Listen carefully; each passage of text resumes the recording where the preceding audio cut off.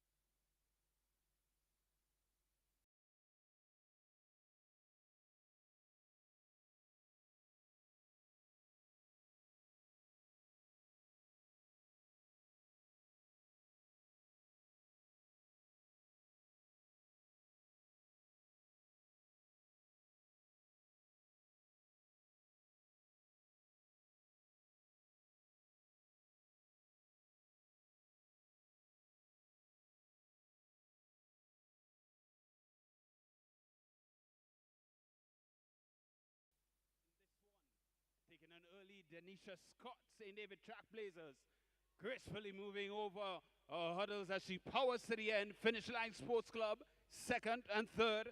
But this one goes to Denisha Scott, St. David Trailblazers.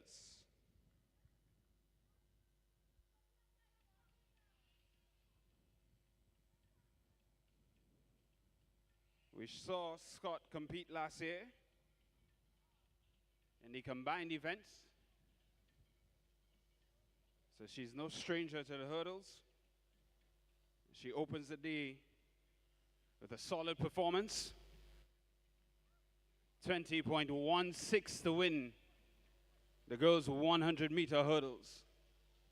Let's put our hands together, ladies and gentlemen. Denisha Scott, St. David Trailblazers.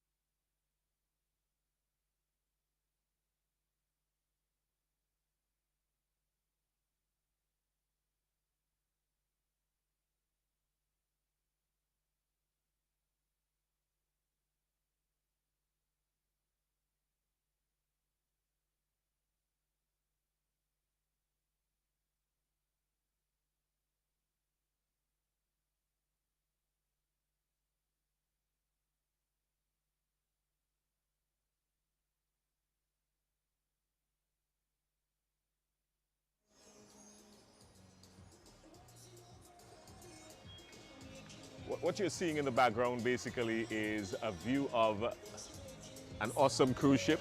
That means we're in the midst of the tourist season.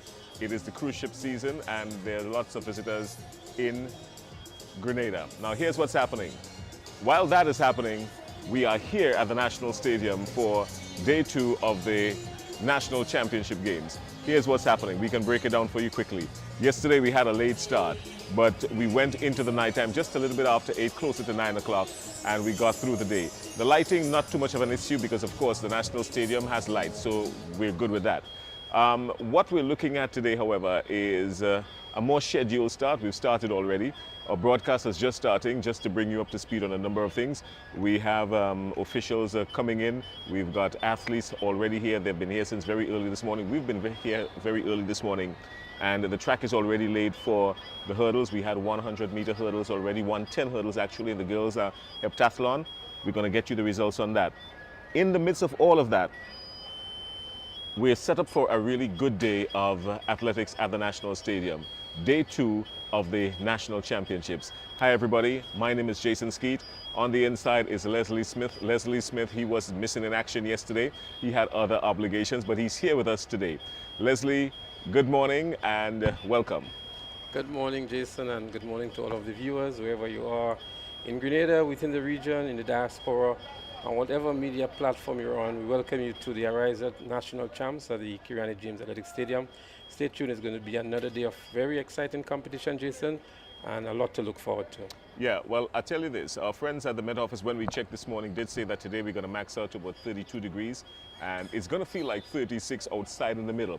That's the bad news. The good news is things are going to get a little bit cooler as we go through the day, maybe closer to about 2, 3 o'clock, because we are expecting some intermittent showers, and that will cool things down. The athletes wouldn't mind that. It wouldn't be too much of an issue on the track, because this morning when we had the rains, one of the things that we realized is that within 5-10 minutes of the rain subsiding, the track was dry. That's because of the material that is used, of course, and the drainage system that has been improved on the surface. So the track drying out is not an issue at all. No settlement whatsoever, and everything looks nice and smooth. So the weather conditions are absolutely perfect for athletics, Leslie, and I'm anticipating another awesome day.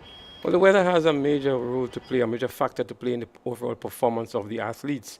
Yesterday towards the evening when it became a little chillier, a little colder, that may have affected some of the performances, but nonetheless we have an excellent track that is really facilitating great performances from the athletes.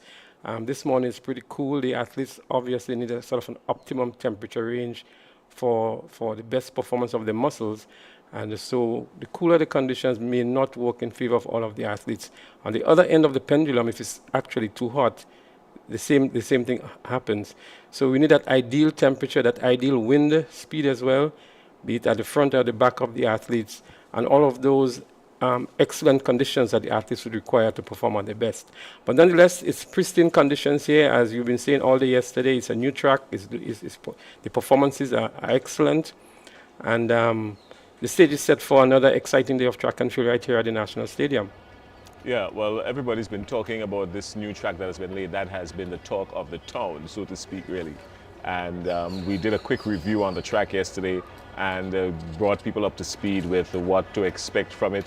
The people that laid this track down, Bainon, they're the folks that originally from Germany, bought by a US company, and they've been doing tracks around the world. They've got tracks laid in just about all parts of the USA, in Birmingham, in Germany. So even with American ownership, they've maintained the German technology in the manufacturing and the laying down of these tracks. Now, the track at the National Stadium, the original track, Leslie, has not been lifted. It's still there, but it now forms part of the surface. After that, a coating was placed on it, and then a gluish kind of gummyish coating placed on top of that before this track itself is being laid. So there's a whole lot of bursting energy in this track, what we refer to in athletics as potential energy. What you put in on the track is what you're going to get out, and sometimes even double is going to propel you forward. So that's the story behind this track. The athletes that stay on the ball of their feet are going to be propelled further, and for the longer distances, the athletes who run the longer distances, they've got a little bit more cushion to aid on the pressure and the pounding on the lower back. Leslie? Well, since you're speaking about outstanding performances yesterday, Jason, we did see some really, really outstanding performances returned by some of the athletes, and we can maybe zero in on a couple of them. We had the 100 meters for the under 20 boys, 10:51 by Samuel Green. Even in the 20 plus, we had a 10:55 by Shavin Charles from the Track Blazers. We saw some very good performances, 21 point something in the junior boys or the under 17 boys, 200 meters. I mean, these are phenomenal performances. A number of our athletes continue to do very well on this brand new track. Yeah. One of the high points yesterday for me, as you said, was that 10.51. Was it 10.51? 10.51 in the under 20 boys and 10.55. Yeah, that to me was a really good run, and it was a run. A lot of these times are not with the athletes being fully challenged, right? So there's still a whole lot of room for improvement from these athletes. And this surface, I'm quite sure the folks who are going to be here for Carifta 51 in Grenada, I'm quite sure they're going to be paying attention to that, knowing what they can possibly do on a surface like this by the time we get to Carifta. But we've still got 2 other championships to decide before we get to Carifta. We've got the primary school championships, and of course, we've got the Mecca Intercall. So the stage is set for an exciting season of track and field. We've had many of the schools already completing their track and field meets. We're down to the national champs. We have the relay meets coming up. We have the most looked forward to Intercall, and of course we have Carifta on the Easter weekend. So it's actually like a trial run here this weekend for the new track and for the organizers and officials. And they will have a second go at it at the National Primary Schools Games that's coming up, and also the Intercall Games, all in preparation, I would think, Jason, for the grand finale, which is Carifta 2024.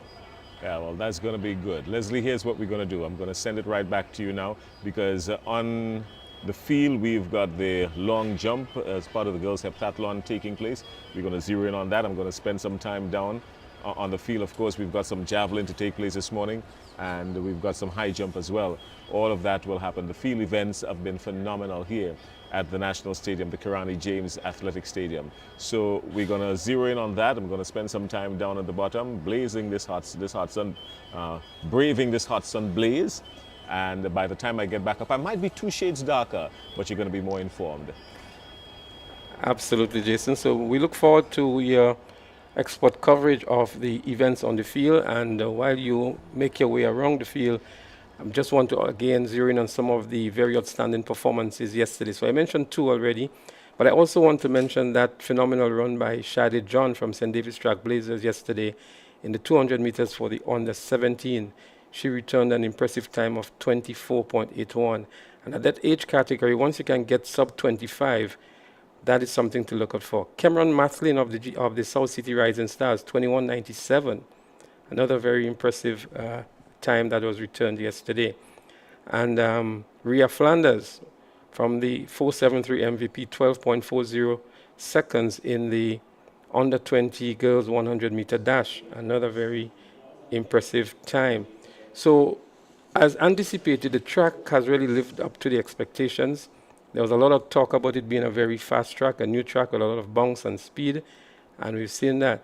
Even our last year Carifta athlete and standard athlete, Shephonia Houston, she did pretty well at 56.75 in the 400 meters yesterday.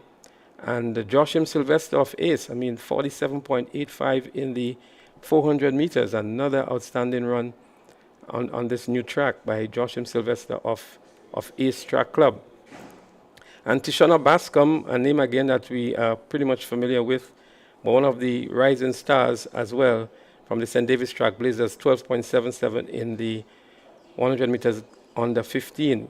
So imagine an under 15 going sub 13, again, is pretty much an impressive start and an impressive time for young Tishana Bascom of the St. David's Track Blazers. So we expect a lot more of that today. It's going to be a cracker in the 200 meters for the under 20 boys. We expect a fantastic time to be returned here as well. And several of the other events that are down for today's list of events. So as Jason mentioned, the girls' long jump in the heptathlon is in progress. We also have the girls' javelin throw in the under 17. That's on your screen now. The discus throw under 17 is also taking place. That's in the boys' category. And then we'll also have the 110 meters, I think that went moments ago, in the octathlon for the boys. So girls javelin under 17, we have in this event, we have Shamara Batiste from the Grenville Secondary, Nicola Lawrence of Finish Line, so too is Greshana Ramdeen, Rashana Francis also from Grenville Secondary, Jerry and Guy from Caracou, Jad Sammak from Grenada Christian Academy, Maricela Joseph Finish Line, Angel Stanislaus St. Joseph's Convent, Kenia Philip also St. Joseph's Convent, South City Rising Stars, Brianna McQueen, Alan Pursue of St. Joseph's Convent, so too is Cassidy Fari, and Greshana Ramdin I mentioned is from Finish Line, and Naomi Jones from the St. David's Track Blazers. So these are the athletes that will be competing in the javelin throw under 17. Going through some of the warm-up paces now. And Actually, the event has started. We will try to give you some updates on that. Once Jason is beginning to get the results, he would provide us with a lot of that during the course of this morning. We'll also try to give you what's happening in the girls' long jump open in the heptathlon. The athletes in the heptathlon: Destiny Langain, Malia Lambert, Azuri Isaac, Casey Walters, Rachel Etienne, Avia Fletcher, Kemia Alexander, Michaela Ramsey, Sophia Cox, and Thalia Dason. I'll also update you on the results overnight in both the heptathlon and the octathlon. So we have Cale Lewis in the boys octathlon. He is currently up front on 2,600 points. Akidon James, he is currently in second on 2,567 points. And Lennon Williams, he is currently in third from Altitude Track Club on 2,426 points. So Cale and Akidon are from the St. David's Track Blazers. We also have Zachary Sylvester from South City Rising Stars. He is in the fourth position on 2,362 points. As we see the athletes for what looks like the 110-meter hurdles in the octathlon getting themselves ready. We'll confirm that with you in a short while. And yeah, so these are some of the results that we have in the octathlon open for boys. And Shamar Fleming is there on 2,268, Jordani Lewis 2,232, Rondell John 2,040, Jonathan Newton 1997, Jermaine Donald 1,819. So just to recap, the top three: Cale Lewis of the St. David's Track Blazers, he's currently in the lead. Akidon James of the St. David's Track Blazers, he's in second position. And Lennon Williams of Altitude Track Academy, he's in the third position.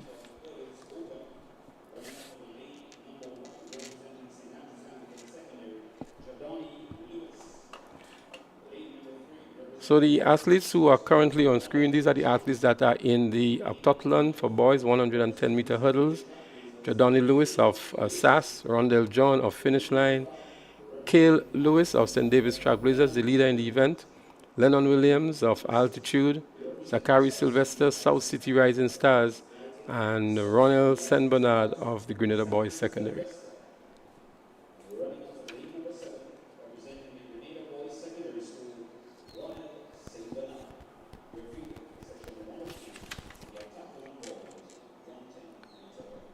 So let's see what happens in this one. Cale Lewis, current leader in the heptathlon. Akidon James of Track Blazers.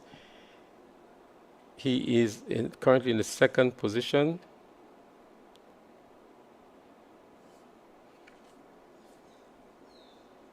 Lewis is in lane 4.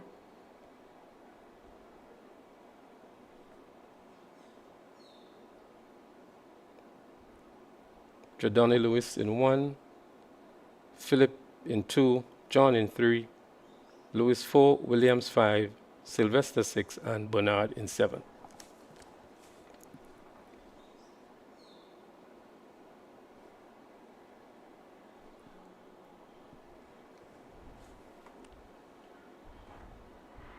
So the up and running is the 110 meters heptathlon for the boys open. Already looking good is Lewis, that's Cale Lewis from the St. David's Track Blazers. He's the current leader in the octathlon, and he's going to win this one very, very easily, very comfortably indeed. And he's going to extend his lead over the rest of the field by winning the octathlon boys 110 meters hurdles.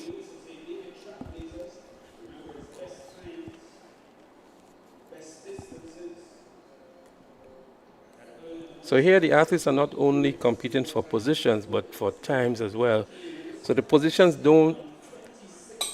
not the most significant aspect of these races or events for the multidisciplinary athletes, but it based on the times that they return, the distances, and the heights as well, for which points are allocated. So from the results of this last event, Cale Lewis, who was already in the lead, will extend his lead over the Akidon John and the Lennon Williams, who are in second and third position at the moment.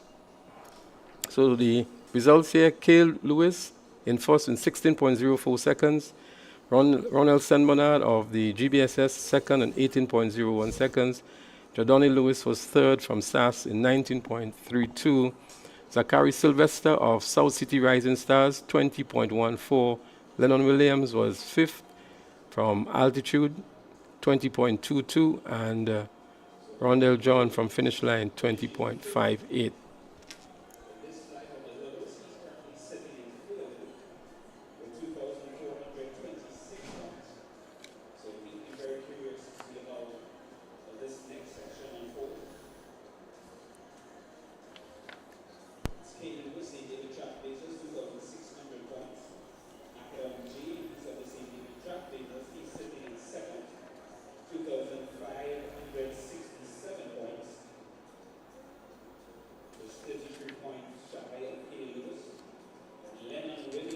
So the athletes on screen now are the second of the two finals for the Octathlon Boys 110 meters hurdles open. And we will see here in lane one, Joshua Campbell of Finish Line. We would also see Jared Safford, Jumin Donald, Aviel Williams, Kidon James, Jonathan Newton, and Shimar Fleming.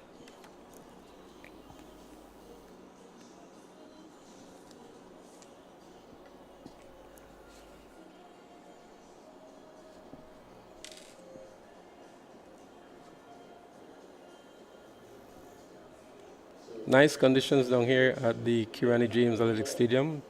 We see quite some work still to be done on the infield in preparation for some of the major meets upcoming in the track and field season. And again, remind you, it's a brand new track, brand new surface, and excellent results have been returned on this new surface thus far. David Trackblazers currently sitting in second position, Akedon James. Out of lane number 6, representing the Grenada Boys Secondary, Jonathan Newton. And running on attach in lane number 7, Shamar Fleming.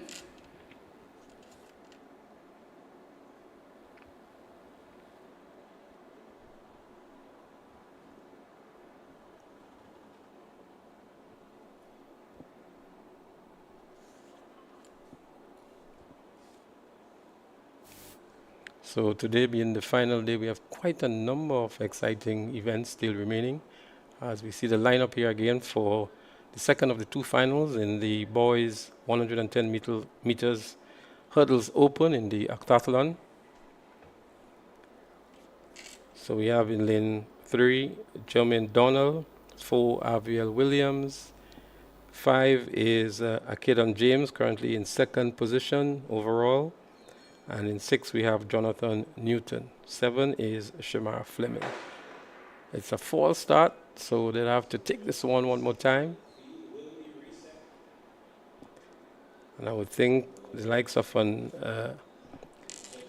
Akedon James might be one of the favorites here by virtue of him currently holding the second position overall. But again, this is not about positions, but it's about times and the points that are allocated based on the times that the athletes return.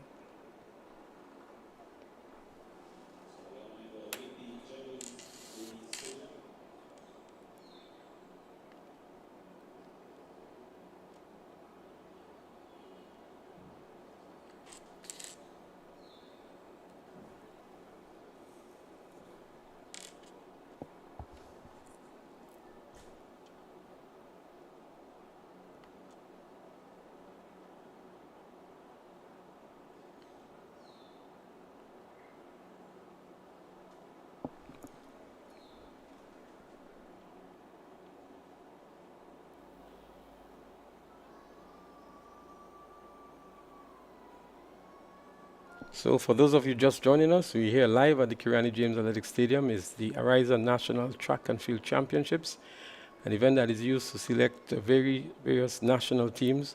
In particular on this occasion, the Carifta team for Carifta 2024, which is going to be happening right here at the Kirani James Athletic Stadium on the Easter weekend. And the event that is about to be started here is the second of the two finals for the boys 110 meters hurdles open in the Octathlon event.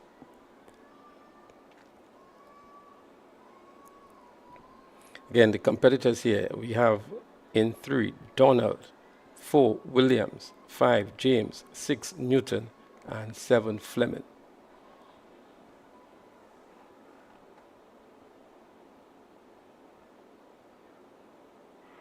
They're up and running now. This time it's a nice clean start. Let's see who emerges over the hurdles first. It looks as though it's the athlete there in the middle of the track. It looks like Akidon James, who is currently in second position overall. Akidon James it is. Missing his stride there now and sprinting towards the finish line was the athlete closing in on him on the inside. That's Jermaine Donald. But I make it Akidon James would have been the overall winner of this event. We will let you know the time momentarily. But again, it's the octathlon. It's not the specialized event. And we see a lot of improvements that are needed here in the techniques of these athletes. But nonetheless, Akidon James was the overall winner in 17.96. Aviel Williams was second from altitude in 18 seconds flat. Drummond Donald of Fusion was third in 19.25. Shimmer Fleming unattached, she was fourth in 19.73. Jonathan Newton of the GBSS 21.25 for the fifth position. These were the competitors in the event. So wind assisted here, 2.2 meters per second wind, outside of the allowable limit here, and a 17.96 return by Akidon James, who is currently in second position in this octathlon event.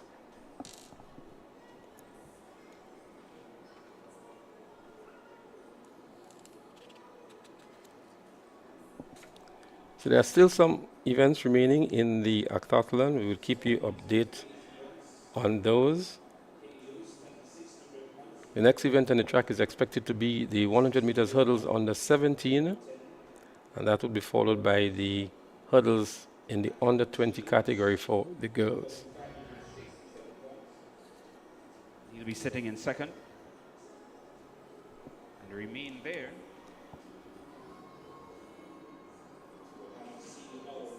Today's performances have impacted the third, fourth, fifth position. As a matter of fact, it's going to be the boys 110 meters hurdles. As the athletes get themselves ready, we should see Jadoni Lewis, Jade Phillip, Rondell John, Kale Lewis. Sorry, we should see Vecchio Hines, Golden Joseph, Shimeon Phillip, Lyndon Gonzalez, Kazim Dubiset, Deshaun Ledlow, Kajan Charles, and Rishon Daniel. These are the athletes that are listed here for the 110 meters hurdles under 17 boys.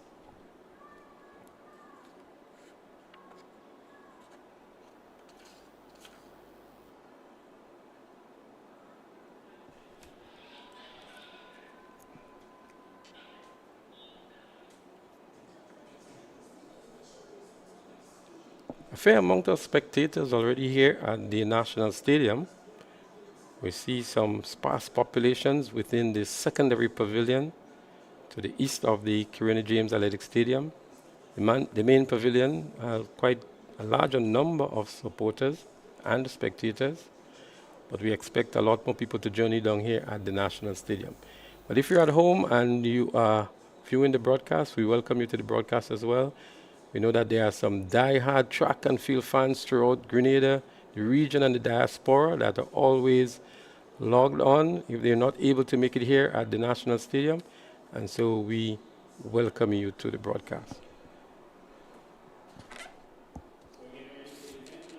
The boys 110 meter hurdles under 17. Introducing your field for this event. Running out of lane number 1, representing Top Flight Track Club, Vecchio Hines. Out of lane number 2, representing the Altitude Track Academy, Golden Joseph. Lane number 3, representing Classic Lighting Westerhall Secondary, Shaim Phillip. Lane number 4, representing Finish Line Sports Club, Lyndon Gonzalez. Lane number 5, representing Altitude Track Academy, Kazim Dubiset. And lane number 6, representing Finish Line Sports Club, Daishon Ledlow. Lane number 7, Altitude Track Academy, Kejon Charles. And rounding out your field, representing 473 MVP, Rishon Daniel.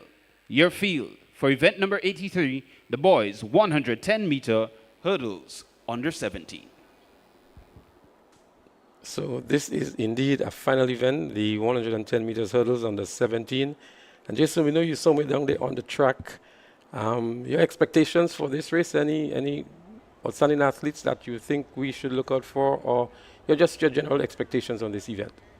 Well, Leslie, I tell you what, they had a very grueling time yesterday. These hurdles are not very friendly, especially to the younger boys, the under 17s and that kind of stuff. So it is going to take a lot from them. They're required to do a whole lot more, and you would understand why.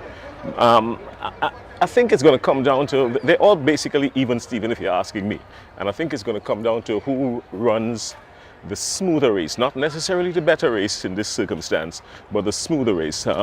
Anybody who clears the first 4 hurdles undisturbed, I think is going to stand the chance to get to the finish line first. Hitting the hurdle does slow you down a little bit. So once the person who clears the first 4 or 5 hurdles undisturbed, I think that is going to make the difference right there. But I'm down at the finish line and I'm waiting to see where it goes.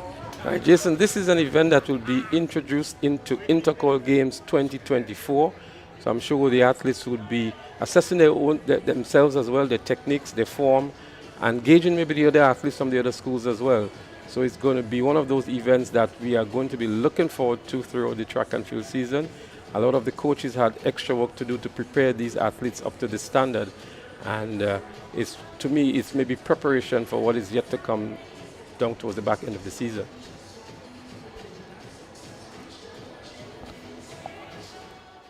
So again, the lineup here, Hines in 1, Joseph in 2, Philip in 3, Gonzalez 4, Dubisset 5, Ledlow 6, Charles 7, and Daniel 8. The officials are getting everything in place for this event. 110-meter hurdles for the under 17 boys. And again, we're going to examine everything in this event, the technique, the poise, their form as they battle here for the goal in this event. It's a finals event.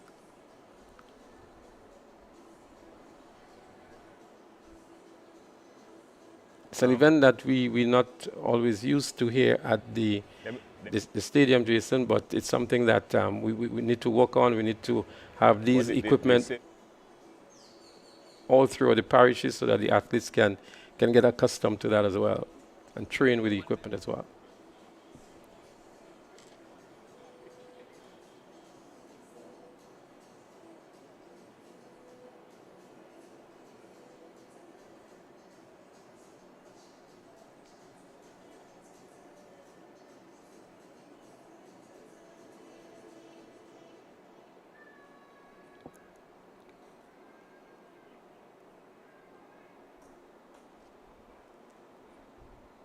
So the athletes are ready now. The officials has called them to order.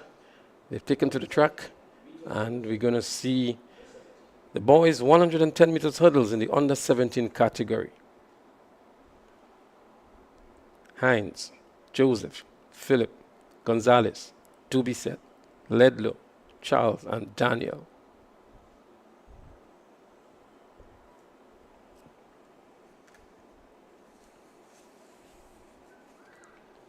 Deep concentration, and there they go, going over the first bar of hurdles here. And looking good as the athlete out there in lane number 3. That's Philip of Classic Lighting, Wester Hall. Seems to be in the lead now is Philip of Wester Hall, with a hop and a couple strides between the bars. And he wins this one comfortable, looking as though it's out of lane number 8, Rishon Daniel of 473 MVP to pick up the second position here. But a comfortable win for Joseph. It is from, Philip, Shaim Philip of Classic Light in Wester Hall Secondary School.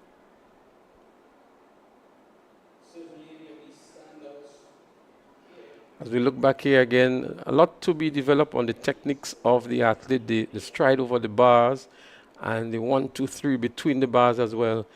So it's just a hop over the bar at the moment. But Shaim Philip of the Classic Light in Wester Hall Secondary, a clear cut above the rest here and winning comfortably. in 17.56 seconds. Vecchio Hines, who ran in lane 1 from top flight, he came in second with 18.70. Golden Joseph from altitude in third in 19.03. Cajun Charles of altitude in 19.86. And we had Deshaun Ledlow of finish line 20.06. Gonzalez 21.42. Again, very strong win aiding the athletes today, this morning. But Chaim Phillip of Classic Light in Westerhall, the winner of the boys under 17 110 meter hurdles. Aye, all right. With me here now is Shine Phillip. Shine Phillip, you just cleared the hurdles. A good run, Shine. You feeling confident, are you? Yes, sir. Yeah, come on, talk to me. Don't be afraid. You feeling confident? Yes, it was sir. a good run. Yes, sir. It's very good. All right, you attend the Westerhall Secondary School. What are you running this year? Sub-junior or junior? Junior, sir. You're running junior. Oh. All right. Here's what. How has it been preparing for these hurdles? I mean, it's something that's going to be introduced at Intercall this year, and you're fancying your chances? Yes, sir. So sometimes I'll be nervous to jump it, but when I reach at the line, it'll just calm me down. And when I see in front, just stay focused, keep going. All right, well, that's good. Shine Phillip, thanks a lot. Congratulations, my friend. You did well, Yes, and sir. all the best. All right, we see you again. Yes, sir. All right, that was Shine Phillip. He just clocked it, winning the boys 110 meter under 17 hurdles. Leslie, you've got this. Well, congratulations indeed to Chaim Phillip of the Classic Light in Westerhall, the gold medalist in the 110 meter hurdles in the under 17 boys category. And a confident Chaim Phillip indeed. As we get ready for the 110 meter hurdles under 20 boys, it's another final event. Representing the Grenada Boys Secondary School, Omario Pope. Out of lane number 3, representing the St. David Trackblazers, Kiel Batiste. Out of lane number 4, representing the Classic Lighting, South City Rising Stars, Shermick Gibbs. In lane number 5, also representing Classic Lighting, South City Rising Stars, Jareed Stafford. Rounding out your field, in lane number 6, representing the Finish Line Sports Club, DeAndre Smith. Your field for event number 84, the boys 110 meter hurdles under 20.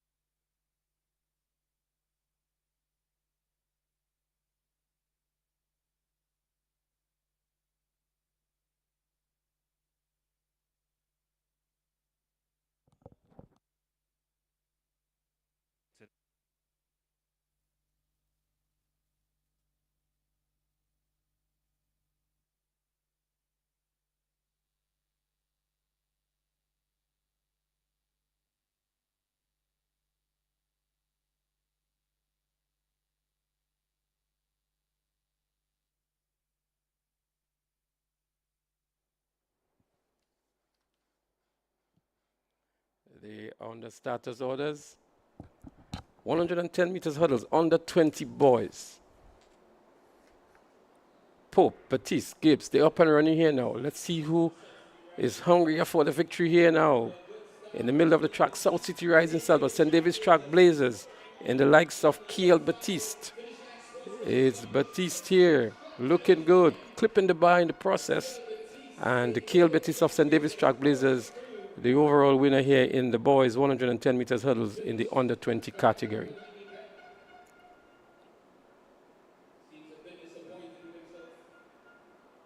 An athlete that maybe expected a lot more of himself, clipped a couple of the bars in the process. As we look back here to see what went down in this event, from the go he was in the lead and was able to maintain that lead throughout. Kiel Batiste from the St. David's Trackblazers And on the outside, giving some challenge to was in lane 8, DeAndre Smith of Finish Line. But that clipping of the bar in that on that last hurdle here by Baptiste maybe is what got him so upset. Jason, a good race indeed. So 16.09 by Baptiste from the Track Blazers. DeAndre Smith out there in lane 8, he finished second in 16.66. And Jared Stafford of South City Rising Stars, he was third in 17.56. Well, we're here with Kyle.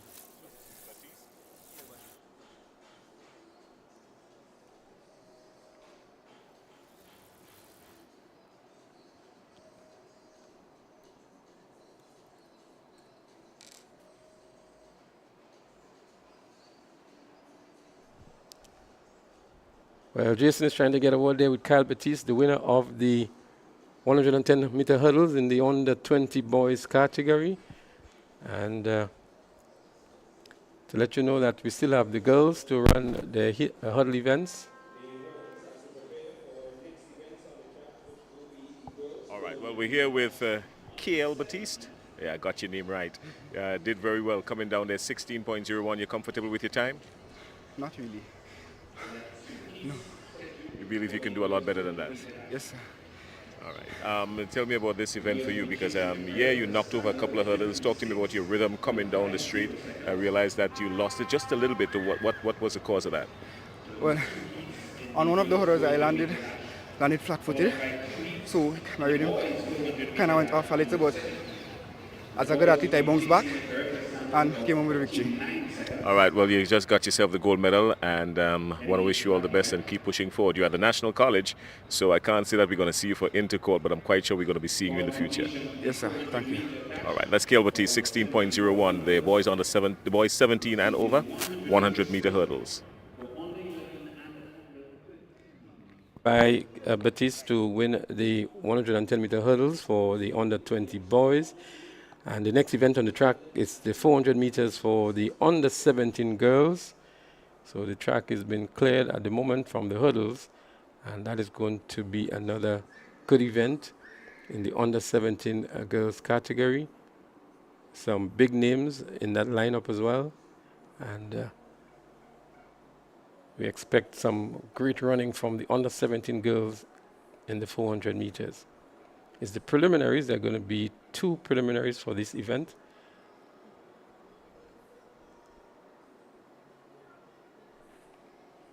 We have some high jump going on at the moment as well.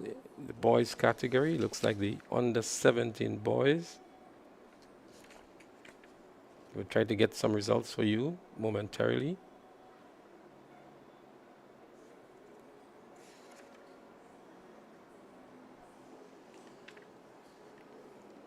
So we're off to a good start here on day 2 of the Ariza National Championships at the Grenada James Athletic Stadium.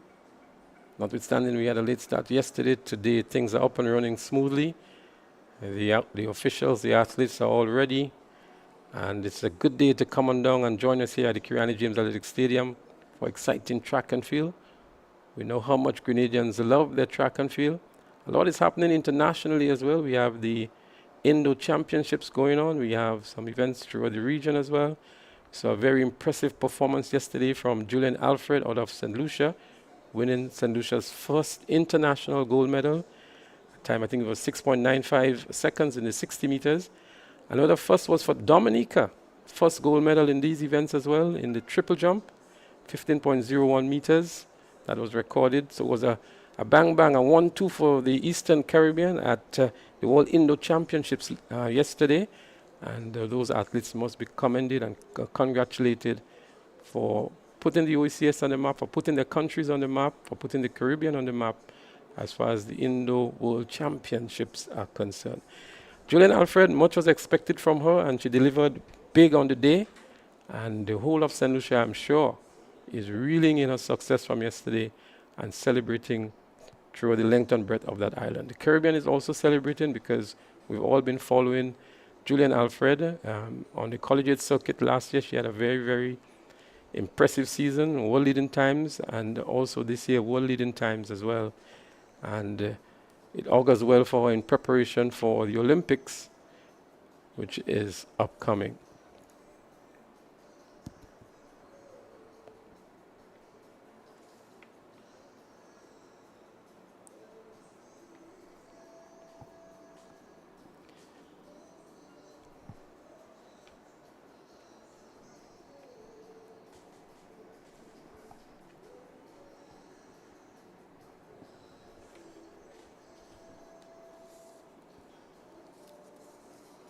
Also happening is the shot put event. Boys shot put. And there's also javelin event going on at the same time.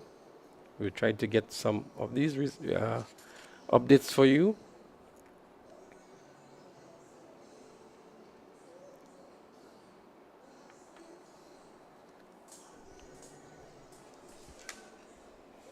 Well, the track has been prepared for the 400 meters dash in the under 17 girls. The character standard here is 56.50 seconds. The games record 55.50. Kashera George, many of us would remember her from the late 90s. That record was established actually in 1999. And the national record here, an impressive 50.64 seconds, established in 2007 by none other than Hazelin Regis. And she has done very well for Grenada on the international circuit, winning here in Grenada at the CSC Games as well, and been a really, really standout athlete for Grenada over the years. An impressive time of 50.64 seconds set in 2007.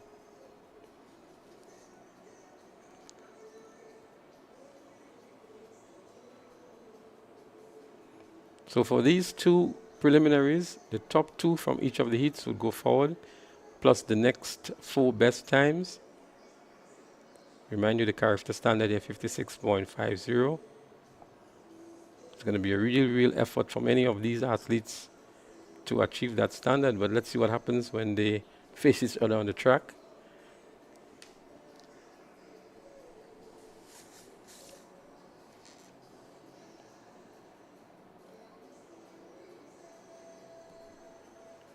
Jason, I know you're making your way around the track, and as we get ready for the 400 meters under 17, your impressions of what is happening down there, and either on the track or on the field?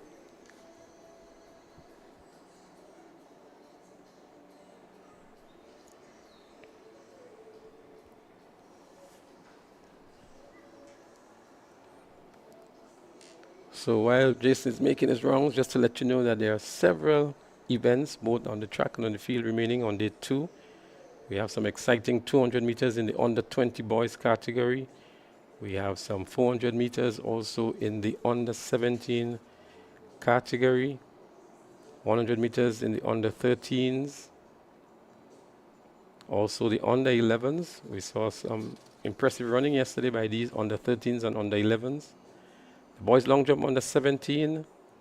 The girls 100 meters under 17, high jump open.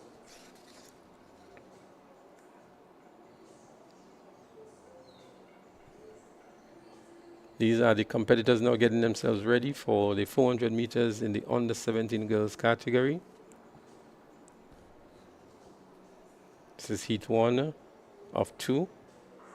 Top 2 would automatically qualify, and then the next 4 best times from the 2 preliminaries would join the top 2 finishers in each of the preliminaries. Number 45, the girls 400 meter dash under 17. This is heat number 1 of 2. Introducing your field for this event. Running out of lane number 1, representing the Finish Line Sports Club, Kayla McIntyre. Lane number 3, representing the Velocity Track Club, Ariza Regis. Running out of lane number 4, representing the 473 MVP, Denaya Modeste. Out of lane number 5, representing Finish Line Sports Club, Chadija Walcott. Running out of lane number 7, representing the Grenville Secondary School, Raquela Charles. And running out of lane number 8, representing Grenville Secondary, Antonia George. Your field for heat number 1 of 2 in the girls' 400-meter dash under 17. Well, some interesting expressions on the faces of these athletes as they've been featured here on the camera and getting some international recognition, I would say, as well, as they get ready for the event, the first of 2 preliminaries in the 400 meters under 17 girls.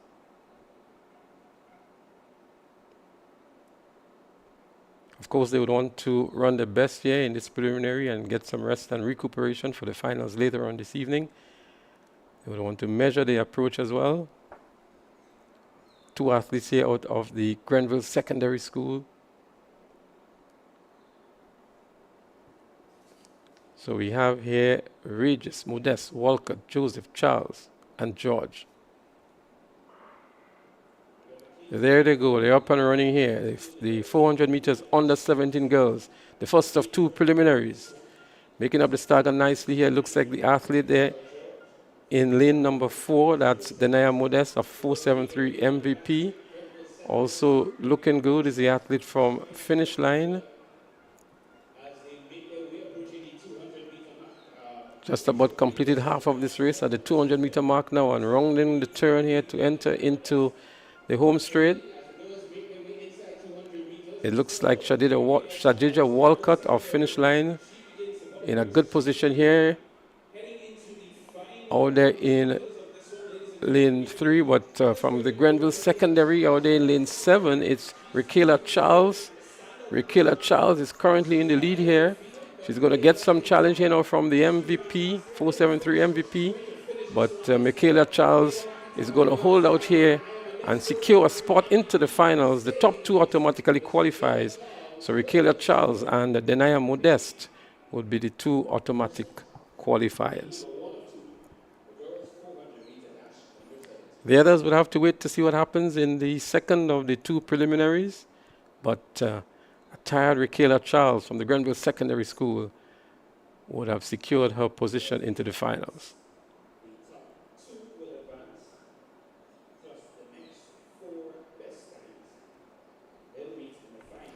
So the time here, 63.2 seconds by Raquela Charles and 63.5 seconds by Danaya Modeste of the 473 MVP, and Arisha Regis of Velocity came in 3rd. Remember, the top 2 would qualify automatically, so Arisha Regis would have to wait a little longer to see what happens in the second of the 2 preliminaries.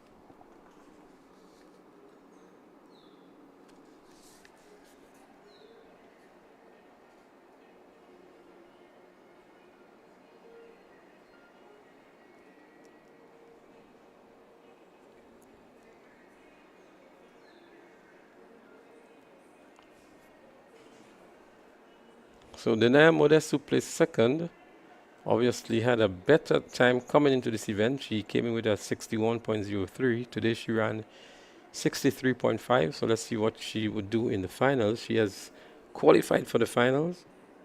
So the non-automatic qualifiers would have to do better or come just after 64.3, which was the 3rd place finisher in this event.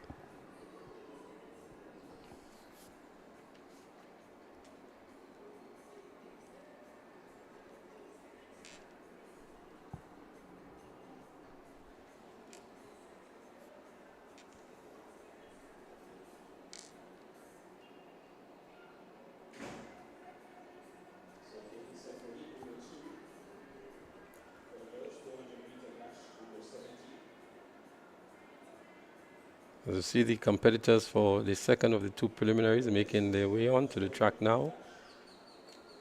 And they will be assigned their lanes. They will take up their lanes and get ready for the second of the 2 preliminaries.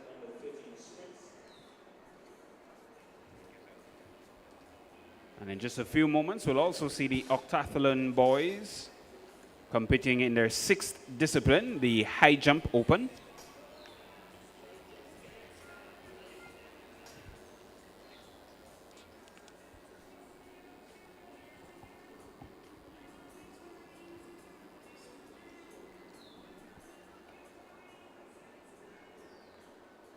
So we're seeing some more athletes out of the Grenville Secondary So School. event number 45, the girls 400 meter dash under 17. This is heat number 2. Introducing your field for this event. Running out of lane number 1, representing the St. David Trackblazers, Anna Maria Paul. Out of lane number 2, representing the St. Joseph's Convent Grenville, Samara Noel. Running out of lane number 4, she's representing the 473 MVP, Emma McIntosh. Running out of lane number 5, representing the Finish Line Sports Club, Annie Logie. Running out of lane number 6, representing Grenada Christian Academy, Shabina Lewis. And ladies and gentlemen, rounding out your field, lane number 8, representing Grenville Secondary School, Talia Nayak. Your field for event number 45, heat 2 in the girls 400 meter dash under 17. Over to you, Mr. Starter. Well, the girls are here and they're ready for their preliminary event.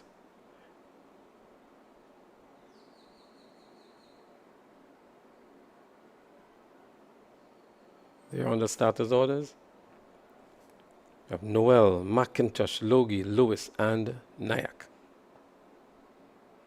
Emma McIntosh, want to look out for here in lane number 4, representing 473 MVP.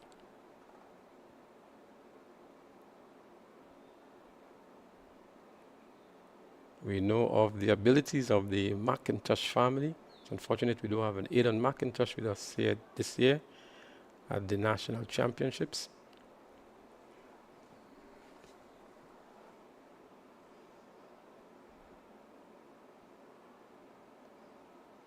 But Emma McIntosh is here. She's running in lane 4 for the MVP track club. Back on the starters' orders.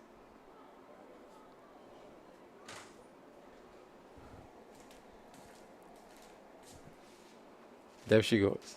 Measure of concentration. They're up and running now with the start of heat number 2 of 2 in the 400 meter dash under 17 girls. As they go around that first turn here to complete the first 100 meters. McIntosh looking good there in the middle of the track in lane number 4. St. Joseph Convent on the inside is also looking good in the likes of Samara Noel. Noel is in the lead at the moment, running for St. Joseph's Convent, St. Andrew. She's running out of lane 2. McIntosh is beginning to motor on nicely as she comes around the turn now. Emma McIntosh. And she has St. Joseph's Convent to deal with on the inside, but St. Joseph's Convent Grenville is still in the lead here with about 80 meters to go. SJC Grenville, McIntosh of MVP. We also have South City Rising Stars. Finish Line is also there, but it's going to be Samara Noel of the St. Joseph's Convent Grenville. McIntosh would pick up the second automatic position here, and it looks as though the athlete in lane number 5, Anne Logie of the Grenada Christian Academy, who would have to wait to see what the times are as to whether or not she would, and what lane she would get. She would automatically qualify because we know the second best 4 times, and I'm sure she would be amongst that. But it was a good run for Samara Noel of Convent Grenville, running out of lane 2, who ran a very measured race. McIntosh, almost at the same pace throughout the race, would pick up the second automatic position. But as we see here, Samara Noel of Convent Grenville, an easy victory here for her and securing a position into the final. So Sabina Lewis of the Grenada Christian Academy, she would have to wait to see. She would make it through with a much better time. This was a much faster race than the previous one. So we have a time of 60.03 seconds here. The previous event was a 63-second event. And so I believe most of the automatic qualifiers, or 2 of the automatic qualifiers, comes from here. And 2 of the second best times would also come from this event in Sabina Lewis of the Christian Academy and Annie Logie of Finish Line Sports Club, having returned better times than the previous event.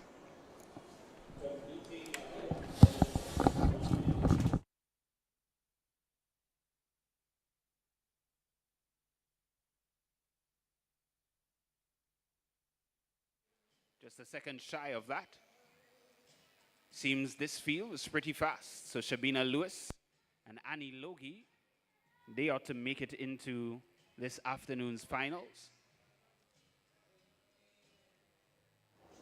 So time will tell for Nayak and Paul.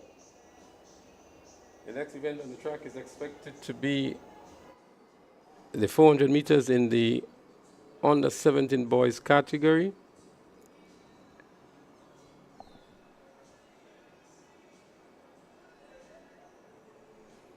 This is expected to be a very good event. We saw some very impressive times yesterday, both in the 100 meters and the 200 meters.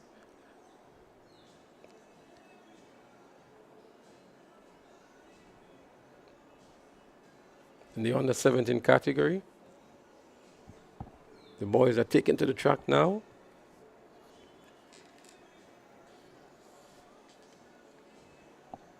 Have some well-known names in this event. Ethan Ogis of the Presentation Brothers College and Finish Line, he's there. So too is Mathlin of South City Rising Stars. Mathlin has been very impressive yesterday, In the 200 meters, 21.97 he did.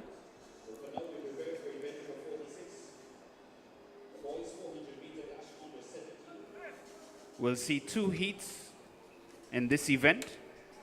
Once more, the top two will advance automatically to the finals, followed by the next four best times.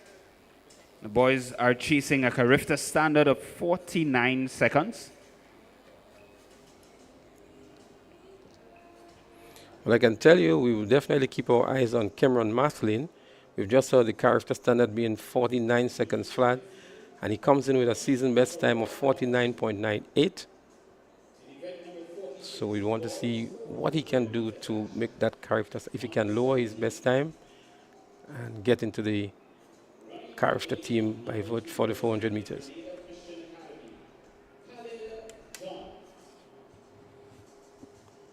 Running out of lane number 3, representing Grenada Christian Academy, Malton Lindsay.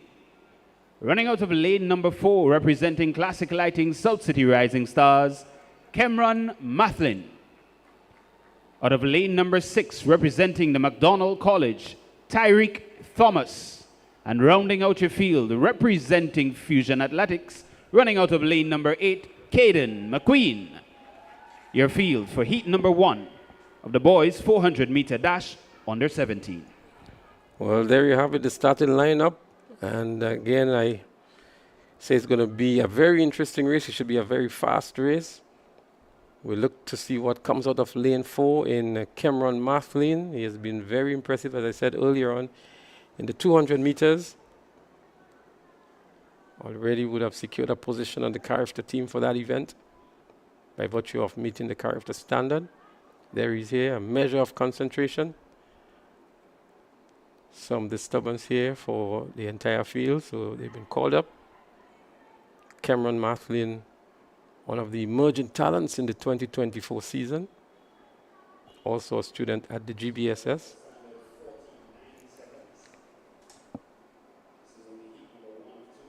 Ethan Ogis from Finish Line is also there. He's in lane 5. So he's not there, he's scratched as a matter of fact. We have from McDonald College, Tyreek Thomas. In lane 8, we have Caden McQueen of Fusion. 2 athletes from the Grenada Christian Academy, Khalil John and Marlon Lindsay.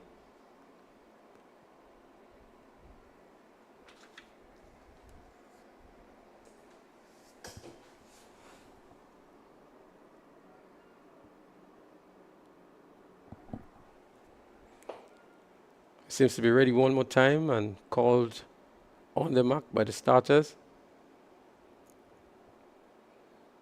Carifta standard 49 seconds, the games record 47.1.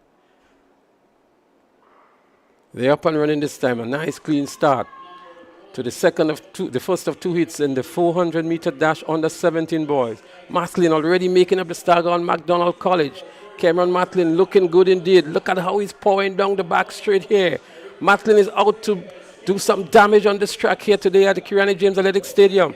He's already in the lead with 200 meters to go. And rounding the bend, maintaining good form, is Cameron Matlin of the South City Rising Stars. He's out there all by himself. He can actually shut it down now and save himself for the finals later on. But Cameron Matlin is the man with a mission here today. He's running for all he's worth here. No need to do that. It's just the preliminary stage. But a comfortable and impressive win here for Cameron Matlin of the South City Rising Stars. A flash time of 49.5 seconds. Let's see what the official time would be. But a great run indeed here by Cameron Maslin of the South City Rising Stars.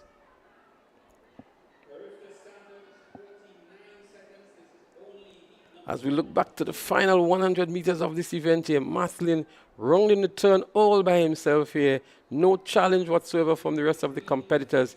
He left them in the dust, so to speak, and was running for all his worth here in this only the preliminaries in the 400 meters under 17 boys. But a good run indeed by Cameron Maslin after running at 21.97 yesterday in the 200 meters. He has returned at 49.47 seconds in the 400 meters. Second was Caden McQueen of Fusion, 52.39. Tyreek Thomas of McDonald College was third in 53.4.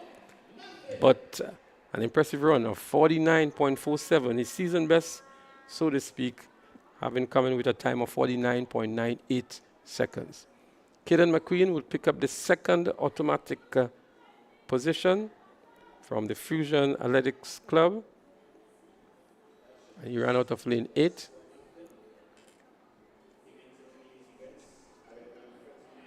.59 for McQueen. And a 53.40 for Tyreek Thomas. So Tyreek Thomas would have to wait to see what happens in the second preliminary.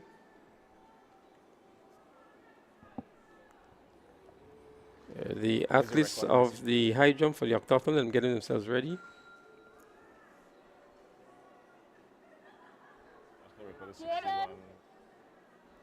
It's always good to see the U17s running sub 50. So 49.47 in the preliminaries is indeed impressive already. We look to see what happens in the second heat for the 400 meters under 17 boys.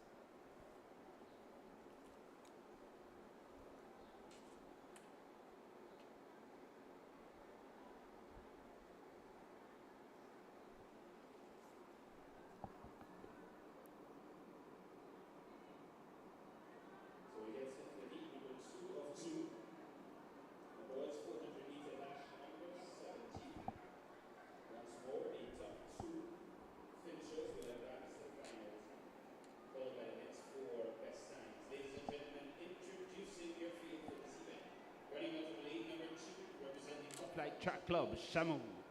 Andrew, running out of lane number 4, representing Classic Lighting, South City Rising Stars, Josh Thomas. Running out of lane number 6, representing the Grenville Secondary School, Dorel Daniel. Out of lane number 7, representing Grenada Christian Academy, Kimal Murray.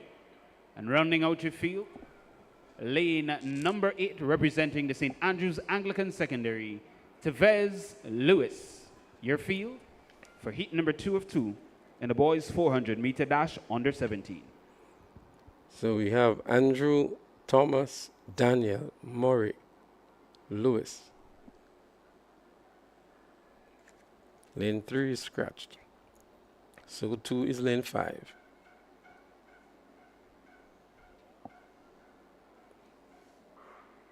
Josh Thomas from South City Rising Stars. Want to look out for. He came in with a 52.42. Andrew of Top Flight, he's off to a good start. Josh Thomas. So there they go. South City Rising Stars. Josh Thomas is there. Well. As I said, he came with a 52.42.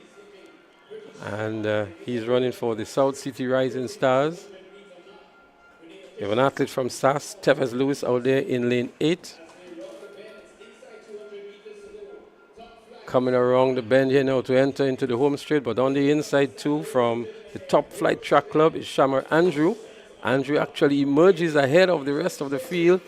Out there in lane 2, Shamar Andrew of Top Flight Track Club. And here comes Josh with a run back here. Josh Thomas from South City Rise. This is a good run back indeed. Josh Thomas it is with a unique style and technique here. Secures a position into the final. And it looks as though it was Kimmel Murray of the Grenada Christian Academy who will pick up the second automatic spot into the finals. An interesting style here, running slow and sprinting towards the finish line, towards the the last 80 meters of the event. As we see her coming around the turn, it was indeed Shamar Andrew of Top Flight Track Club who was in the lead here, and it was at this point when Josh Thomas made his move and was able to power himself, go past Andrew to win the automatic position here. And towards the far end in lane 7, it was the Grenada Christian Academy, Kimmel Murray, who got the second position. So Josh Thomas, 51.64, and Kimmel Murray, 51.91. These are the two automatic qualifiers. And Shamar Andrew, who came in third, we will look to see what time he returned to see 53.08. So Caden McQueen in the first heat had a faster time, so Caden is automatically in. And I would think also that Dorrell Daniel of the Grenville Secondary School with 53.08 would be another of the second or four fastest to make it to the final. So we will provide you with the finalists when we have it. And Jason is down on the field. Jason is covering some of the events. Jason, the high jump for the Octathlon is about to be started, and there are some other field events too. Anything on the field, Jason, that you'd want to keep us up to date on? Yeah, well, basically, yes, you're correct. The boys heptathlon, that's the high jump, that's going to start in a little while. And then, of course, we're also monitoring the boys under 17 discus throw. Now, there is some interesting stuff happening there, because out in front in the boys under 17 is Stefan Strawn. He's a Form 4 student of the Presentation Brothers College. And his best throw was his third attempt that went for 33.76 meters. He forego his last attempt, didn't throw. So in the final round of throws, he still had the best throw of 33.76 meters, and that's going to get him the gold medal in this event. Coming in second with a best of 31.68 meters was Mikel Abraham of South City Rising Stars. By the way, Stefan Strawn is from 473 MVP. And coming in third was, with a distance of 29.86, was Amari Neal of the Bishop's College. So Neal of Bishop's College coming in third. In second, we had a good throw of 31.68 from Abraham, and Stefan Strawn 33.76, which he delivered on his second attempt. He's been a consistent 30s, this Stefan Strawn. Basically 31, 33, 33, thereabouts. So he has been consistent in his 33s. It doesn't get him to the character standard, which is just about 9 meters away, which is 44. But nonetheless, he has picked up the gold medal here today. So congratulations to him. That's the details in the boys javelin, the boys discus throw, sorry, under 17. Stefan Strawn winning with a distance of 33.76. Leslie? Thank you, Jason, for keeping us up to date on what's been happening out there in the field, and congratulations to Strawn of the MVP Track Club on winning this event. As we're getting ready for event number 47, the girls 100 meters under 11. And as soon as they're ready, we're going to call this one for you. But the preliminaries are going quite nicely. We're seeing some So the boys are going to be starting at a height good of races. 1.50 meters. And there's a lot more to come here at the Ariza National Championships, Track and Field Meet 2024. Very significant in the Grenada Athletics Association calendar of meets. This event is always a forerunner and an event where national athletes are selected for various events, including the Carifta Games, although many would argue the Carifta team, based on the deadlines that they have to meet, would have been submitted. And so this is really a test and a gauge for a lot of the athletes terms of measuring themselves against each other, getting race ready, so to speak, for many of the other meets that are upcoming. And last year, Grenada continued with its impressive performances at Carifta, and we expect much more this year. We bring it home. The games will be held right here at the Kirani James Athletic Stadium, and so our athletes have been in training for quite some time now, and we expect maybe one of our better performances in recent years on home soil at Carifta Games 2024.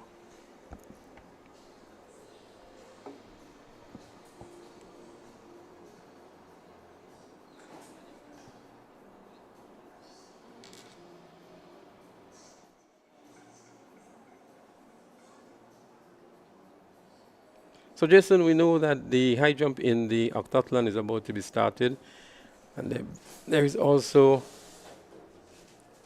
some other events on the field that would start in a while. But we're getting ready for the 100 meters in the under 11 girls.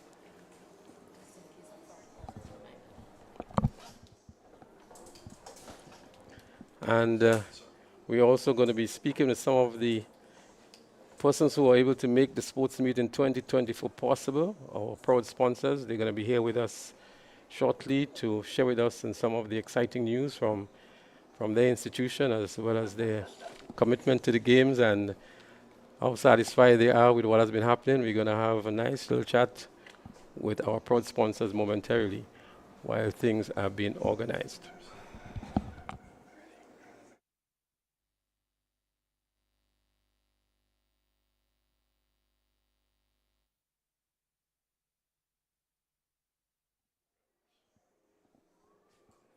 Remind you that the broadcast of the Ariza National Championships has been done by TNR Communications, and of course Ariza Credit Union being the title sponsor of this event for another year. So what we're going to do now, while we wait for the events to start, and we're going to segue between the events and speaking with the distinguished representative from Ariza who has joined us here in the studio. I want to welcome to the microphones of TNR Communication, Ms. Josephine Walters, who is the Marketing and Communications Officer at the Ariza Credit Union. Ms. Walters, good afternoon and welcome to your games. Good afternoon, Mr. Smith, and thank you. My games, what a thing to see. Yeah, when I say your games, of course, our games, the Ariza National Championships 2024. So this is a commitment from Ariza, and first of all, we want to say how grateful I think the entire of Grenada is for the contribution that Ariza is making to track and field. But give us a sense from Ariza, why did you want to get involved in a championship like that? Well, this involvement this commitment started even before I started with Ariza. It is over a decade old. And when you look at what it does for the athletes, you can understand why Ariza would want to do this. Because Ariza prides itself on taking care of the communities in which we operate, on looking out for the holistic person, as opposed to just deposits and loans. It's not just about that, the products and services that we offer you. It's about the whole person. And what better way than sport? So I think it was a simple decision to make. Looking at the meet, though, having observed it, I know we're going to get into that, but you can understand even more so why. I am just thrilled with what I see. Now, I won't tell you which club. Don't ask me to do that. But I came here back in a club. Well, I wouldn't want to put you on the spot for sure. No, you can't. I won't. I came here supporting a club, truly. But I find myself just supporting good performance. I find myself just rooting for any and every athlete who I see making the effort, because I see it there, and it's beautiful. It says so much. And this whole event is reminding me of why we say it takes a village to raise a child. Because this goes way beyond the parents. The clubs must be applauded and commended for the work that they do with these young people. I was speaking earlier with Coach Denise Williams, who we know has given yeoman service to Grenada. She broke my heart a few times when St. David's ran away with the trophy, right? Leaving Tantine Bullets wondering what happened. But that's all right. We just like good performances and to see these athletes move on. But I remember when Kirani James himself was involved with Speed Zone. That was his club at the time. And when he first had to travel, little young boy, he was supported by his club.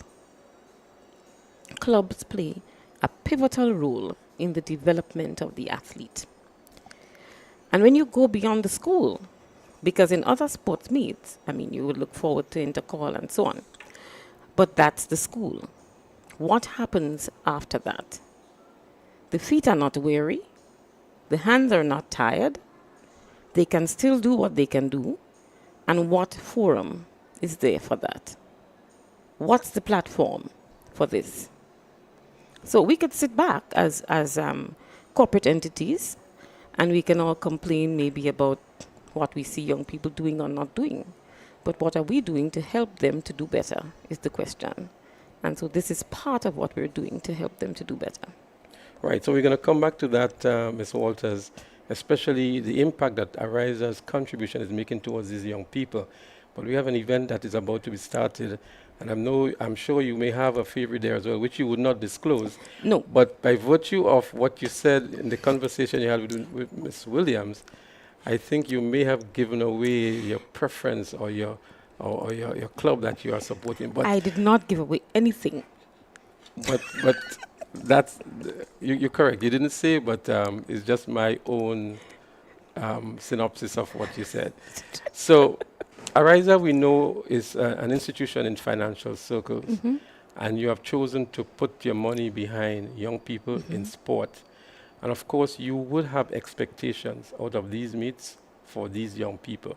So we're going to come back to look at what Ariza's expectations are in terms of the quantum of money you've put behind these games and how it's going to impact these youngsters who are on track today. So we're going to go trackside now to look at the 100 meters in the under-11 category, the girls category. The youngsters are out there. They're on the big stage on a brand new track, so to speak. We have in lane 3, Jazzy Johnson of Velocity. In 4, Jaden John of MVP. Lane 5, also from MVP Zaria.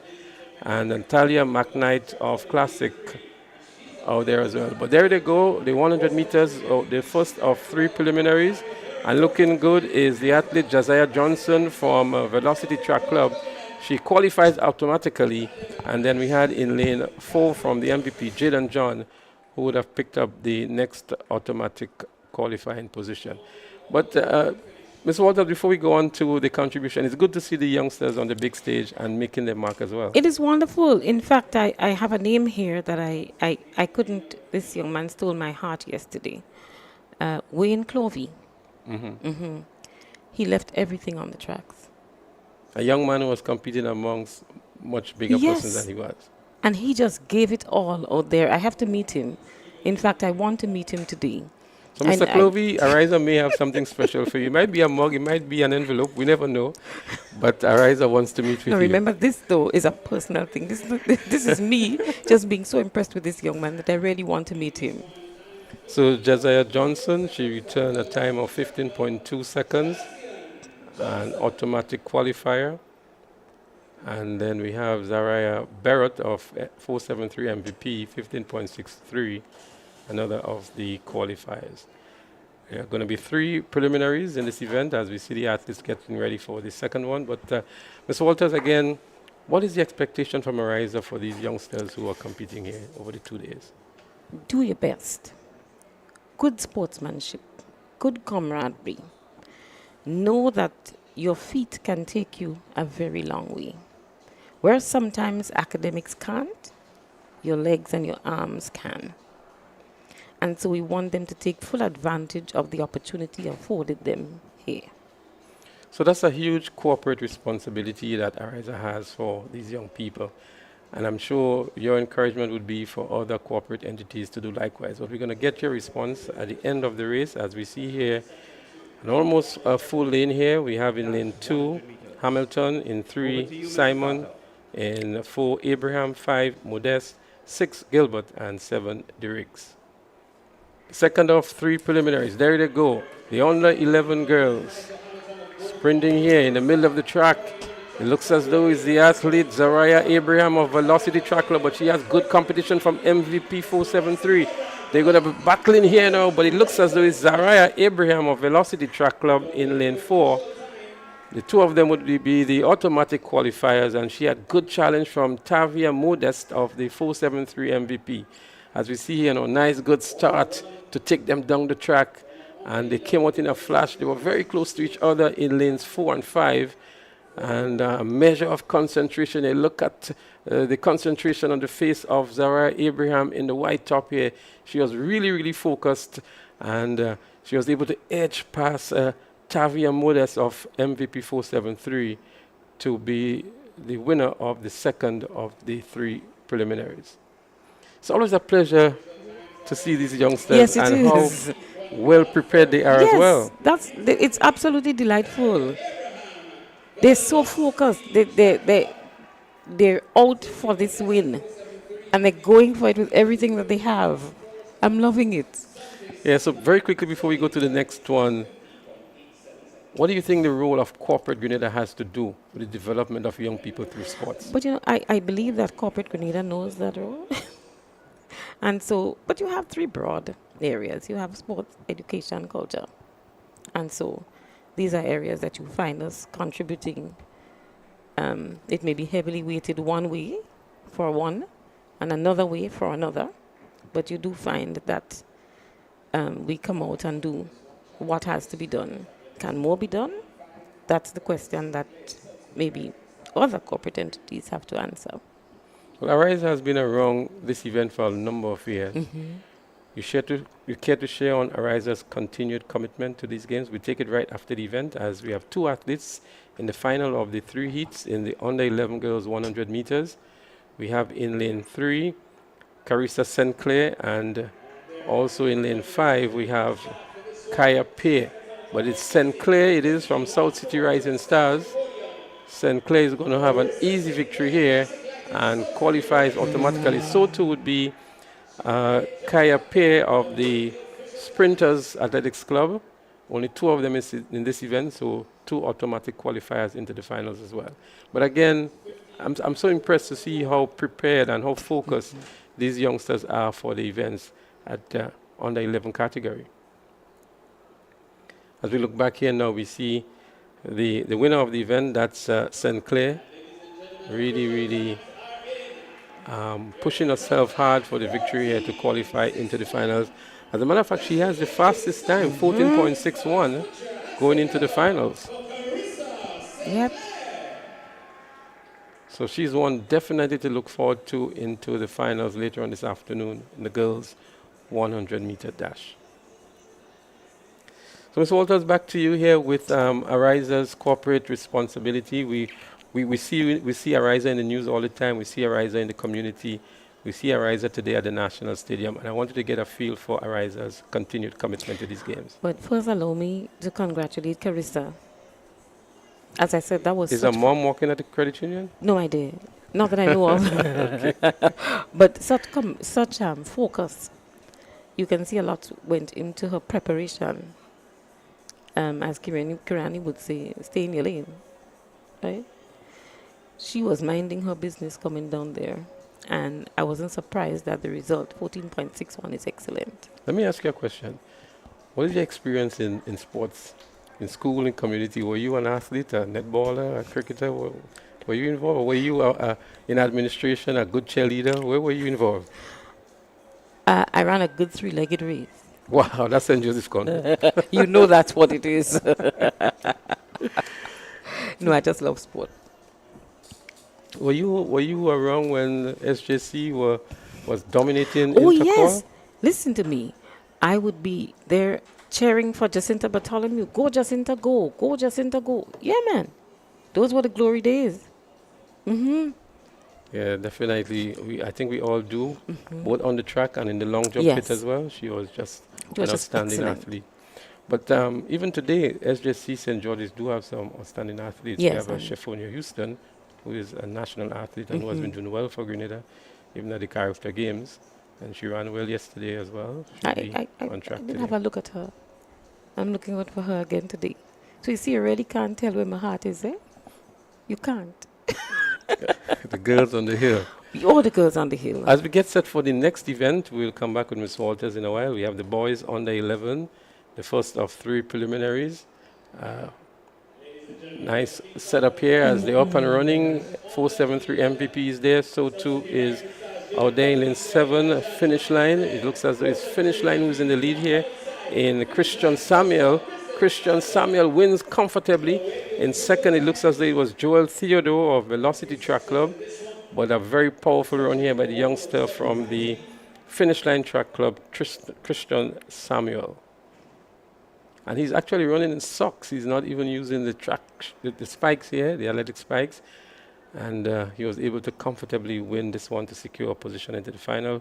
Christian Samuel of the Finish Line Sports Club.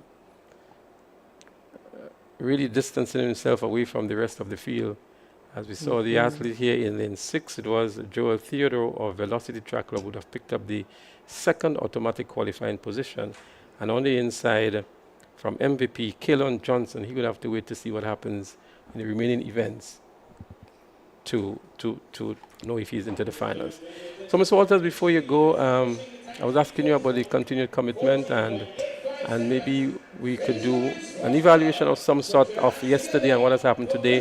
How satisfied you think you are with what has happened with the organization and the interest that this particular games continues to stir up amongst track and field fans?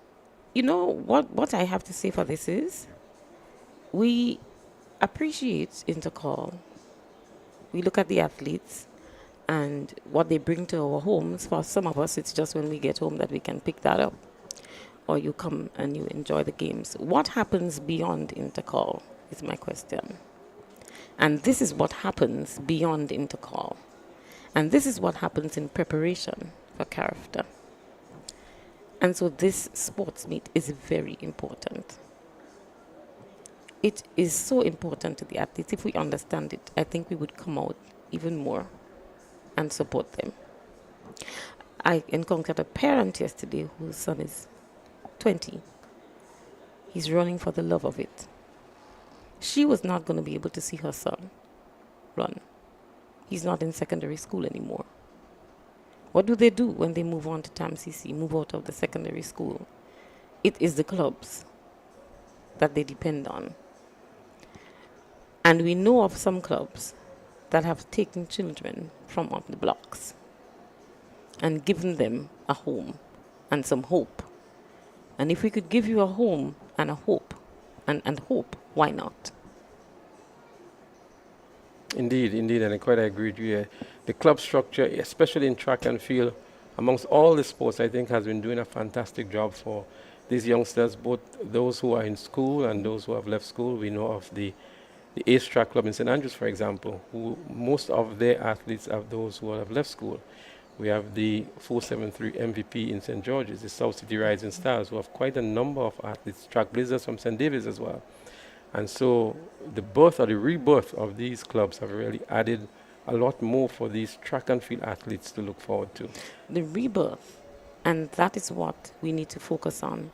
So we need to get out there, and we have to understand too that this is a lot of volunteerism.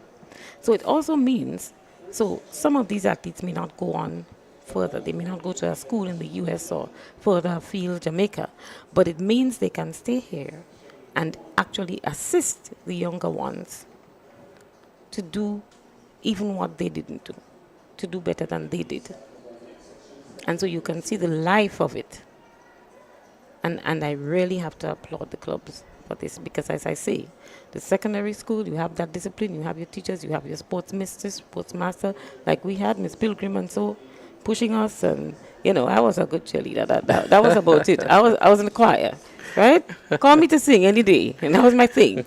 But I made up the songs actually, I wrote some of these Well, you songs did that we play a sang part. during interclass. We had a good time there. But beyond the secondary schools, and this is what we have to look at, what happens? You can drop out of society completely. You were running beautifully, and where are you today? I looked at Samuel Green yesterday, and Tyreek, and I mean, these guys thrilled me.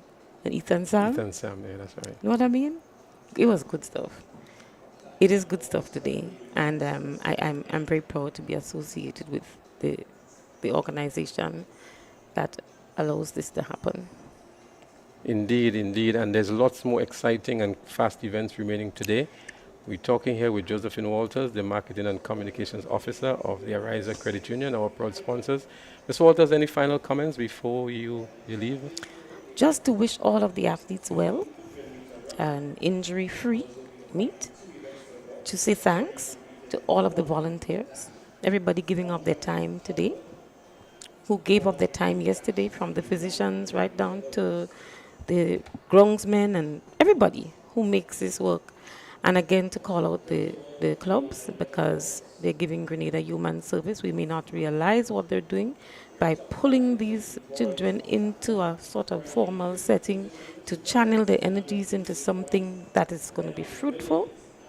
It can only be a fruit for them and for Grenada. So I just want to wish them a successful meet, and that the prize to the one who wants it. Thank you very much. Indeed, we've been speaking to Ms. Josephine Walters, the Marketing and Communications Officer of the Ariza Credit Union, the proud sponsors of the Ariza Track and Field National Championships 2024. And we want to say a special thank you to Ariza for their continued support to these games, and wish them well, and hope that they will remain with the games for as long as we can possibly envisage, and that their contributions continue to grow. Yes, sir. And thank you so much for having me. It's been my pleasure. And I think you were wondering where my knowledge of sports came from. Well, obviously, you've been following. Most Grenadians are avid fans and sports lovers. And it's good to know that you have been following over the years, to be able to call some of the athletes' names and to follow them as well. That's indeed impressive. So again, we want to thank you and say a special good evening to you, and hope you remain and enjoy the rest of the games today. Thank you, and same to you. I will remain. Thank you. So we move back to trackside. We have some more events. We have the third of the three preliminaries in the under 11 category, 100 meters. The athletes are getting themselves ready, and any moment now we will see the start of this event. We expect From yesterday, and new record holder in the 200 meter under 11 boys, Ronan Lessie. He's going to be competing in this section.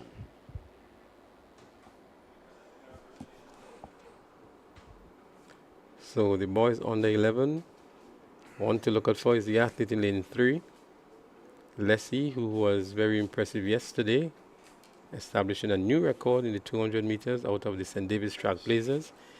He comes from a family with a rich history in track and field, and is living up to expectations in 2024. One representing Classic Lighting, South St. George Government, Marlon Alexander.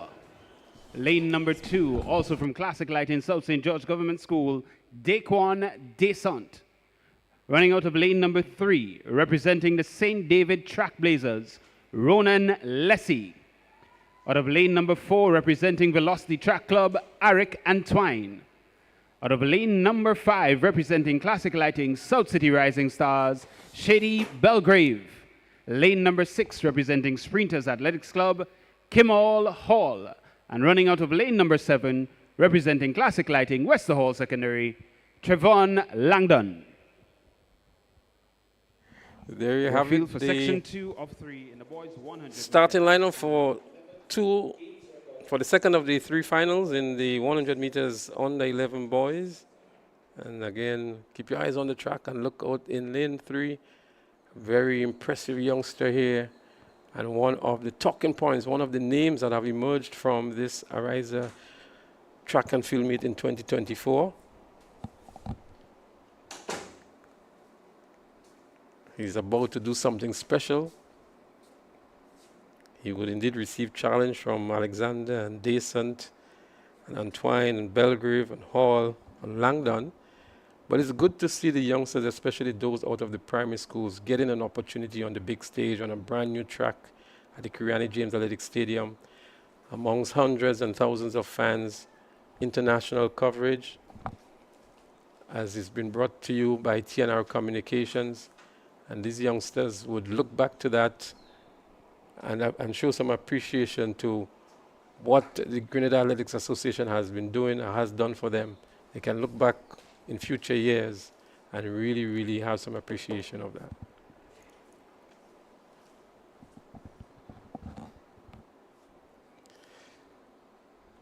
Again, you see one of the athletes here in the socks in lane 2. That's Dequan Descent of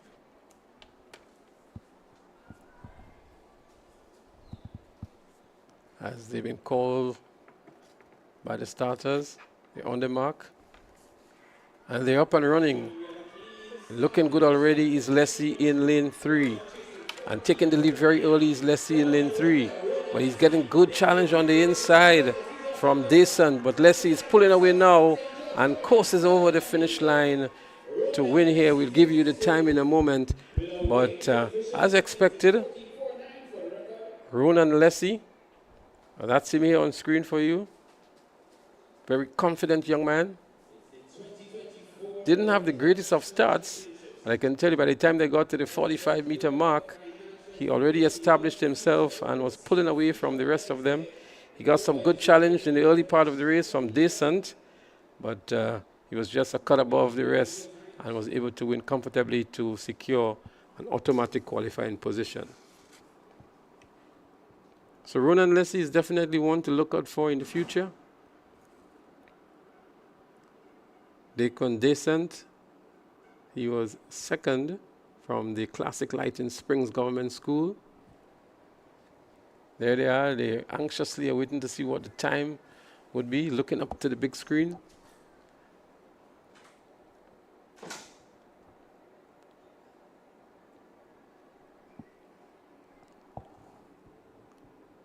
.49 seconds for Leslie.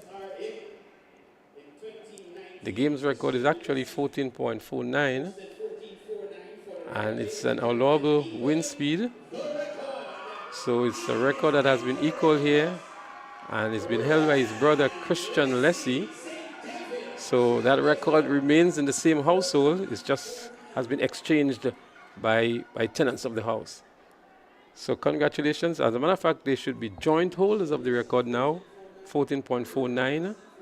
So they've just cemented that record within the family, Christian Leslie and Ronan Leslie.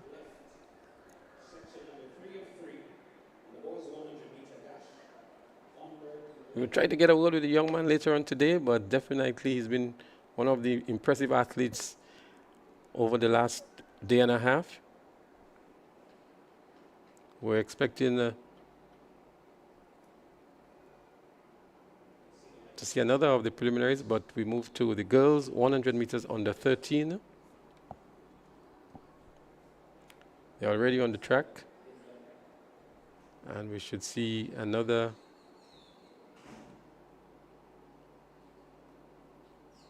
impressive runner, Nicola Noel and Leah Campbell, are two that we can look out for in this race.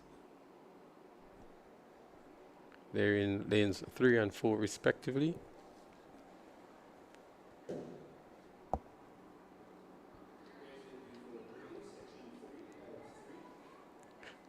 The record for the girls 100-meter dash is 12.87 seconds. Leah Lawrence in 2017. Leah Campbell has a good day today. She can come very close to that. 12.87 seconds set in 2017 by Leah Lawrence.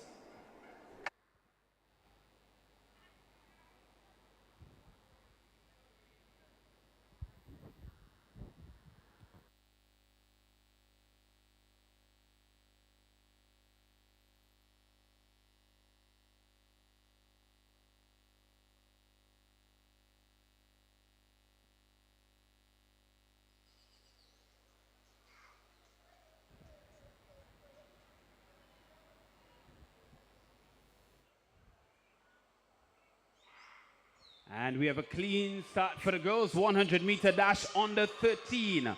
473 MVP. Nicola Noel is there, but pulling ahead and a strong, confident run from Velocity Track Club, Leah Campbell.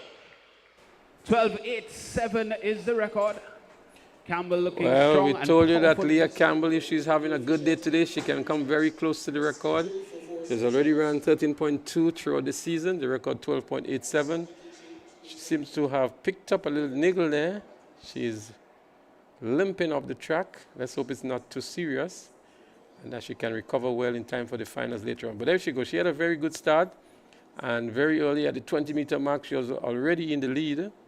We see the KT tape on the right thigh, so obviously she's had some issues coming into this event, but she really, really distanced herself from the rest of the field by the time they got to the 60-meter mark, and it was really a breeze going through to the finals. So she has run 13.59.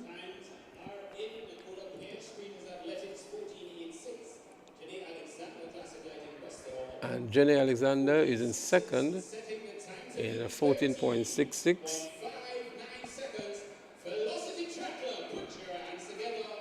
Nicola Pear, 15.24. So she'll have to wait to see what happens in the other three preliminaries. There are going to be 4 preliminaries in this event. And so the top 2 would automatically qualify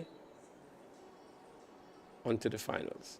So it's going to be a really, really tough one here for athletes placed in third. Top 2 would automatically qualify.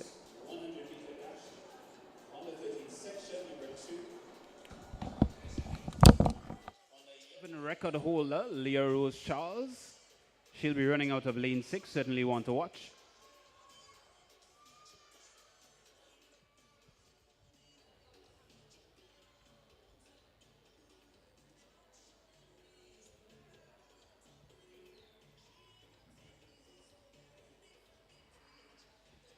So will be Rena Hosford of Sprinters Athletics Club. She gave a strong showing of herself in the 200-meter under 13 on day 1. She'll be running out of lane number 1. Lamaya Francis of the St. David Track Blazers. And Rihanna Greenwich of Velocity Track Club.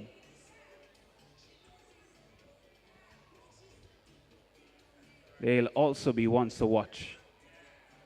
For the girls' 100-meter dash under 13, section 2 of 4.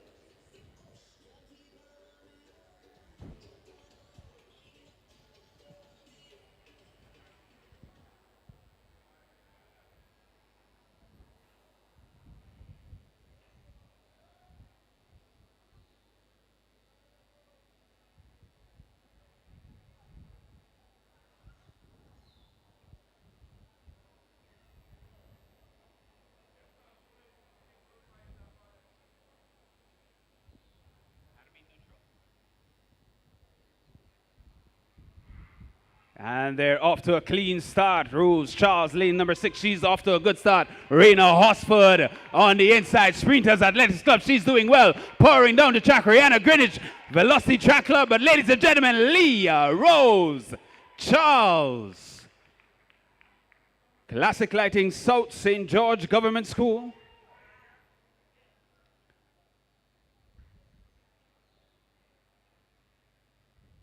We await the official times. Section 2 of 4, girls 100-meter dash, under 13. The time to beat, 13.59 for the gold, 14.86 to make it onto the podium. Well, another very impressive run by Leah Rose Charles. Many of us would remember her from last year. She had a very, very impressive season last year for the South St. George Government School. And here she's back again in 2024, continuing to do well.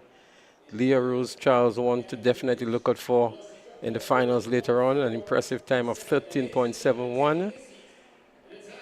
So she will have a real competition here from Leah Campbell from Velocity, who did a 13.59 moments ago. So it's going to be a real showdown between Leah Rose Charles and Leah Campbell in the finals later on. We still have 2 more preliminaries to go in this under 13 girls 100 meters. Only 4 athletes in this one. So there they are. In lane 4, we have Ariel Alexander. Lane 5, Jania Joseph. 6, Shania Lewis. 7, Naraya Celestine.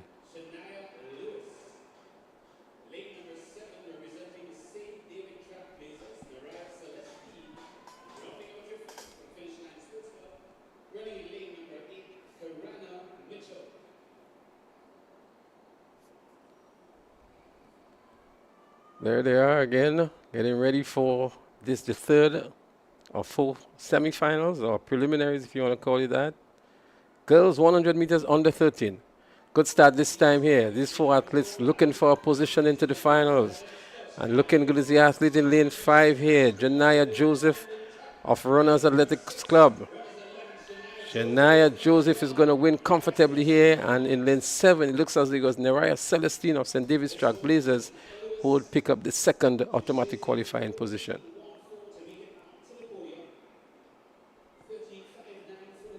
Good start, a nice even break amongst the 4 competitors here, but it was just about this time when Janaya Joseph of the Runners Athletics Club really pulled away from the rest of the field and had a very comfortable qualifying position into the finals.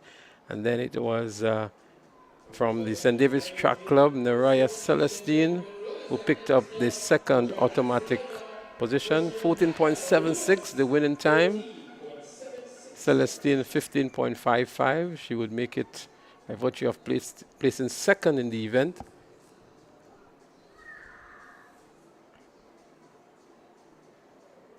So Leah Campbell, Leah Rose Charles, and we've just seen here Janaya Joseph being 3 of the top finishers in the 3 preliminaries held so far in the under 13 girls 100 meters. The final one is about to be started.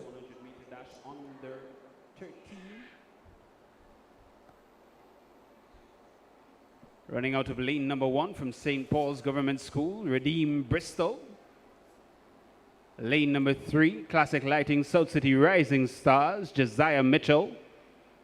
Lane number 4, Top Flight Track Club, Jemiah John. Lane number 6, Classic Lighting South St. George Government School, Nikayla Foray. And rounding out your field from Classic Lighting Westerhall Secondary, Kasia Klein.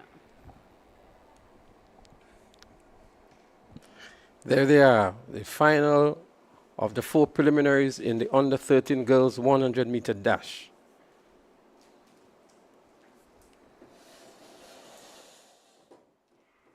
They're up and running here. It's a nice clean start here. Looking good already is the athlete in lane 1. Redeem Bristol it is from St. Paul's Government School.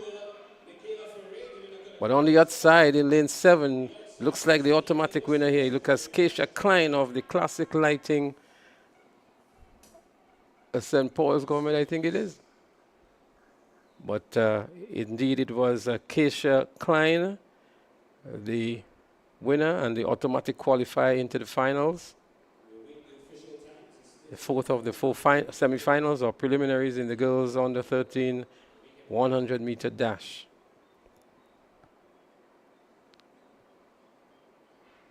Didn't seem to be amongst the fastest of the preliminaries, and picking up the second position here, second automatic qualifying position. It looks as though it was Jemiah John of Top Flight Track.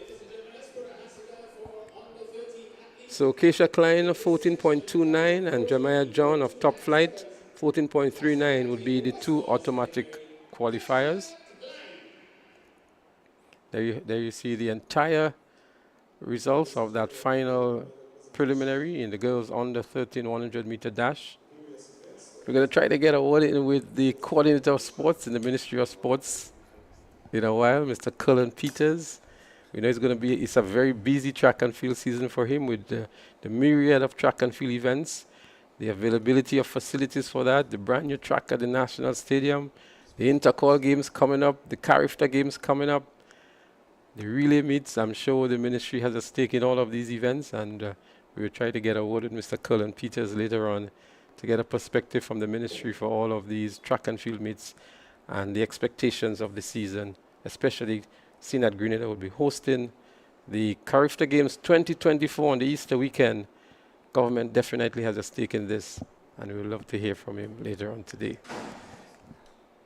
So there's still lots of seats here at the National Stadium, and we encourage those of you who are within the St. George's area or wherever you are in Grenada and you're able to come on down. We say a special good evening to those of you who are viewing. We're going to go down to Jason now, who may have some results for us or some update in what's happening in the high jump in the octathlon. Jason, any updates you can provide us with at this time?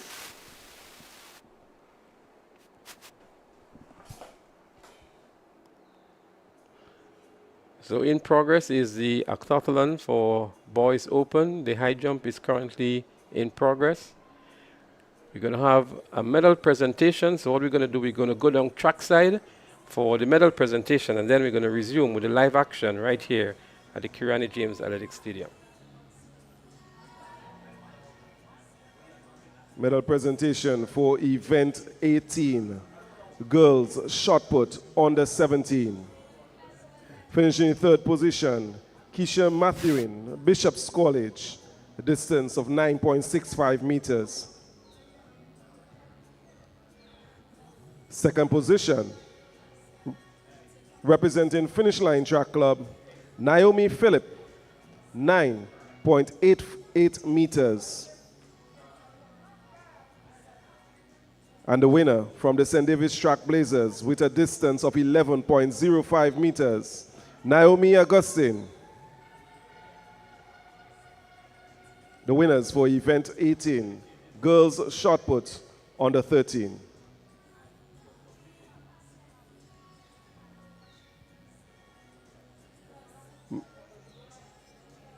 Medal presentation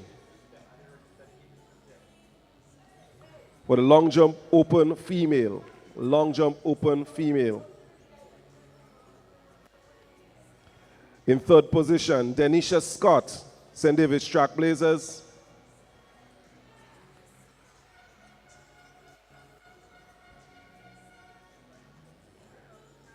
Second position, Ziana Bain, Finish Line Track Club.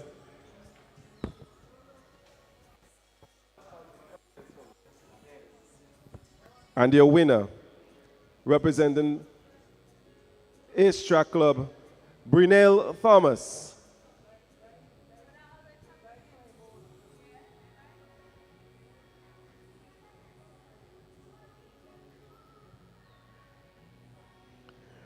Medal presentation for event 31, girls 4x100 meters under 15, under 17.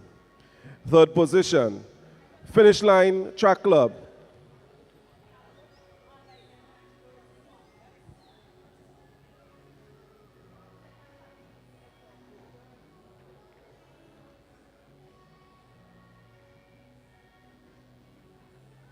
Second position, representing the St. David's Track Club, finishing a time of 51.82 seconds.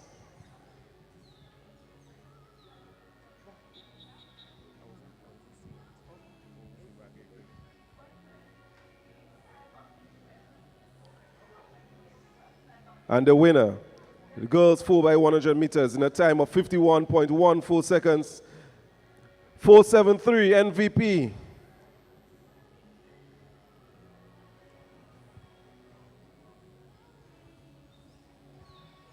The winners for event 31, girls 4x100 meters under 15-17. Medal presentation for event 32, boys 4x100 meters under 15, under 17. Third position, St. David's Track Blazers, a time of 48.05 seconds.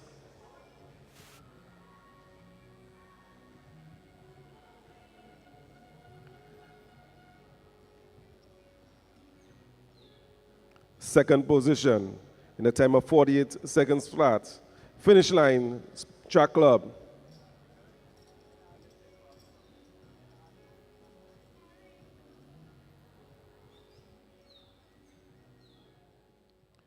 And your winners, the team of Pierre, Thomas, Matheline, Granger, in a time of 45.26 seconds. South City Rising Stars. The winners were the boys 4 by 100 meters on the 15, on the 17.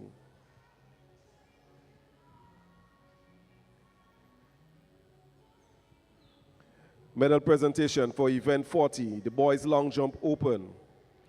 Third position, a distance of 6.30 meters. Shaquan Toussaint, Ace Track Club.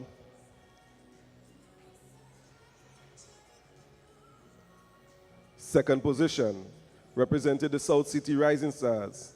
Timothy Greenwich, 6.55 meters. And your winner, from the Grenada Boys Secondary School, Micah Campbell, a distance of 6.69 meters.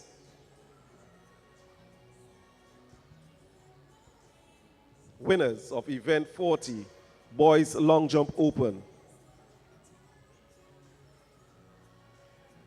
Medal presentation for the girls 800 meter run under 17. In third position, Alian Gidhari, St. David's Track Blazers. 2 minutes, 32 seconds.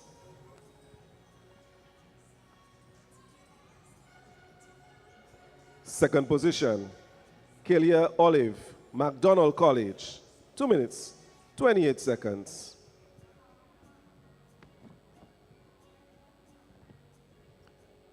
And your winner, Annalisa Brown, Finish Line Track Club, 2 minutes, 21 seconds.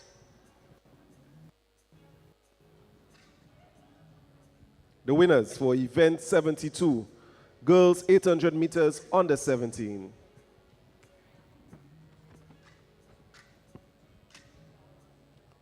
Medal presentation for event 83, boys 100 meter hurdles under 17.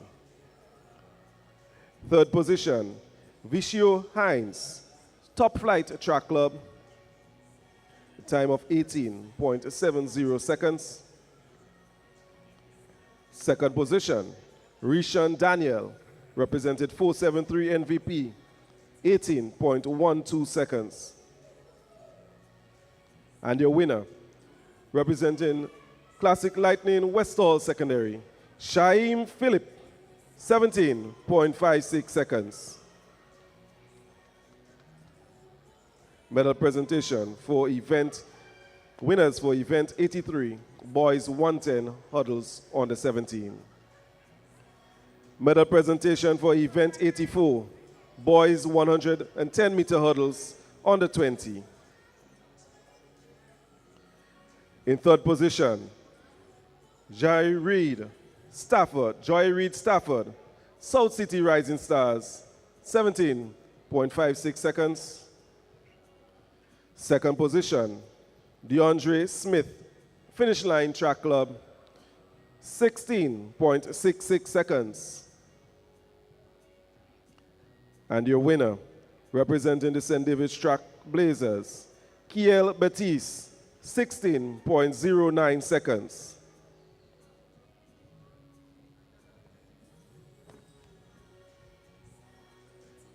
Medal presentation for event 44, boys discus throw under 17.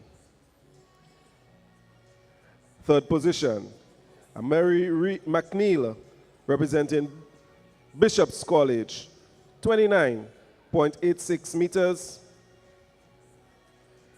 Second position, Niquel Abraham, South City Rising Stars, 31.68 meters. And your winner, representing the 473 MVP with a distance of 33.76 meters, Stefan Strawn. The winners for event 44, boys discus through under 17. This concludes the medal presentation. We want to thank Honorable Andy Williams, the Minister of Mobilization, Implementation and Transformation, for assisting with that presentation. So we welcome you back to the live action here at the Kirani James Athletic Stadium for the Ariza National Championships 2024. And we've just witnessed a medal presentation for final events completed earlier on today. The Honorable Member of Parliament for South St. George distributing the medals to the winners. And we're going to try to get an update now in the high jump for the Octathlon. We just saw the bar being raised to 1.65 meters. Jason should be down there and to provide us with an update. Jason, tell us what's happening in the high jump.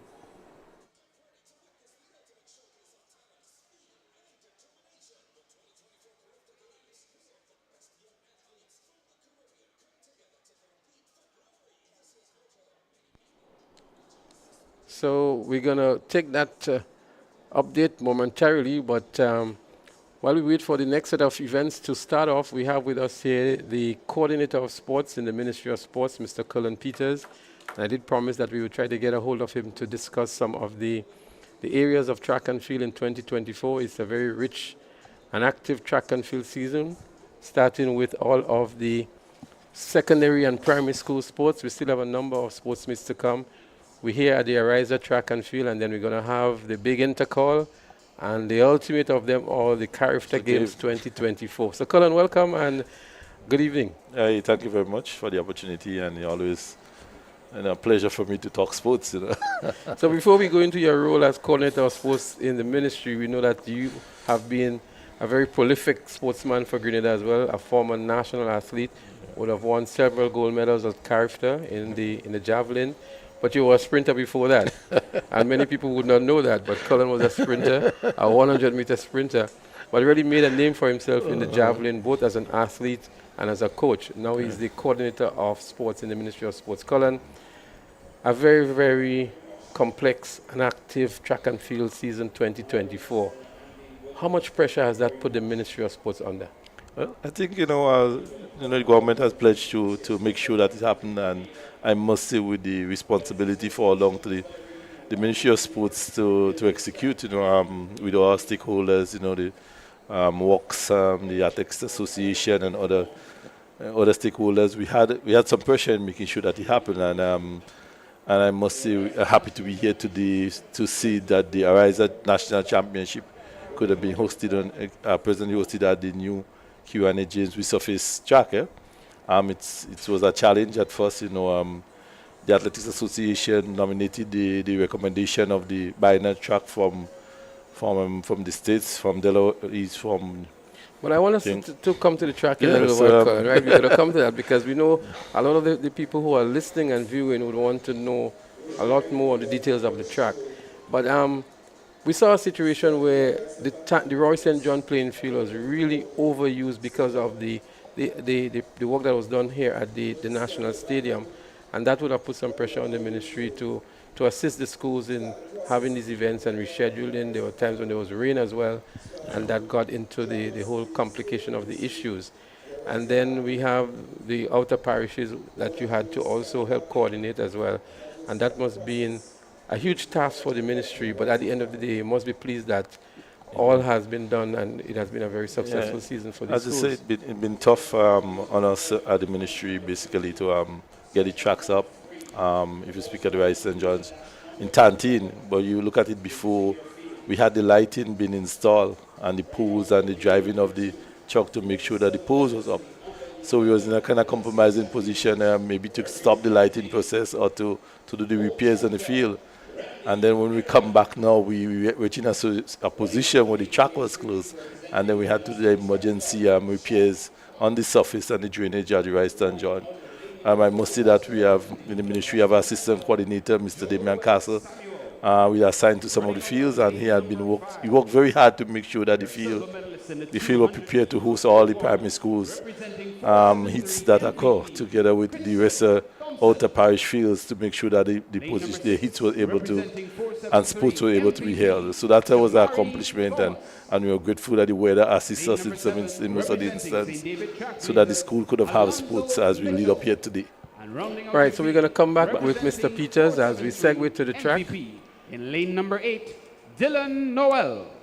Your field for section 1 of 3. in the boys 100-meter dash under 13.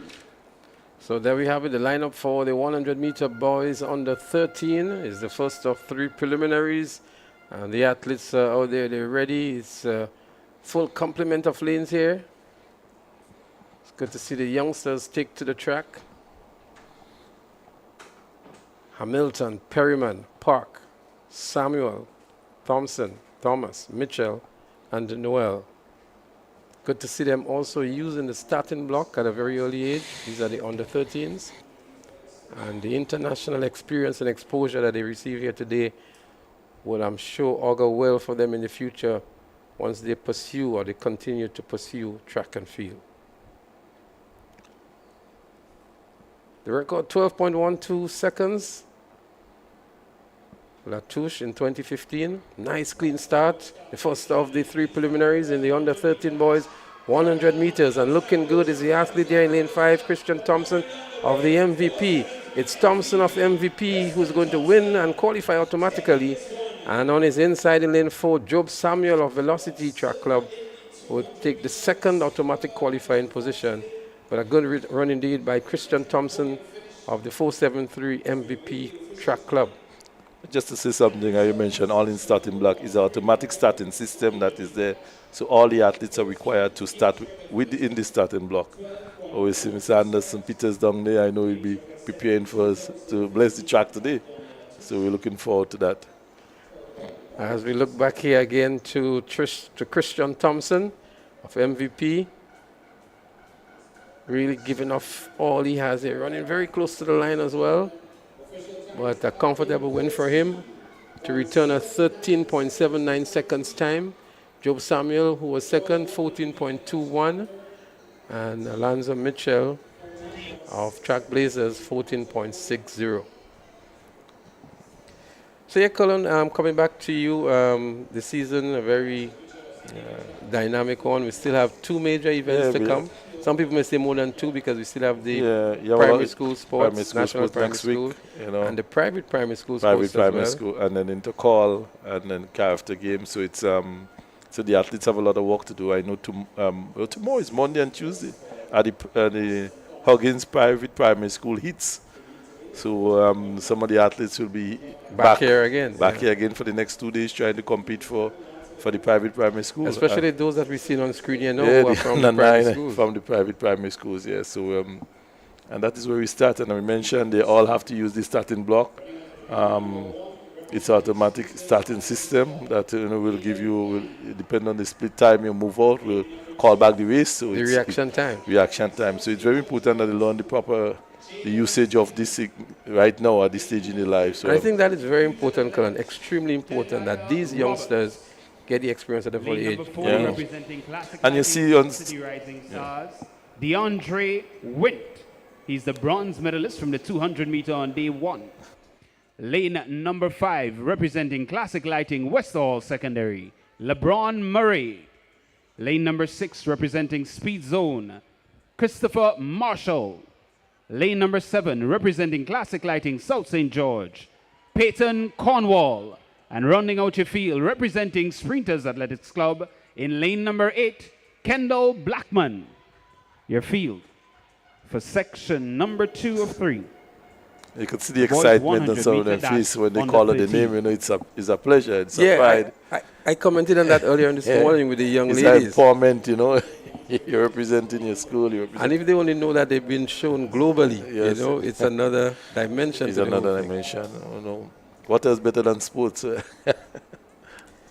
But, you know, I'm happy that at this very early age, they have the full international exposure with the starting blocks, the electronic starting blocks, the spikes, the running shoes here. Although we see some of them. We see one day with it, but, you know, we have to correct that, you know, next time because So, Colin, that's an issue, the availability of facilities and equipment for athletes. I'm sure part of the issue here is not that the youngster doesn't want to run with the spikes, you know, but access and availability. Access and availability, yeah. I think it's something we definitely have to put our investment into. As we say, we put into the facilities, we have to put it into the individual, to the athletes to make sure that they could, you know, if through the schools or something, give that support or to the parish. give us support so that they could have the proper equipment, and despite there is the proper equipment basically so that they could compete in the race. And that's I just think at this track, let me say that it will be a disadvantage basically with them Befty running like that, because it's very hard, and it's in the sense the roughness of the final coating, you need that kind of extra bounce with the spikes and the support. So let's hoping by the time primary school or intercall, we could see that we hardly sitting in intercall so much, sometimes in the long distance with the athletes feeling uncomfortable, but that's something we have to try and see what we could fix. right. So that's one aspect of the equipment. But for example, this year where hurdles is being brought back into intercall, the availability of the equipment in all of the parishes for the athletes to train might be an issue as well. Well, I know before the G had a program where they had all the parishes had, even through the ministry, all the parish had hurdles. And when the hurdles are started, they also had the program with the gym. If you look at Progress Park, you look at Tantin, they had a gym program too, where they distribute gym equipments. So most of the field will definitely have to make sure that they get the hurdles and they use properly, because some area we see it as they use it for goalposts, and it's very expensive. So we definitely have to go back to see how we could get some of the programs where we get the support for the equipment in the outer parish. Right. So while they get ready for the next preliminary in the under 13, it seems as they're ready now. Immediately following this race, we will take an update from Jason on the high jump for the octathlon that would have just been completed, as we see the young ladies are getting ready for their high jump as well, but Justin is going to give us an update on that following this race. So this event, that's the second of the two preliminaries or the three preliminaries, in the 100-meter dash under 13 boys. They're on the marks now. And we have Klein, Simon, Roberts, Wint, Murray, Marshall, Cornwall, and Blackman. Wint in lane 4 is one to look out for. He already medaled in the 200 meters, and so he would be one of those who would be looking for an automatic qualifying position into the finals. Looks like a false start here. They will be recalled and asked to restart. I guess the excitement, of yeah.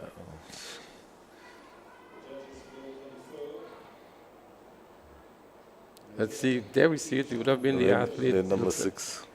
In lane 6, that would have been Christopher Marshall of Speed Zone.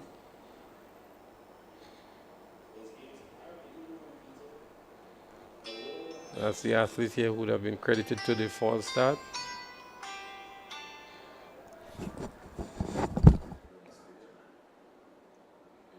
They're going to have a restart to this one, the second of the three preliminaries. 100-meter dash under 13 boys. So the entire field has been credited to the false start here.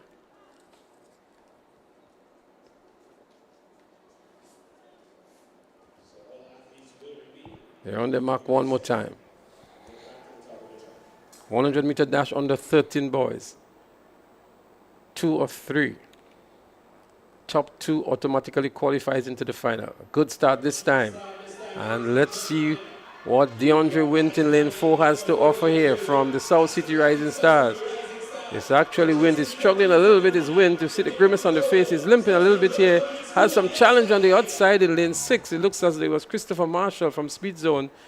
With a close one here as we see Wint in some bother here, some trouble to the thigh. Not sure if he was really warmed up or must have been kept too long on the starting line. But we saw him limping from about the 50-meter mark. He appeared to be in some trouble very early in the event. As we see the grimace on the face there for Wint in 4. But a good run here by the athlete, Peyton Cornwall. Out there in lane 7, he was given good challenge on the outside. That's Cornwall. And Wint here limping to the finish line. May have still won the event. Yeah, he's been limping for over 20 meters, eh? But managed to complete. Let's hope it's not too serious and he can compete in the finals. So it'll be Wint and Cornwall, who will be the automatic qualifiers from this, the second of the 3 semi-finals, or preliminaries. Jason, we are about to get an update now for the octathlon javelin. Let us know what happened down there. All right, Leslie, hi. Yeah, here's what we can tell you happening down here at the boys octathlon. Now, we're into just about 1.70 meters, yes. It's not completed just yet. We started a few minutes ago with a height of 1.60, and that was cleared by a number of the athletes, jumping pretty well. But is that Cale Lewis, who is out in front in the event at 3,328 points going into this event. He is closely followed by that's Kadon James. Now, the thing about it is that Kadon James is he's still in the high jump, but Lewis is out. He dropped out at 1.65. Now, the interesting thing to add here as well is that from Fusion Athletics, Jermaine Donald, he is down at the bottom as it relates to the points in the event, but he has been showing some really good form and some good technique in his high jump. So that might just be something for the coaches to look at here, because he seems to have that kind of technique. He has the height, he has the skill, and he has the zest to go with it as well. So something to look forward there for him. But in the top three, I don't think the results coming out of the high jump is going to interfere with the top two or top three positions. We've got Cale Lewis, Kadon James, and Ronell St. Bernard. It's 1, 2, 3. Who has cleared 170? Just Jermaine Dolan. Anybody else cleared 170 just yet? Yes. It looks like Jordan D. Lewis. He is from St. Andrews. And of course, Shamar Fleming. He's from the unattached. So those three, they've cleared 1.70 meters. And the high jump in the boys' octathlon continues. Thank you so much. And we're going to get some more details and come right back at you. Thank you very much, Jason, as we get ready for the third of the three preliminaries in the boys under 13 100-meter dash. A false start called here. Yeah, he looked like lead number 2. Get up a little taller, you could have sitting for me. Christian Niles of the St. David's Track Blazers. So I guess they will go the same rule, you know, they will just they won the whole, credit the entire field. Yeah, it's mean that anyone after that will be disqualified. Yeah. They'll get a red card. So Cale Lewis continues to lead in the boys' octathlon. Kadon James is in second, and earlier this morning, Lennon Williams was in third. So at the completion of the high jump, we will try to update you on the point standing in the boys' octathlon and also in the girls' pentathlon. We'll try to get some updates on the point standing for you in those two events. The under 13 boys, they're going to have another go at it in the third preliminary. Top two automatically goes through to the finals, and then the next two best times will be selected to join them.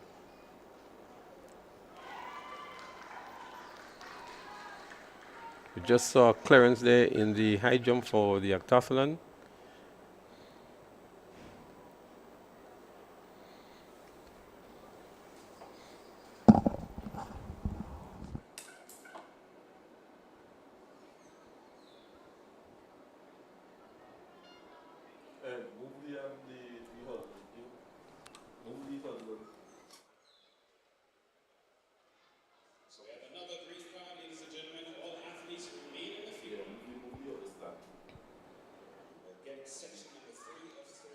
So they're going to have another go. We just saw the starters issuing the green card to the entire field. Means that everybody would have had a false start accredited to them here, and anybody false starts now may be automatically disqualified. So the youngsters would have to contain themselves and wait for the starting pistol.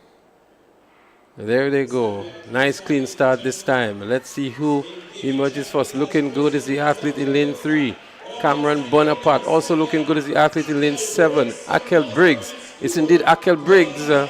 Akel Briggs from the St. Paul's Government School. The winner here. And the automatic qualifier to the finals. Akel Briggs. So Briggs in lane 7 maybe did not have the best of starts.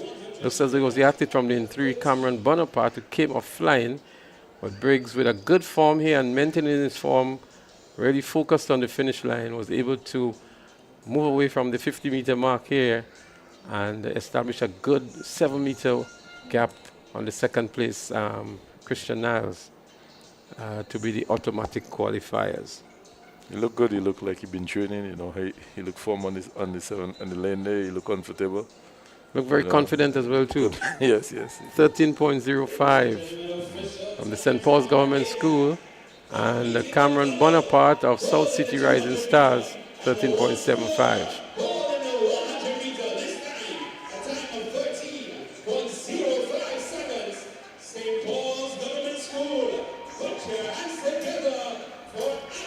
So, Mr. Peters, let's look forward now to some of the events coming up. We have the National Primary School Games. We also have the Private Primary School Games. And, of course, Intercourse. All of these championships here basically is a contest between schools in these various categories. Intercourse, we know, is the big one amongst the three, or maybe the biggest one amongst the three.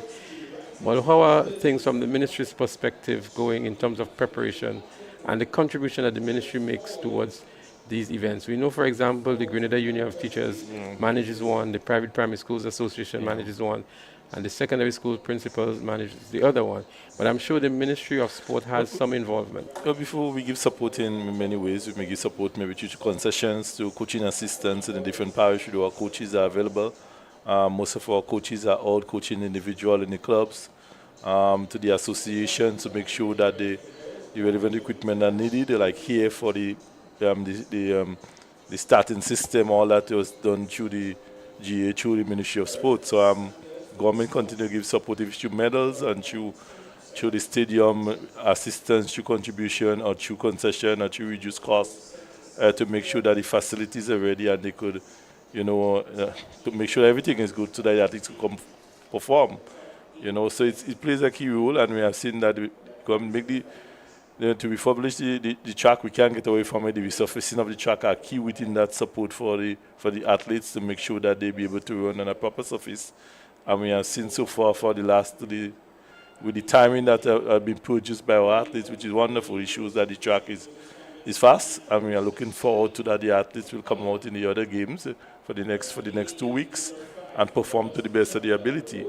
And what also you could notice here, if you look at the whole setup, you have lead to assistance in performance and put the athletes like they're in an international setting. We look at one aspect with the identifying the athletes in the lane. If you look behind, you could see the running screen, showing the sponsors and stakeholders. So it's not too late for sponsors to come to get advertisement and to join with the associations and other bodies to make sure that the sporting is done properly at an international standard, So we're going to come back to your column. We're going to talk Carifta and the track later on, but we're getting ready for the 100-meter dash on the 17 girls. Is the heat 1.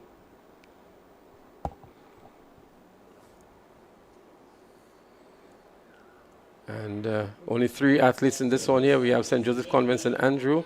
We also have in lane 5, Rosemary Thomas. And other in lane 8, we have Nikaya Protein. It's a close one, but it looks as though it's Convent Grenville. Over there in lane 1. They were looking to make a 12.2. I don't think they look like that. But St. Joseph Convent St. Andrews, Sashane McCullum, the unofficial winner in lane 1. Saw holding on to her hip at the end of the event.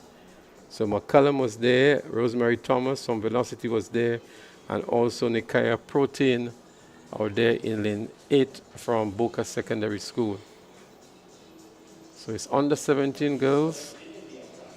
As we saw her leaning forward here, maybe a little bit too early. Too early. Yeah.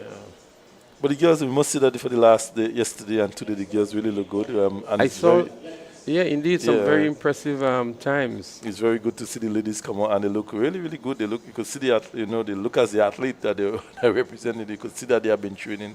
So we must say hats off to the coaches that come out and make this, and the parents and the school and everyone that contribute to the support so that they could train on an afternoon and reach that level. Well, we saw Shafonia Houston, maybe not at the best yesterday, but we saw a very impressive run in the 800 meters, a sub 2 minutes time. There is no Shanti Augustine this time around. She's nursing a slight injury, and she's unable to compete. But these are some of the better known names in the female circuit. And all that what you see is you see the number of them, a large number of them. So then you have to pick really teams, you know, and which are very important. And as you say, leading up to Carifta games and other school meet, you want to see the teams also. So it's the large number of them to the, you know. So we'll see the benefits. As we get set for heat number 2 or 4.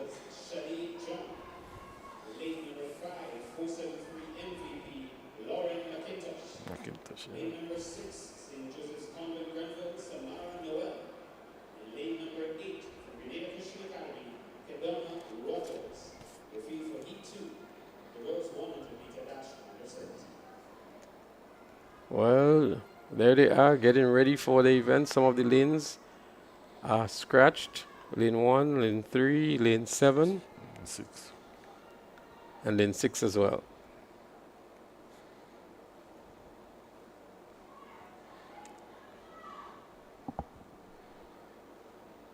Looking for a place into the finals. The top 2 automatically goes to the finals. Well, a fair enough start here. Let's see who comes out early. Looks as though the athlete in lane 4 here, Shade John of the St. David's Track Blazers. Indeed, it's Shade John who's going to win this one easily over Lauren McIntosh of MVP.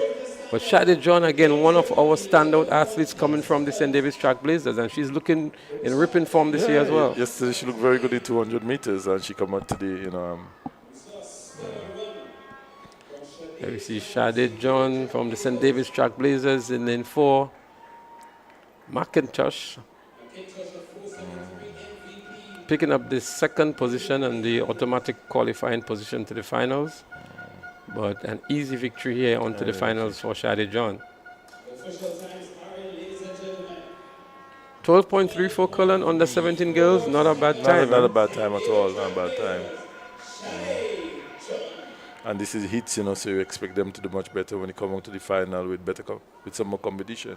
And I can tell you the Carifta standard is 12.2, so she's just outside. She's just outside, yeah. So let's see what happens in the final. I'm sure she would know what time she did in the semis and look to better that to make the qualifying mark to the Carifta games. Colin, I'm just trying to talk about the Carifta standard. Someone called me this morning to say, Mr. Peters, what happening with the athletes if they don't make the standard? And they were, you know, they was thinking this Carifta standard is set down by the Carifta committee, but it's a local standard, and we most time we select the standard because we are traveling, and you want to make sure that the athletes that you select get. But when we are home, we try to get the best athletes from all other categories so that you could give them the opportunity to compete against the best of the Caribbean. So, Colin, this is a very important clarification that you're making here, because many people would believe that the Carifta standard that we are calling has been set down by Carifta as a pre-qualification to the games. But this is the Grenada National Carifta standards. And you made another point which is very important. Because we have in the games here, it means that we can afford much more athletes because of the cost. The avoidance of cost to travel. So we could, you know, they could get, and you know, the exposure with competing against better athletes, more athletes, different countries, it tends to help in your performance and it gives you additional motivation for the previous year. You know, some athletes are just big on the big day. On the big day, yeah. With a home crowd behind them. Yeah. On the big stage, that's when they bring the A game, so to speak. As we get ready for the 3rd preliminary. Riel Alexis. And in lane number 4, from 473 MVP, Egypt Regis Benjamin. Well, Egypt Regis Benjamin is one of the athletes that we want to look out for. He's a familiar name in the track and field circle here from the MVP Track Club. She comes in with an impressive 12.57 seconds. We saw 12.4, I think it was 12.34. 12.34 moments ago. So these two would have their eyes set on the podium into the finals, definitely. And Egypt Regis and Shade John. But here, Regis is coming up against Ariel Alexis. Yes. And there they go.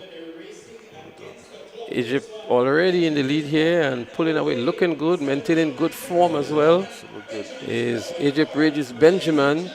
And we'll look to see what time she returns, but it'll be a good competitive time as what we saw from Shadi John moments ago. Yeah, you're set up for a wonderful final, yeah. Yeah, she looks well prepared for the season as well, Colin. Yeah, she look fit, she look, she look the role. Huh? And look at the level of confidence on her face as well, AJ Bridges Benjamin want to definitely look out for into the finals. She have the character and the physics of a for international athlete already. I see they set up a time of 12.54 seconds. So she's definitely didn't run fast as the previous athlete, but you have seen without competition there. So we expect that, So the stage is set for an interesting finals that will feature the likes of Ashadi John and Egypt Benjamin, and we still have another preliminary to go where we will see an Amaya Chandler, who looked good yesterday as well. Brandy Taylor is also going to be there, Kashanti Mitchell, and others as well who will be featured in the next preliminary. But Colin, very quickly if we can, a new track has been laid down. We've seen some impressive times. We anticipated that. Most of the athletes ran on grass throughout the season, and they come onto this brand new track here now, the first really major event on it, and some good times. But take us through the process of the rebuilding of this new track. But basically, to make it just overview, it's you call it an embedded metal, where they enhance the previous surface. So they didn't remove the previous track. They build on it, and to finish with that lovely surface that we have seen here. The company is a company from Maryland with boasts over 50 years of indoor and outdoor track, and I must say they have worked very hard to make sure that they meet the schedule. So it should be a maintenance free as they advertise it basically, but it's a track that is wanted to last at least 5 to 10 years with proper maintenance, and our service of power washing and cleaning and preventing heavy equipment from rolling or pushing or driving across the surface. So we know, Colin, we had a level 1 surface before because we started from scratch. Yeah. Now we have a level 2. Yeah. And some people may be thinking a level 2 would records established, with performances done here, be accredited and have the same weight as if it's a level 1. Help us to explain that. Well, basically, as I mentioned, it's an embedded metal, so it is not a new surface. It's not a new track. It's a new surface, but it's not a new track, So that's why the reason for, and other factors that we can discuss. Secondary School, Kashanti Mitchell. And rounding out your field, lane number 8 from the Classic Lighting South City Rising Stars, Janelle Griffith. Your field for Heat 4 of the girls 100-meter dash under 17. Well, there you have it, the final of the 4 preliminaries. First 2 goes on to the final.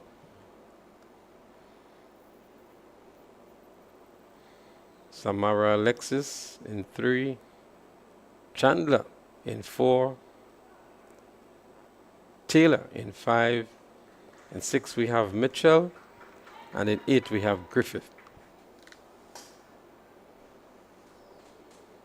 Ready for battle, looking for a position into the finals. Nice, clean start here. Let's see who comes out first. Looking good is the athlete in number 3, Alexis. But it's Amaya Chandler of Samara Alexis. And Chandler, the eventual winner here, as we suspected, athlete 201. And she's ready to see what time she would have returned. She would have seen the times of the previous winners. And Chandler is just as eager to see the time she would have done. But she came off the blocks nicely, a very short drive phase. She was up and running and not receiving much competition on her shoulders from the rest of the field, but she was very concentrated indeed, focusing on the finish line and looking for a good time into the finals. Chandler, automatic qualifier. That's Chandler from the Finish Line Sports Club. 12.53, Colin, very competitive. We had a 12.54 from Regis Benjamin and a 12.34 from Shadi John. Yeah, so these 3 are surely set up. But someone was asking why they had 2 persons running when they had spare lane. But when you precede the athletes by timing, so you try to get a fast person in each of the heats.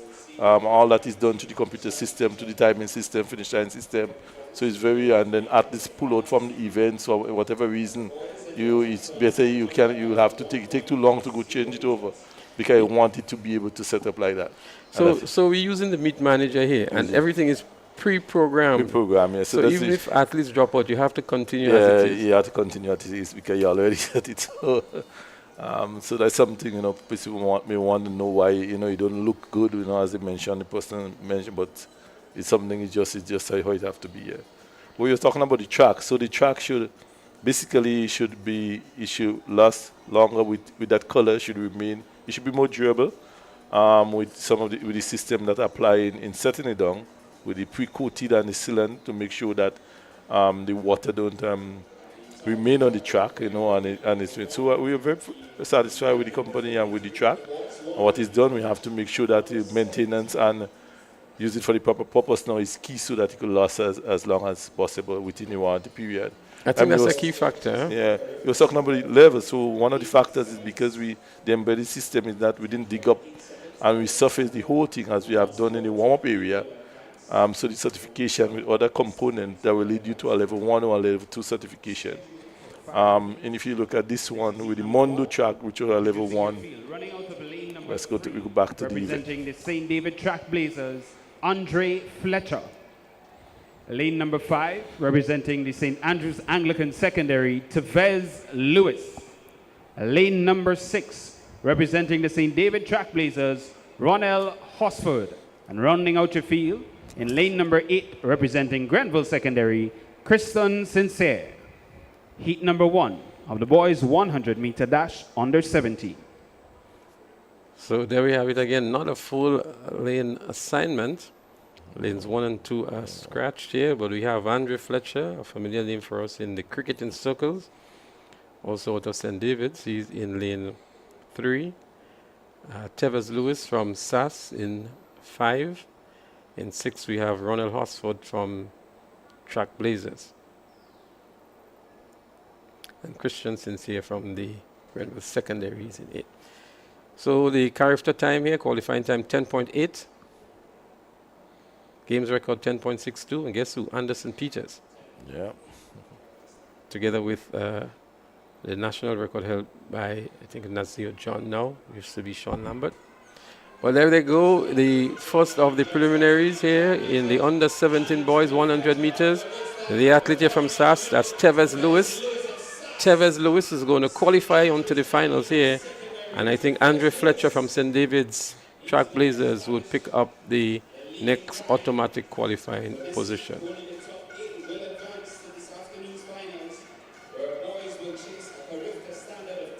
So there are going to be 5 preliminaries, and what is going to be done, Colin, they're going to use the top 8 times. Yeah, okay, the top, yeah, to determine the finalists. The finalists, yeah. So we're not sure yet if Tevez is going to make it. It's not who wins the events now, but the top times. Yeah, so if they go by that method, the top 8 times, that means you could place second in one of the heat and still be if your heat is fast, and still be in the final, eh?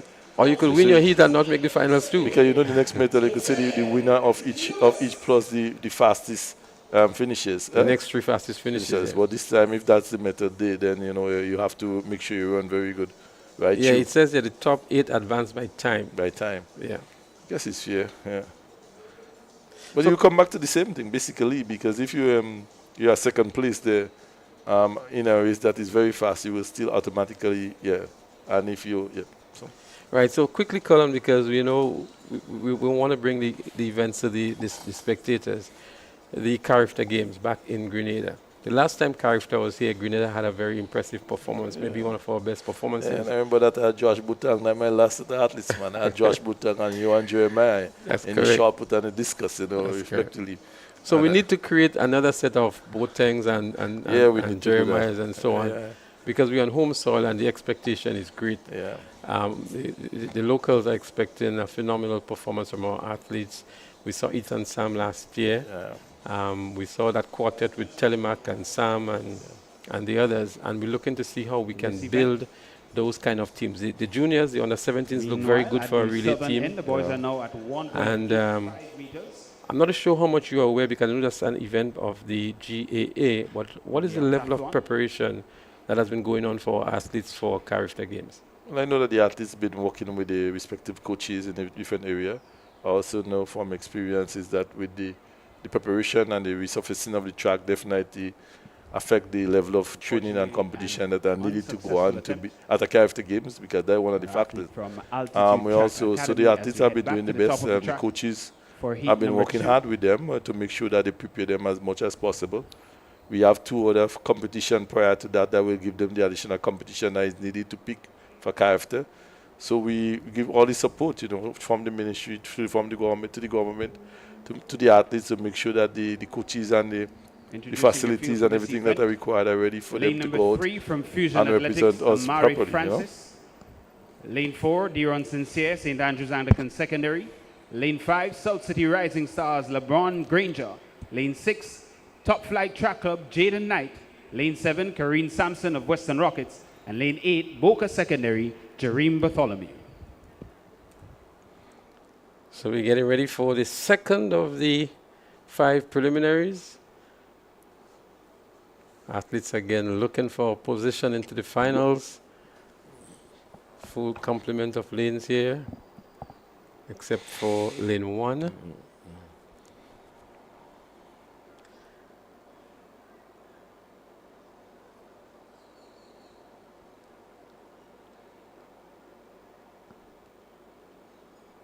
Athletes well composed and ready for. Looks like a nice clean start here, but somebody may have just jumped out here from the point of view of the starters, and they call back here for a restart. And the reaction to the starting block, you just basically, you can't forget it. You will set up on the system that you move or you.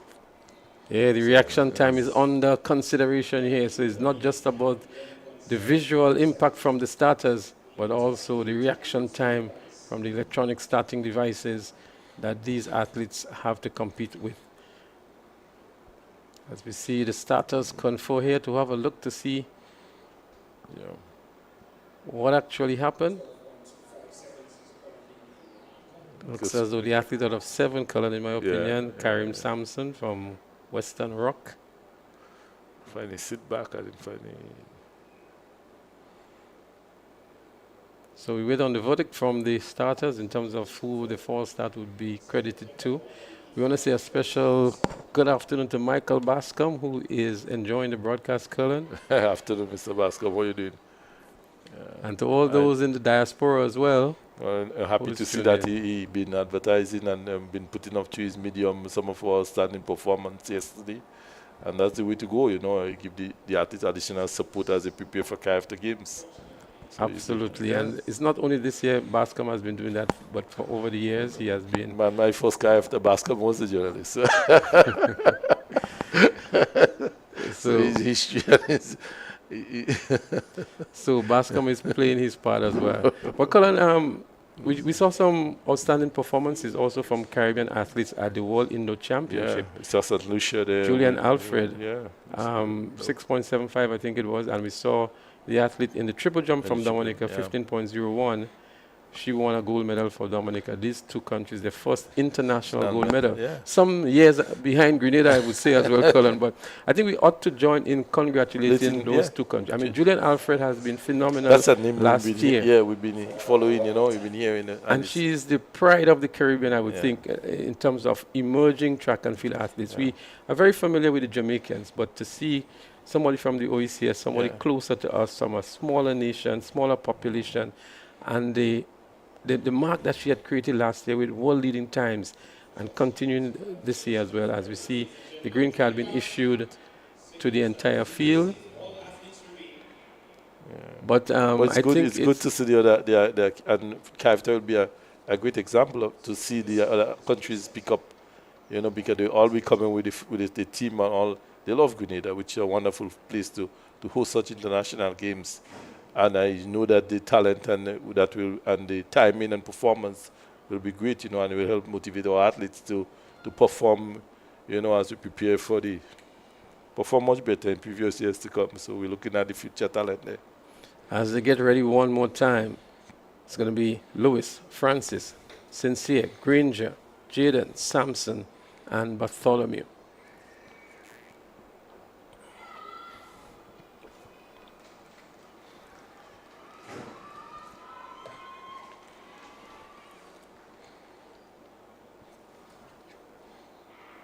Looks like a clean start this time. They call back one more time. And it's very hard to pick it up by the eye. It's not so easy to pick it up. You know. We see some expressions of frustration by some of the athletes so somebody as well. will be disqualified if not a mechanical problem or a computer problem. Yeah.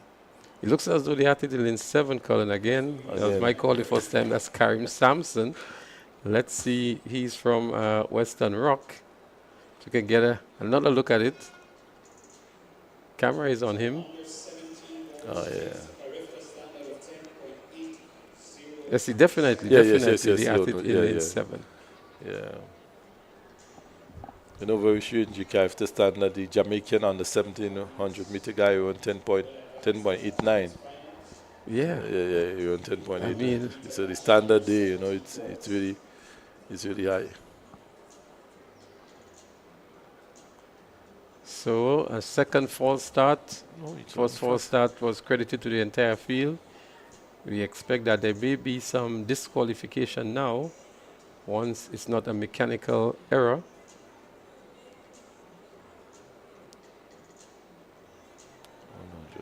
You see the red card comes out now and has been issued to the athlete in lane 7. Indeed, it's Karim Sampson of Western Rock. Or Western Rockets, maybe. Yes, indeed, it's Western Rockets, and must feel a little bit disappointed. I've been trained for this event and come here to perform well, but that's the nature of the games. That's the rules of the game. That is what helps build character. You have to wit. We saw the famous false start by Usain Bolt several years ago.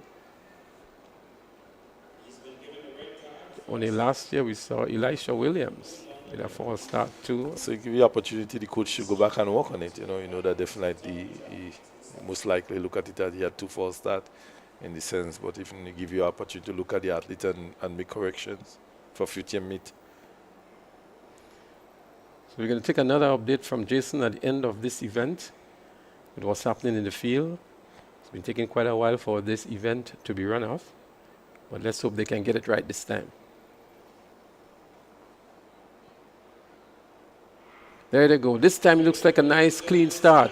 The second of the 5 preliminaries, under 17 boys, 100 meters. It's a close one to call here now, but on the outside, it looks as though the athlete in lane number 6, that's Knight Jaden of the Top Flight Track Club, and the athlete from SAS, Diron Sincere, would have taken the second position. Again, remind you that the top 8 times will go through to the finals, not necessarily the winners, but the top 8 times.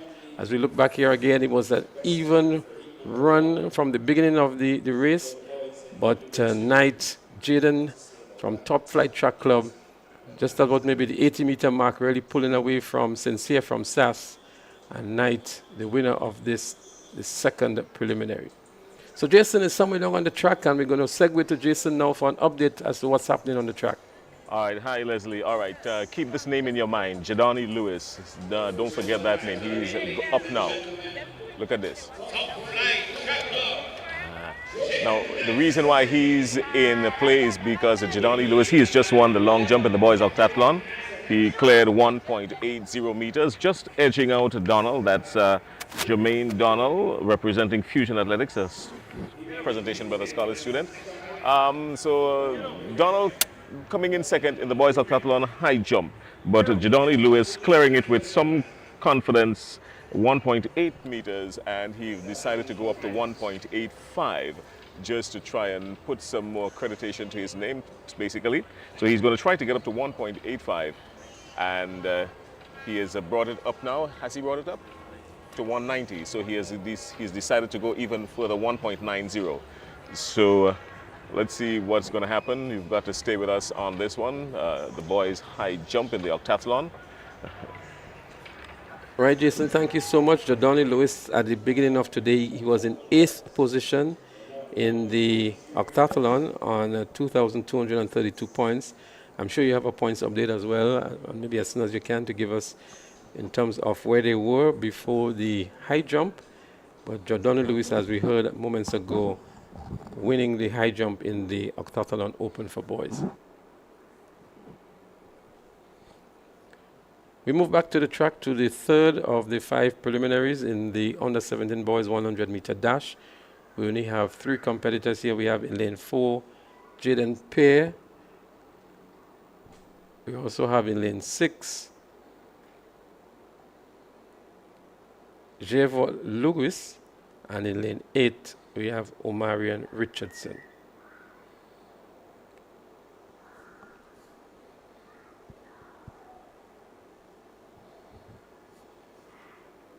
So they're up and running. It appears as though it's a false start. It looked like that from here, Cullen. The gun maybe was a little bit late on the recall. On the recall, yeah.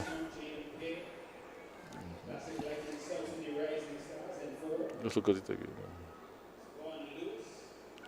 The athlete in lane 4, that's Jaden Pear, was the one who jumped out first.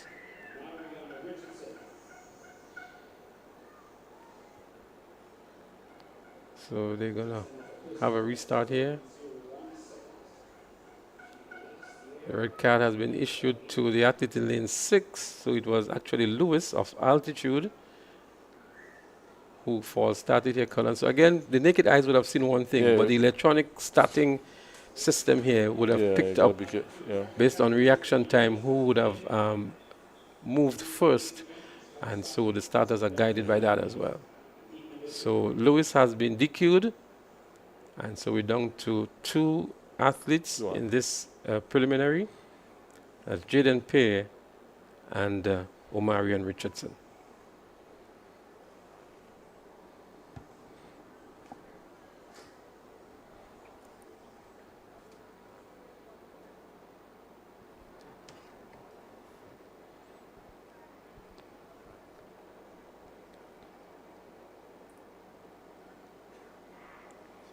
There they go. Good start now for these 2 athletes looking for a place into the finals. Jaden Pear and Omari Richardson. Pear on the inside, but it's Richardson on the outside who's going to win this one in lane 8. And we look to see what time he returns, but he's looking for a top 8 qualifying time into the finals. Omarion Richardson, and he's running for Classic Lighting Westerhall Secondary.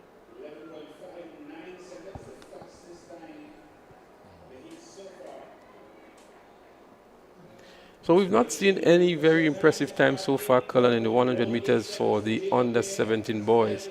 We still have 2 more preliminaries to go, and one would feature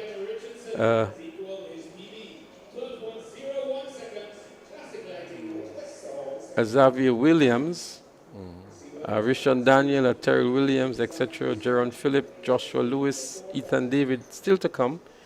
But we're seeing like 11.5, 11.6 thereabout for some of these athletes. I mean, at under 17, we expect much faster times. And at 17, you expect faster time, definitely you have to go to 11.1, 11.2 around there, even 10.8 something. Colin, let me ask you this question. As I look on the screen to see the athletes preparing the starting blocks, how available are these blocks for them for training purposes, not just to come into the finals at the stadium? Are these starting blocks made available for training purposes? No, I think, well, most schools, they should have starting block. It's not a new thing with the starting block. It's just here. I think... but I mean, interfacing with the electronic system. With the coaching, with the interfacing with the electronic system, no, only here you will see that, basically. But it's the same procedure in preparation and execution in the start. You wait on the gun. Definitely, but there are starting block in all the centers, basically.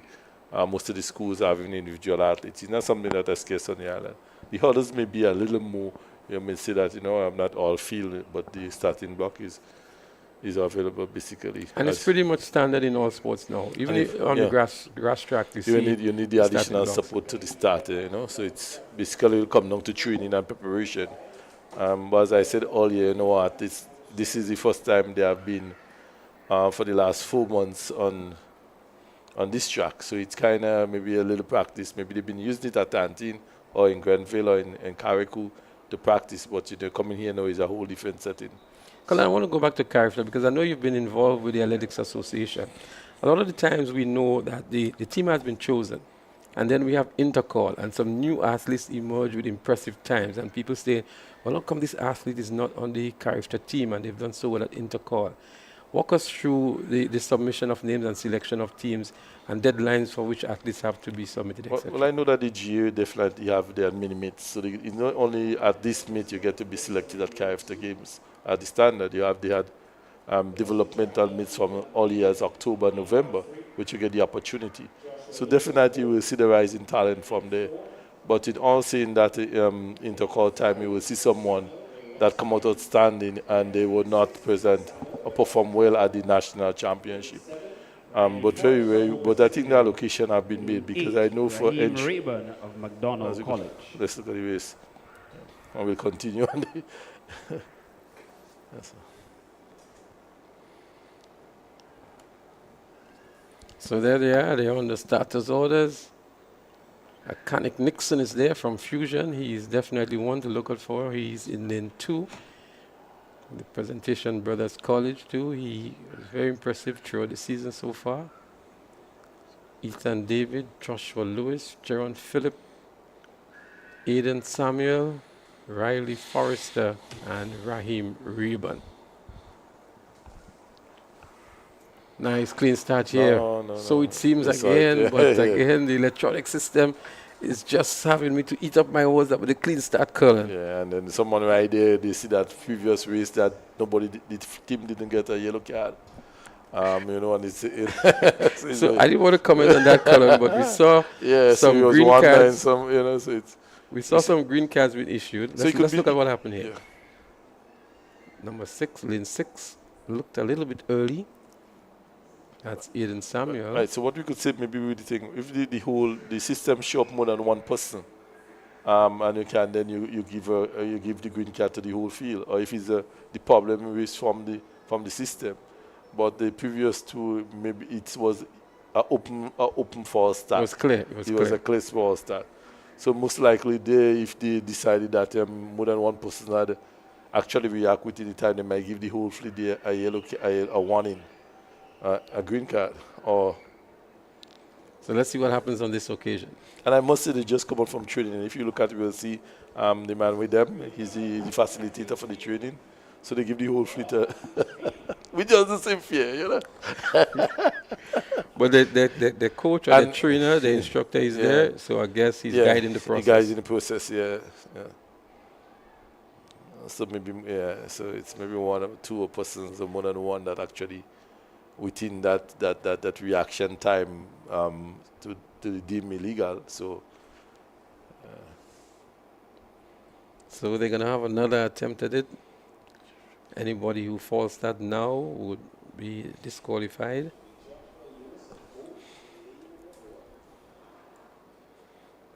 Kanik Nixon, Ethan David, Joshua Lewis, Aiden Samuel, Riley Forrester, Raheem Reuben. McDonald College, Reuben.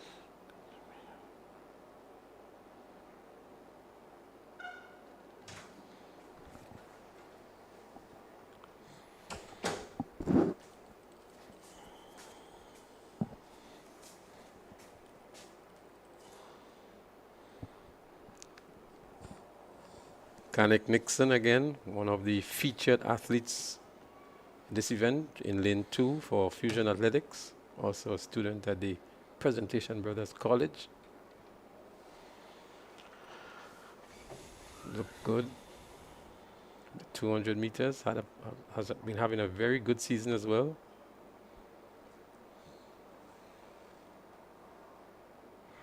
Well, they're up and running this time here. Let's see what Nixon does in lane 2.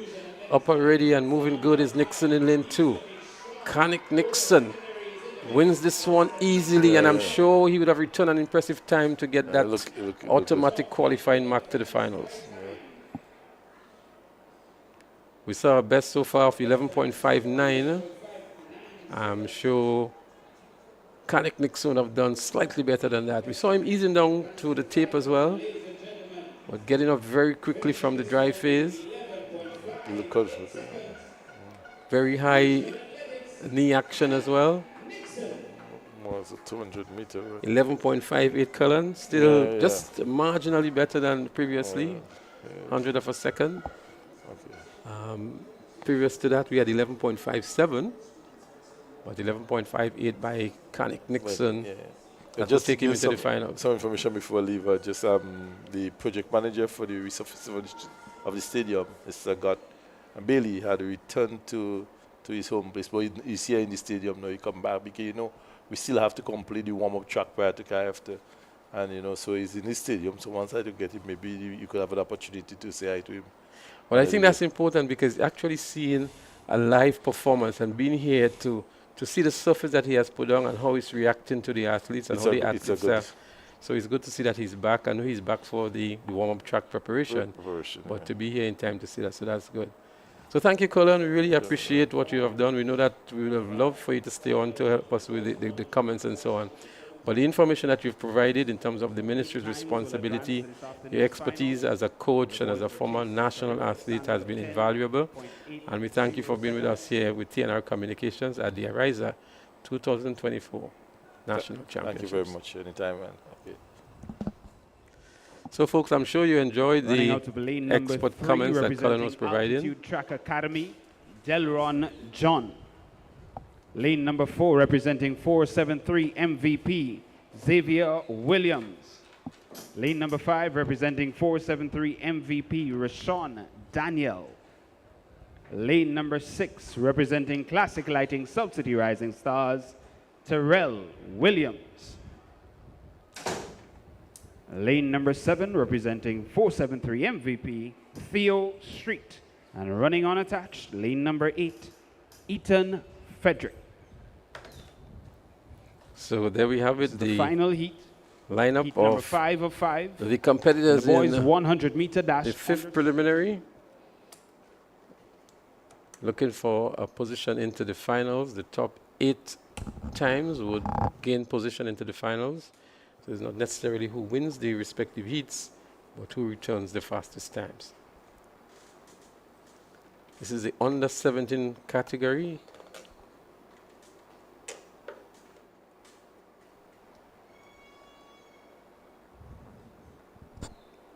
If we look, I just want to welcome back Jason. Jason is back up in the commentary position. He has been roving the track, bringing us updates on the various events, and now he's back in the nice and comfortable chairs, the air-conditioned ambience as well. Jason, welcome back up to the studios, and your impressions of what you saw down on the track, being up close and personal with the athletes. Ask me if I want to go back down again. I would think for the finals you may. Keep thinking. It's nothing short of blistering outside there. It does feel like about 36 degrees, and with the sun blaring down on the open skies, a UV index of 10, 11, that's nothing short of unhealthy. And I give full credit to the folks who are outside there working all day, and I want to tip my hats to them. It was really nice working along with them, but they're not going to see me down there for the rest of the day, hopefully. Not in this kind of sun. Well, you're always welcome here, Jason. All right. Well, it's any little shade that you see on your screen, I could guarantee you they're not feeling the slightest bit of it outside there. It's open air, hot sunshine, and a whole lot of speed in these heats. I've been particularly impressed with the previous run there by Kanik Nixon. With about, 80 meters completed, he sort of like locked in cruise control and then went into full compression gear after that. So he's looked good. He's looked confident. Good form on the ball of his feet, and he's allowing the track to do the work. I'm glad you mentioned that because, as we said yesterday, the track is going to be fruitful to those who are technically sound.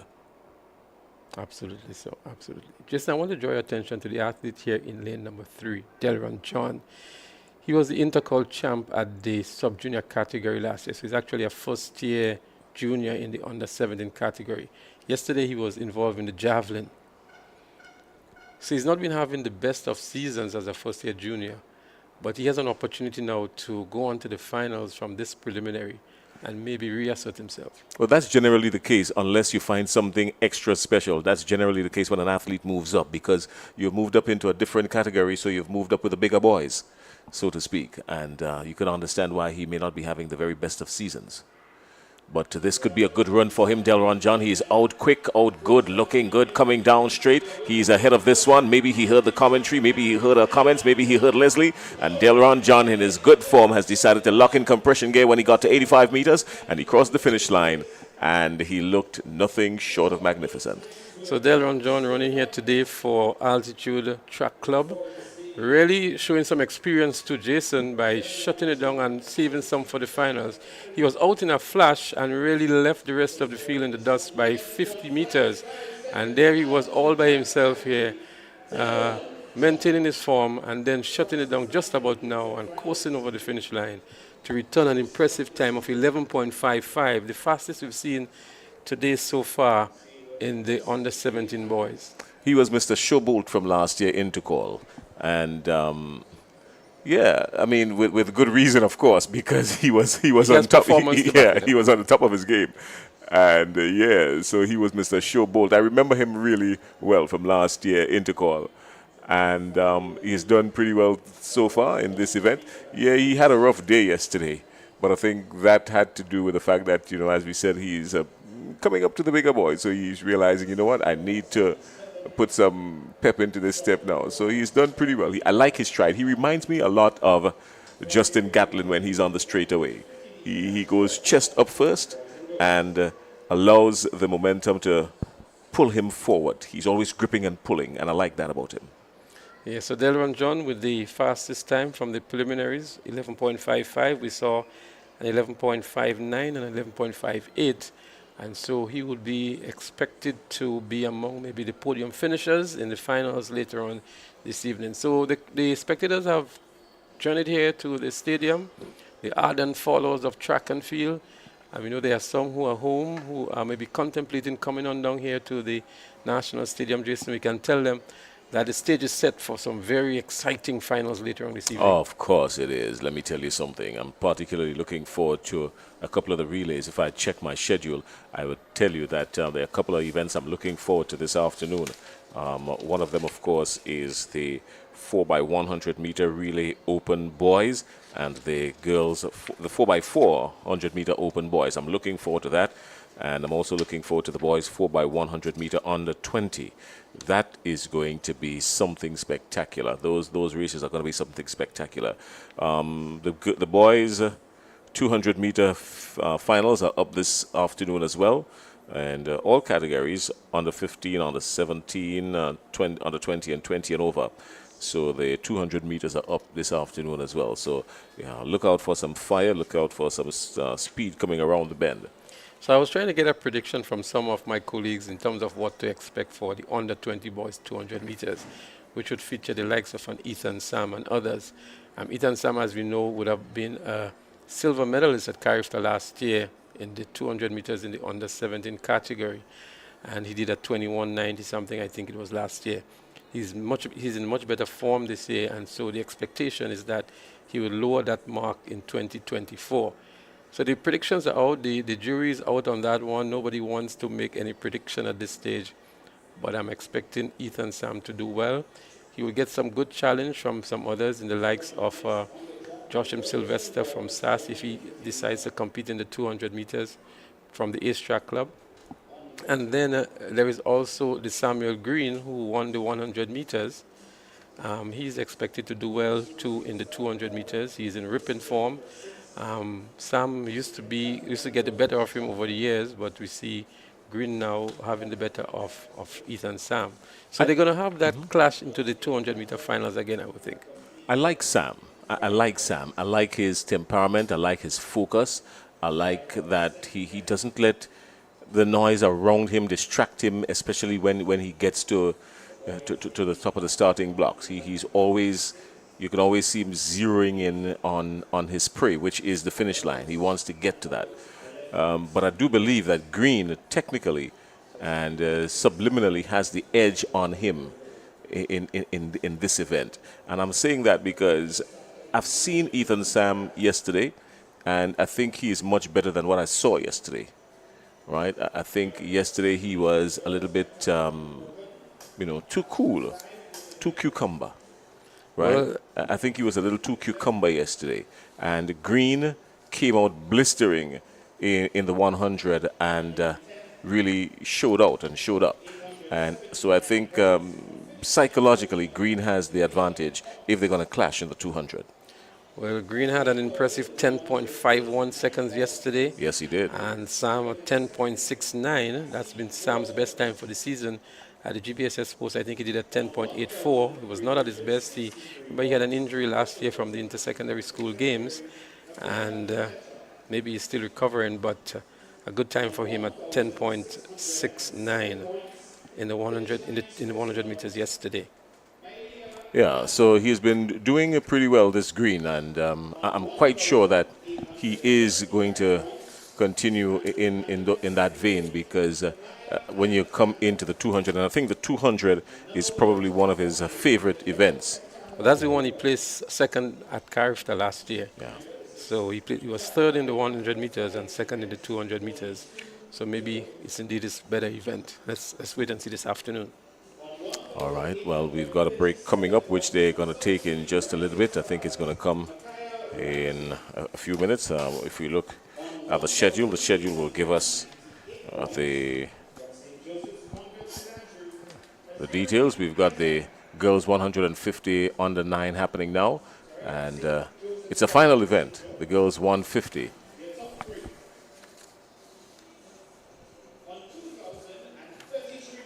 So we've got, 5 athletes participating in this one.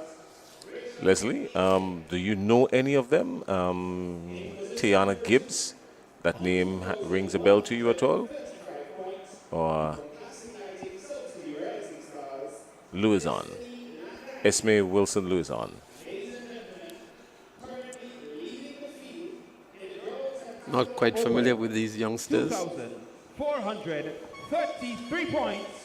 St. David Trailblazers. These under 9s yesterday, Leslie, when I saw them, both girls and boys, when I saw them yesterday, I think myself and Rondell John was here yesterday, and we both agreed instantly on one thing, that the future for athletics looks awesome. I mean, and I say this with no disrespect to anyone, when you look at some of the techniques from the younger ones, especially the male athletes, they were running with the right form, with the right technique. They're very coachable at that age. So they're like sponges, yeah? And so they lap it up. And you could have seen the evidence of them lapping up, that soaking up what was given to them. You could have seen that yesterday. So credit to the coaches who are working with these under 9s. You've been doing a great job. Well, Colin and I commented on that this morning. We saw the focused attention. We saw the techniques. We saw them in the spikes. We saw them with the blocks. And they were all well prepared and eager to go. As we see, the first of the 2 finals for the 150 meters under 9 girls about to be started. So it's going to be a timed finals. The 2 events are going to be compared, and the fastest times would emerge as the winners. So let's see what happens in this first of the 2 finals. They're up and running here now, 150 meters under 9 girls. And we have Houston, Joseph, Gibbs, Wilson Louison, and Charles here. But it looks as though it's Tamaya Gibbs of sprinters. It's Gibbs from sprinters. Look at how the arms are pumping here. She is very, very focused. She's going to win this one here. She's going to wait for the time in the second one to know if she's the overall winner. But a good run by Tamaya Gibbs. In second, looks as though Janaya Charles of one of the classic lighting teams here. But Jason, Tamaya Gibbs of sprinters, comfortable winner here. I have absolutely nothing to add to what you've just said. Absolutely nothing. Take us back through the race. Yeah, well, I mean, clearly, from the time she came off the curve, she was in front. Notice she's not looking to her left, she's not looking to her right. She's got one thing in focus, the finish line. Pumping, you can see look at her arms, you can see all the tension there, and she's pulling herself forward. Even with that kind of distance, she knew she was ahead of the pack, but her head never moved to the left or to the right. She stayed focused, crossed the finish line, and then look at the determination on her face. Even after she won the race, she was like still ready to go another 50 meters. Well, Tamaya Gibbs has set the bar very high here, and she would wait to see what happens. She just delivered just over 21 seconds in that event, and she would wait to see what the second finals bring to know if she is the overall winner. But I love how she maintained her form throughout, and she was so focused, very consistent in her strides and her arms, and really, really ran through the finish line in that manner. The National Athletic Championship, look for that name as you go through the years, because I'm quite sure she's going to be around for some time.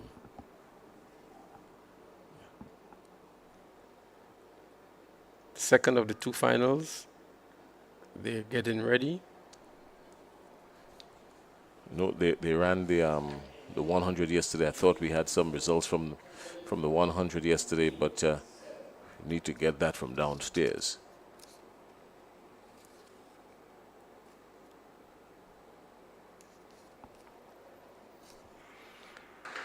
It's a false start to the second of the two finals for the girls' 150-meter dash on the 9. These youngsters are still on the 9, Jason, but looking well composed and well prepared. I'm sure they would have emerged from their own school sports and maybe their parish sports as well. They still have the primary school games to go, the national primary school games, as well as the private primary school games. As we see, the green card been issued to the athlete in lane 5. That's Campbell. And that's Jemiah Campbell of finish line.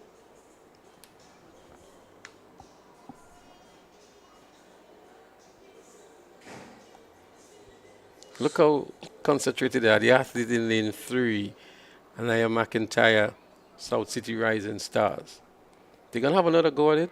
They have a good start this time and go up and running. Amaya McIntyre of South City Rising Stars coming around the turn in the lead here. It's McIntyre of South City Rising Stars. Amaya McIntyre.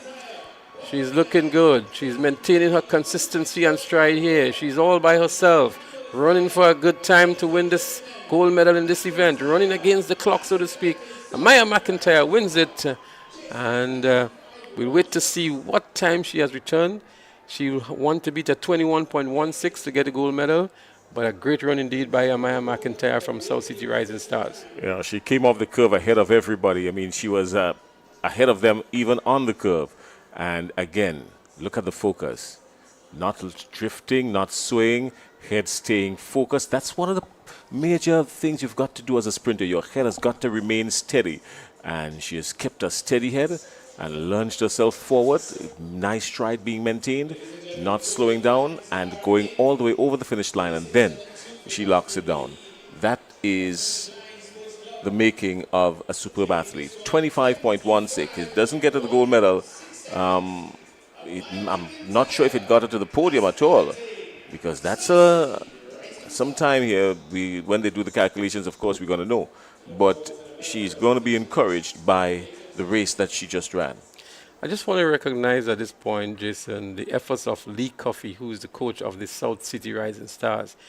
Over the years, we've seen this club grown and produce great athletes, and they continue to do well at the national circuit, even at the Carifta Games. And we ought to show a lot more recognition for the efforts of Lee Coffey and others, and the whole rebirth of the club structure within Grenada. For example, St. George's have quite a number of clubs now. We see a second club emerging out of St. Andrew, but we come back to that as we go trackside for the boys under 9, 150 meters.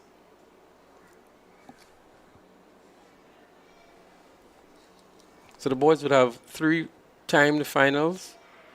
They're up and running, and we have Webster, Bain, Wilson, Dolan, Peters, and Tyson coming around the turn here, completing their first 50 meters. Looking good is the athlete in lane 2, Jaheim Bain. Bain is looking good on the outside. Athlete 104, Khalid Tyson of Altitude. But he's getting some competition here from MVP. Tyson, MVP. It's a close one. It looks like Tyson in the end. Khalid Tyson of Altitude over Kalani Peters of MVP. And look at the camaraderie here, Jason. We don't even see that amongst the senior athletes. It only augurs well for the future of these youngsters. Well, the innocence of these children, and it's a good thing, yeah, because they only know love until we show them hate. That's the funny thing about this life. Everybody came off the turn pretty much even here. I mean, look at that. It was a straight line. You could have used a ruler to measure this one. But then the separation started to come with about 60 meters to go. And here we have in lane 5 and 6, yeah? That was the close one right here. Even when it got to the wire, you got to pause it, and we've got to do some serious photo finishing work here, because even with the replay slowing it down, we still can't tell. Maybe our friends over in production, they're going to bring us almost to the edge of the tape so we could at least get some kind of clarification on it. But even with the close finish, they didn't mind that. All they knew is that, hey, we made it, we did well, a hug, and now let's wait. Basically telling the officials, not even it's from the there. torso. It looks as though it's Kalani Peters here. But that's what we call a photo finish. Indeed, it's Khalid Tyson who won in 24.61. Peters was second in 24.61. So the torso, the photo finish had to make the determination. Let's look at it again. So Tyson, the eventual winner, 24.61. And the same time for second for Kalani Peters of 24.61.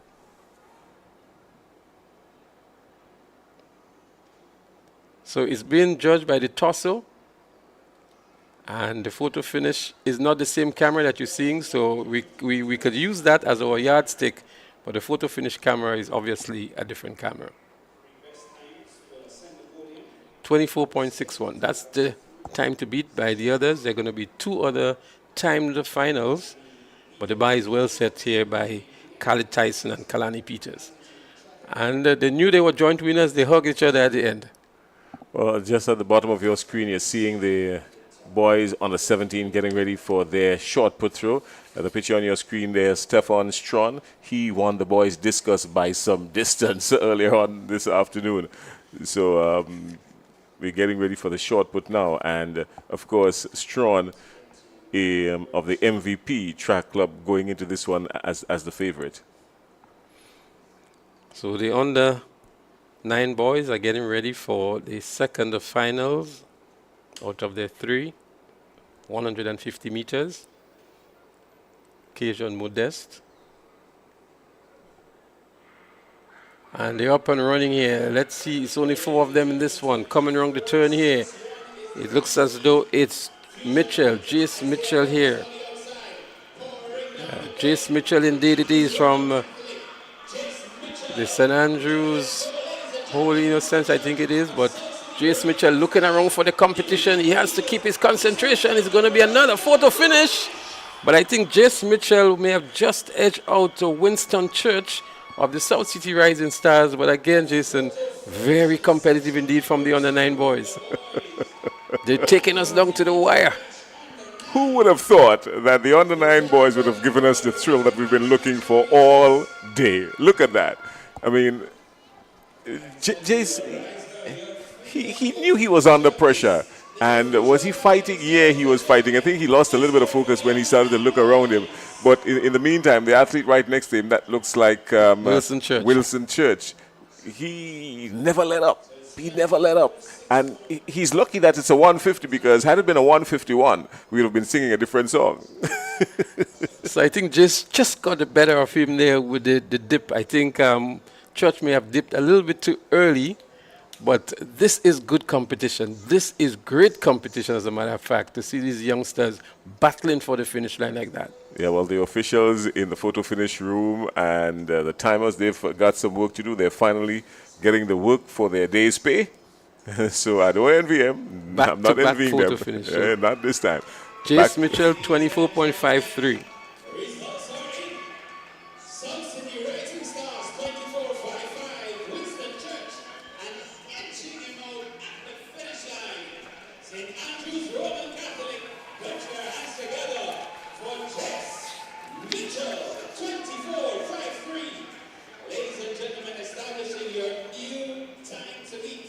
But remember, somebody in the girls on the 9 ran 21. Was it a 21? Somebody in the girls? Yeah, so that was obviously a mistake. It was like a 26. Or 26. So 24.51 has been registered, 24.53, 24.61, 24.55.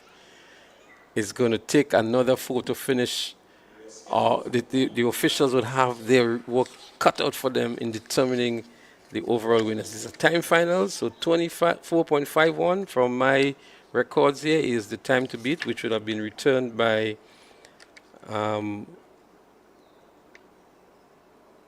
Dorland or finish line.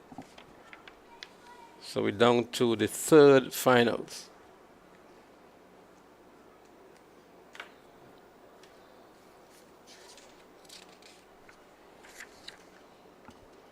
All they want to do is get out and run. I mean, they've got the support of just about everyone here. And all they want to do is get out and run and have a good time. Let's see if we get another photo finish. That would make it a hat-trick of photo finishes. They're up and running now again. A nice, good start here. Looking good on the inside is Tevon Joseph of Runners Athletic. But on the outside is Holden Batiste of Sprinters. Holden Batiste of Sprinters in the lead at the moment. There they go. He's grimacing. He's giving it all he's got. He's running for a good time. He's looking for the gold medal. Batiste of Sprinters wins it now. We await the time. The second position would have been Abraham Clark of Classic Lighting.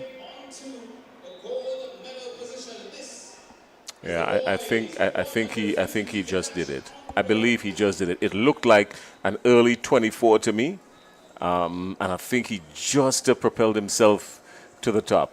Well, just he didn't have that kind of competition that we saw in the other two events, but he was all there all by himself. I don't think I hold a contrary view to you. I thought the other two were quicker, but we will see momentarily when the time is posted on the screen. Well, we're holding our breaths here. If there's ever a tense moment, this is it now. I mean, would you believe these on the 9s are giving us this? 25.05. So that would not give him a medal position. We've had at least 4 times that were 24, sub 25, but a good run indeed by Holden Batiste of Sprinters Athletics Club. And so these youngsters have really delivered on the day, Jason. They came to the stadium, they delivered, they entertained us, and they provided great competition.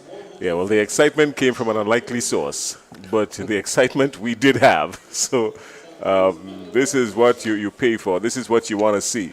When it comes down to athletics particularly, this is what you want. I mean, who wants to see somebody running out to the front and finishing all by themselves? Who really wants to see that? You want to see photo finish stuff. Great indeed. These youngsters have delivered when it matters most. We're going to see them again in the coming weeks in the National Primary Schools Championship and also the Private Primary School Games, Prep Sports as we call it, as we get set for the 200 meters coming up. It's going to be in the under 15 girls category, so a lot of action on the track. Still preliminaries. And we're going to have a break coming up, and then we get ready for the exciting finals later on this evening. Some impressive runners in this under 15 girls category. We saw some of them yesterday. Tishona Bascom is in the upcoming preliminary from the St. David's Track Blazers. She's one to look out for. There are some other field events going on. We see some action across there in the discus area. We see some action in the high jump area as well.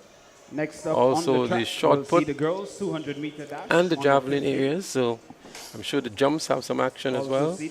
Yeah, well, we have some results that we need to share. We're just waiting on them to bring it up from the boys heptathlon and the girls heptathlon, because there were 2 events completed while we were down on the field bringing you some updates. So we've got that coming in just a little bit. If it doesn't come as fast as we want, I may have to go back out there in the ambience of the beautiful athletic stadium. Yeah, Leslie. 5 heats in the girls 200 meter dash. Maybe you should use the opportunity to stretch your legs. All right, we're going to work on that in just a little bit. Have no fear. What have we got coming up here now? We've got the girls 200-meter dash under 15. It's a final. Let's run through the list. Basically, it's a heat. It's a heat, yeah? So we've got, how many heats on this one, Leslie? Walk us through it. So this one has 5 preliminaries, and so they're going to advance by time. So the 8 fastest times will advance to the finals. And we were making the point earlier on, you could actually win your heat and not make it onto the finals, or you can place 3rd or 4th in your heat and still make it onto the finals, because the best times will be used for determining the finalists. You've got to pay attention to the clock while you're running. It's not just to play running for positions, it's running with the clock in mind as well. So slowing down for the tip might not be under consideration. Lane number 4, St. David Trailblazers, Tishona Bascom. Lane number 5, St. Joseph's Convent, St. George, Kyria Gibson. Lane number 6, Top Flight Track Club, Micaiah Frederick. Your field for heat number 1, the girls 200-meter dash under 15. So there we have it, the starting lineup for the first of the 5 preliminaries. The games record 24.99, Kina Thomas out of Karakou. She was a good athlete over the years from the primary school. She graduated into the secondary school and continued to do well. She holds the games record at the moment.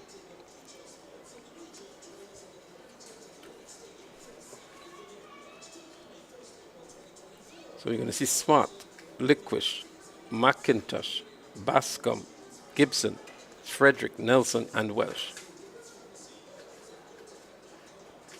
Tishona Bascom of the St. David's Trailblazers.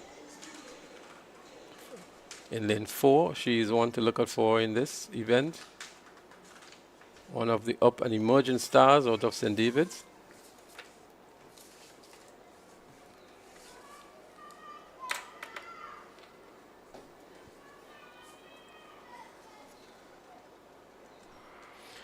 Nice clean start to the first of 5 preliminaries in the girls under 15 200 meters. Already making a mark is Tishona Bascom of St. David's Trailblazers in lane 4. She runs the turn in the lead here and heading into the home straight. Tishona Bascom stamping her authority on this one here. She has to pour all the way to the finish line because the fastest time will determine the overall winner. But Tishona Bascom is going to win this one comfortable and stake a claim for the gold medal as well. What a great run indeed by Tishona Bascom. Yeah, I like the way she ran. I mean, she never let up on her stride. As a matter of fact, at some points her stride even got a little bit longer. And that shows confidence to me. Here she came around. When she came around the curve, she was ahead of everybody. Daylight. Absolute daylight. Nothing in her way. Just the finish line. And kept focused. Never looked to the left. Never looked to the right. Torso is moving a little bit too much to the left and right, but once she keeps that in focus, then she will register a better time in the future. But she's going to win this one, and we're going to wait to see what time is returned, and that, of course, will determine who gets what on the podium. Well, you made an interesting observation, because I was speaking to one of the coaches from the St. David's Trailblazers, and that was the exact same comment she made, that they just have to do some fine-tuning on her technique, and she'll be a great athlete to the future. So, Tishona Bascom, congratulations on that victory. We are with the times of the other 4 timed finals, and you would know where you stand on the podium most likely. 26.23. 26.23, is that good enough at this level? Leslie, you tell me. It's girls under 15. 26.23 in 200 meters? Well, it's what I would call an average time. She has a best time of 26 flat. And a sub 26, a sub 25 would have been something that we would have been, we feel better about, but 26.23 at that level at this stage is quite acceptable. And after that, nothing to write home about. 28.01 by Angel Lewis. 28.01 would require something really slow after this, some really slow stuff after this to get it to the podium.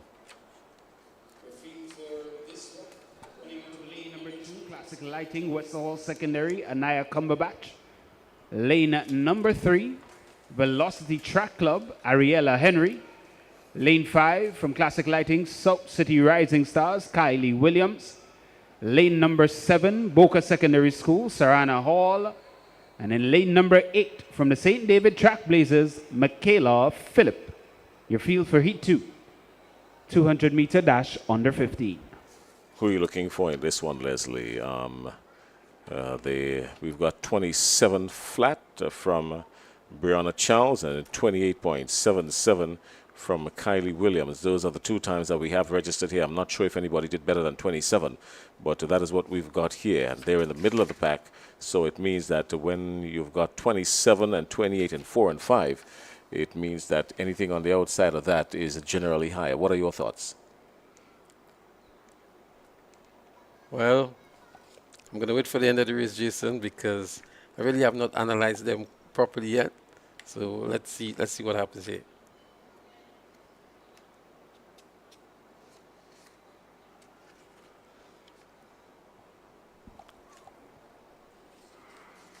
Well, they're out, up and gone.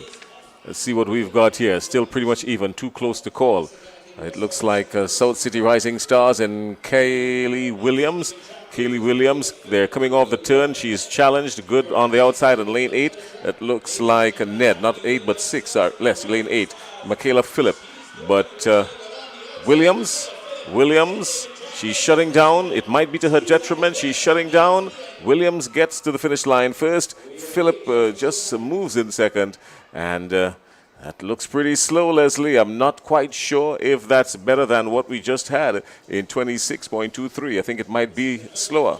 It appears to be much slower here, and as a matter of fact, she came in with a much slower time as well. But if you look towards the end of the race, she was really tiring up. She was slowing down.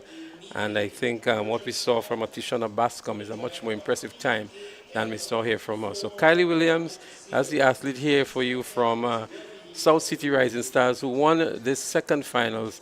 And she was not given much competition by the others, but slowing down towards the tip, which would not be in her favor because these are timed finals. 28.50, Jason, and she came in with a best of 28.77. Is not good enough for the gold medal at the moment. No, it's not. As a matter of fact, what that does is that it gives Angel Lewis hope, because Angel Lewis ran in the first heat and she clocked 28.01 and came in second. So this gives her some good hope. She's sitting in the silver medal position at the moment. Yeah. Good afternoon to our friends in Good Hope. It's a village in St. Andrew, Grenada. So just to let you know, to Jason, that Tishona Bascom actually won the 100 meters yesterday. So already she has the best time of the two finals that have gone, and she's poised to do the double here. So she ran at 12.77 yesterday to win the 100 meters, and already doing a 26.23 in the 200 meters. Oh, well, let's go down to the house announcer for the lane assignments for heat number 3. Lane number 2, Boca Secondary, Jamaica Campbell. Lane number 3, Runners Athletics, Camilla Lewis. Lane number 4, Finish Line Sports Club, Sarah Sandy. Lane number 5, Finish Line Sports Club, Tiana Marie. Lane number 6, representing Carriacou Combined, Kayla Allen. Lane number 7, from the McDonald College, Sanaya St. Louis. And rounding out the field from St. Joseph's Convent St. George, Malia Barry Lewis. So there you have it, the assignments, the lane assignments for the competitors in the third of the 5 preliminaries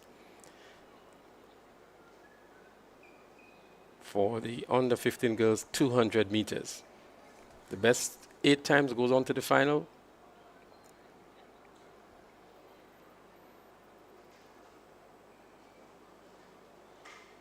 Issues there with the starting block, it seems, and the lane markers.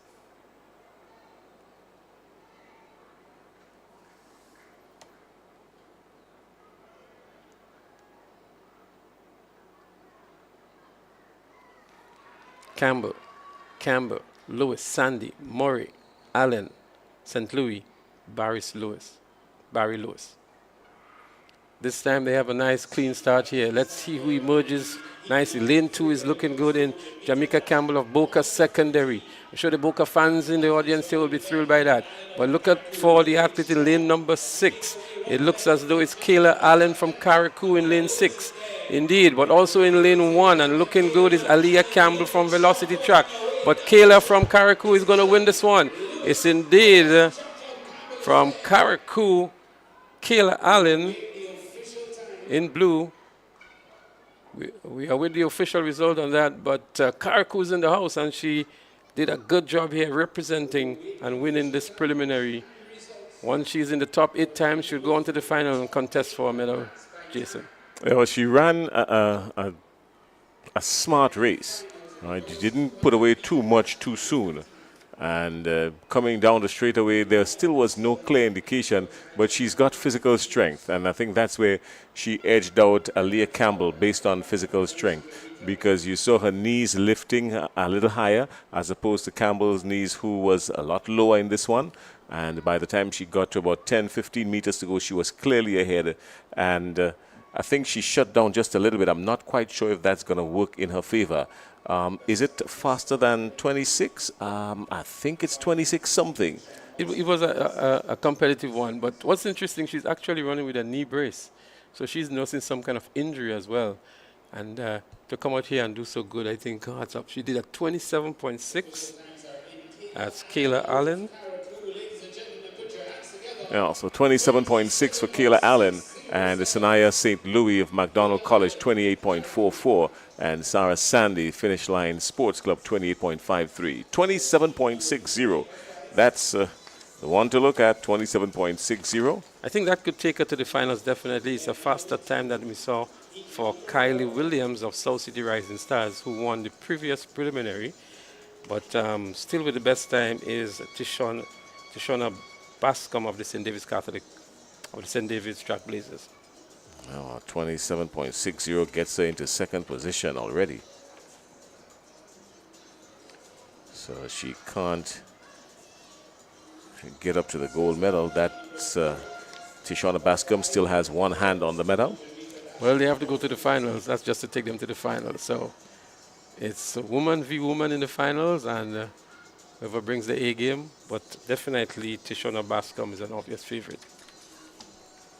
All right, patrons, don't forget when you come to the National Stadium, our friends at Ariza, they're inviting you to scan the barcode. There are barcodes posted on the wall as you go through the stadium. Scan the barcode and you'll open the door to your financial freedom, your future. Finish Line Sports Club, Michaela Patrick.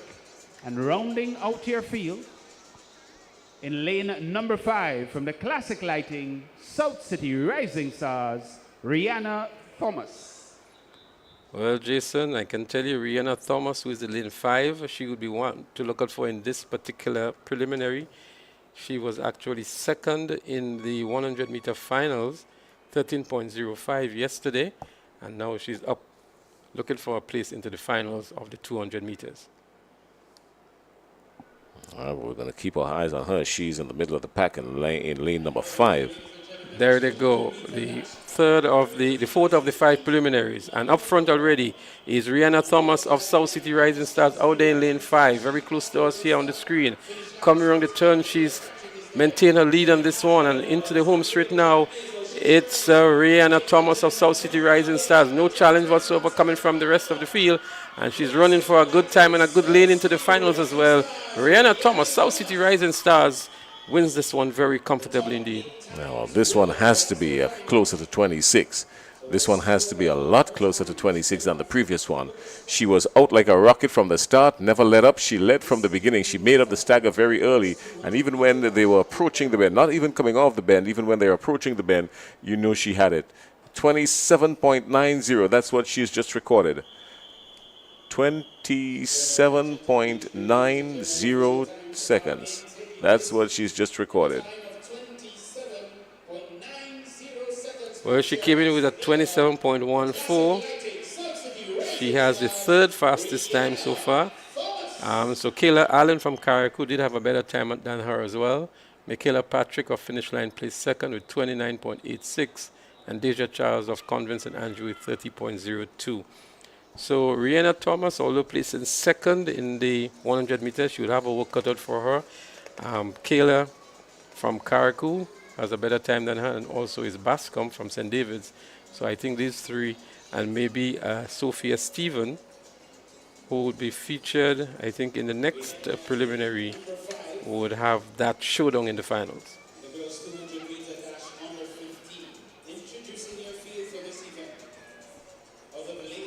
Sophia Stephen is not in this one.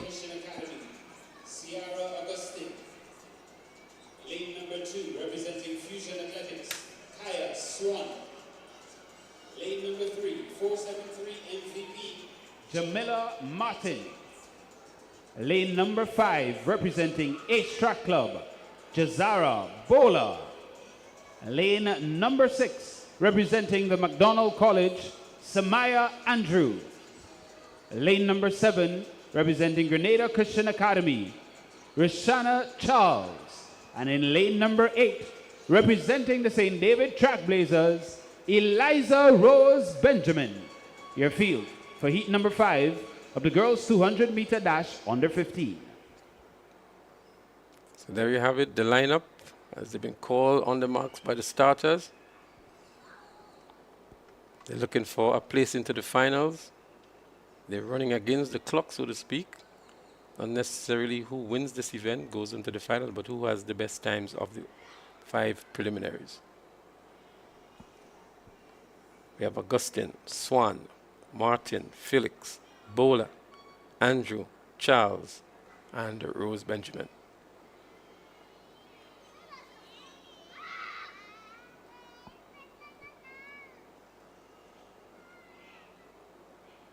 Events are going fast and furious now. The officials are really caught up with things and progressing in a very organized manner now.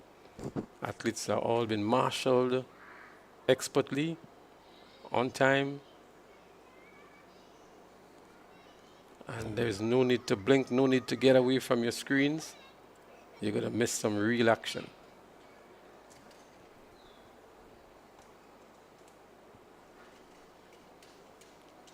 Well, the athletes in this one looks a little bit more tense than the others. You look at the reaction on their faces. They seem to be a little bit more cautious. Everybody's looking over their shoulder.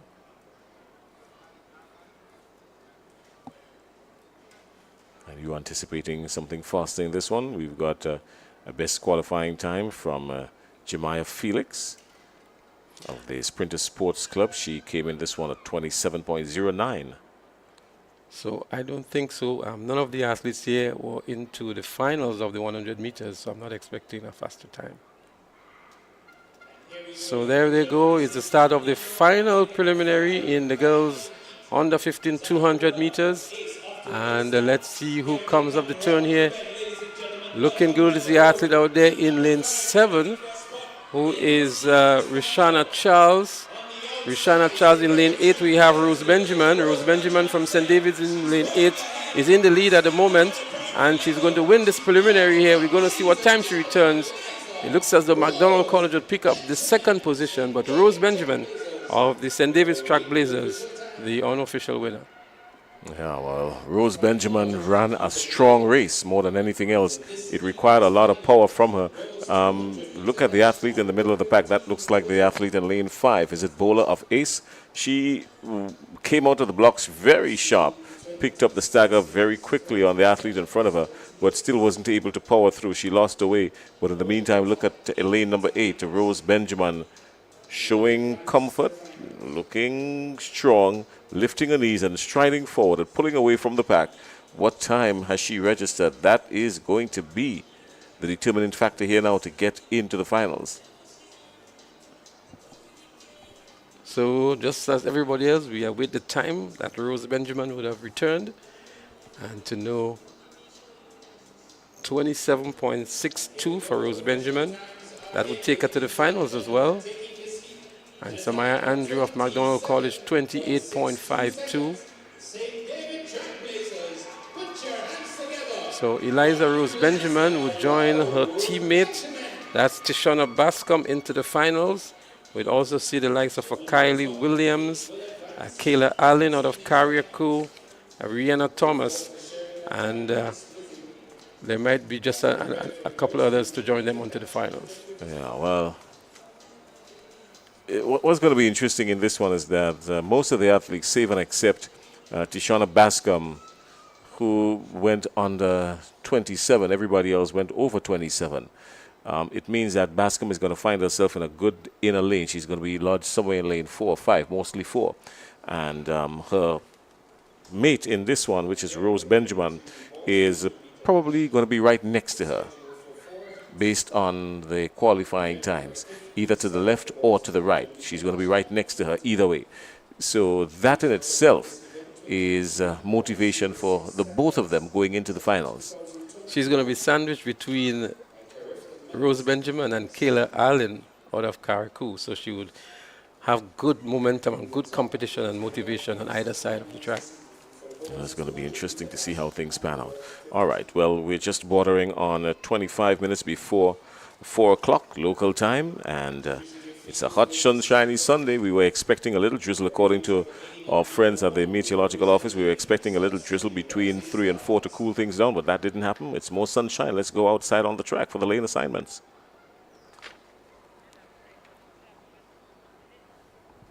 In lane number 2, representing 473 MVP, Devontae Henry Paul. Lane number 3, representing Altitude Track Academy, Keon George. Lane number 4, representing the Finish Line Sports Club, Giovanni Green. And rounding out your field, lane number 5, St. Andrews Anglican Secondary, Philip Mitchell. Your field for Heat 1 for the boys, 200-meter dash under 15. So there are going to be 4 preliminaries in this category. And again, they're going to be selected based on best times to the finals. The top 8 advanced by time. So we see Alexander, Henry Paul, George, Green, and Mitchell. They're up and running here is the boys 200 meters in the under 15 category. And looking good is the athlete here, Giovanni Green. In lane 4 is Giovanni Green here from MVP. He's running by himself here. Giovanni Green off finish line. Wins comfortably here. Second looks like the athlete Keon George from Altitude Track. But an easy victory here for Giovanni Green off finish line. Yeah, he came off the curb there ahead of the pack. He's still running a little bit flat-footed. That's the only thing that worries me about him. He's not on the ball of his feet. He'd do a whole lot more on the ball of his feet. Look, he's planting his foot even as he comes down the track, and that's not good for his lower back later on. It would affect him sooner than later. He's got to get on the ball of his feet. It's just sheer strength. Look at the muscles in his leg. It's just sheer muscle strength, and he's pounding into the track. And if he goes on the ball of his feet, this young man is going to be something spectacular. Guess what, Jason? He was the winner of the 100 meters in 11.53. So it's working for him at the moment, but I guess if he can refine the technique, he can go a lot further, as you alluded to. Yeah, well, at this stage, at age under 15, he's still coachable. And I'm quite sure that his coaches are going to be looking at that and showing him, because if he doesn't correct it very soon, he's not going to get past under 20, because he's going to start nursing injuries. When you're a sprinter running on your heels, you're running into injuries. So his time 23.43. Giovanni Green.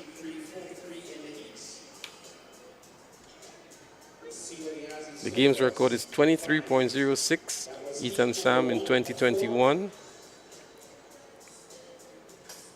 So 23.43. He can lower that into the finals if he's given some more competition. He already won the 100 meters and would be an obvious favorite for the 200 meters later on this evening. Introducing your field for heat number 2.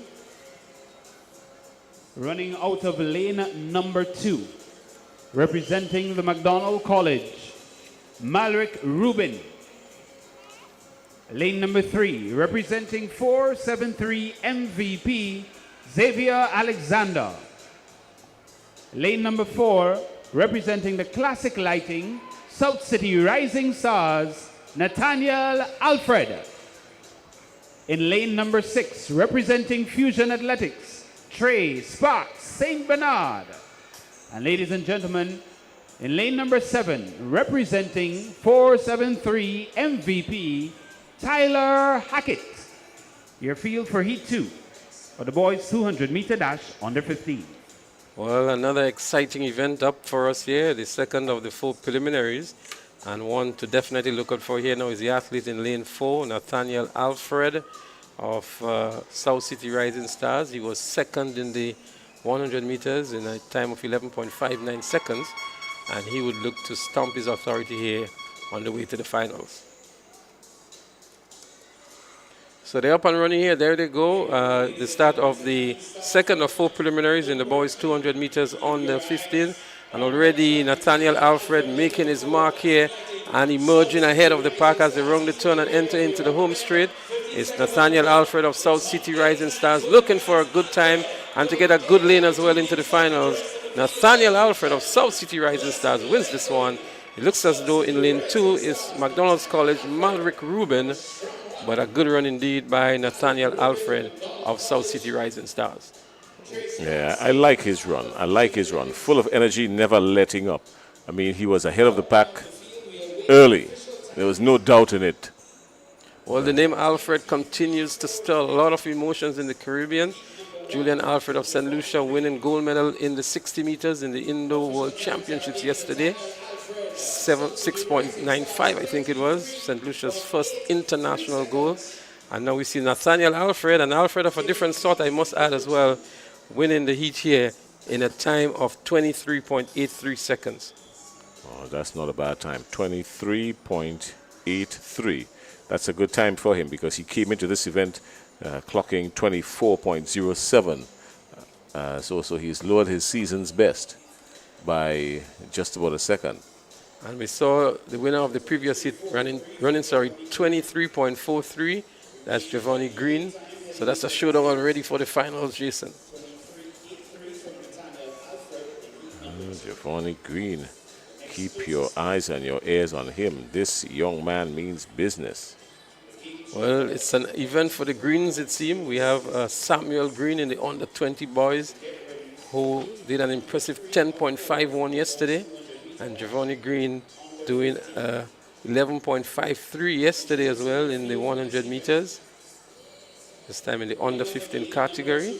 Representing the St. David Trailblazers, Samson Phillip.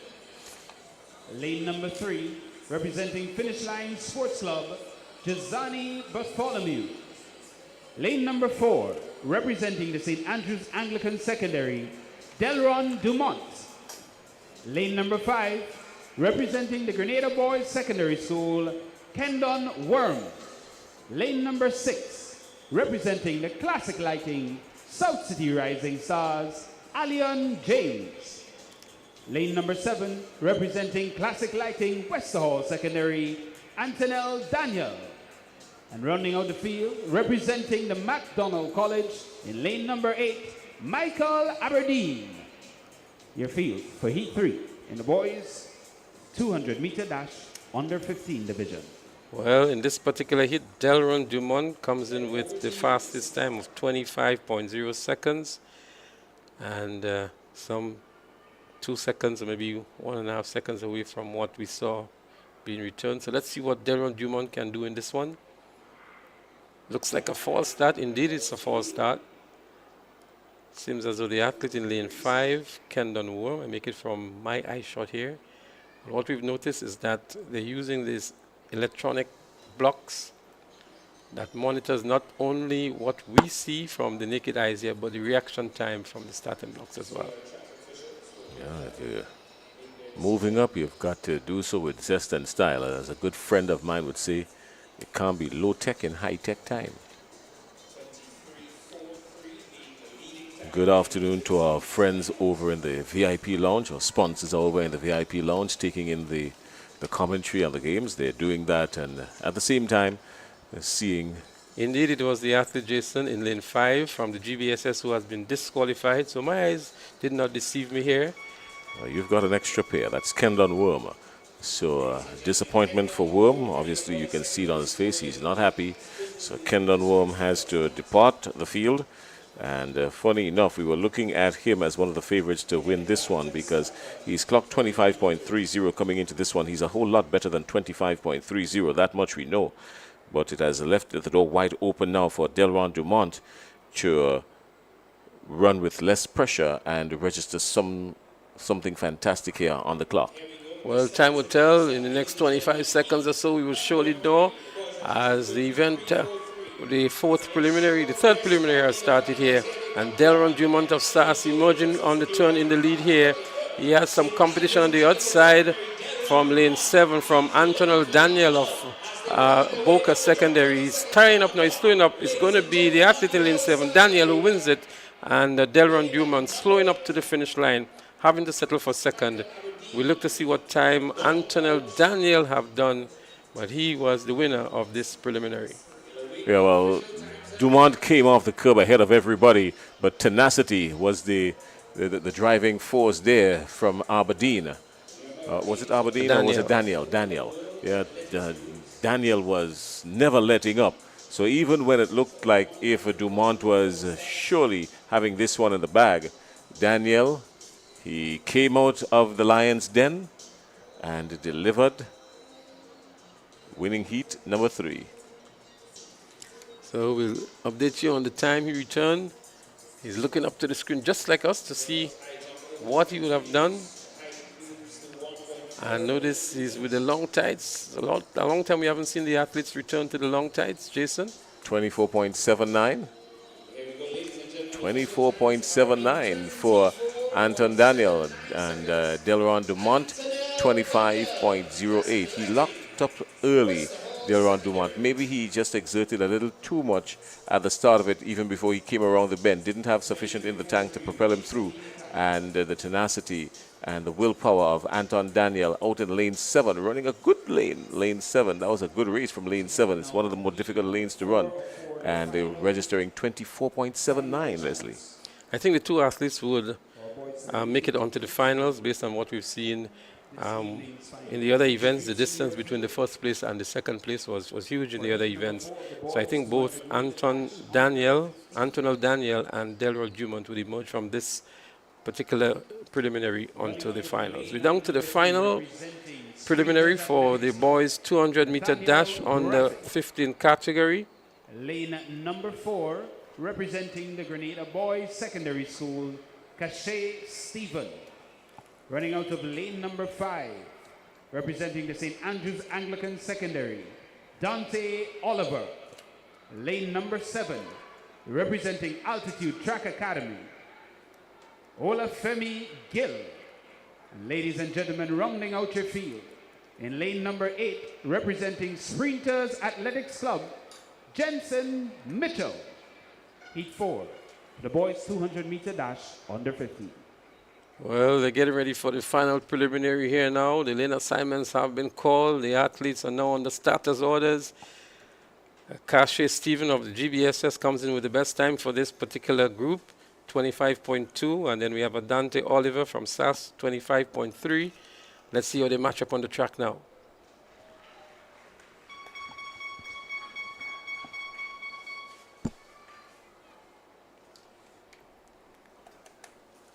The atmosphere continues to be electrifying, and we can only get better later on in the afternoon when we get down to the final events on the track.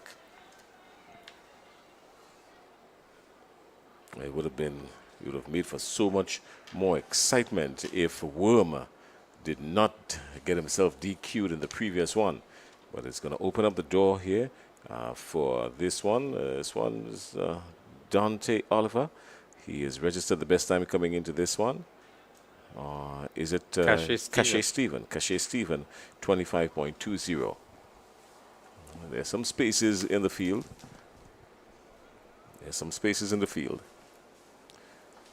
Your pick on this one, Leslie? Who you thinking looks to be more... It's going to be a very close one between Cachet Stephen and Dante Oliver. I saw Dante Oliver at the school sports. He looked pretty good.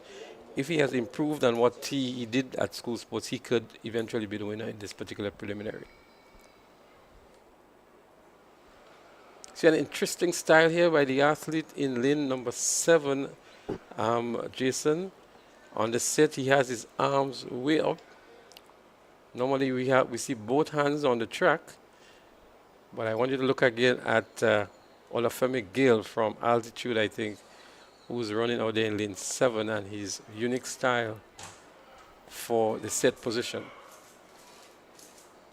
Yeah, well, I think what is going to be happening is that he was actually asking them to hold up, yeah. Okay. Well, there they go this time here. Dante Oliver looking good. He's been chased down here by Stephen from the GBSS. The both of them are going to lead this pack here. Coming into the straightaways, Dante Oliver and Cassius Stephen. Oliver on the outside, Stephen on the inside. GBSS SAS. Cassius Stephen moves into the lead. He's going to win this one over Dante Oliver and looking to secure a position into the finals as well. Cassius Stephen, GBSS, Dante Oliver, SAS, the two top finishers in this preliminary. Yeah, well, you predicted that right. But what's more interesting about this one, Leslie, is that it came across as if we were into like a hype semi-final kind of thing here. Because, I mean, these two athletes, they went at it as if we were like the final spot available for the semi-finals. And that brought the excitement. The only excitement we've seen so far was from the under-9s. Well, let me tell you, let me make it even nicer for you. Cassius Stephen is actually the son of one of the production crew. Yeah. So he's Gary, right here. Gary Stephen, he was smiling from ear to ear when he saw that. So as you rightly called it, Jason, it was almost a final between these two athletes. And we know the rivalry between these two schools as well. And they really took it out on the track here moments ago. Yeah, well, I remember Cassius Stephen being, even at the prep level, he has come through and he's been consistent even at the prep level. He went to the first choice junior school, I think it is. Yeah, so he has maintained his athletic form over the years. So great things in store for him as well. So a lot of support from the family as well. You know? Friends in St. Paul's and St. David's, they're going to be liking this. So 24.83 would get him into the finals as well. Maybe with the fourth best time, I would think. So congratulations to Cassius Stephen. As we move fast now, we go into the 200-meter dash for the 20 and 20 plus. Jason, some fireworks on the track is expected. Oh, well, without a doubt.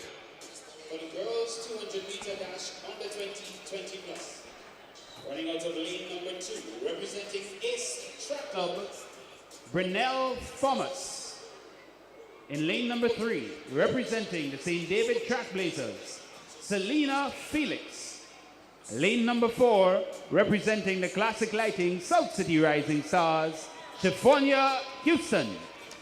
Lane number 5, representing Finish Line Sports Club, Cassidy Mitchell.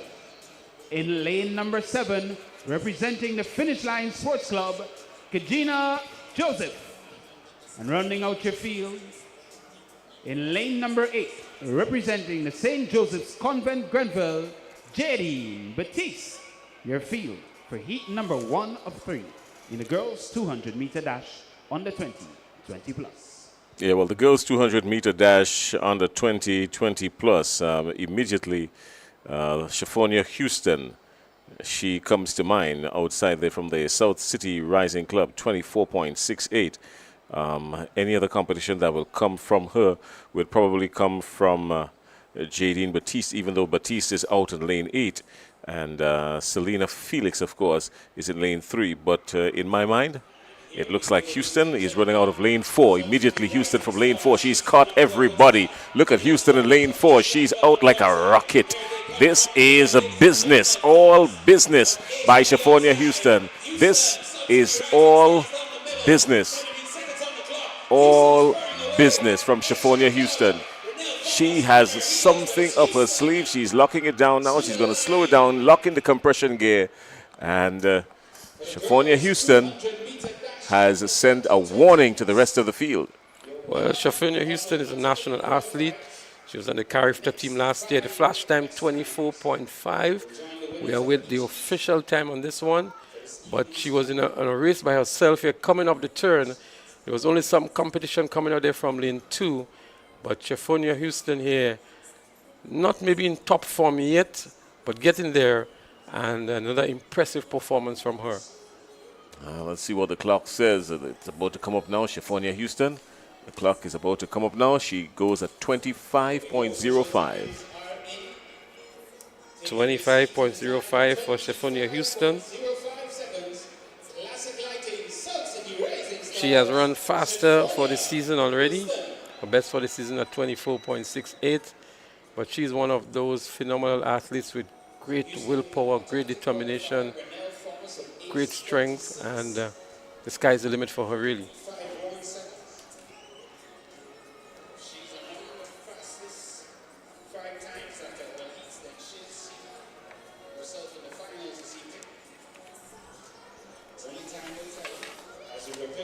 Number 2 of the girls 200 meter dash under 20 plus.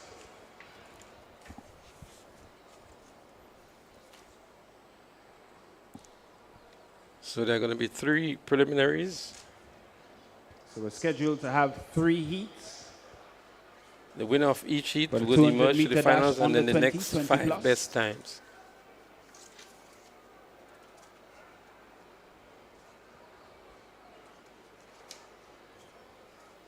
Introducing your field for heat number 2 of 3. In the girls 200 meter dash under 20 plus. Running out of lane number 3. Representing the St. Joseph's Convent, Grenville, Kayla Williams. Running out of lane number 5. Representing the Grenada Christian Academy, Tiana Joseph. And running out of lane number 8, representing the McDonald College, Francesca Henry. Your field for heat number 2 of 3. In the girls 200 meter Only dash. 3 competitors in this one. A 20 plus. notable absent here is Shanti Augustine. She was scheduled to be here, but she's nursing an injury at the moment. And I'm sure many persons would have loved to see Shanti on the track here at Ariza National Champs. For bright and promising young female athletes. But there they go, the second of 3 preliminaries. 20 and 20 plus girls. There they go. McDonald College looking good on the outside. In Francesca Henry. It's Francesca Henry from McDonald College. The folks in the north, Crown City. Here is your girl. She makes her way onto the finals as an automatic qualifier. Convent Grenville picks up the second, and Kayla Williams. And I think it was Tiana Joseph of Grenada Christian Academy who picks up the 3rd position. Yeah, well, she was out even from out in lane 8 and never let up. She knew the lane she had to run. I'm quite sure she knew the difficulty associated with lane 8. And so when she got off the blocks, not even the official on the edge of the track could have stopped her. She just kept on going. Well, she would get a much better lean into the finals, I would think, having win her heat. We look to see what the time is, 26.22 for Francesca Henry. So Shaffonia Houston had a 25.05. Henry, 26.22. Kayla Williams from Convent Grenville, 28.78. And from the Grenada Christian Academy, Tiana Joseph, 28.86. The girls 200 meter dash under 20 plus.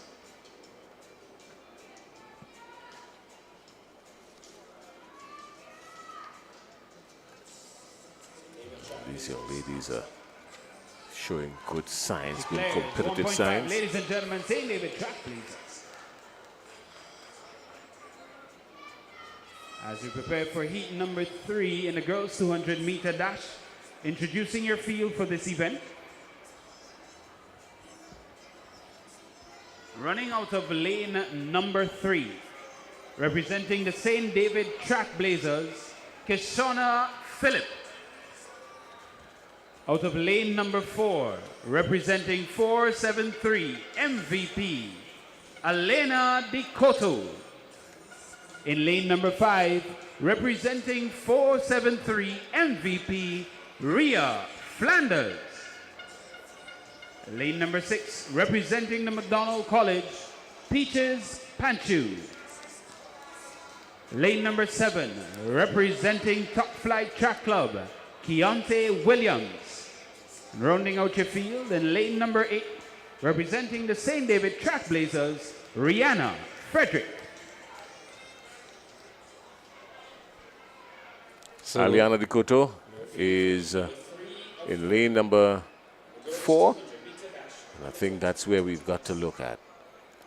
Well, we also have to look at the Rihanna Frederick here. She was 5th in the 100 meters, but Dikoto, and I'm sure Leon Dikoto there in St. John's would be beaming here and on the edge of his seat if he's not here in the stadium.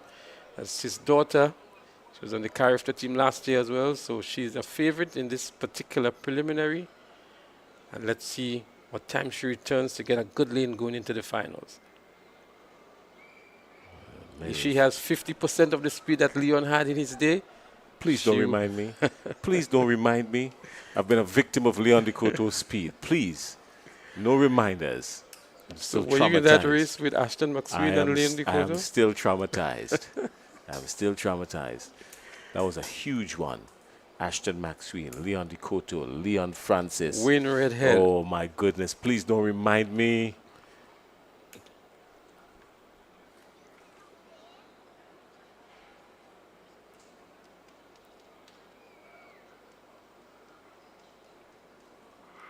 Let's look to see what happens here. Dikoto is up in a flash and looking good on the inside in lane 4. Alina Dikoto. As she comes round the turn here, Dikoto already established in command on this one here. This looks like Philip, not Dikoto. This looks like Philip. Dikoto is out of it. She's struggling to get back. Kishonna Phillip of St. David's Trailblazers. It was indeed Kishonna Phillip of St. David's Trailblazers. Dikoto on the outside did not have a good one here. Well, so too was Rihanna Frederick. If we go back to the start, I'd love for us to go back to the start of the race if we can. What happened was she was left on the blocks because the start of the race shows you that she came off the block, and by the time she came off the block, she was caught within the first 5 or 6 strides from Philip. Philip caught her early, and that sort of pegged her back. So she was always playing catch-up from the curve. But in the meantime, a strong, good form by Kishonna Phillip showed nothing but power. Look at her feet. She's on the ball of her feet. She's striding forward, and she's pulling herself. And that's good form in the 200. Head steady, head focused, not letting up. And that's what we're talking about. So Kishonna Phillip running a good race and clocking 25.58. So we did some injustice to Kishonna here, the overall winner of this preliminary, and a good time of 25.58. It's going to be interesting to see what the final list would look like because Aliana Dikoto is much better than what she did here at 26.17. I'm still thinking that something happened while she was on the blocks, but that's behind her now. She's got to hope and pray. So the fastest time that we've registered here, 25.05 by Shaffonia Houston. And then we had a 25.58 by Kishonna Phillip. These are the top 2 times, and they would make it to the finals, of course. The winners plus the next 5 best times as we get set for the boys under 20 200-meter dash. And here's where the expectations are high. There we see him on screen, Ethan Sam. Carifta silver medalist in the under 17 category in this particular event. He's here up and ready to run in the first of 4 preliminaries in the boys under 20 200 meters. The boys 200 meter dash under 20 heats. I tell you something, truthfully, a lot of expectations on this young man at the Carifta games coming up. He's also got a lot on his shoulders, even for the Intercall games. What advice would you give to him now? I think he just needs to stay focused. I had a conversation with his dad, and there was a little concern there. He also has to be careful about injury. We saw him pulling up in the inter-secondary, Grenada Islands inter-secondary school games last year. Introducing during your the summer. for heat So number 1 once he of 4 can in the remain boys healthy, 200 meter dash we can expect a lot from 20. him. Running out of lane number 2, representing Fusion Athletics, Rickson Jokes. Lane number 4, representing 473 MVP, Ethan Sam. Lane number 5, representing the Grenada Boys Secondary School, Emilio Bishop. Lane number 6, representing Western Rockets, Nashon Sylvester. And rounding out your field in lane number 8, representing Finish Line Sports Club, Daniel Mitchell. This is going to be your a fast field one. for Heat 1 Jason, of the this boys is an 200 interesting meter dash event. under 20. Emilio Bishop is also in this one. At the GBSS Schools Post, Emilio Bishop had a better time than Ethan in the 100 meters. But in the 200 meters, it seems that is the better event, in my opinion, for Ethan Sam. But he's going to be pressured here by an Emilio Bishop. The good thing for Ethan Sam is that Bishop is ahead of him. He can actually gauge, if you want to call it that, the Emilio Bishop, who is in lane 5. Don't count out Nashon Sylvester of Western Rockets. Please don't. And we also have Tariq McSween of Ace. And Tariq McSween. So this is actually a finals before the finals. Oh, let's see what and they advance by time into the finals. They're on the starters' orders. Out and away. Good, clean start. Immediately, Stagger started to make up. Bishop is looking to establish himself, but Sam is right on his heels. They come around the curve pretty much even. Even Steven. There's some tussling here. Sam is pulling away now. Yeah, this is Ethan Sam, all right, in good form, showing why he's the champion, of course. Bishop trying his best to pull back, but this time here is what's going to be critical. Ethan Sam still doesn't look bothered, still looks like if he's got something more in the tank. Maybe this is what he has been saving for at the start of the weekend, to get to Sunday and show this off. Ethan Sam. Well, it was not the fastest race, Jason. I make it at 22.1 on the flash time. We will see what the official time is. But coming off around the bend, they were even Stevens. But I think the experience and form of Ethan Sam, as he had maybe 80 meters to go, that's where he really made a distinction over Emilio Bishop. But it's just the preliminaries, 22.11, so the flash time was just about there, 22.11 for Ethan Sam. And Emilio Bishop did a 22.44. All right, well, this is setting the stage for an epic final. I can already feel it. The tension in this 200-meter boys under 20 is going to be real. Who's we got in this one? Let's go down for the lane assignments. Leslie?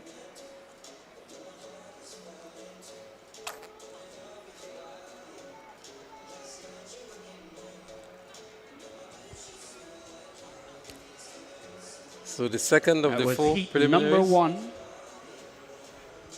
of 4. We're going to see the likes of Michael Redhead from St. David's. Michael Redhead still to come as we get set for heat number 2 in the boys 200-meter dash. Introducing your field for heat number 2. Running out of lane number 3, representing the Velocity Track Club, Kevin Martin. Lane number 4, running unattached, Tyler Abraham. Running out of lane number 5, representing the Grenada Boys Secondary School, Antoine Aline. Running out of lane number 6, representing Carriacou, Randy Jones. And rounding out your field, lane number 8, representing 473 MVP, Joshua Richard. Your field for heat number 2 of the boys 200-meter dash under 20. Chasing Carifta standard at 21.50 seconds. Well, Leslie, tell me who you're looking forward to in this one. We've got some pretty decent names in this one. And Antoine Aline. Antoine Aline, definitely. There's no Michael Redhead here. So Antoine Aline in lane 5 is one of the favorites here. Talk to me about Randy Jones. And here we go. Heat number They're out, 2 is out off. and running. Ladies and gentlemen, well, immediately, this looks like Aline from Tyler GBSS. This looks like Aline from GBSS. It looks like they're coming around. Aline is starting to lose ground. Randy Jones from Carriacou. This is a tough one. Right there, here comes Tyler Abraham. It's Abraham and Jones. Where is it going to go? I don't even know where it's going to go. Who's going to call this one? Well, that was what we call a nail biter right on the tape. Leslie? Well, another photo finish seemingly between Randy Jones from Carriacou and Antoine Aline from GBSS. As we look back here now, coming off the bend, it was even Stevens, we can see here. Randy Jones from Carriacou looking good here with the white headband and the blue T-shirt. And then we saw a move being made here by the athlete from the GBSS. And also there was Tyler Abraham. It was actually Abraham and not Aline. Tyler Abraham unattached here, chasing down Randy Jones from Carriacou. As we look back here now, it's going to be a very close one. But it looks as though it was Carriacou here with the torso just ahead of Tyler Abraham. A good run here for Randy Jones from Carriacou for advancing to the finals by virtue of winning this event. 22.44. That's the time he registered. 22.44. So good one there for Randy Jones out of Carriacou, and Tyler Abraham coming in right after unattached. 22.45. Pretty close one. So by the time we get to the finals, well, it's going to be a showdown. We've still got one more to go. But as we're getting ready for that heat, of course, we've got Conrad Francis, the president of the Grenada Athletic Association. He is the man in the hot seat right now, and with a whole lot of things taking place, a whole lot of things happening in the world of track and field here in Grenada. Who's the better person to have in the hot seat right now? He's going to get us 21 questions from Leslie Smith. So, Leslie, you've got Conrad in the hot chair. Make him sweat. Thank you, Jason, and we welcome Conrad. We're going to chat with Conrad momentarily. The events are going off in quick order now and rapid succession, so we have to keep up with that. We're getting ready for the third of the four preliminaries in the under-20 boys 200 meters. We've seen some crackers so far, and this one is going to be just as fast. We have the likes of a Kyle Ned from ACE. He's going to be featured here. But we go trackside for the lane assignments. Number 3, representing ACE Track Club, Kyle Ned. Lane number 4, representing Fusion Athletics, Samuel Green. Lane number 5, representing Grenville Secondary School, Junior Alexander. And in lane number 6, representing both Track Club, Joshua Greenwich. Your field for Heat 3 of the boys 200 meter dash under 20. Well, definitely keep your eyes on the track. And lane number 4, we have there likes of Samuel Green. Had a very impressive time of 10.51 seconds in the 100 meters to win the gold medal. And here he's coming up for the 200 meters. We just saw a throw there by Anderson Peters. He's actually competing here today in the javelin event. And we're going to touch a little bit more on that with Conrad momentarily.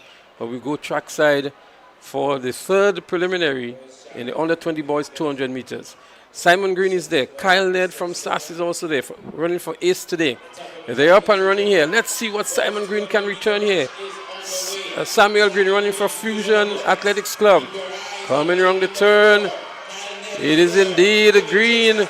Kyle Ned on the inside is not going to catch him. Samuel Green coursing over the finish line and securing a spot into the finals. It looks as though Junior Alexander from Grenville Secondary would have picked up the second position. But an easy effort here for Samuel Green to secure a position into the finals. We're going to give you the official time momentarily. But Conrad is here. What a way to introduce Conrad to the microphones of TNR Communication to witness a phenomenal athlete in 2024. At 10.51 in the 100 meters and looking very composed in the 200 meters, Conrad. Welcome. Well, thanks very much, Leslie. So we get to the questions about Conrad, yeah. But again, I just want to look back to Samuel Green, 22.19, and slowing down for the tape as well. So we expect maybe a 21.7 thereabout, maybe if he gives the full effort later on in the finals. But 22.19, a comfortable win for the finals. He has run 21.78 before, and it looks as though we can get that maybe into the finals. My prediction is a little bit lower than that when he matches up with Ethan, Sam, and the others, but time will tell.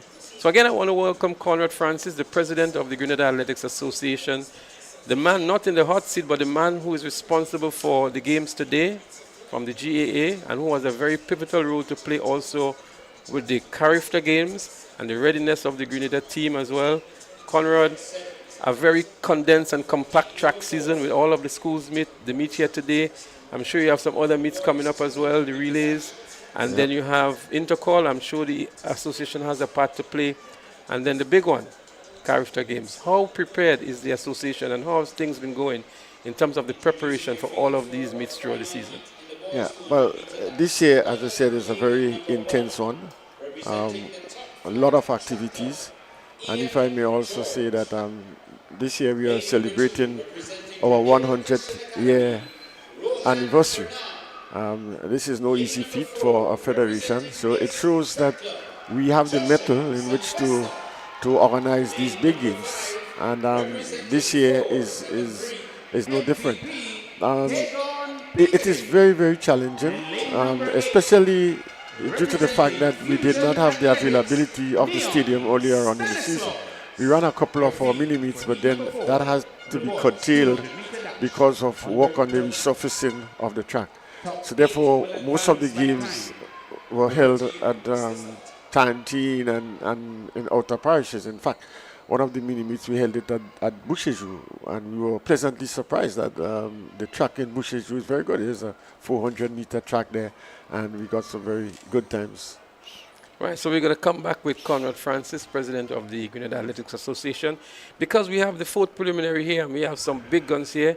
Josh M. Sylvester, who ran a 47 plus in the 400 meters yesterday.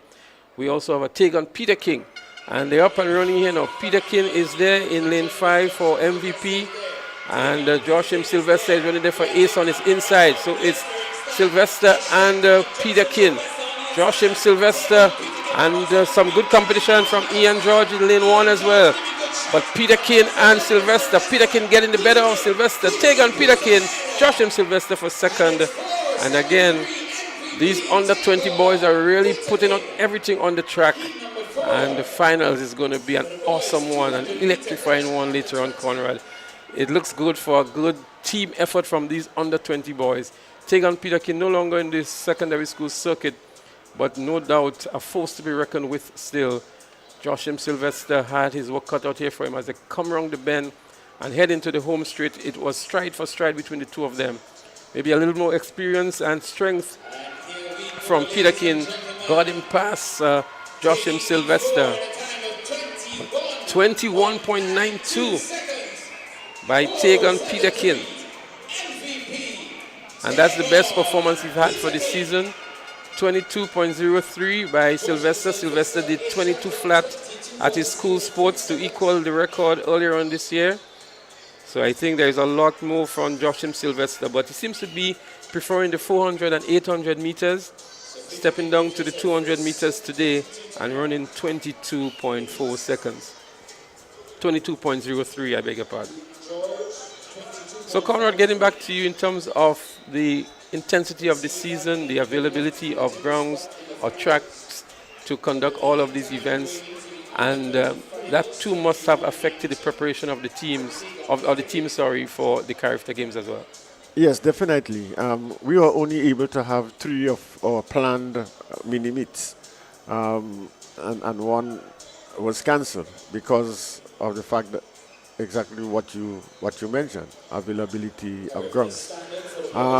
So it has affected our meets, and some of the secondary schools did have their school meets in as early as December.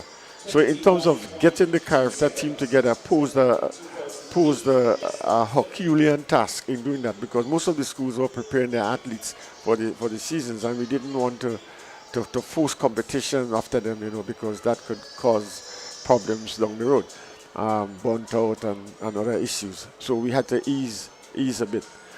So that in itself, the athletes, some of them are not that well prepared because of that, because the more you compete and rest is the better your times will get, and your performances will improve. So what we are seeing here today is a very, very good effort on behalf of the athletes, knowing exactly that some of them are not as fully prepared as they should be. But it could be a signal that they are about to peak, and we hope that they will peak at Intercall and hold the peak for 2 weeks after into character games. So, Colin, this is an important situation here, a very complex one as well, because coaches tend to prepare their athletes for different events. So we have national champs this weekend, for example, and some coaches may want to pick their athletes here to gain a berth on one of the national teams. Then we have the prestigious intercall games, which athletes want to pick for as well, and we also have character games. And so the coaches have to be very delicate now in how they manage these athletes' preparation. Likewise, we have the GAA, who is also preparing athletes for national competitions, and you want to get them at the best as well.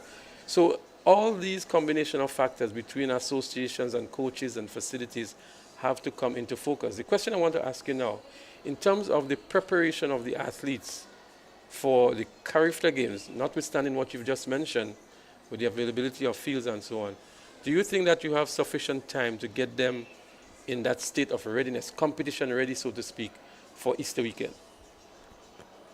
Well, as I said, the coaches have to be very strategic. And we as a federation, we have to take that into consideration, and we certainly have. So what we have done is sort of allowed the athletes to train within the clubs and schools and do not try to interfere too much with the cycles of training, because that can cause overloading and burnt out down the road. So we have given them guidance. We had a couple sessions earlier on, sometime last year. We could not do that this year because of the tightness of the schedules, so we did not want to interfere with that. But following these games tonight, the character team will be selected, and we will again give guidance to them and do not try to interfere too much, because the big one is intercall. So they are preparing, all the schools are preparing their athletes for intercall. And there isn't much that we can do as a federation and putting a team together. What we are hoping that the 2 weeks that we have between intercall and character games, that we can bring the team together and work on the aspects of discipline, work on the aspects of mental preparation, and also with the relay teams. So that is the work that we are expecting to do with them. And in the more technical events, just to help them polish up a little. You would not want to change anything much, because any big change now could really affect their performances. So that's what we are working on, and we'll continue to work on the selection of the team. So I want to add a slightly different dimension here, Colin. I'm not Colin, but Conrad, sorry. With regards to the mental preparation, because I can tell you there's a huge expectation from the Grenadan sporting populace for these athletes at character in Grenada. There is expectation of the coaches, expectations of the association, and that in itself can put a lot of additional pressure on all these different layers. What efforts are in place now to prevent that from happening and for the athletes to perform with that emotional readiness that they would need? Yeah, well, as I said, we'll be working on them in terms of the mental preparation with the 2 weeks that we have to prepare them for that. However, as you correctly said, that there's huge expectation. Yes, you're hosting. You spend a lot of money in terms of facilities, equipment, and so on. But as our senior citizens would say, you cannot make blood out of stone. So we are working with the talent that is available to us. Character in 2016 is different to 2021, right? In 2016, we could have said, okay, look out for Anderson Peters, look out for Josh Boateng, look out for Candisha Scott. We do not have those kind of athletes for 2020, for 2024. However, we are expecting that the performances that is on show today, that our supporters will come out and support these athletes, because I have seen some quality times quality times, quality performances, and it shows that there is talent in the team, and by right, yes, our fans should look for good performances. And we are urging them to come out and support these athletes so they can lift their standard of performances during CARIF. Well, you've heard the clarion call for support from the entire Grenadian populace for these athletes. Well, Conrad, I want to segue a little bit now, moving away from the athletes and looking at the organization for CARIF. We want it obviously to have a Grenadian flavor. We just come from a 50th anniversary of independence, and I'm sure the GAA is doing a whole lot behind the scenes, because a lot of the times people are not aware of what is happening behind the scenes, all the different layers of preparation that is required. How are things going with that? Are there any challenges or bottlenecks that you have seen at this time before Easter weekend?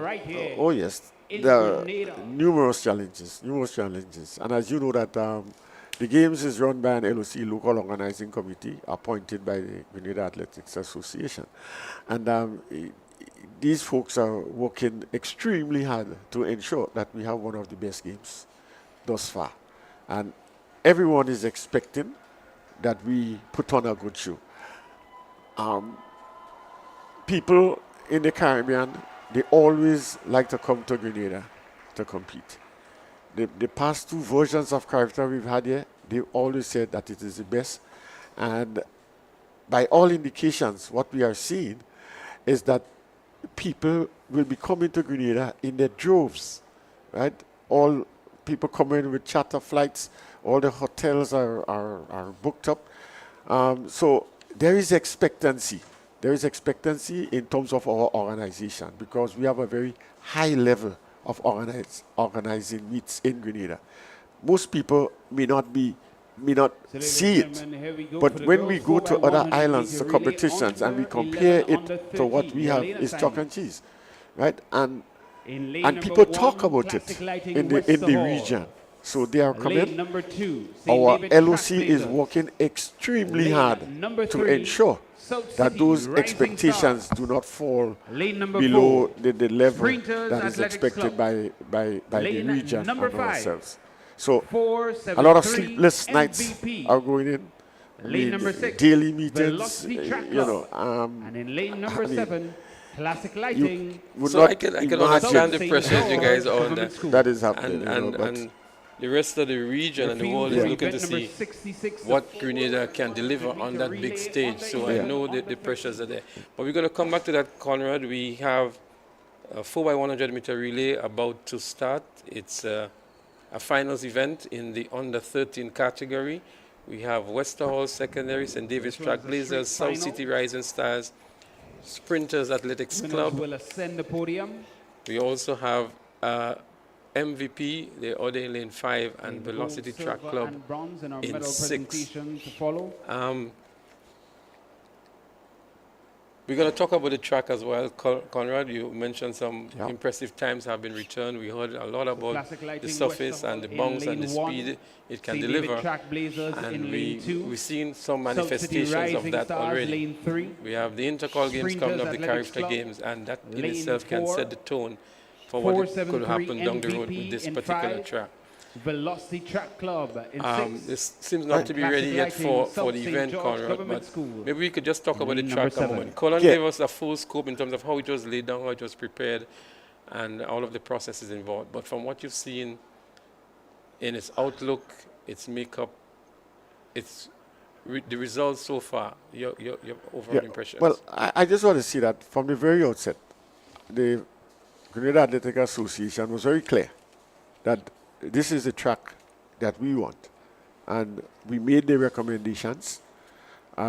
We brought in the company, and we were able to convince the government through Ministry of Sports that this is the best option.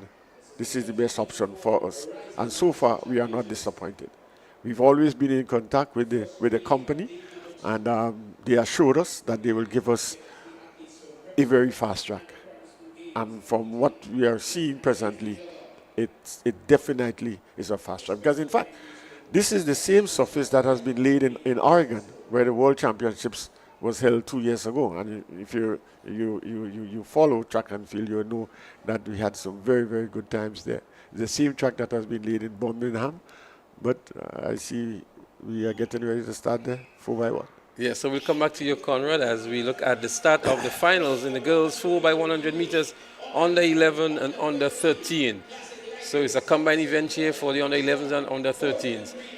Making the first handover now. It's difficult to tell you who was handover first, but it looks as though it's out there up front. It looks as though it's the Velocity Track Club out there in lane 6. Another smooth batter exchange here by all of the exchanges. But it looks as though it's Velocity Track Club and MVP who are really challenging here. MVP on the outside, Velocity on the inside in lane 7 and 6 respectively. The final handover. Let's see who is hungrier for it here. Velocity Track Club is looking good here in lane 6. MVP is also there. And on the inside too, it looks as though it's sprinters, but it is Velocity Track Club. Velocity is it who wins it. And the MVP looks like picking up the second position. Relays are always exciting, but again, the transition of the batter around the track is very important. I was not too very much impressed by the youngsters here actually standing up and looking back for it. But it was a good and keen rivalry, a battle between these two clubs. Velocity Track Club looking for the goal here. In the end, it was Velocity Track Club that won the 4x100 meters for the under 13 girls championship. So going back to you, Conrad, yeah, we were talking about the performances, the track. It has been done internationally, and so far we've seen some very good timings here. We just saw a 21.90 something a while ago in a preliminary, and the stage is set for intercall, and now Carifka to return good times. We must ensure that the athletes are well prepared. We must ensure that the organization level is good. And we must ensure that the promotion of the event is good as well. I'm sure there is some overseas support and ministerial support that is provided. Mr. Peters was here earlier on and he mentioned some support provided by the ministry. But how satisfied are you with the level of support received from other bodies and agencies in ensuring that we have a top Carifka Games here on Easter weekend? But I would say that we've had good responses from everyone. I mean, from government to the business sector, people are supporting us. In some instances, it could be more, but I think a lot of people are on board, and they are aware that the Carifka Games, the significance of Carifka Games, and they are giving us the necessary support. It doesn't mean to say that we are totally satisfied, but I think we are getting there. We still have some weeks to go, so we are encouraging those of the business places and so on who have not come on board. They can. It's not too late. It's not too late to do so. Number 3, Velocity Track Club. In terms of performances and meets to come and so on, yes, the intercall is a very crucial game where the athletes would polish up their art and to see exactly how fast they can go, how far they can throw, how long they can jump. But I just want to admonish here that this is the games where we select the Carifka team and not intercall. Right, so I wanted to come to that, Conrad, because a lot of people don't understand what is required and how it's done. Yeah. So this weekend here would be the basis for selecting the national team for the Carifka Games. Yes. Because people often, and Colin and I, we had the discussion, think that an athlete who performs well at intercall should automatically be selected as well. And then Colin also mentioned some of your development meets, you also use that to gauge and to look at athletes for selection. But we come back to that as the race is about. It was a false start here from lane 2. The race has been called back. So guide us through the process. We know this is going to be used. Give us like an idea of the deadlines in which you have to submit these names to the body that is organizing the Carifka Games. And what changes can be made, if any at all, along the process. Okay, so I will start from the deadline. right? And the deadline for final entries is on the 18th of March, right? So we have to submit our final entries. If you go to that, then before that we have intercall. Intercall is just a matter of about 3 weeks after that. That's not sufficient time for us to process all our entries and to deal with the preparation of our team.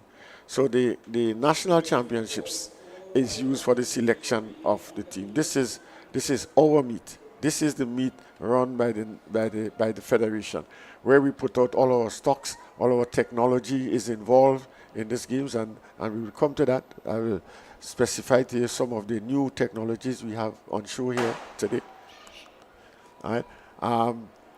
Then we have the mini meets, which took place before. So we are looking at the performances of these athletes from our mini meets. As I said before, we only had 3. We were supposed to have 4, right? And so the times and distances thrown in those meets, we are sure that these are valid because we again use all our technology in that meet. Right, so we're going to come back with Conrad. We have some interesting developments happening in the javelin. We have Anderson Peters, our Commonwealth champion or world champion. He's here participating. So we go over to Jason, who's going to give us a quick update before we go into the relay event. Jason? All right, Leslie. Well, I'm going to give you this one really quick because we're speaking here now about the boys' javelin throw open. And yeah, we've got some big names in this one because Anderson Peters is here. He's using it as his warm-up, he says, for greater things to come. His first throw, which was a huge one here in the National Stadium, went for 79.48. And well, that was the warm-up because he went to 80.69 directly after that. So he has gone over 80 already, and that's just the warm-up. Elvis Graham from Jamaica, he went for 65.10, and of course after that we had someone throwing over 60, I think it was. Yeah, it was Rayvon Telesford. He threw over 60 and he went to 62.22, and 62 is above the character standard, so he's inside. That's the details from the javelin down here. Anderson Peters out there in front with 80.69 meters. Well, we just witnessed here a victory for St. Paul's Government School in the 4x100 meters under 11 and under 13 categories. We also saw a good performance from the South St. George Government School out there in lane 2. But our winner here is St. Paul's Government School, doing a good job here and winning the 4x100 meters for the under 11, under 13 category. South St. George was second, it seems, and St. David's Trailblazers in third. But an easy victory here for St. Paul's Government School. Trailblazers actually picked up the silver medal, and South St. George placed in third. Okay, so Conrad, we can continue now. We just got a report there, Anderson Peters 80.69. Maybe we can comment a little bit on that. Yeah. Anderson 90 plus has done in previously. Seems to be struggling now. The last few international meets he was in the 80s, and here today a sort of a demonstration event for him, I would think. 80.69. Yeah, well, I think that's a good start for him for the season. Open up with 80 meters is a good start, and it seems that it's a good indication of what is to come. So I will think that he can build upon that, and we probably will see some bigger distances for him as the season progresses. What is the value, the real value of Anderson Peters coming back and competing amongst secondary school students and other athletes in the javelin here? Just not only for the performance, but what added value do we get from that? Yeah, but that is huge. That is huge because our athletes have the opportunity to compete among a world-class, together with a world-class athlete, double world champion. You know, they can use him as a role model and really try to lift their performances also. It also has the effect of encouraging other people, other athletes to get into the sport of throwing a javelin. So So it is huge. And it also speaks of the humility of the individual, because he could opt to say, I'm a professional now, I'm big, I'm mighty, I don't have to come here and compete among these youngsters. Yeah. And if my memory serves me correct, this is the second consecutive year that he's participating. He was here last year as well. And you see him having conversations with the other competitors. You see, I'm sure he's offering advice, I'm sure he's sharing his experience with them. So that too is immeasurable and invaluable that he's able to impart amongst the youngsters. But I think it shows a lot of humility. A lot of professionals wouldn't want to come back and be amongst, people of maybe lesser ability. And he's here, a world champion, competing at the national champs, which is great. This is exceptional, and part of that too is because we can consider him a homegrown athlete. Huh? As we witness another throw here from Anderson Peters, world champion javelin event. The crowd is showing a lot of appreciation for what they've seen from him. I think he's opted to take a no throw on this one.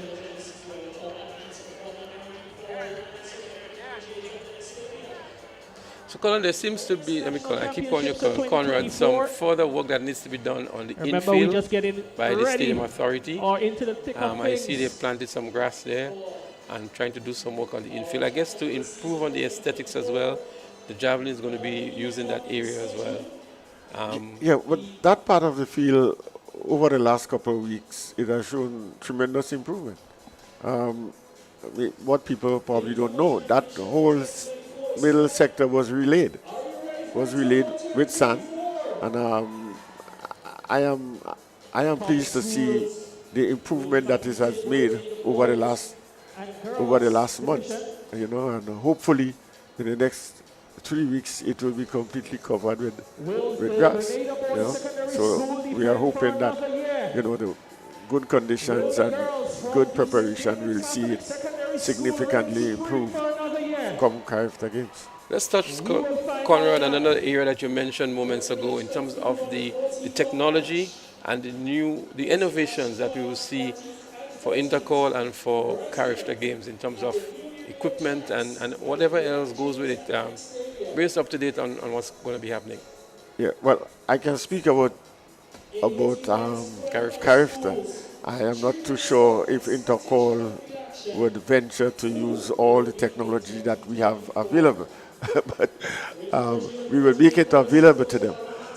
You may or may not know that presently we just concluded a photo finish workshop. In fact, the gentleman is out there. You may have seen somebody of a different, a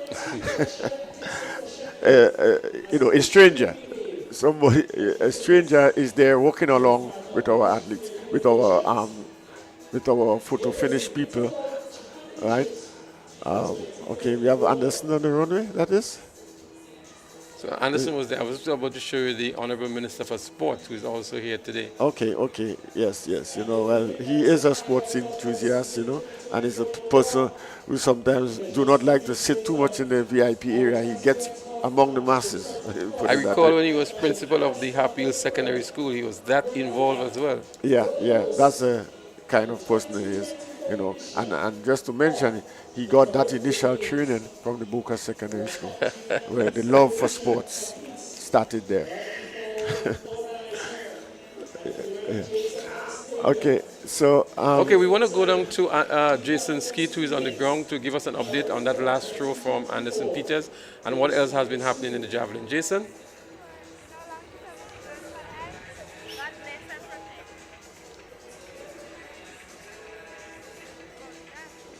So we're going to get back to Jason in a while as the javelin event continues. And Conrad, we were speaking about the innovations and the technology to be employed. Okay, so what we have done is that we have acquired another photo finish camera. So we have 3 cameras. And with these 3 cameras, we're able to have 2 focusing on the finish line, and then another one, which is a backup camera. So in case any of the cameras on the field fails or we have a power cut or something, the third one is being run on what you call them is UPS, right? So that will still have the timings. We also have the field links, where you will notice that no longer the officials measure with tape line. All right, you use is a surveying sort of thing that they use. So that is an advance in the step, and you see and they measure. They don't pull any tape no more. So that speeds up the whole event, the time that the event will take. We have acquired another piece of equipment called the Verilinks. The Verilinks is at the long jump, so that it picks up the no jumps, right? So you don't depend on, before you put the putty on the board, plasticine on the board, right? So you don't depend on that anymore, right? The camera is there, and you have the technology and so on there. So it picks it up and it can be shown to the athletes. It can also be shown on the scoreboard, right? Then we also have the Identity Links camera, which is at the finish line for the distance races, right? Because the normal photo finish can only pick up the 8 lanes, right? The 8 lanes. But the Identity camera picks up if you have 20 persons running, it picks up everybody, right? So you can go back, watch the video, and assign the times to the particular athletes. So we are moving on in terms of the technology, and we have the scoreboard, we have digital boards. We sort of moving away from the regular advertising boards. Yeah. Digital boards. Yeah, but we still will be using a combination of it, because some companies, they are still not fully sold on the digital boards. But we're hoping that with this display here today, that some of them will come on board with the digital boards. Okay, so we're going to get ready for another javelin throw. We have an athlete here from Jamaica who is also participating in the javelin.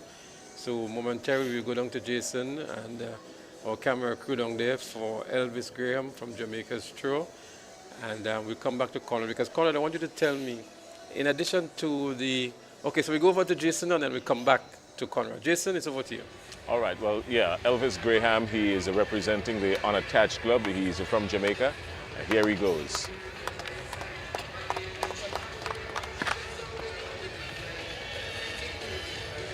And that was massive. As he crossed 60, his best throw was 65.10. Let's see where he's gone now this time. Oh no, it was a foul throw. He just stepped over. Momentum taking him over the line. Unfortunately, but that was huge.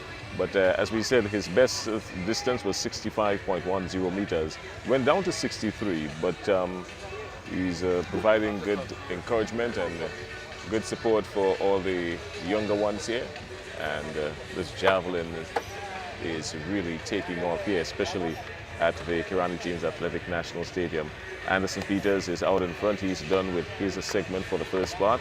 He has a distance of 80.69, so that's going to propel him into first position, leading the event going into the final round. The top 8 will come out, and when they choose the top 8, then of course we're going to come back at you and bring you up to speed when we get to the final 3 throws in this, the Men's Javelin Open. Leslie? Thank you, Jason. It'd be good if we can get an interview maybe with Mr. Graham from Jamaica to get a feeling for his understanding and his motivation for wanting to participate. But he let us know that it's possible. What we're going to do now, we're going to go down trackside. There's going to be a medal presentation. But very quickly before we do that, I would want to hear from Conrad in terms of what can we expect to happen differently at this Character Games that would give it the Grenada flavor? Well, in Grenada, we are noted for good crowd participation, and we are hoping that we invite Her Excellency the Governor General, Dame Cecile La Grenada. Yeah. So we'll come back to you, Conrad. Let's go down trackside for the medal presentation that is about to start. Oh.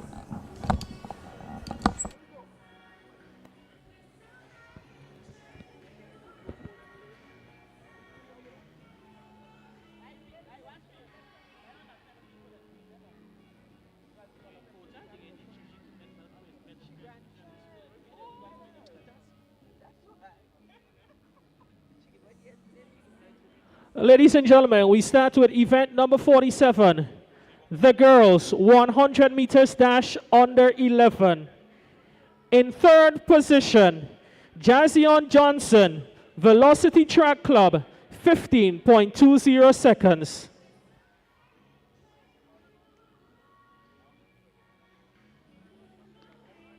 In second position, Zaria Abraham, Velocity Track Club, 15.14 seconds.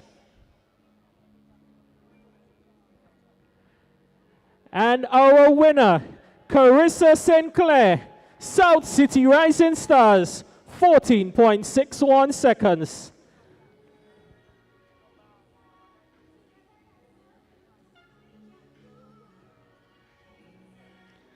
Well done, ladies. We move on to event number 48. The boys 100 meters dash under 11. In third position, Dequan Desant, Classic Lighting, South St. George Government School. 14.91 seconds. In second position, Kristen Samuel, Finish Line, 14.85 seconds. And our winner, Ronan Lessie, St. David's Track Blazers, 14.49 seconds.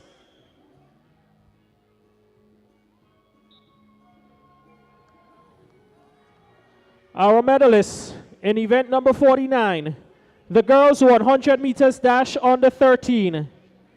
In third position, Rihanna Greenwich, Velocity Track Club.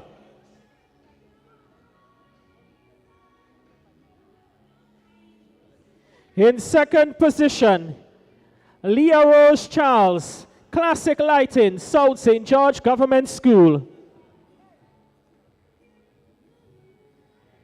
And our winner, Leah Campbell, Velocity Track Club, in a time of 13.59 seconds.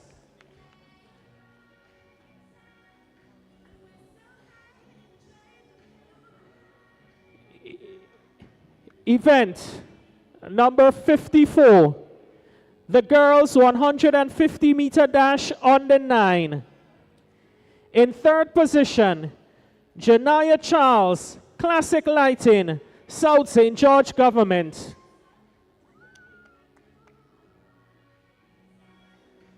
In second position, Tania Gibbs, Sprinters Athletic.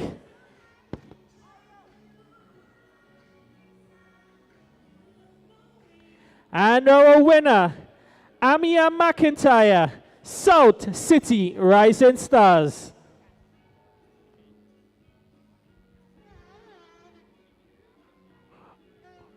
We want to thank Her Excellency Governor General Dame Cecile Lagrenard for assisting us with this round of medal presentations.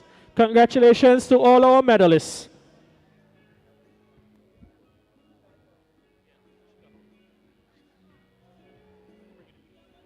We invite the President of the Grenada Olympic Committee, Mr. Bernard Wilson, to assist us with the next set of medal presentations.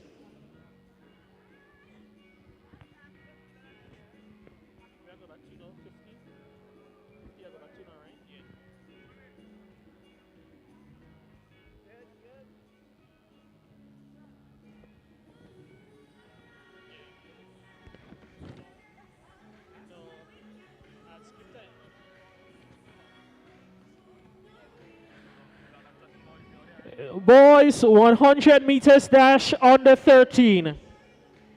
In third position, Christian Thompson, 473 MVP.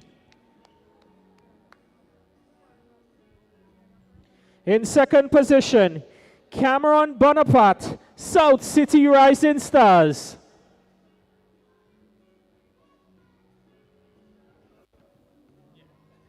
And our winner, Akel Briggs, St. Paul's Government.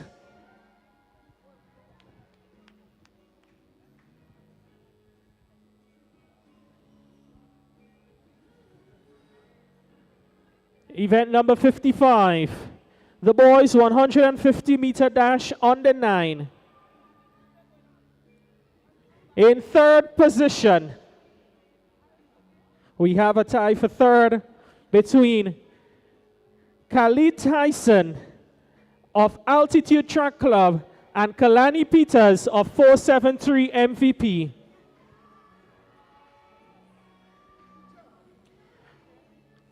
In second position, Winston Church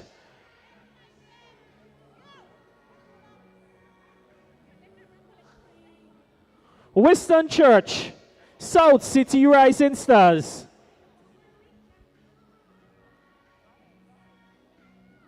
And our winner, Jace Mitchell,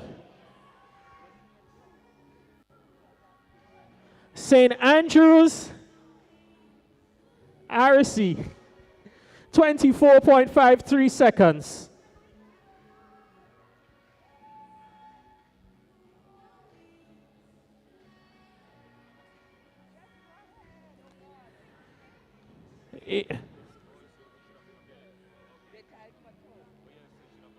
Event 63.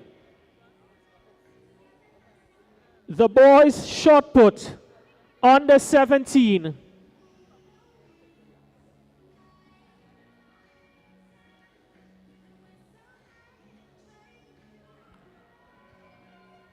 Boys shot put under 17. In third position, Ilian Roberts, finish line.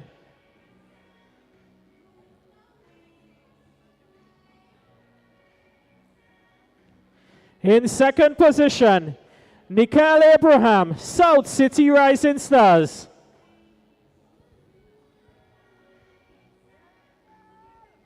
And our winner, Stefan Strawn, 473 MVP, 11.97 meters.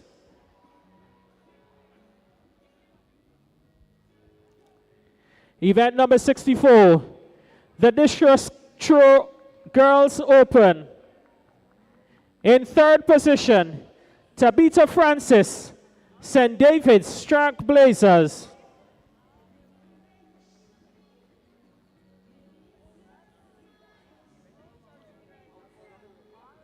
In second position, Shania Thomas, Ace. And our winner, Akeda McSween, St. David's Trailblazers, 30.24 meters.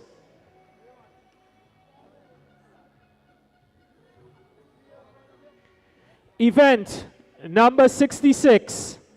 The girls 4x100 meter relay under 11, under 13. In third position, Sprinters Athletic Club.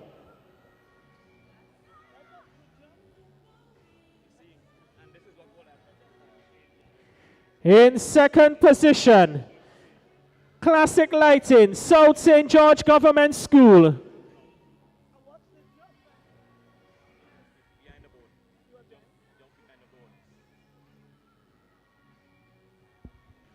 Our champions, Velocity Track Club.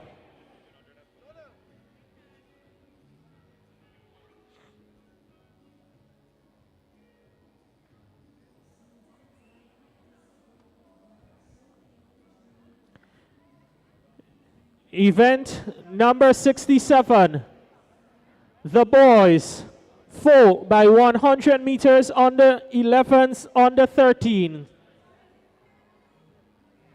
In third position, Classic Lighting, South St. George Government.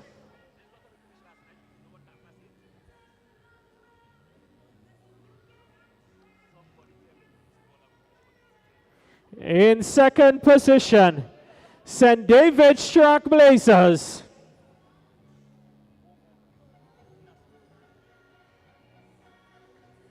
And our winners, St. Paul's Government School, 55.15 seconds.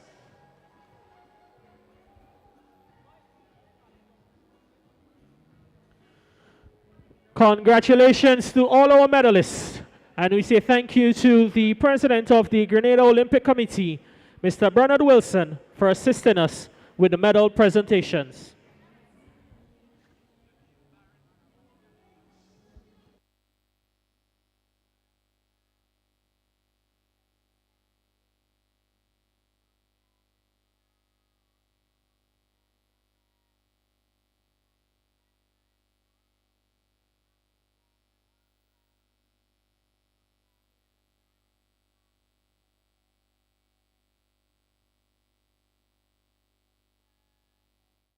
Request, repay, repeat with Ariza's FlexiCredit Evergreen Loan Facility.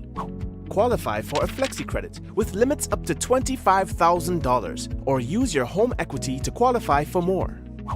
Extra cash at your fingertips whenever you need it, accessed using your debit card and managed using AMI, Ariza's mobile internet experience app. FlexiCredit allows you the flexibility to top up to your approved limit any day, anytime. Already a member? Send us a WhatsApp on 423-4987. New members join today to apply. Request, repay, repeat. Use your FlexiCredit for vacations, shopping, wedding, general expenses, and more. Ariza loan terms and conditions apply. Ariza Credit Union. Your financial freedom, your future. Take charge of your financial journey by switching to an Own Your Own loan at Ariza Credit Union. Ariza's Own Your Own loan is as unique as you are because we know one size fits all does not fit you. With Own Your Own loan, you get unmatched benefits including lower interest rates, flexible repayment options, discounted loan and legal fees, and savings from hardware suppliers. Tailor-made options that put you in control. Switch now and step into the life you were always meant to live with Ariza's Own Your Own loan. Ariza Credit Union. Your financial freedom, your future. Call us today at 440-1759 or visit our website at arizacu.com. Love we sing, happy birthday, sweet Grenada. Secure your financial future with Ariza's limited time $50,000 loan offer and join the 50 Chairs celebration. Application is easy, approval quick, interest rates competitive, and repayment options flexible. Apply now. Visit any of our branches located at Bruce Street, St. George, Grenville, Grand Anse, and Carriacou, or call 440-1759 for more information. Ariza Credit Union. Your financial freedom, your future. Request, repay, repeat with Ariza's FlexiCredit Evergreen Loan Facility. Qualify for a FlexiCredit with limits up to $25,000 or use your home equity to qualify for more. Extra cash at your fingertips whenever you need it, accessed using your debit card and managed using AMI, Ariza's mobile internet experience app. FlexiCredit allows you the flexibility to top up to your approved limit any day, anytime. Already a member? Send us a WhatsApp on 423-4987. New members join today to apply. Request, repay, repeat. Use your FlexiCredit for vacations, shopping, wedding, general expenses, and more. Ariza loan terms and conditions apply. Ariza Credit Union. Your financial freedom, your future. Take charge of your financial journey by switching to an Own Your Own loan at Ariza Credit Union. Ariza's Own Your Own loan is as unique as you are because we know one size fits all does not fit you. With Own Your Own loan, you get unmatched benefits including lower interest rates, flexible repayment options, discounted loan and legal fees, and savings from hardware suppliers. Tailor-made options that put you in control. Switch now and step into the life you were always meant to live with Ariza's Own Your Own loan. Ariza Credit Union. Your financial freedom, your future. Call us today at 440-1759 or visit our website at arizacu.com. Love we sing, happy birthday, sweet Grenada. Secure your financial future with Ariza's limited time $50,000 loan offer and join the 50 Chairs celebration. Application is easy, approval quick, interest rates competitive, and repayment options flexible. Apply now. Visit any of our branches located at Bruce Street, St. George, Grenville, Grand Anse, and Carriacou, or call 440-1759 for more information. Ariza Credit Union, your financial freedom, your future.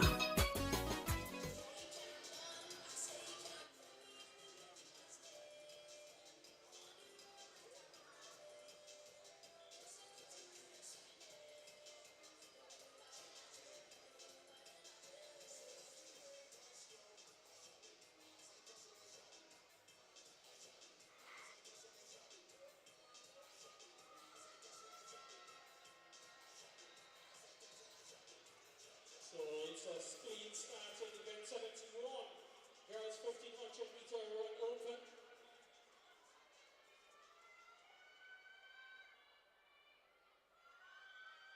A very large field as a quest to become the 1500 meter champion at National Champs 2024.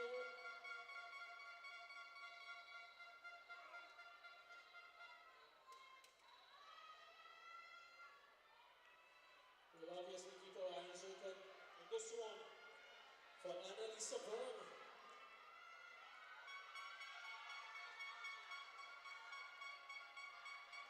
She's representing finish line in this event. One of our top athletes in the recent years in screen. She has already taken an early lead in this one. 1500 meters. 3 3/4 laps of the track here at the Kirani James Athletic Stadium. Just about 400 meters completed by the leaders in the event.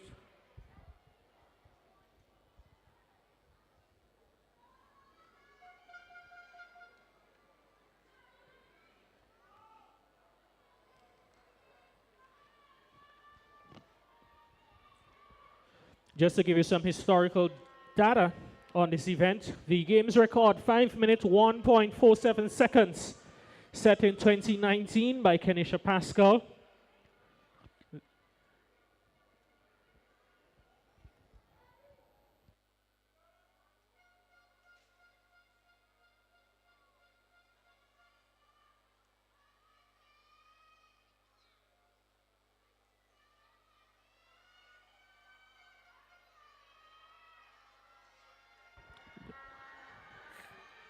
Just about 700 meters completed by the leader in this event, Annalisa Brown. She still has 2 more.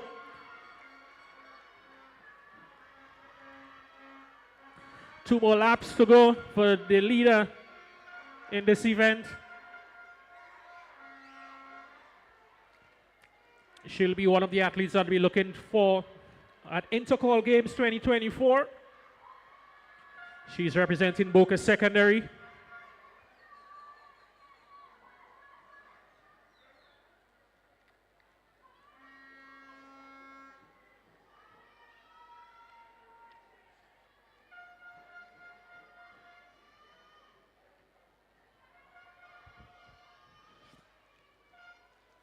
It's all Annalisa Brown out front.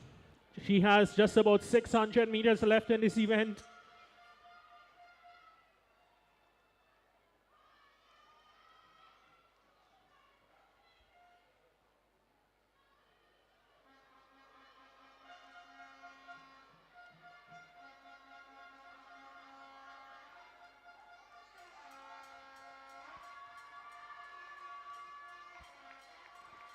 She enters the home straight once again. And she hears the sound of the bell indicating that there is 1 lap left in this event. Leading by over 60 meters, Annalisa Brown of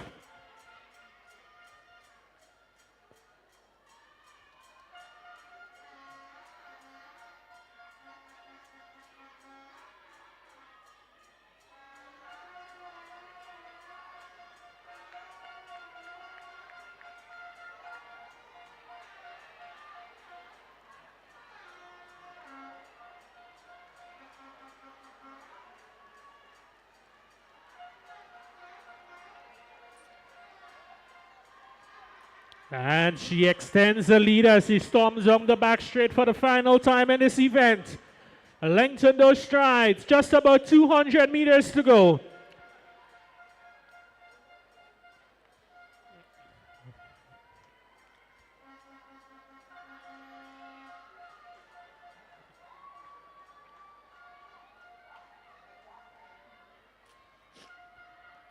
National Stadium, Kirani James Athletic Stadium.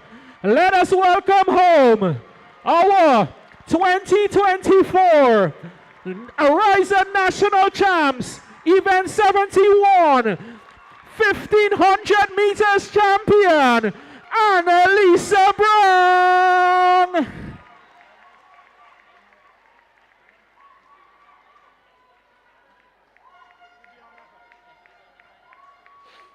What a special run there by Annalisa Brown. Let us show appreciation once again for Annalisa Brown. All right, well, there you had it. There's no surprise there. Annalisa Brown in 4 minutes, 58.25 seconds. No surprise there. She annihilated the field, and she did exactly what she was supposed to do. The girls' 1,500 meter open. Annalisa Brown. Ariana James coming in second of Fusion, but the afternoon belonged to the Finish Line Sports Club in Annalisa Brown, doing very well here, 4 minutes 59.25 seconds, and picking up the gold medal. All right, well, we had the coordinator for youth and sports in the Ministry of Sports, Curlin Peters. We spoke with him. We also had the president of the Grenada Athletic Association, Conrad Francis. But the afternoon and the proceedings, the activities here over the last 2 days would not be complete if we didn't have the Minister for Youth and Sports with us. And, of course, the Honourable Jonathan Lacrette, Senator the Honourable Jonathan Lacrette, the Minister for Sport. Mr. Minister, welcome to the commentary booth, and good afternoon. Thank you very much for having me, sir. Much appreciated. We've been having some long hours over the last couple of days, of course, but the good thing about that is athletics is winning. Are you pleased with what you've seen thus far? Oh yes, I'm extremely pleased. We must ensure that even with the development of youth and the development of sport, we must also have simultaneously the development and the upgrading of our sporting facilities. You've made the transition from Minister for Health into the Ministry of Youth. Now, health goes with youth and living a longer life and sports. Wellness, yes. So there's a combination there. There is. You still feel at home in the Ministry of Sports as you felt in health? Oh, most assuredly. Would have rather stayed in health, but nevertheless that ship has sailed. But as I did allude to in the reassigning activity that we had, that I am in my niche where youth and sports is concerned. I'm no stranger to intercall, no stranger to secondary school sports, no stranger to youth, because I have worked with the Ministry of Youth and Sports before, prior, and I'm extremely pleased to be at this particular place when it comes to the development of our youth in Grenada, Carriacou, and Petit Martinique. Yes. Absolutely fantastic. Now, we've got the national champs taking place, and of course we've seen some fantastic runs, but more importantly, everybody's speaking about this new track that has been laid down. And I know you've been monitoring this from the very start, because I've seen all the photos, even when the folks are working and they're doing the checks and all of that. Talk to us about the process dealing with Bainan. Is it Bainan, the name of the organization? Yes. Yeah. Well, from a leadership perspective, I believe that you just don't only tell, you also have to show some degree or some semblance of action as well. So I always want to be on the ground, even though my technical team, they would report and report well. At times you have to be on the ground with them to show them that they're valued and to give them the necessary support as a leader. So I always ensure that I am on the ground. I want to see firsthand, I want to shake the contractor's hand firsthand, get his perspective and point of view as it relates to time frame that we're going to be completed, etc. And they have been extremely professional. In fact, that particular company in question has been relaying tracks for over 50, 60 years. And as a result of that, their track record in the region and internationally did lead us to them so that we will contract them to do our tracks. And they completed in time because we wanted to ensure that we were able to run off national champs on the new tracks and also be ready for national primary school games next week Intercall, and thereafter Carifta. And we're still, as you can see, working on the warm-up track so that we can get that complete for Carifta 2024. So we were really pleased with the work that was done, and I believe their level of professionalism speaks to their craft. Is there an assessment that has to be done by the folks involving Carifta, and if that assessment has to be done, how are things progressing in readiness for that? Oh, well, they have been looking, because for the pictures that we have been posting on our Ministry of Youth and Sports Facebook page, you will see some comments by certain persons in the region and certain ministers for sports across the region, etc. So they are monitoring, and they know that Grenada is definitely in full gear preparation mood for Carifta 2024, and they're extremely pleased about that. So I think that we're looking forward to an excellent level of sportsmanship being displayed at all of our sporting meets coming up, especially Carifta, Intercall, and Carifta thereafter. Yeah, well, I was going to get to Intercall, because everybody is going to be talking about Intercall, especially. Intercall is going to be. Yeah, on a track like this.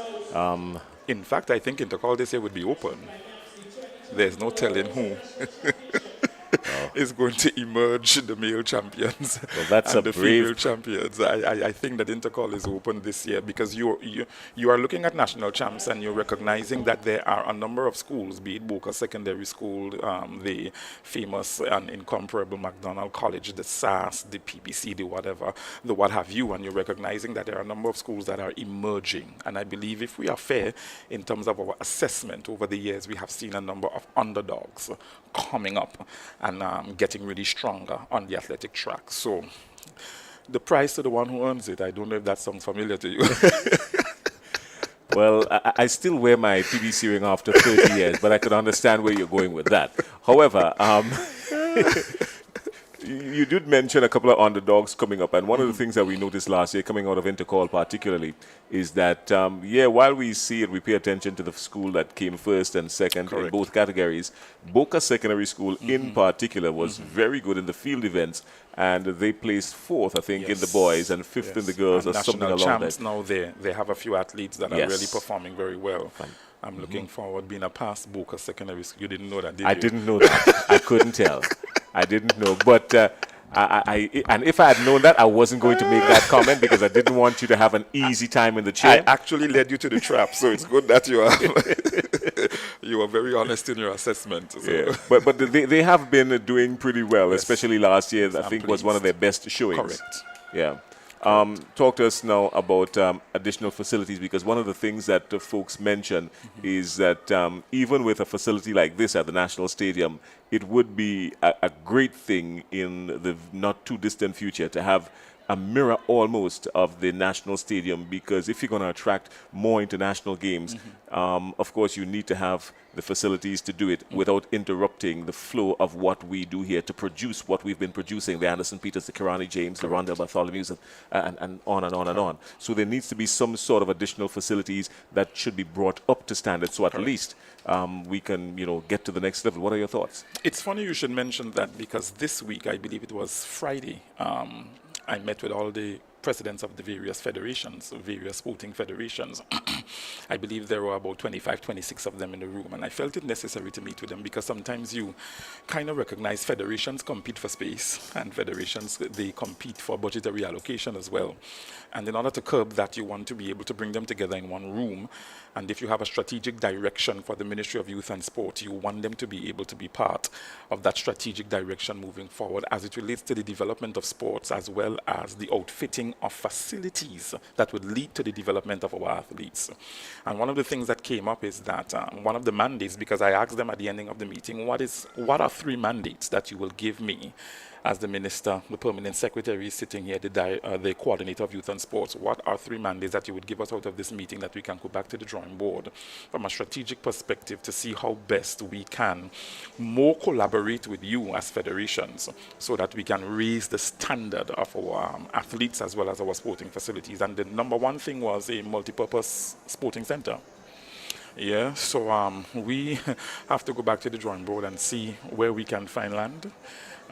Maybe the possibility exists, as one suggestion came to the fore, is the current youth center where it is, and the land at the back thereafter you demolish and then you reconstruct, because Paralympic want their space. They want their athletes to be able to train. Swimming would like to have their own national general pool, because the one at Good Hope is not really I mean, it's just a private pool that's, you know, that is being used, but it's not really a national pool with a national space. And as a result of that, the dialogue was extremely fruitful. And we will go back to the drawing board. We promised them. Let's see what happens for our next budget cycle, whether or not we can find space by then and budget for such a facility so that cycling would like to have their own space. And sometimes you have all these non-traditional sporting activities coming to the fore, and you recognize that there are a lot of things we can do from a sports tourism perspective. But if the facility is not there to develop the athlete, then we're always going to stick with the traditional sporting facilities. And as not just the traditional sporting activities, but the traditional sports. And as a result of that, as Youth and Sports Minister, you want to be fair across the board and be equitable. And as a result of that, I listened, I gave my brief remarks, and I made a commitment to let's see how we can work together to see that come into fruition. Fantastic. One of the things hot on the agenda now is the introduction of the sports policy and the parish councils and the national executive. Talk to us about your enthusiasm about that, because that's going to be huge for sports and sports development in general. Extremely enthused. When I came in, I had a page-to-page, cover-to-cover read of the sports policy. There were some things that I flagged with the team and that I asked to be amended, etc. Because as a policy person myself, coming from a policy background, I wanted the policy to be at a very high standard, because we will not be the only ones reading it. You will have persons in the region as well as internationally. And when someone in the region or internationally picks up the policy, you want them to be able to say, wow, Grenada really knows what they're doing as it relates to sports development. Or we can take a page from it. Of course, or we can take a page from what Grenada is doing, because the policy is forward thinking, it's relevant, it's on the cutting edge. And I've sent the team back to the drawing board. I believe that they're almost finished with that. And we are in March, so as soon as most of the major sporting activities are out of the way, we're going to start the parish nomination for the presidents to be able to, the various presidents that will be nominated from the parish perspective to sit on the council. The team is extremely excited because we know that this council is really going to be the engineering team behind sports development and sports empowerment in Grenada. It's going to be huge. I can feel it. It's going to be extremely huge. It's going to augur well. I think it's also going to take off a lot of the pressure from the Ministry of Sports as it relates to the whole organizing and running of these games that are primarily played in the parishes, and put the weight of it on the parish councils. The management of playing fields, the management of playing fields as well would be under the auspices of the council, of course in collaboration with the Ministry of Youth and Sports, because we don't want the council to function in isolation. Divorced from the Ministry of Youth and Sports, but very closely to and with the Ministry of Youth and Sports, so that we can have that synergistic, symbiotic relationship moving forward. The policy has many different aspects to it based on my recollection of reading, and the different aspects, I think all of it points strategically in the direction of youth development as it relates to sporting activities. And that is why we declared the years 2024 to 2027 the years of global youth leadership and succession planning, because that council really does speak to some degree of succession planning thereafter. And when we come to the parishes and when we are doing the voting through a democratic process, of course, for the various presidents to sit on the council, we want the parishes to take it very seriously. Elect persons who love sports, who have a passion for sports, and not just passion for sports, but a passion for sports development and the development of young people on a whole, so that you can get the best out of that president in that parish. And we would like to see that as a common thread throughout all parishes. All right. I know, Leslie, I know you promised us 5 minutes. You've been here for more than 5 minutes, but I can't bring you upstairs. And I know Leslie may have just one or two questions he'd like to get in. Leslie has always been, right there on the ball. But just before I go and pass the mic to Leslie, because I want to keep you sitting in the chair comfortable, there is a component in that broadcast policy, in that sports policy, that speaks to the broadcast and the broadcasting of these games and how we deal with how we sell our sports to the rest of the region, the rest of the world, how it is broadcast. We've moved from just running around with one camera and sending details to now having an outfit like TNR Communications that Correct. does that with a high level of broadcast. We want to be able to know how we can improve that kind of broadcast, improve that kind of coverage, and what role does the broadcast, does the policy play as it relates to the general broadcast of our games? Yeah, you are correct. I mean, even apart from that, right now we are training a group of young people in the broadcasting field for Carifta, so that we can have more persons trained in that area, especially from a youthful perspective, so that we don't have a gap where that is concerned. So that is critically important, and it does form part of the policy, and we're happy about that. Minister Lackett, a pleasure to have you up here with us. I hope you can join us to do commentary as well. But we know you are a relatively new minister to the Ministry of Sport, and the Ministry of Sport et al. Has a lot of challenges that comes with it.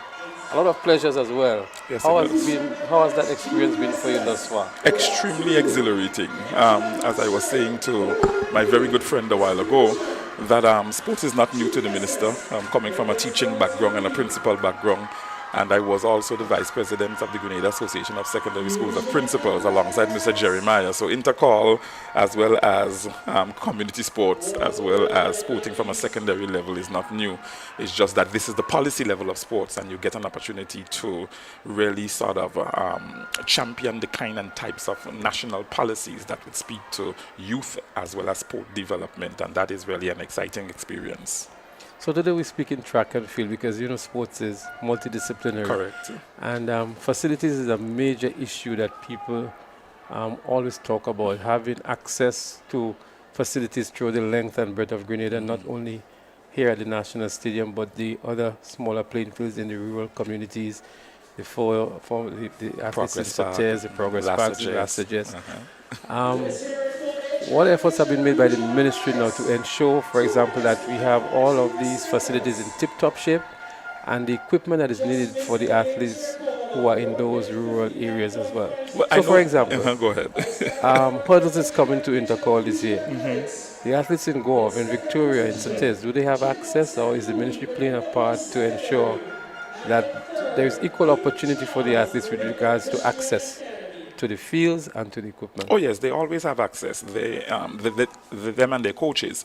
I know that lighting is an issue for a lot of people, especially when it comes to our major playing fields. The standard of the field as well is also a major issue when it comes to community playing fields. And one of the things that we did, I think about maybe 2 or 3 weeks ago, myself and the technical officer, we went around and visited all playing fields, whether they be major playing fields, secondary playing fields, and minor playing fields, as we have categorized them at the Ministry of Youth and Sports. And from a policy perspective, we are prioritizing right now all our major playing fields, because these are the playing fields that are consistently and constantly used by communities that surround them for cricket, football, netball, if there's a court close by, etc. Ensuring that all the lights are properly working, ensuring that the field is up to standard and is not substandard, ensuring that when it needs to be fenced, it's fenced, etc. And just keeping it at a particular standard so that communities can feel a sense of safety and a sense of pride in the playing field that they use constantly. So that work is done, and then afterwards we're going to move to the secondary fields, and then like Malmont, etc. Yeah, and then afterwards we're going to move to the minor fields, yeah, like Ford, and so on and so forth. So I can list them for you because they're all in my head as we have categorized them. So we do have a plan, but it's going to take some time. Yeah. So I'm glad to hear Ford is on that list because that's my community where Minister Lennox Andrews ensured. But I want us to move to the big one, Carifta, and we want to give it that Grenadian flavor. We just had a very successful independence celebration. Yes. Carifta is coming to our shores, and the ministry, I'm sure, would want to ensure that we deliver an excellent production for Carifta. Correct. The Athletics Association with the local organizing committee, we know they're spearheading. They are, the technical and all these things, but I'm sure the government has a stake in it. Correct. What from your ministry or from government are you going to do to ensure that this Carifta would be a most memorable experience? Well, you do know that character is under the auspices of GAA, right? We, as a Ministry of Youth and Sports, we provide the technical assistance for them, really. So wherever they need all of our coaches, we ensure that they are readily available, and they assist in whatever way GAA may need them. But apart from that, as it relates to the opening ceremony, cultural presentation, and all these other things that are a part of the package so that we can wow our Caribbean counterparts that are coming in, and a number of my ministerial colleagues from the region, especially Minister Sean Malcolm, is coming in from Tucson, Caicos, etc. So I'm excited to see him and his team come in and perform. And as a result of that, we're partnering. And I just think it's a holistic as well as a multi-sectoral partnership that is taking place at this particular point in time to ensure that Grenada is not just put on show, but we give the Caribbean a memorable Carifta to remember. Right, and maybe the final thing I want to ask you before you go is speak to the people, the Grenadian people in Grenada, in the diaspora, in order to promote this character event that we're going to be having, to get as much participation, corporate support, and everything that is required for a successful event. Well, I always say that the development and youth and sport, the development of youth and sport is not just a sector. Youth development is not just left up to one sector. And as I was just saying to a few coaches down at the starting block, that it almost seems as if, from my vantage point, that a lot of institutions and organizations, they have left youth development and sports development up to government. In some regards, you're not really seeing that kind of multi-sectoral approach that you would really want to see around youth development. And youth development also, entails sports development. It entails various aspects of development. And as a result of that, I want us to really continue to work together as a nation, as a diaspora, as corporate entities, as public sector entities, as NGO entities, so that so that the young people who are involved in sports can really be developed the way that they ought to. Because Kirani James should not just be our number one, or Anderson Peters, or Kurt Felix, or Lyndon Victor, and the list goes on and on. Yeah, I want us to be able to really develop more athletes coming out of Carifta this year, coming out of Intercol. We should really see some star performances, some records being broken, some students being targeted, and as a result of that, receiving scholarships. And it is the holistic approach, sir, I believe, that's really going to bring that degree of national success that we're looking for.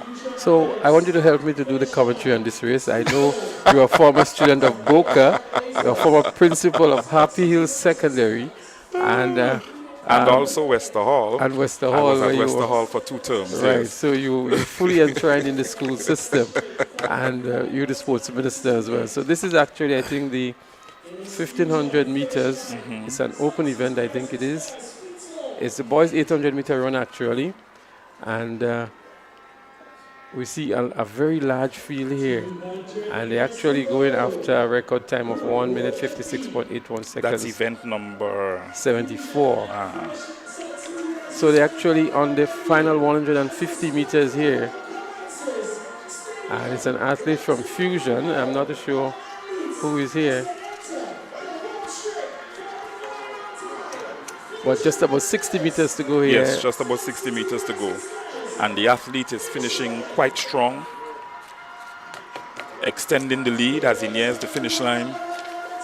And he has cleared the finish line successfully, and the other athletes are coming in very strong as well. And we see excellent sportsmanship being displayed. I like when athletes are finishing and they don't fall long on the track. Well, you seem to have a career in broadcasting already, Minister. I just put you on the spot here, but you did an excellent job to bring home the winners of this event number 74. It's on record, actually. So your colleagues in the BVI or Tucson Caicos, TCI, as right? well, yes. They will get a chance to hear you doing commentary. I'm sure you'll be interviewed during the games as well. I'm quite sure. But it was a pleasure having you here and for Thank sharing from the ministry's perspective and your own perspective as well. Thank you, Mr. And Smith. the plans that you have, the sports council is a big one, we know. The pleasure was mine. And Carifta around the corner. Yes. Truly appreciative. And thank you to our sponsors, Ariza, as well, for taking up this kind of corporate initiative, Absolutely, as well as Nexa as well, for the championships that they held sometime last week or week before also. Yeah, the corporate Grenada does have a very important role to play. They do, and I think that they have recognized that, and they are doing well where they can. Yeah. Indeed, indeed. So viewers, we heard a lot from our Honorable Minister, Honorable Lacrette, who is the Minister of Youth and Sports. And he's going to go downstairs and enjoy the rest of the games today. He's going to remain for the entire games, I was told. And so we wish him well and we thank him for being with us here. We're going to go back trackside momentarily to get some more live action. In the meantime, we ask you to stay tuned right here at the Ariza National Champs 2024. We'll be right back. Request, repay, repeat with Ariza's FlexiCredit Evergreen Loan Facility. Qualify for a FlexiCredit with limits up to $25,000 or use your home equity to qualify for more. Extra cash at your fingertips whenever you need it, accessed using your debit card and managed using AMI, Ariza's mobile internet experience app. FlexiCredit allows you the flexibility to top up to your approved limit any day, anytime. Already a member? Send us a WhatsApp on 423-4987. New members join today to apply. Request, repay, repeat. Use your FlexiCredit for vacations, shopping, wedding, general expenses, and more. Ariza loan terms and conditions apply. Ariza Credit Union. Your financial freedom, your future.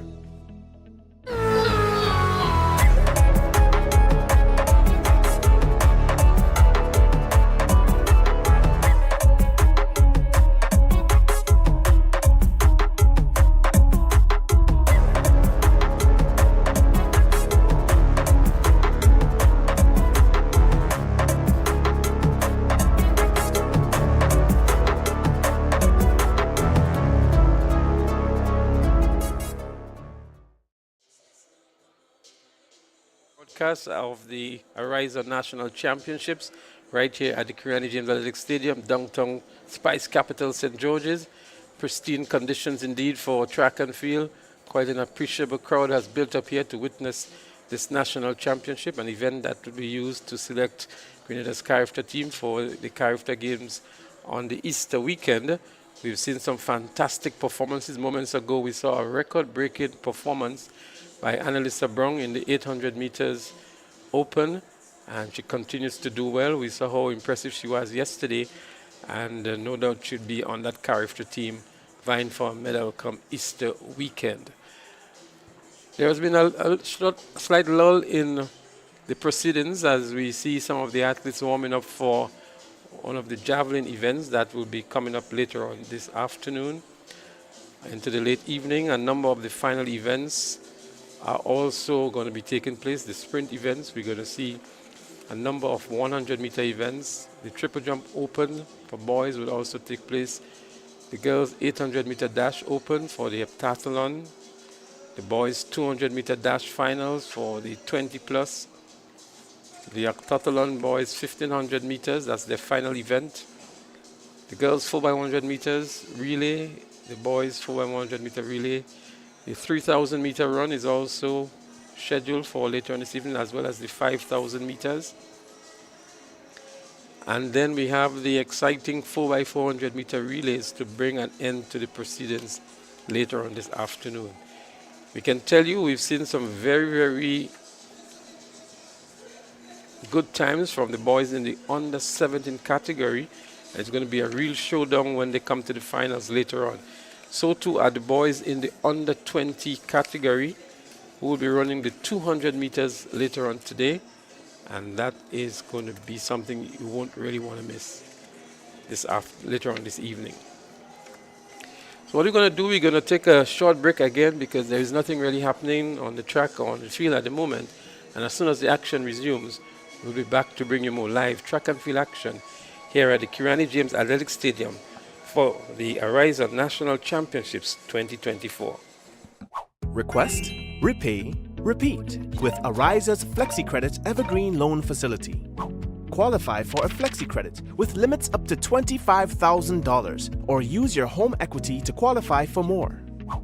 Extra cash at your fingertips whenever you need it, accessed using your debit card and managed using AMI, Ariza's mobile internet experience app. Flexi Credit allows you the flexibility to top up to your approved limit any day, anytime. Already a member? Send us a WhatsApp on 423-4987. New members join today to apply. Request, repay, repeat. Use your Flexi Credit for vacations, shopping, wedding, general expenses, and more. Ariza loan terms and conditions apply. Ariza Credit Union. Your financial freedom, your future. Take charge of your financial journey by switching to an Own Your Own loan at Ariza Credit Union. Ariza's Own Your Own loan is as unique as you are because we know one size fits all does not fit you. With Own Your Own loan, you get unmatched benefits including lower interest rates, flexible repayment options, discounted loan and legal fees, and savings from hardware suppliers. Tailor-made options that put you in control. Switch now and step into the life you were always meant to live with Ariza's Own Your Own loan. Ariza Credit Union. Your financial freedom, your future. Call us today at 440-1759 or visit our website at arizacu.com.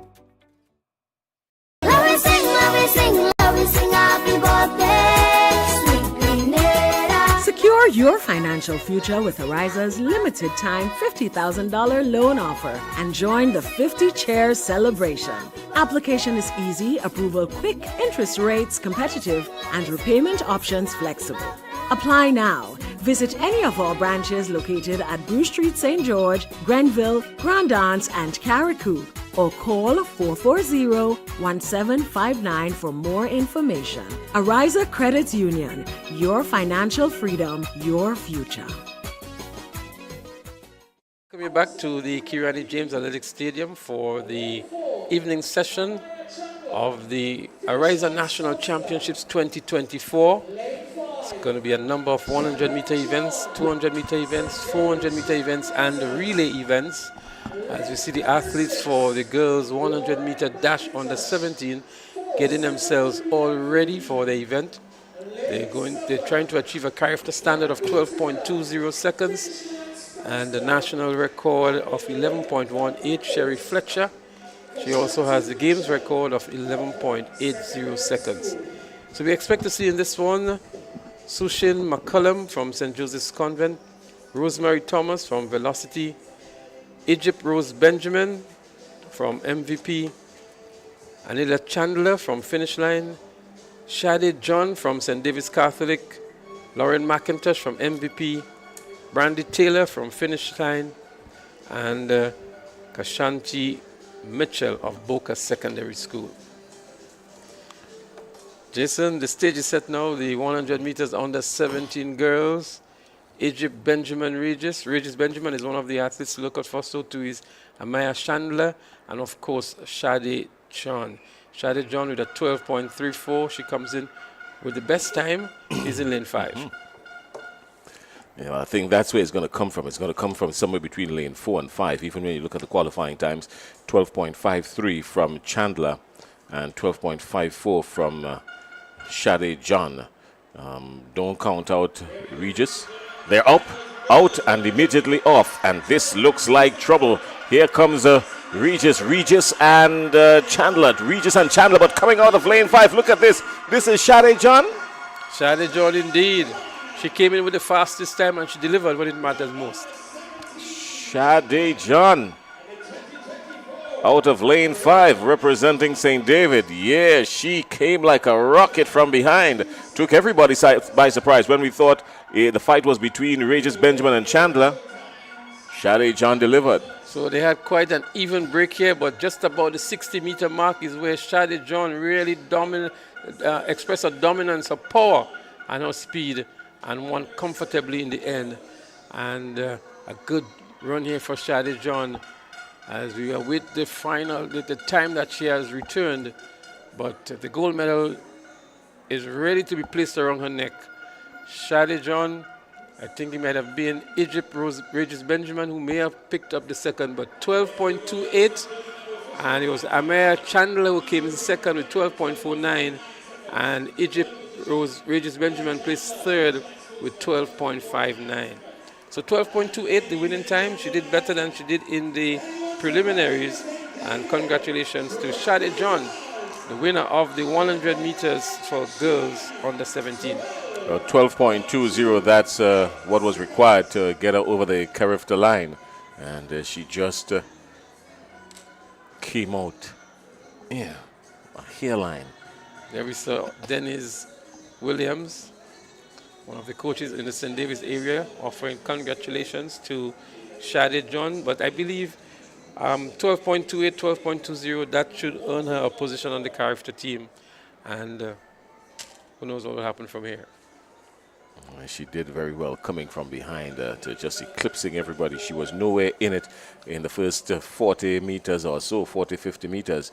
But then good form, and that propelled her all the way to the finish line to pick up the gold medal. Now we're getting ready for event number 53, the boys 100 meter dash under 17.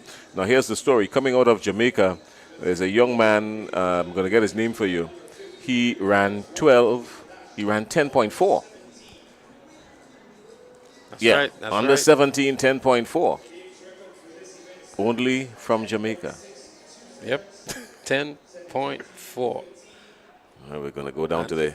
And that's fantastic. So Shadi John has done the double, Jason. She won the 200 meters yesterday, and she's returned today to win the 100 meters. So she's had an excellent meet, I would think. And she did a 24.81 yesterday, just outside of the Carifta standard, but winning 2 important gold medals. Rishon Daniel, lane number 3, representing Top Flight Track Club, Jaden Knight. Out of lane number 4, representing Altitude Track Academy, Delron John. Lane number 5, representing Fusion Athletics, Kanik Nixon. Lane number 6, representing St. Andrew's Anglican Secondary, Deron Sincere. Lane number 7, representing the Classic Lighting, South City Rising Stars, LeBron Granger. And rounding out your field, representing the St. Andrew's Anglican Secondary, Tevez Lewis. Lane number 8, your Jason. field for the boys 100 meter dash under 17 final. Well, Leslie. Sorry, Jason. Well, what is interesting here, there is no Cameron Mathlin in this race, the winner of the 200 meters, and one who recorded some impressive times throughout the season, sub 11. And so it's a race that's wide open now between the likes of Delron John, Jaden Knight, even a Kanik Nixon from the, well, we say PBC, but he's also for the Fusion Athletics Club. He's in this race here in lane number 5. I think he is probably in the best position because he's got everyone else that would challenge him on one side to his left when you look at it, because he's in lane number 5. Yeah, Deron Sincere is dangerous as well. But Delron John is the one to look out for as well. Delron John, and he comes in with the fastest time. Yeah. So Kanik Nixon is in 5, and to his left is Delron John. They're on the starters' orders. Good clean start. Everybody's out. This is going to be dangerous here. Immediately, somebody needs to come forward. But this looks like Delron John. This looks like Delron John. Delron John is looking over his shoulder. But here comes Kanik Nixon. Oh, Delron John just edging out. He stopped for a second to do what? Well, Delron John, we spoke about him earlier on, the sub-junior winner from Intercourse last year. And he came in with the fastest time of 11.55. Looking back now, we saw it was a good clean break, but he got a very good start too, a better start than Nixon. Nixon was struggling from the start, really picked up his momentum maybe about 90 meters. Delron John looking to his right again, Jason, something that maybe we don't see too often in a 100 meters, but Nixon had his work cut out for him and maybe needed another 10 meters or so to catch up with Delron. I think Nixon didn't need to. I think he needed a better start. Delron John had an awesome start. The only how you can describe Delron John's start is awesome. He came off the blocks, he kept low, and he stayed on the ball of his feet and allowed the track to do the work. He stayed. He stayed. Now he's getting ready to come up. Look at the leads lifting now, and he starts to pull forward. Starts to pull forward. He's pumping. To do what? He looked to his right, didn't realize that Canik Nixon was right there. He thought he had a clear cut. But Canik Nixon was right there. But Delron John coming out on top of the Altitude Track Academy, 11.36. Canik Nixon, a Fusion right behind him, 11.43. And Jaden Knight of Top Flight Track Club, 11.55. That's your top three in the boys under 17. 11.36, Delron John. Well, there was no Cameron Maslin of South City Rising Stars, so it was an opportunity for Delron John to stomp his authority on this event, and so he did. Gold medal to Delron John of the Altitude Track Club, 11.36 seconds. And Canik Nixon, with a terrible start, has to settle for the silver medal in this event with 11.43. Well, the girls' 400-meter dash under 17 is the next event on the track. And we're getting ready for that. But the excitement continues here with some great final events, which has started in the evening session of the Ariza National Championships 2024. We're getting ready to wind on, and there's no shortage of excitement, I can tell you this much. The girls' 400-meter dash. That's coming up. And the boys' 400-meter dash is on the corner as well. And then we go to the 200, boys and girls under 15. So we've got the 400 meters under 17, male and female, boys and girls coming up. I'm telling you, don't move a muscle, don't go anywhere. These are going to be very fast and exciting events. We've heard Mr. Conrad Francis talk about the track earlier on today, and the level of performances that the athletes are returning. He's not surprised by it. The track is quick indeed, and the athletes have really lived up to expectations. And those boys in the under 17 and under 20 categories are so competitive that anybody who brings the A game into the finals can win. These are events that can go anyway. It's just who bring the A game. A while ago we saw a terrible start by Canik Nixon, and that allowed him to have to settle for a second position, not taking away anything from Delron John, but a great start should give you a good race, should be able to give you a good medal position as well. We spoke about Delron John and his showboating, and maybe it's just in him. It might just be the next, Bolt, or something close to, because he's a show-off, isn't he? He has the talent to back it up, mind you. Yeah, we saw him last year at Intercol, maybe with 80 meters to go, already thumping the chest and so on. And we can see some of the comments coming in from some of the viewers, you know, asking for somebody to talk to him about the showboating, because he can do much better if he focus on his race and showboat afterwards, you know. Until he gets the penalty for showboating in the middle of the race. He's going to keep on doing it until somebody comes from out of nowhere and decides, hey, you know what, I'm going to teach you a lesson on the track. Until he learns a lesson on the track, he's going to continue doing it, and why not? So we're going to continue, as you mentioned, Jason, with the 400 meters for the under 17 girls. And this one should be a good one again. We have the likes of Samara Noel, Emma McIntosh, Ricalia Charles, Denaya Modeste, Annie Logie, Shabina Lewis, Kaylin McIntyre, and Talia Nayak, all competing in this event.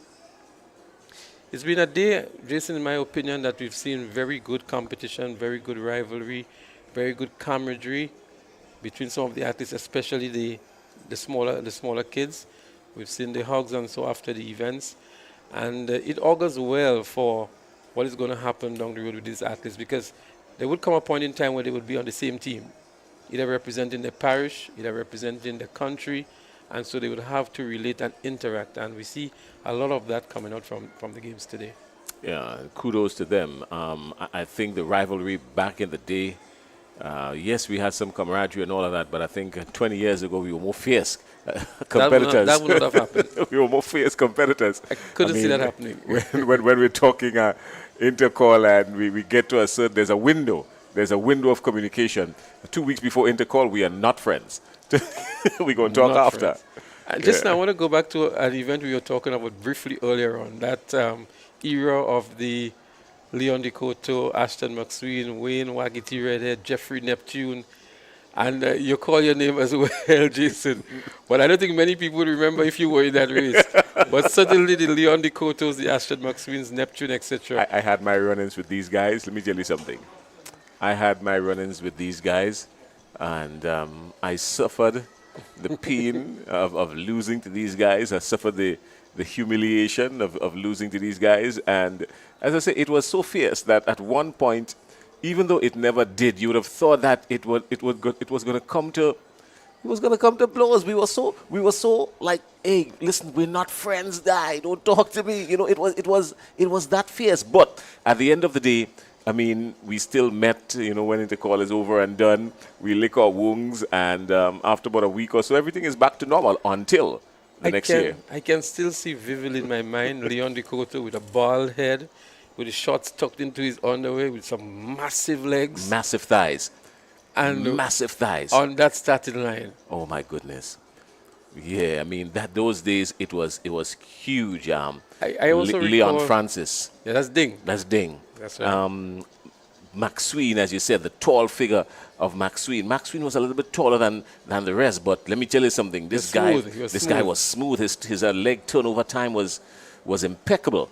And then you had Jeffrey Neptune. I was about to call Jeffrey Neptune. I recall him pulling up in that event. Some people believe that that's the fastest they've seen an athlete take off, and that's why he had to pop a hamstring in that race. But Jeffrey Neptune was just as good. Yeah, I mean, we've had, and you know, the funny thing about all of this that we want our younger viewers to know now is that all of this was taking place on grass. Not the synthetic tracks. At the nostalgic Queen's Park. At the nostalgic Queen's Park, where the bleachers would have been broken down, and I mean, only the grace of God would prevent someone from getting like seriously hurt. But sometimes we didn't even care. We didn't even see that. When the high school would come full to support GBSS, when Convent was supporting PBC and vice versa, and SAS, and when GBSS lost to SAS, then the girls from high school will say, well, don't worry, even though GBSS lose, high school win because SAS win. I mean, it was innocent, but it was fun. Do you recall the days of Richie Oliver running? Well, that was before. That was long before. That was long before. Richie Oliver, Godfrey Augustine, Eugene Licorice. Livingston Nelson. So that was the early 80s. That was the very early 80s. These guys have some calendars under their belts. Well, They've Eugene seen some Licorice, calendars. to me, has been the most graceful athlete I've seen. On that bend in the 200 meters. This guy was like butter, oil. as we say. This guy was like oil.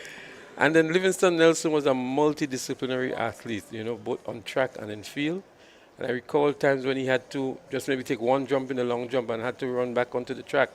And not even knowing the result of the long jump, knowing that he would have won. In any event. Hearing it on the announcer's microphone. So those athletes were really, really tough and endured a lot. Remember, intercall was on one day as well, eh? Yeah, and back then, there weren't many athletes participating. The numbers in the school were a lot smaller. Thankfully, now we've grown to where schools, over the last 20, 30 years, schools have expanded and the numbers have increased. And we've seen more student athletes now, more opportunities for scholarships and all of that. You know, better times because of the introduction and the availability of equipment and the technical advice and training and all those things. So we've come a long way. An extremely long way. So we spoke a lot about the male category. But you know, there was a lot of rivalry in the females as well. Oh, I'm going to get to that. We remember the stretch of victories for SJC St. George. Then there was the Anglican High School. And then there was the St. David's Catholic Secondary. And the St. David's Catholic Secondary would have had maybe the longest stretch of victories because they had these phenomenal athletes. Well, St. Joseph's Convent had a stretch of about 10. It was 7, 8, eight We or may have 10. to refer to the books, but St. David's Catholic But St. David's Secondary- Catholic Secondary had a stretch. and- And that's the thing about these female schools. When they win in blocks. It's not like you're going to win today and this year and then next year somebody else is going to win. And that shows that there's a plan, maybe, and a plan that drops off maybe every 5 years or so. So that's something to look and try to rectify, because what you're finding is that the competition is tight for 1 year, and then after that, everybody runs out. Let's go down to the house announcer. He's got the lane assignments for the girls under 17 Convent Grenville, 400. your intercall bronze medalist, Samara Noel. Lane number 4, representing 473 MVP. She's the 2023 Ariza National Championships bronze medalist, Emma McIntosh. In lane number 5, representing Grenville Secondary, Rakayla Charles. Lane number 6, representing 473 MVP, Denaya Modeste. In lane number 7, representing Finish Line Sports Club, Annie Logie. Well, Your field. there you have For it, girls, the lineup 400 for meter the dash. 400 meter under 17. And the athlete coming in with the best time here is Samara Noel of the St. Joseph's Convent, St. Andrews, I beg your pardon. She is in lane 3. Samara Noel. Emma McIntosh is one to also look out for. She came in with the second best time. And then we have Rakayla Charles of Grenville Secondary with the third best time. So lanes 3, 4, 5, that's where the real competition will come from. And the seeded number 1 for this event is the athlete from the St. Joseph's Convent, Grenville, Samara Noel. Yeah, well, Samara Noel has a lot resting on her shoulders. A lot is expected from her. She's in lane 3. There's McIntosh in 4. They're up, out and running. Gone immediately. McIntosh has made up the stagger. She's caught 1, 2. Is she pushing out too much too soon? Let's wait and see. But she's coming around and still looking strong. With about just over 200 meters to go, she's already established herself. Starting to fade off just a little bit now, because this looks like Samara Noel now that's starting to advance on her. That's Noel and McIntosh. Noel and McIntosh out there in front. Here they come now on the final straight, coming around the final curb. Here they are on the final straight. And Noel is pulling away. This is Noel, Samara Noel. Samara Noel of St. Joseph's Convent. Samara Noel is going to win this one easy, comfortably. McIntosh is going to have to settle for second. But the afternoon in the 400 meters belongs to Samara Noel. And a comfortable run for her. I was expecting a little bit more, Leslie. What are your thoughts? So Emma McIntosh would obviously be where the competition would have come from. I think she held her own for most of it, maybe just for the last 70 meters or so. No one was able to pull away from her. But it's an impressive time, I think, that would have been returned. I'm thinking that would be a sub 60 seconds time from Samara Noel from SJC Grenville. But even up to this point here, with 80 meters to go, they were going stride for stride. But as though Samara Noel changed again just about the 60-meter mark, and then pulled away from McIntosh to win comfortably in the end. And a good win for St. Joseph Convent Grenville, stomping the dominance on the 400 meters in the under-17 girls category. I believe whatever time is returned, she could have done a whole lot better, even with some more competition. Maybe McIntosh went out a little bit too early, too soon.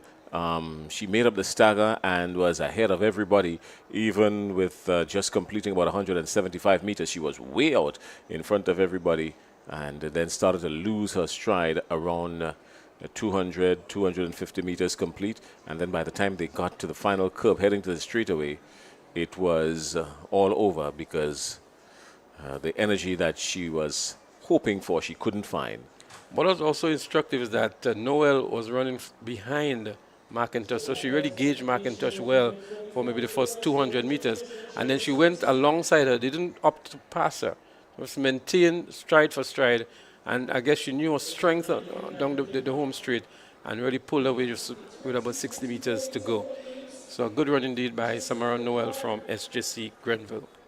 Well, the time has not been posted just yet, but we're getting ready for the next event, event number 46, the boys 400 meters under 17. That's coming up. That too is going to, we're expecting something spectacular in that one, Leslie. Yeah, these events are all going to be exciting events. In the under 17 category, the under 20 category, even the 20 plus categories, because these are now all final events, and we've really took out the creme de la creme, so to speak, and put them together in 8 lanes and put them to battle against each other for that gold, silver, and bronze medal.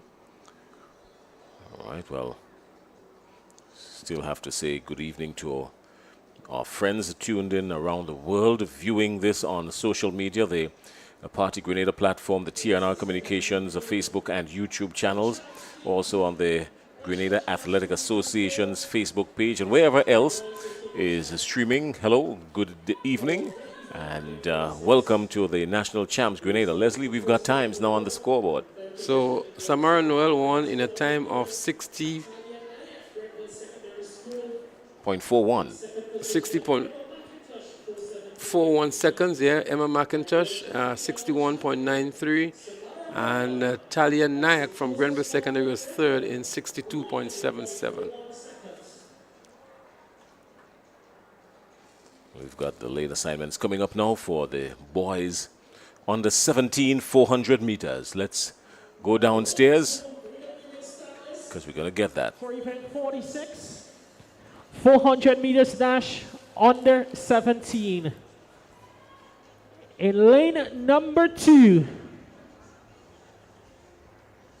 Lane number 2. Tyreek Thomas, McDonald College. Lane 3.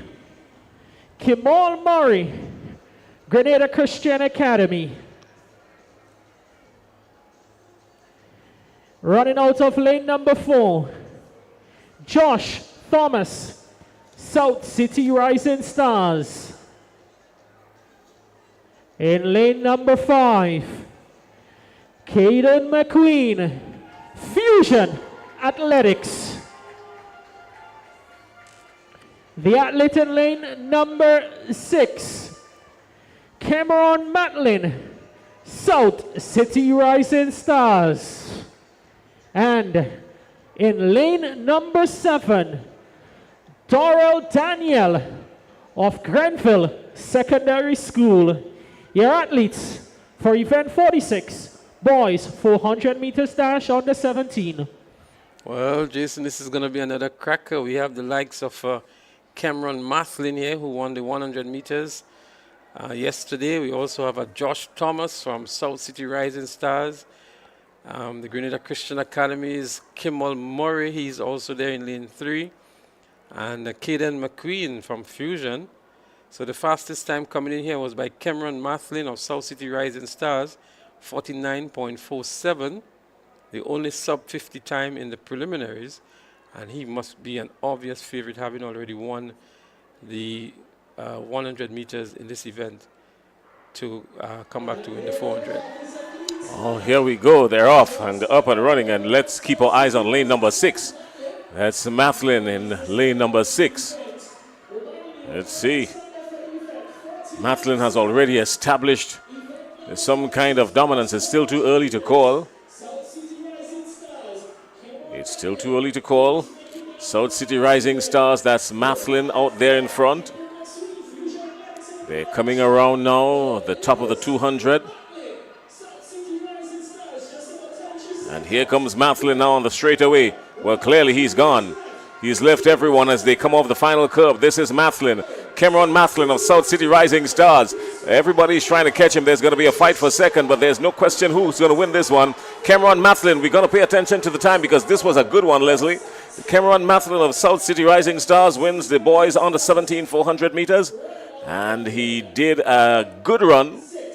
immediately picking up the stagger from the minute time he got around to just about 75 to 100 meters. He was already establishing his dominance and came around the final bend ahead of everybody. And by the time he hit the straightaway, it was automatic. Well, I make it a 49.4 on the flash time. We await the official result. But having run at 21.97 in the 200 meters, I thought it was a very impressive run here by Mathlin to come back to win the 400 meters with maybe over 30 meters lead on the second place winner. He ran a beast of a race. He left everything out on the track, and it still looked as if he had something else in him. I don't think that's his best timing. I believe he can still do a whole lot better than what we've seen him done here. We haven't had the times just yet, but he wasn't pushed at all. 49.76. Leslie? A good team for an under 17, a good time, sorry, for an under 17 athlete. And George Thomas was second in 51.74. Murray from Christian Academy came in third. And let's maybe can hone in on Kemal Murray from the Grenada Christian Academy, a relatively new school in a rural area, and coming to national champs, earning a bronze medal. I think it will speak wonders for that school in Pearl St. Andrews, the Grenada Christian Academy, picking up a bronze medal in this national champs. A few years ago, they had a couple great long-distance runners that picked up gold medals. But for Kemal Murray to pick up a bronze medal here with 52 seconds flat, I'm thinking that the people of the Grenada Christian Academy must be extremely proud of this achievement. Oh, they've got to be.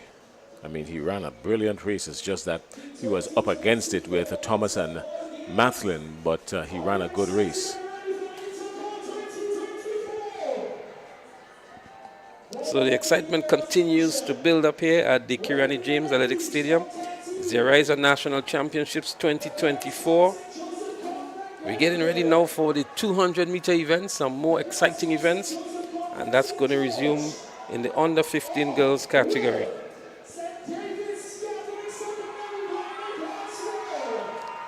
As you see a cross-section of the spectators who are here, the ardent track and field followers in Grenada. They're always here to witness good, keen athletic rivalry amongst the athletes, amongst the schools, amongst the clubs. And they've turned up in the numbers here this afternoon, a Sunday afternoon, as a matter of fact, at the Kirani James Athletic Stadium. The cruise ship is still in the harbor, Jason. I'm wondering if some of the tourists are here just to take in a little snippet of the national champs. Oh, no, haven't seen any of them, but I hope they had the opportunity to visit some of our national sites and sample a whole lot of our local food and drink. I know of one place where they can go to get that. The producers may charge me for ambush promoting, marketing. for an ambush marketing. They might charge me. I'm wearing my earpiece, so if I'm allowed to say it, then they'll tell me, okay, Jason, you can go ahead and say it. If not, I'm just going to keep quiet. But I'm trained enough to know not to say what. So as the sun goes down, the lights have been turned on. We expect, I think, a much earlier finish to today than we had yesterday. Notwithstanding the late start yesterday, but we've had a very brisk and swift flow of events today, Jason, particularly before the break. I know that we resume, the same thing is happening as we get set, as the blocks have been moved to the other side of the field, of the other side of the track, for the start of the 200-meter events. It's a good time maybe to take a short break and come back when the action resumes. So don't go anywhere. We'll be right back with some more live track and field action right here. As a matter of fact, there's going to be a medal presentation.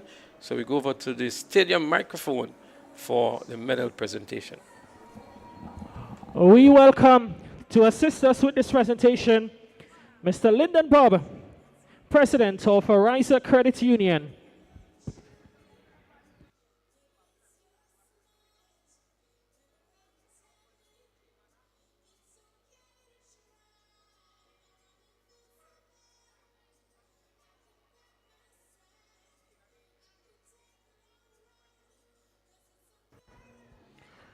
We begin with event 51, the boys long jump under 17. In third position, Jaden Pierre, South City Rising Stars.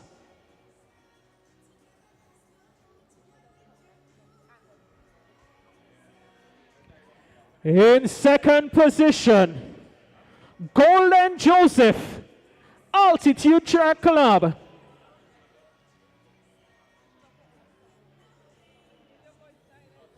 And their champion, Christophe Kellis of St. Andrew Anglican Secondary in a distance of 6.23 meters.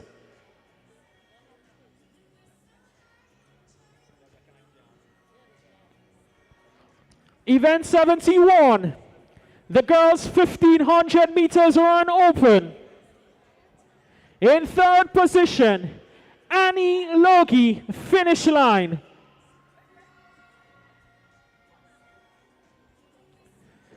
In second position, Montisha St. Bernard from Carriacou. And our champion in a championship record, Annalisa Brown, finish line, 4 minutes, 59.25 seconds.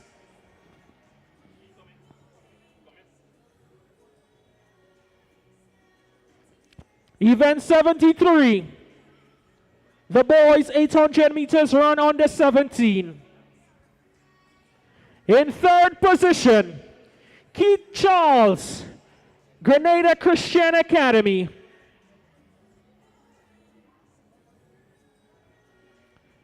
In second position, Jaylon St. Louis, Grenada Boys Secondary School. And our champion, Adriel Mitchell, Fusion Athletics, 2 minutes, 0.5 seconds.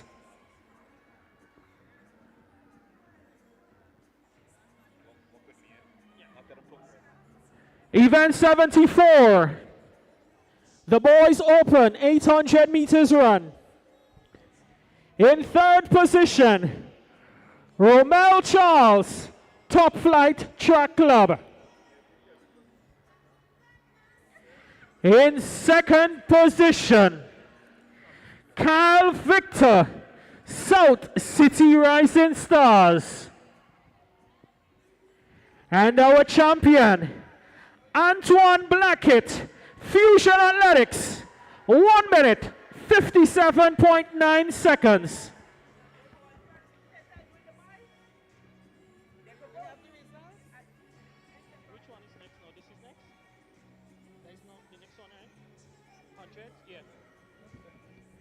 Event 52, the girls 100 meters dash under 17. In third position, Egypt, Regis Benjamin, 473 MVP. In second position, Amaya Chandler, finish line. And our national champion in the under 17 girls 100 meters, Sade John, St. David's Chalk Blazers.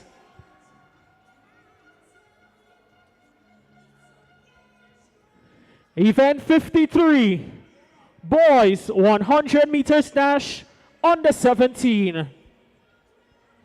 In third position, Jaden Knight, Top Flight Track Club. In second position, Kanik Nixon, Fusion Athletics. And our national champion in the 100 meters dash under 17, Dalron John, Altitude Track Club, 11.36 seconds.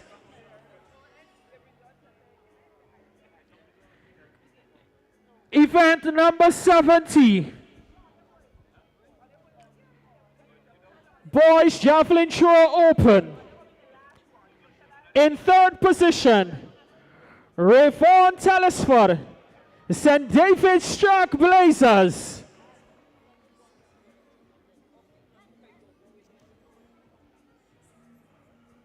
In second position, Elvis Graham from Jamaica. And the national champion, 2 times world champion, Anderson Peters, St. David's Trailblazers, 80.69 meters.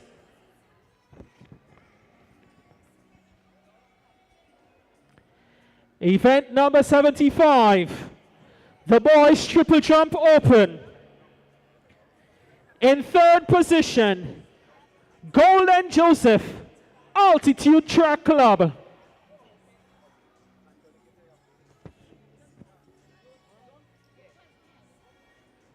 In 2nd position, Christophe Kialis, St. Andrew Anglican Secondary.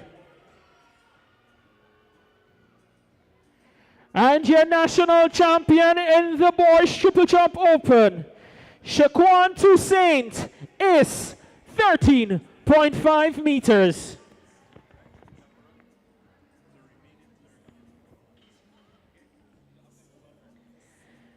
Event 45, girls 400 meters dash under 17. In 3rd position, Talia Nayak, Grenville Secondary School. In 2nd position, Emma McIntosh, 473 MVP. And your national champ in the 400 meters dash under 17, Samara Noel, St. Joseph's Convent, Grenville, 1 minute, 0.41 second.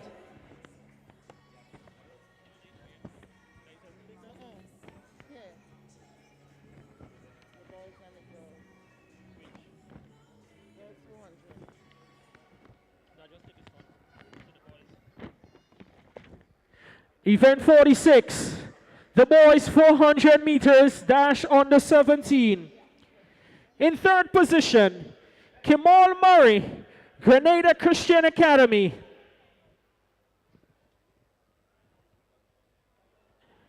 In 2nd position, Josh Thomas, South City Rising Stars. And our national champion in the 400 meters under 17 boys, Cameron Matlin, South City Rising Stars, 49.76 seconds. Congratulations to all our medalists, and thank you to Mr. Lyndon Bob, President of Ariza, for assisting us with the medal presentations.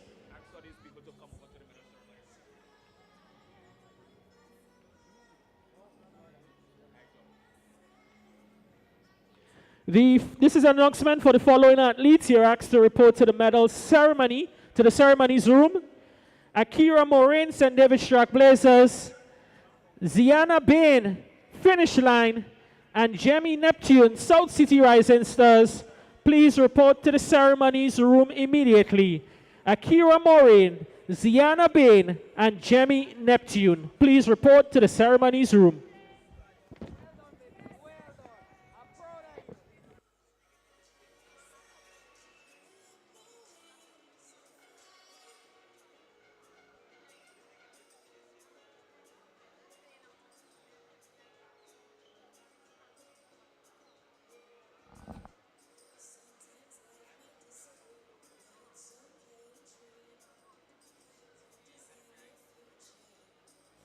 Viewers, we welcome you back to the Kirani James Athletic Stadium, downtown St. George's. It's the Ariza National Championships 2024. We've just had a medal presentation, and we're getting ready for the remaining final events that are going to be taking place this afternoon. We see you already getting themselves in place. The athletes in the 200 meters for the under 17, for the under 15 girls. And any moment now we will see the start of that event. The games record 24.99. Kina Thomas Karaku, she holds that record. A record she established in 2017.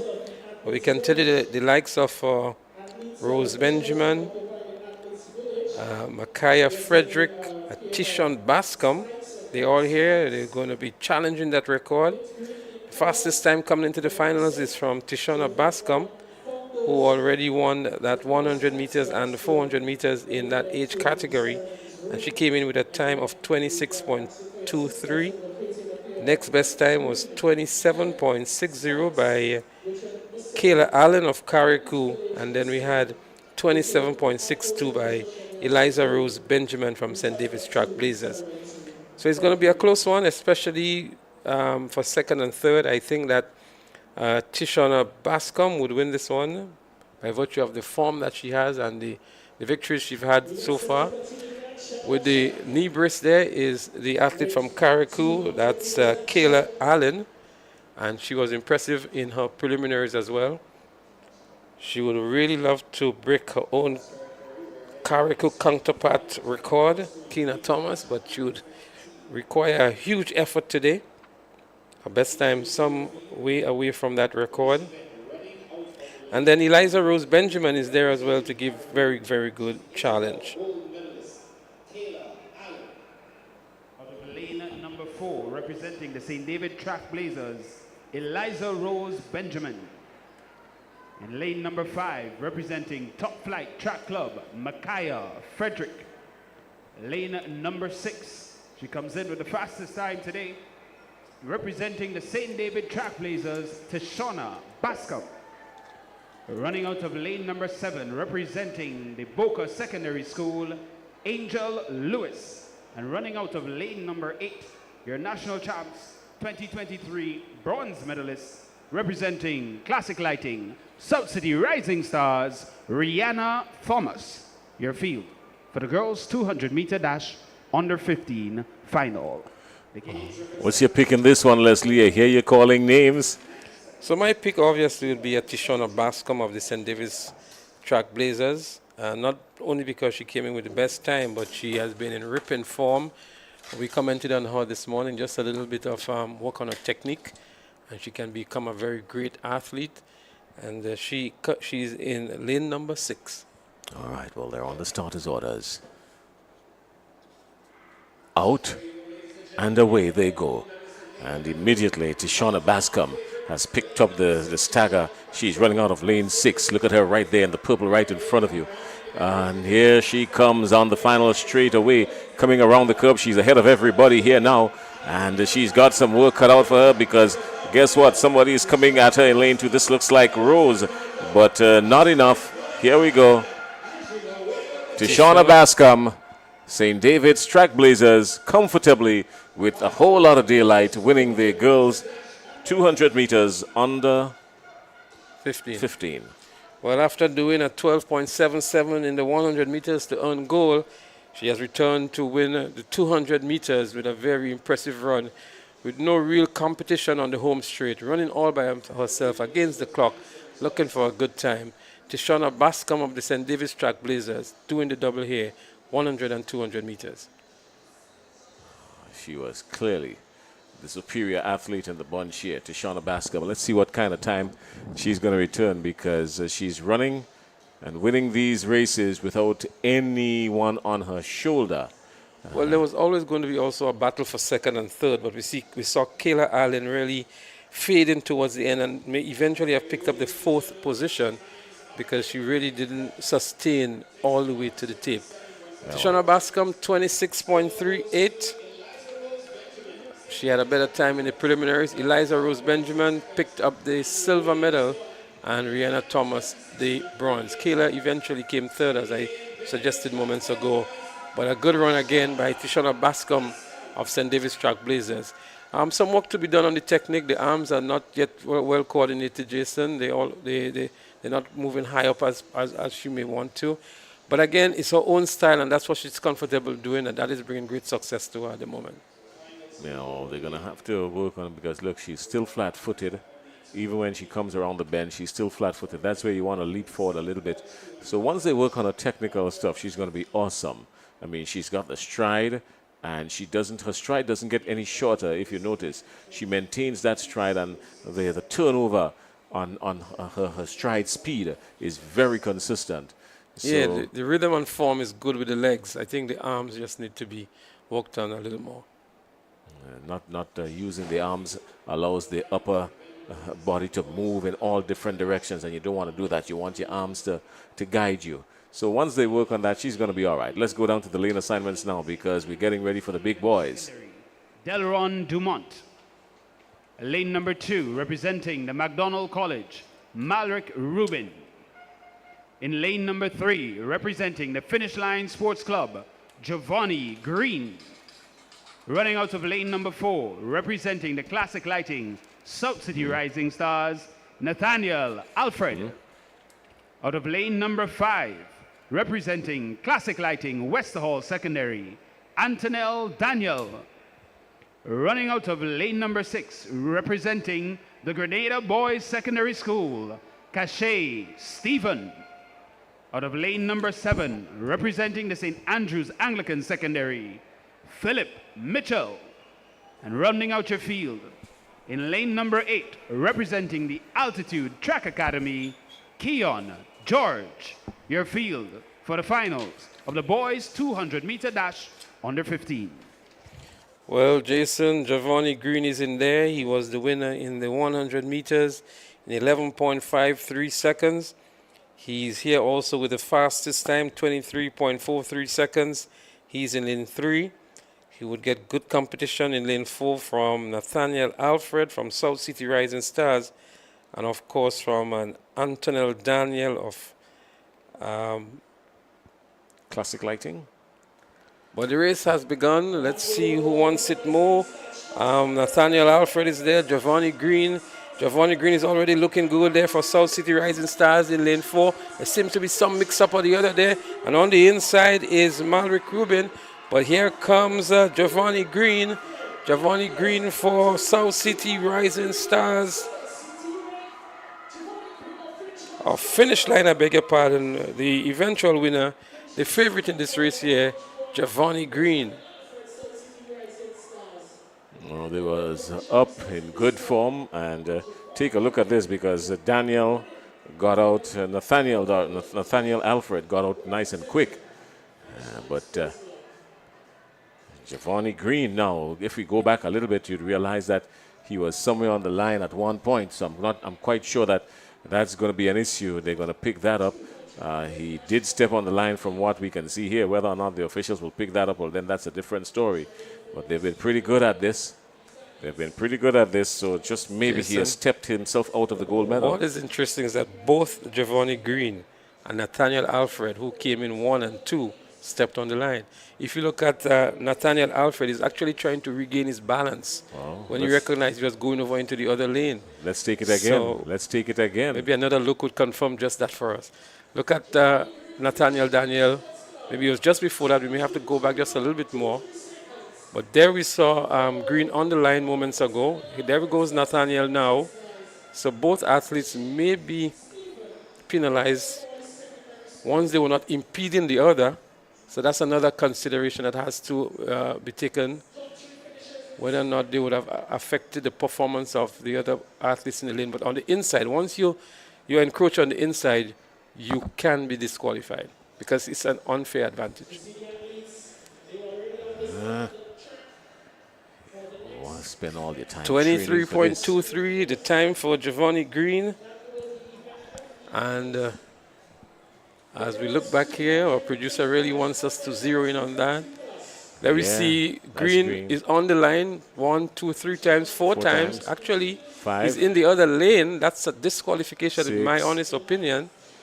So 6. Green has to be careful about that. Several strides were on the line and on the inside lane as well. And so too was Nathaniel Alfred. We saw him even trying to regain his balance when he was encroaching. So let's see what the final decision will be made by the officials. Lane 5, Kishona Phillip, St. David Stark Blazers. Lane 6, Shafania Houston, South City Rising Stars. Lane 7, Brunel Thomas, Ace. And in lane 8, Alina Dikoto, 473 MVP. Well, the ladies in the under 20 category, they're on the track and getting ready for the event. Rhea Flanders is there. I can tell you the athlete coming in with the best time would have been Kishonna Phillip of the St. David's Track Blazers, 25.58. Sorry, it was Shephonia Houston of the South City Rising Stars, 25.05. All right, well, this one, in my opinion, is too close to call. That should be an easy victory for Shephonia Houston. There's two in lane 6. Everybody's up, out, and running. Here we go. Shephonia Houston immediately picks up the stagger on 1, 2, but here they come, getting to the bend. Everything still looking even except Shephonia Houston, who lunges forward now, striding, pulling away from the pack. This is Houston. The challenge is coming, but it's all in vain. Shephonia Houston is going away with this one. Surely she's going away with this one, Shephonia Houston. Kishonna Phillip is there in second, but a distant second. Shephonia Houston wins. Kishonna Phillip is second, and it looks like Francesca Henry, who picked up third, but Shephonia Houston, easy, picking up the gold medal in this one. Leslie, you called it correctly. And the flash time looks like a 24.5. Let's see what the officials would return. She did a 25.05s in the preliminaries, but we've grown accustomed to Shephonia sub 25, and she came out with a real mission and a purpose here in the finals. As we look back here, she was out in a flash. She made up the stagger very quickly on the athletes on the outside, but she had some good competition in the early stages from Kishonna Phillip from the St. David's Track Blazers. But by the time they round the bend and head into the home straight, it was Shephonia Houston, 24.70. I knew this was going to be a sub-25 time. Kishonna Phillip was second with 25.61. But there she goes, powering her way from the rest of the field to return an impressive 24.70 seconds. Shephonia Houston of the South City Rising Stars taking gold in the girls under 15. Under 20. Under 20. Getting ready for the big one. The big one. I have my own predictions on that, Jason. We saw Tegan Peterkin with the most impressive time in the preliminaries. But inside of this 8 athletes, we have Samuel Green and another name by Ethan Sam. Ethan Sam, a silver medalist at the Carifta in the under 17 category. Samuel Green has had the better of him throughout the season.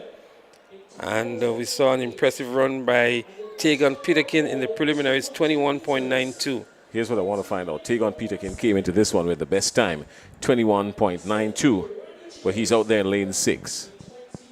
Yeah, I've seen that happen in a few of the previous races, the best time getting lane 6. There must be a reason for that. But Ethan Sam has ran sub-22 this season already. He has been doing that since last year. And Samuel Green has also ran sub-22. So we saw Samuel Green really easing up in the preliminaries to conserve some energy for the finals. And I believe it's going to be a real showdown between the athletes in lanes 3, 4, 5, and 6. Because Joshim Sylvester of ACE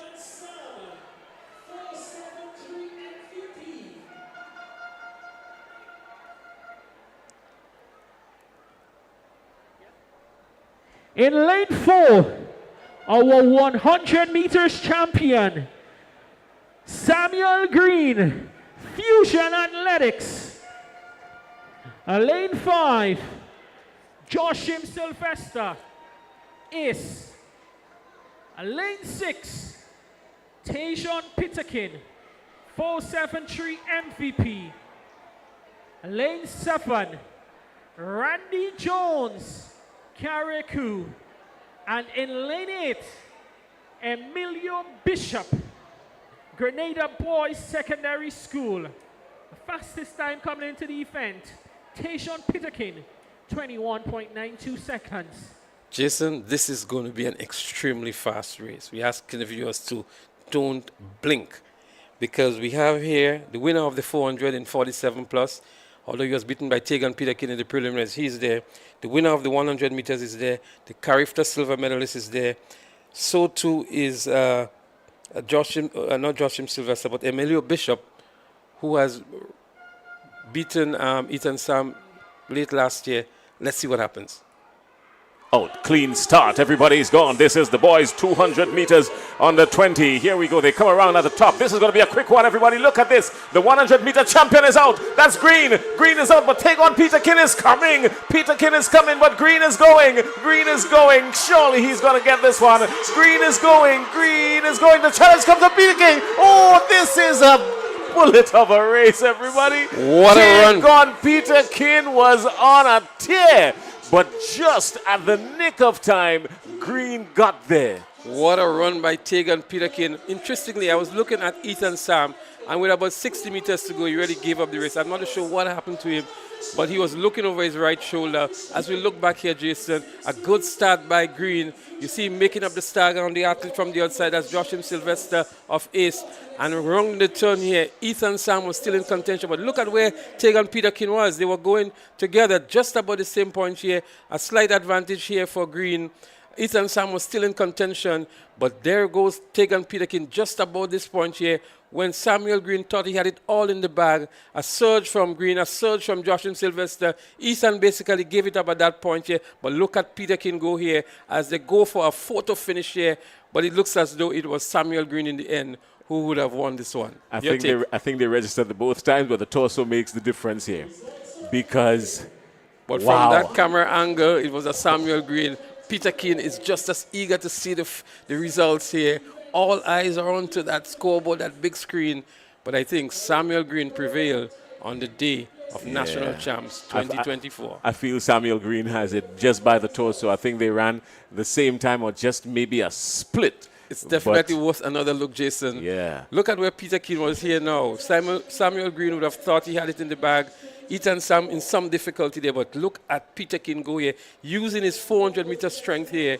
Samuel Green right there with him. Joshim Sylvester was giving good chase for the third position as they dip for the tape. They lean for the tape here. At this point, it was Samuel Green. Can I tell you this? The difference in a stride, the difference in one stride. Boy, that was a good one. It was probably the race of the afternoon that we've seen so far. And we've got to give full credit to Samuel Green. I think Samuel Green himself, he must be pleased with this because he came around looking, knowing that Tegan Peterkin was right on his shoulder and held his nerve all to the very end. They're showing it again. It deserves one more look. It does. It's the race of the day, in my opinion.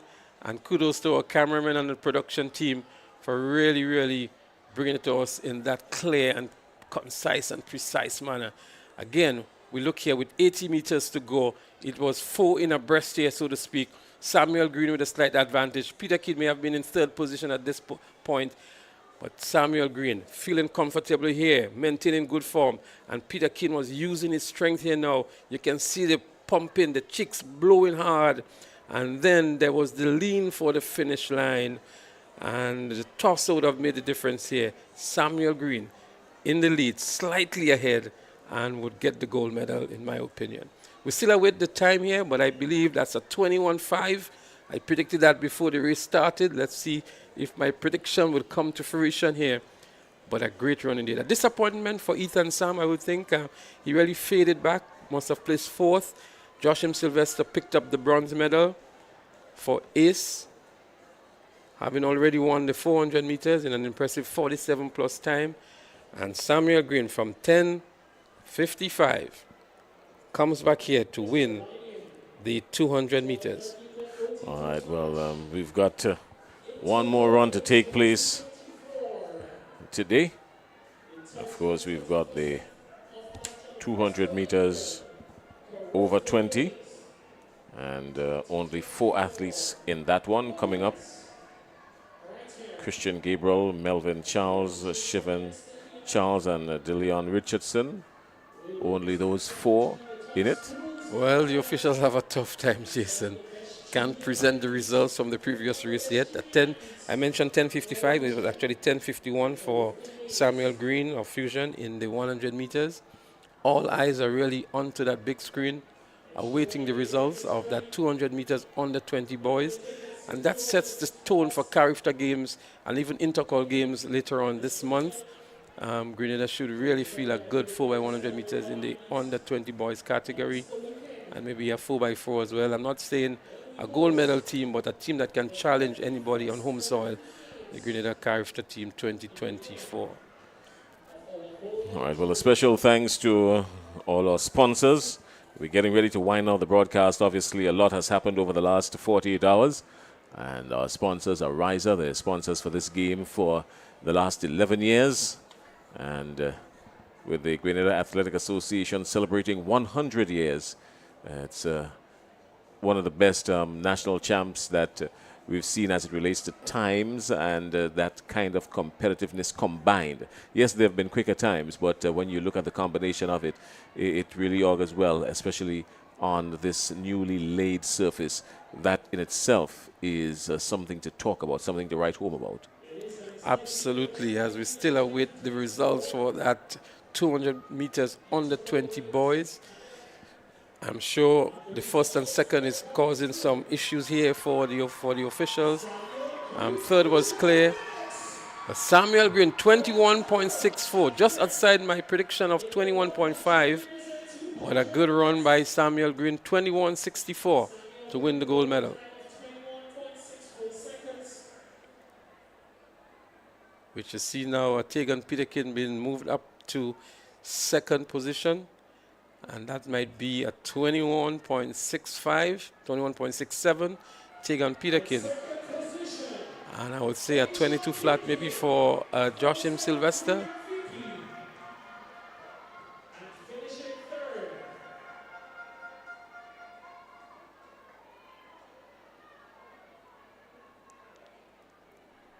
Again, the anxiety and the anxious moments as we are with 21.74.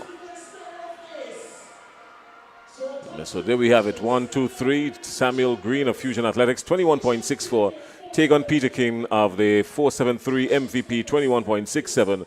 And third, Joshim Sylvester of Ace, 21.74. The boys under 20 200-meter dash, and yes, it was a dash indeed. That's one in the books, and that's the story. We've got the boys 20 plus coming up, 200 meters. And while they get ready for that, we've also got to speak of the fantastic work that our crew has been doing over the last couple of days. We've also got to say hello and thanks a lot to all our viewers that has been viewing outside of Grenada.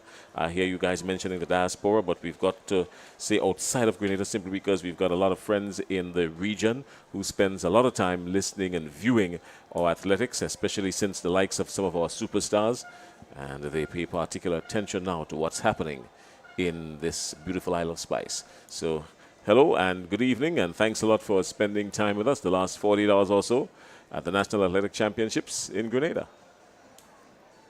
Well, we have listed here 4 athletes to compete in the 200 meters dash 20 plus. But from the looks of it, it looks as though only 2 athletes would compete in this event.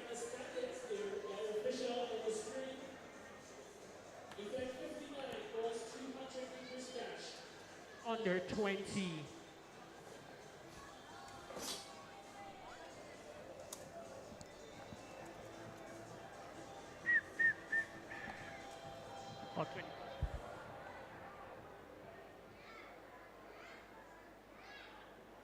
So the stands have been settled one more time. It was really, really pandemonium in the stands moments ago with the finish, that close finish in the 200 meters for the under 20 boys. And now they're all back to normal, so to speak, getting ready for the 200 meters 20 plus boys.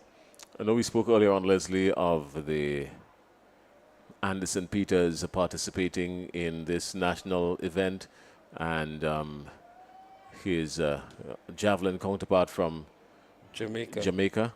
I had the opportunity of speaking with both of them, actually, and I'm just trying to remember his name. Was it Graham? Graham, yeah. He said basically his reason for participating here with Unattached is to try and get his distances right so that he can be a part of the Jamaica Olympic team in the javelin. So he's using this year, because this year is a recognized event, trying to use this year to get some good qualifying distances.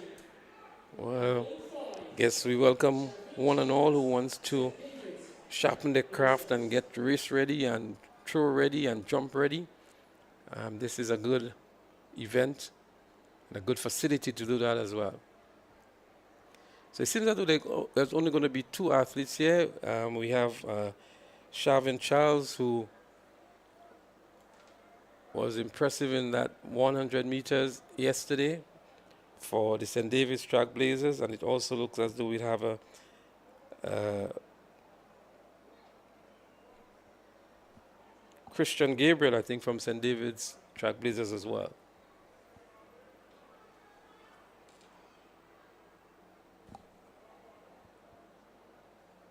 I had the opportunity also to speak to Anderson Peters, and basically his story was, he's using this year as an opportunity to check his improvement on his recent shoulder discomfort, just to make sure that he's in the right space, trying to get into the right space so that he can compete at the highest level later on this year.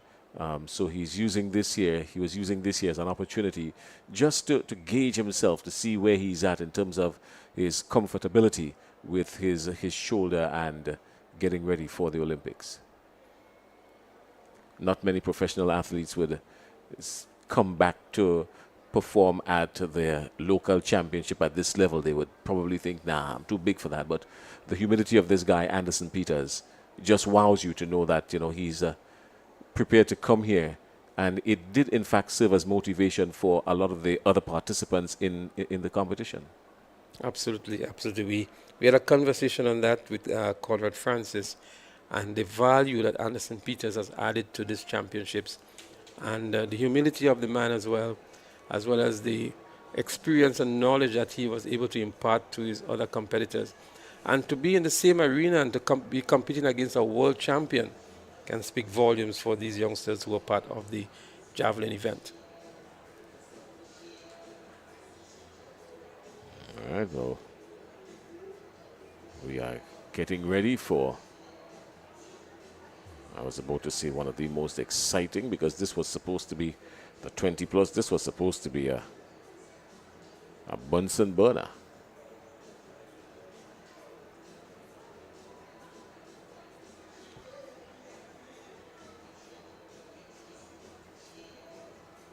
So I'm not sure what is the issue here, Jason, for the hold up in this particular event. We were expecting 4 athletes. We see only 2 on the track for quite some time now. And that has an impact in terms of the athletes' overall performance. I mean, if you want to take it scientifically, athletes know what time they are performing, and they go through certain rituals and race readiness for that time. And when you start the race maybe several minutes after that, they're out there, they're not being kept warm.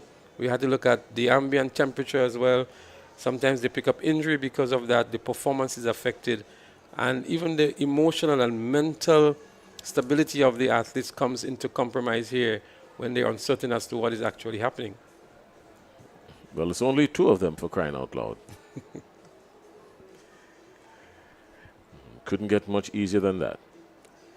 So it's going to be Christian Gabriel and Shavin Charles, both of the St. David's Trailblazers. Shavin Charles had an impressive 10.55 in the 100 meters, and the Christian Gabriel 10.64. They came in 1 and 2 in the 100 meters for the 20-plus athletes. There is no Neil Peters here. He is the current record holder, the game's record.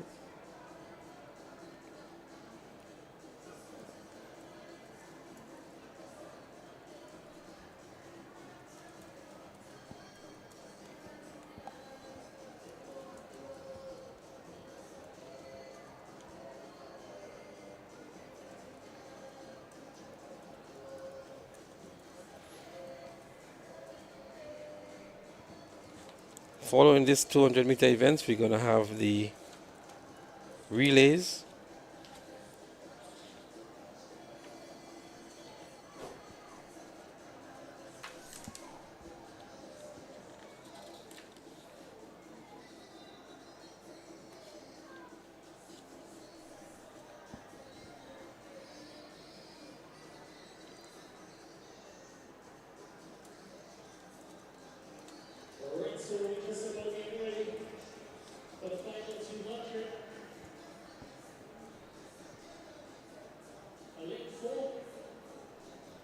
Christian Gabriel, St. David's Trailblazers.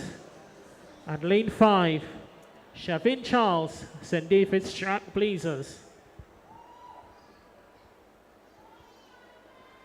One thing that is good for sure is to see these athletes after they finish school still continuing to train and still continuing to do impressive times. I mean, 10.55 could virtually have been a 10.3 by Shavin Charles. That's what we may have expected at this stage. But nonetheless, it's good to still see them keeping fit and keeping in good shape and still competing at the national level. Likewise, Christian Gabriel, a 10.69 is not a bad time for him as well. And let's see what they can do here in the 200 meters. Yeah, that's my issue. My issue is after an athlete would have come through the secondary school system, basically there's one, maybe two events at best that can allow that athlete to showcase something. So there's nothing to train for, really. And then after that, outside of your family having the financial resources or you getting a scholarship, your athletic career basically goes south. And that is one of the main reasons why I feel we lose a lot of potential superstars, because there's nothing there to propel them after the secondary school system. So hence the reason for the importance of the club structure and the support for the clubs who can really absorb these athletes post-secondary and tertiary schools and keep them there and get them organized, get them training still and competing whenever these meets come up, national champs, relay meets, etc., and even maybe some overseas meets as well within neighboring Caribbean countries. But it's a shame to see the talent that we've wasted over the years when athletes finish school and there doesn't have any competition for them. There seems to be some technical issue down there. We see a lot of action around the starting point with one of the overseas consultants that is here assisting the starters. So it looks as though some of the equipment may be malfunctioning at this point in time. We see some actions down there that is suggesting that they're testing some of the equipment, and that may be the reason why we have not yet seen the start of the 200 meters for the 20-plus boys. But we see some of the athletes now for the relay events making their way onto the track, and that is good. It means that we are going to see some exciting relays coming up shortly. Seems as if they've gotten it correct now, and the athletes are on their mark. It's a nice clean start here between two athletes here, Shavin Charles and Christian Gabriel, both from the same club. But Shavin Charles making up the stagger nicely here as they round the turn and get into the home stretch. Shavin Charles continues to pump, maintaining good form to Christian Gabriel. Is giving him good competition and motivation as well. But Shavin Charles is going to win this one easily and make it a 21-4 on the flash time.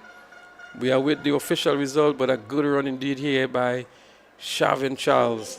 Already winning the 100 meters in 10.55 and coming back to win the 200 meters. Shavin and Christian, I mean, this was almost elementary for them. They didn't, you could have seen that they didn't put too much into it. It's a psychological thing, I suppose. But I'm thinking that both of them are capable of doing a whole lot better. If the field is stacked, then we're going to see something different, something more spectacular from these two. Well, 21.54 by Shavin Charles of St. David's Trailblazers and 21.65 by Christian Gabriel. And you made a point, Jason, had we had a full complement of lanes here, it could have maybe resulted in a much faster time for Shavin Charles. Nonetheless, an impressive 21.55, coming back from a 10.55, and Christian Gabriel 21.66 after running at 10.64 in the 100 meters. Well, he's got a whole lot of work to do, whether or not he's going to continue in this system, move on to something else. But Shavin Charles does have a lot of potential. As you said, he won the 100 meters, and he did that powering his way through. So he's got the form, he's got the technique, he's got the power. He just needs the opportunities now to go with it, and he's going to carry very far. But that's only if is been afforded to him. So what we're going to do, Jason, we're going to take a quick short break and come back with the relay events when action resumes on the track.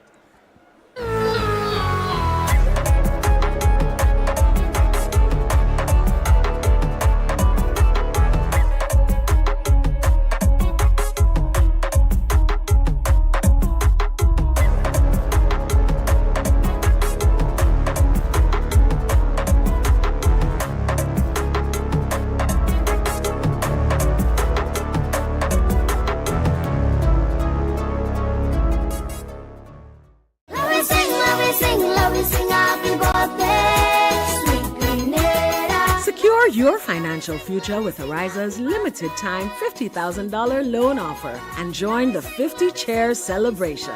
Application is easy, approval quick, interest rates competitive, and repayment options flexible. Apply now. Visit any of our branches located at Bruce Street, St. George, Grenville, Grand Anse, and Carriacou, or call 440-1759 for more information. Ariza Credit Union, your financial freedom, your future.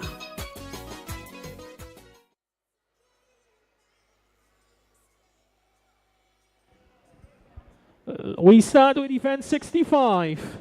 The girls high jump open. In third position, Akira Moraine, St. David's Track Blazers. In second position, Zena Bain, Finish Line. And our champion, Jemmy Neptune, South City Rising Stars.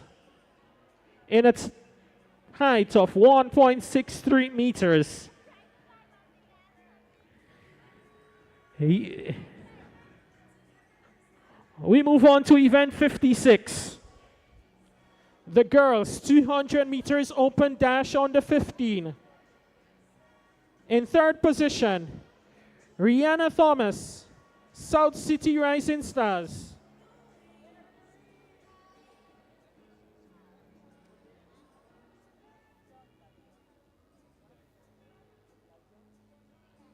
In second position, Eliza Rose Benjamin, St. David's Track Blazers.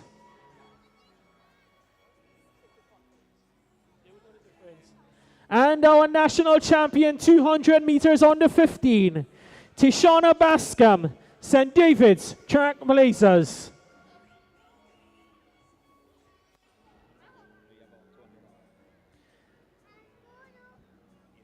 Event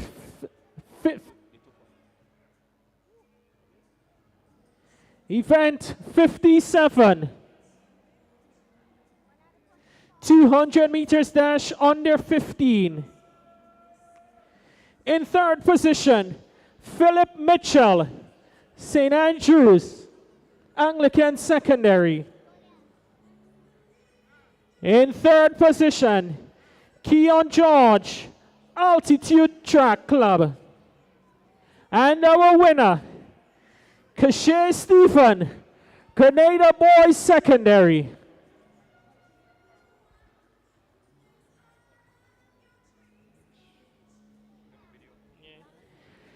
Event 43. Girls javelin throw under 17. Third position, Rishona Francis, Grenville Secondary School.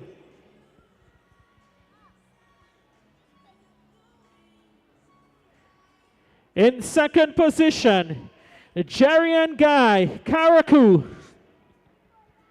And our winner, under 17 champion, Naomi Jones, St. David's Track Blazers.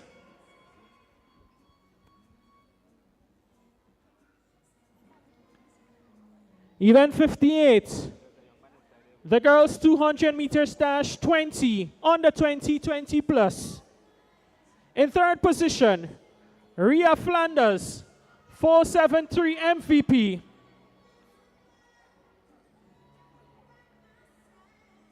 In second position, Kishona Phillip, St. David's Track Blazers. And our national champion in the 200 meters under 2020 plus, Shafania Houston, South City Rising Stars, 24.70 seconds.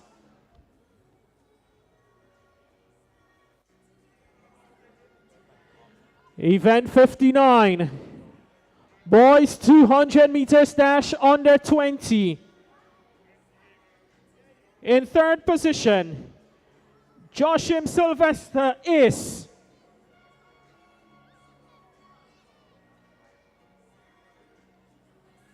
In second position, Tajon Pitakin, 473 MVP. And our national under 20 champion in the 200 meters, doubling in the 1 and 2, Samuel Green, Fusion Athletics, in a time of 21.64 seconds. Congratulations to all our medalists, and thank you to our presenter, Ms. Lindona Hiller Marshall, a board member of Ariza, for assisting us.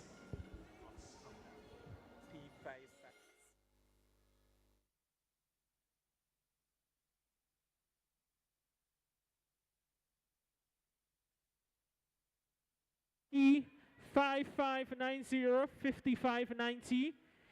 You're asked to report to if your vehicle you are impeding a patron from exiting the venue. P5590 driver, please attend to your vehicle immediately. Thank you.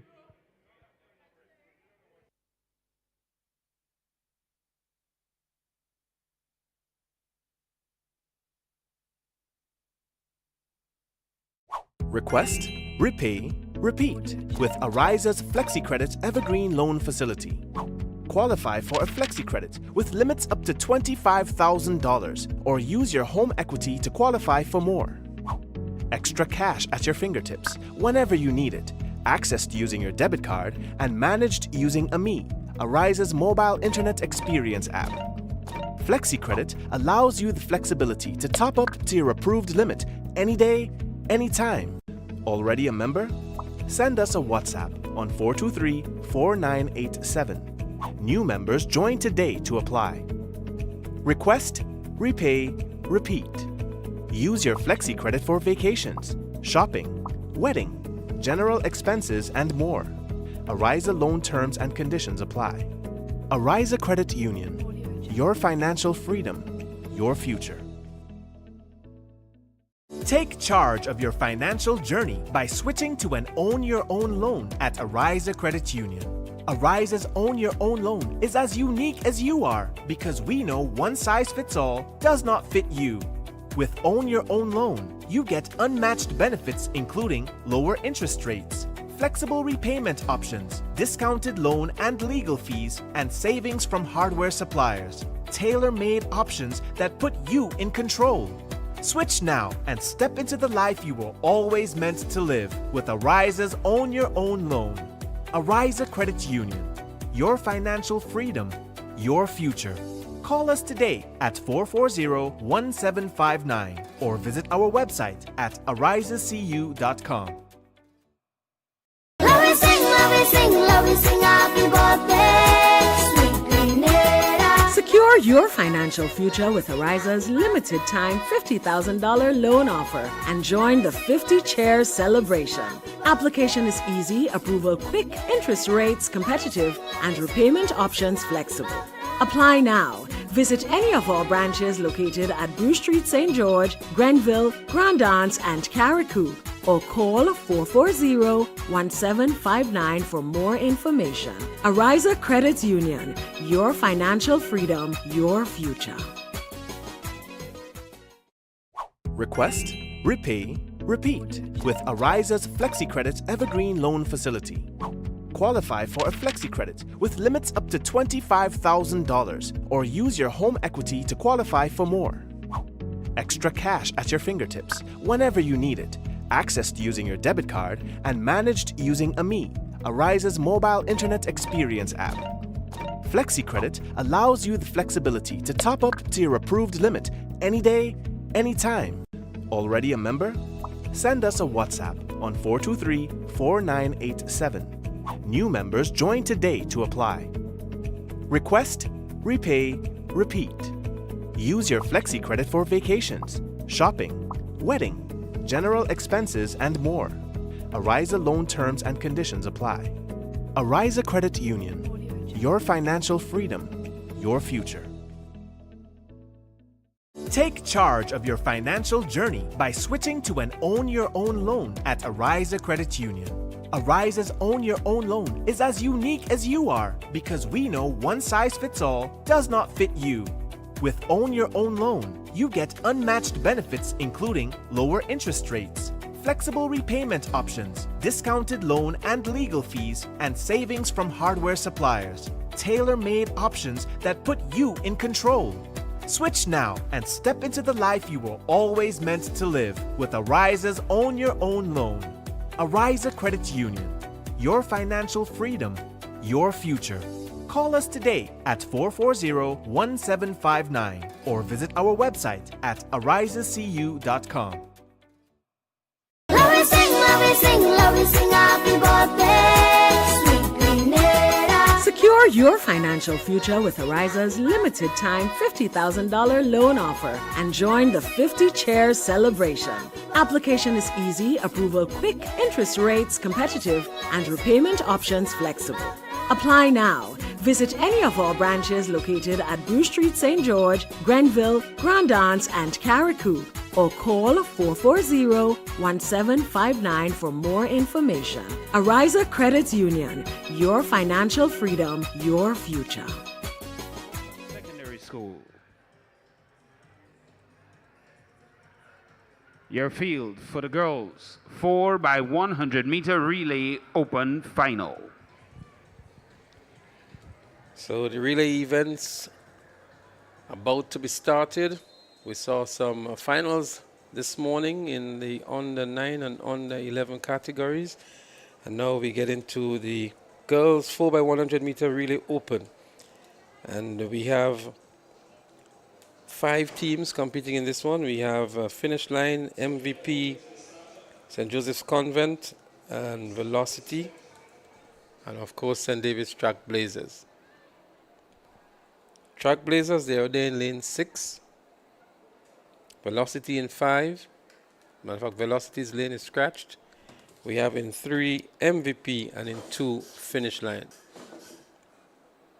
Well, Leslie, I'm thinking here that surely MVP would think that they're the favorites in this one. Look at their lineup. They're starting with that's Dakota, I think it looks like. Dakota on the first leg for MVP. They've got some pretty strong. They have Egypt Bridges Benjamin there too, Rhea Flanders and Lauren McIntosh. But the lineup for St. David's Catholic Secondary is just as impressive. Kishana Phillip, Kurdian Phillip, Rihanna Frederick, and Kamaya Telesford.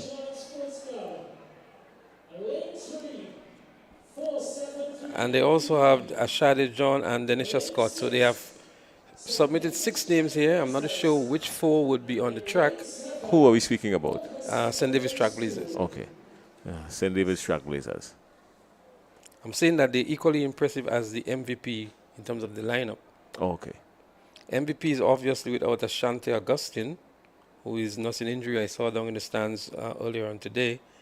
And she's just looking on and cheering on her counterparts from the stands.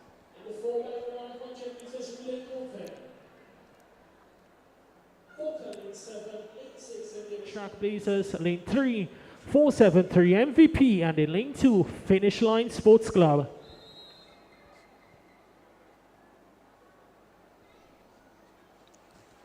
So they're getting ready to start. Is who can successfully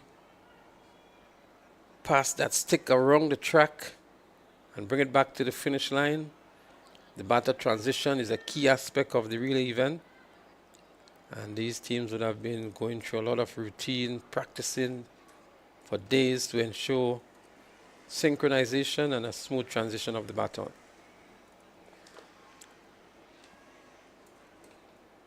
They're on the starters' orders.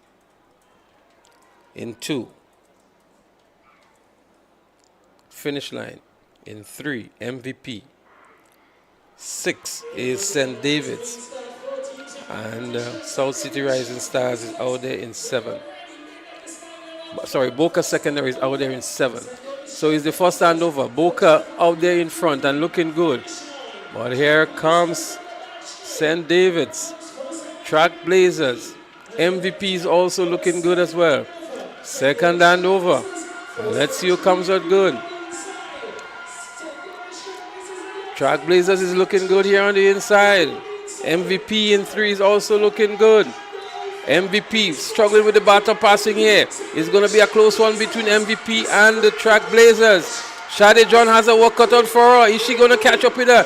Shade John is giving good chase. She stumbles in the process. And that misstep here really threw her off. Could have picked up an injury at the same time, Shade John. She's clutching to the hamstring on the track here now. It looks as though it's a hamstring injury for Shade John. She was really trying to catch up there with the athlete from MVP. But in the end, MVP prevailed. A good run by the quartet from MVP. In the absence of Ashanti Augustine, they still managed to pull the goal for their club. You know, Ashanti Augustine would have definitely made a huge difference here, but a gold medal is a gold medal. What was even more concerning is that they almost fumbled the baton, and that sort of opened up the door for the athlete in lane 5 that was coming in. What's her name again? Shade John. It opened up the door for Shade John, giving Shade John just a glimmer of hope. And you're thinking that had she not pulled up there with an injury, maybe clutching a hamstring, things would have been slightly different. But 473 MVP, I think their quartet was well-oiled, well-rounded, save and except for the little fumble that they had on the final handover. Definitely so. A bad sight here for St. David's Trailblazers. Shade John had to be stretched out of the track. We see the fumble in the batter here. The miss actually by MVP, whereas it was a much smooth transition for St. David's Trailblazers. But it was a very, very tough one for Shade John. And having to exert so much, she really pulled that hamstring just about here. You will see the mistride here, right about there it happened. And that really, really prevented her from picking up any further momentum to catch MVP. In the end, she had to be stretched off the track. Not a good sight indeed. All right, well, that one is in the books. MVP has got that part of it covered. Now MVP is in the 4x100 meter under 20 boys. And this is going to be a scorcher as well. Let's go down for the lane assignments. Lane 5, South City Rising Stars. Lane 6, Velocity Track Club. And in lane 7, St. David's Trailblazers. Teams done to compete in event 69, the 4x100 meters relay under 20 boys. Well, only 4 teams are going to take to the track. We have MVP with a Tegan Peterkin, Nathan Hiller, Joshua Richard, Devonnie Ferguson. Jelani Franklin is also listed there, so too is Ethan Sam. I'm doubtful that Ethan Sam would actually run. Seemed to have picked up an injury. And Jelani Franklin is also there. We also have in lane 5, South City Rising Stars. And in 6, we have Velocity Track Club. Because Peterkin has just ran the 200, you think they're going to let him rest, or you think they need him to win this? Quite frankly, I don't think they need Peterkin to run this. Jelani Franklin can come in here. They have listed 6 athletes. They can actually leave out a Peterkin and a Ethan Sam and run Nathan Hiller, Joshua Richards, Devonnie Ferguson, Jelani Franklin. Trailblazers is in 7, and they have Jonathan Regis, Michael Redhead, Killon Moses, and Cale Lewis. That's the quartet for the St. David's Trailblazers. Don't write them off, because that's a good quartet. Those guys in St. David's, they've been working pretty hard over the last couple of days, and they've seen the results. So St. David's Trailblazers in with a good chance as well. An even chance, if you ask me. I've not seen Michael Redhead on the track today, so I'm not sure if he has been saved for the relay or if he has an injury of some sort. But Cale Lewis was there in the octathlon. And Cullen Moses, we know of his abilities as well. Jonathan Regis is also there. So they're going to pose some good challenge for MVP. But I think the real contest here is between Trailblazers and MVP in the absence of, South City Rising Stars is also there. We can't really rule them out. Samuel Green is part of their quartet as well. So you really can't rule out South City Rising Stars in this really championship.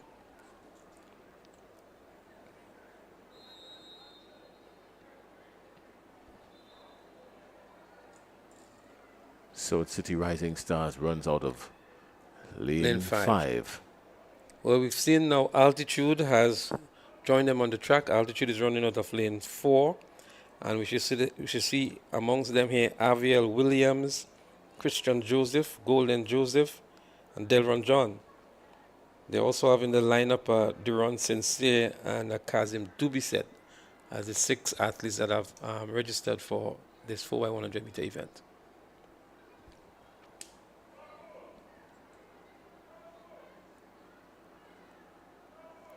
Is the under 20 boys 4x100 meter relay.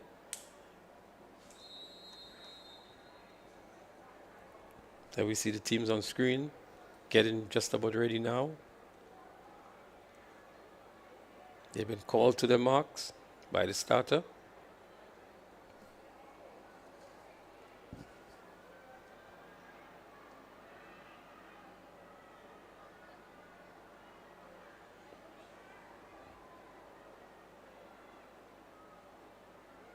Not a capacity crowd at the stadium, but this audience here will be thrilled. And immediately we've got drama to start this one. A second pop of the gun means that that's danger. Somebody's in trouble. Somebody is in trouble. It's still too close to call there. Let's see. Where will it come from? Oh, that looks like lane 4. It looks like lane 4. Who's at lane 4? Altitude Track Academy. Lane 4, Altitude Track Academy. It looks like lane 4. Are they going to be exited, or will the field be cautioned? What do they do here, Leslie? Well, the expectation is that if there is a false start, whoever creates the false start should be disqualified unless it's an equipment malfunction. But let's look back again to see where this may have come from. We can take it back a little further, that we can see here.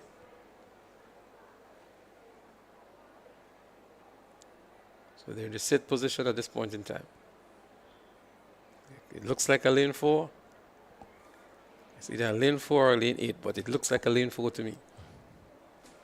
Oh. So the green card has been issued to the entire field. So they're going to have the full lineup of the 5 teams.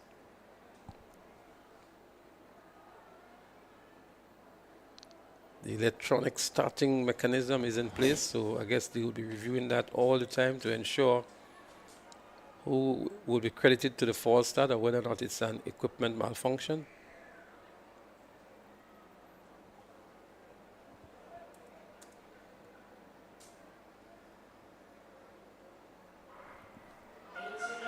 Up, out, away. MVP is gone. South City Rising Stars, the first handover. What have we got here? Well, this looks like danger. South City Rising Stars trying to do some catching up. Still too close to call to see who's in this one. MVP is clearly out of it. They're not in this one at all now. Here we go, the second handover. Altitude. Altitude. Altitude. Altitude. Altitude. Altitude is gone out with the wind. Altitude Track Academy. Altitude Track Academy. Velocity coming in but couldn't catch, wouldn't catch, no way. So Altitude, Velocity, and South City Rising Stars, 1, 2, 3. Miscommunication of some sort on the first handover with MVP, and that led them out of it.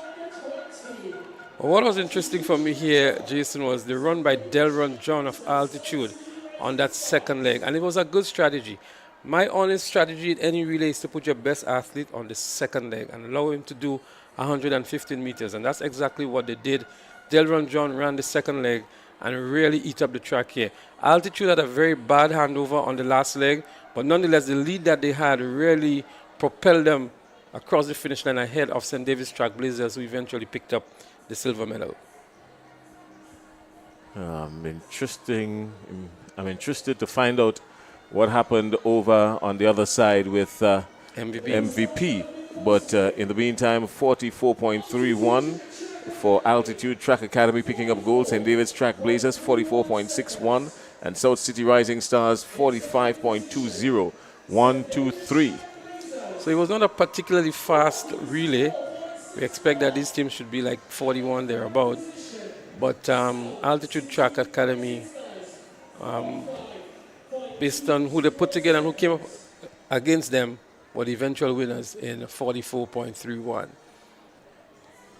So following this event, we're going to have a very grueling event, the 3,000 meters for the under 17 boys, and then that will be followed by the 5,000 meters for the boys open. So we have two very long races coming up next, and so we ask you to stay tuned. We're asking those of you who are viewing the broadcast on Facebook to kindly refresh your Facebook feed, because we've expired the time allowed for any one length of broadcast. If you're on YouTube, you should be okay, but if you're looking on Facebook, you may be required to refresh your page.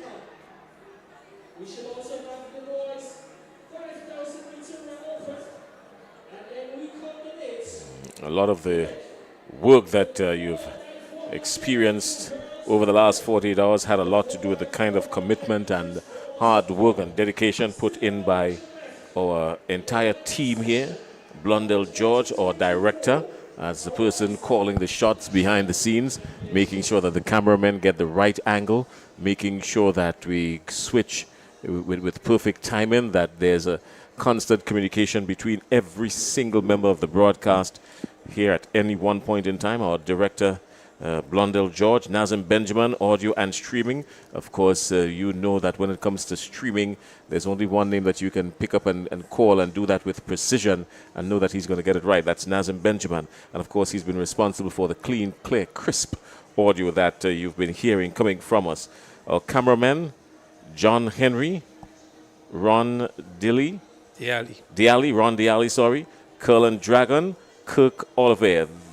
They were some of the folks behind our cameras today and yesterday. That's John Henry, Ron Diali, Curlin Dragon, and Kirk Oliver. Corey Williams, our production assistant. Corey is an expert at so many things on the back end of these productions that you've been enjoying from TNR Communications. So very unassuming young man, Corey Williams, but take not him for granted. And Karen McDonald, he's a runner. Well, at an event like this, you need someone who has the pep in their step and is on the ball of their feet, so to speak. And even without the performance enhancement athletic drinks, he manufactured some of the greatest times over the last couple of days. So Karen McDonald, our runner, and on replays to bring you down to the final second so you can see all the slow motion, you can get the false start, the photo finishes, all those things that you were enjoying. Akim is the person that was responsible for that. And also Roger Joseph, he was the person behind the graphics. So when you see all the Ariza graphics and the slow motion graphics and the winners graphics and all of that, give credit to Roger Joseph for that. Of course, Leslie, it would not be complete without Clyde Rondell John, CR John, I like to call him, yourself, Leslie Smith, and your humble servant, Jason Skeet. We worked some long hours, excessively long hours, and it was a pleasure. Yeah, so we're out to the end, nearing the end. We're nearing the finish line. We're on the final curve right now, getting ready to hit the home straightaway on the National Championships broadcast. Leslie, take us through this one. So the next event is actually the 800 meters dash open for the girls heptathlon, and we have a full complement here. We have Kenaya Alexander, we have Destiny Langine, Makaya Ramsey, Cassie Walters, Rachel Etienne, Azuri Isaac, Talia Dason, Tavia Fletcher, Sophia Cox, and Melia Lambert. They all line up on the track here, getting ready for the start of the 800 meters open for the heptathlon athletes in the female category.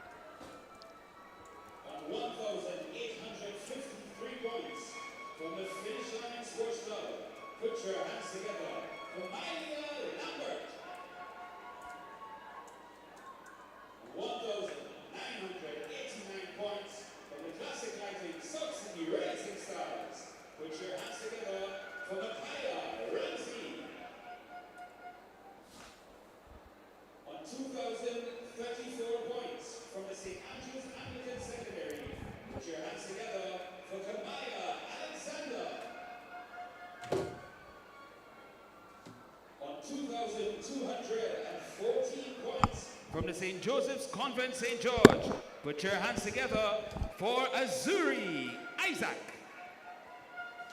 Your top three, 2,288 points. From the Classic Lighting South City Rising Stars, Rachel Etienne. On 2,373 points.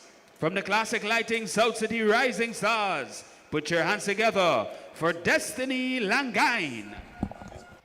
And ladies and gentlemen, leading the field into the final event of the day, 2,730 points, St. David Trailblazers, Talia Desant.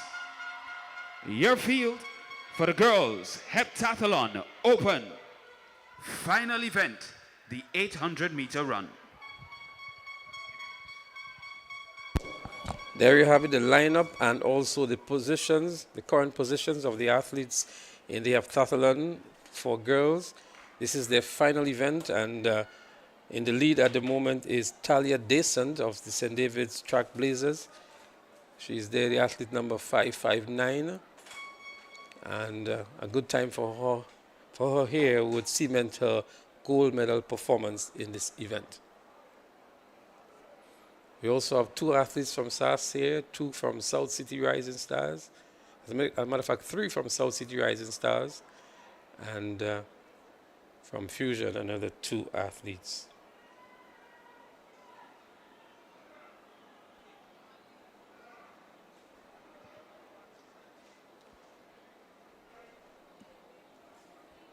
So they're waiting for the starters' instructions before they call to their marks now.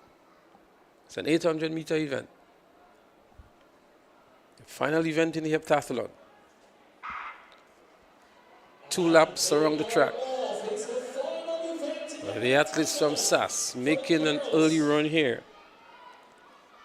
3 athletes from SAS in this one. The leader of the event some distance behind. A nice brisk start to this 800 meters.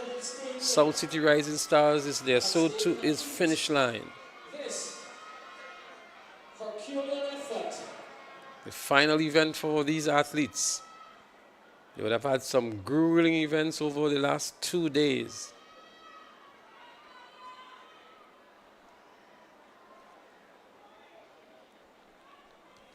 Just about 300 meters completed in this 800-meter event. It is still the athlete from the St. Andrews Anglican Secondary School, SAS, who is looking very comfortable up front. The sound of the bell indicates the final lap. South City Rising Stars is there in second, a distant second as well. Can she keep up that momentum, the athlete from SAS, in this 800 meters? South City Rising Stars is there in Destiny Langine. She's in second position. She keeps tapping that left leg. Not sure she's pulling up with some cramps. SAS also moves into third, but a good run from the athlete from SAS with about 50 meters lead over South City Rising Stars, Destiny Langine. SAS also in third and fourth as well. There's no sign of Talia Desant. She has a commanding lead in this event, and maybe she's just coasting home here. But it is the athlete here from SAS. who continues to lead this event. SAS now moves into second position as well in Casey Walters. SAS 1 and 2 in this final event, the 800 meters. Destiny struggling a bit here. But a good run by the athlete from SAS. She has about 200 meters to go. As a matter of fact, just about 150 to go. A very good run indeed from this athlete from SAS.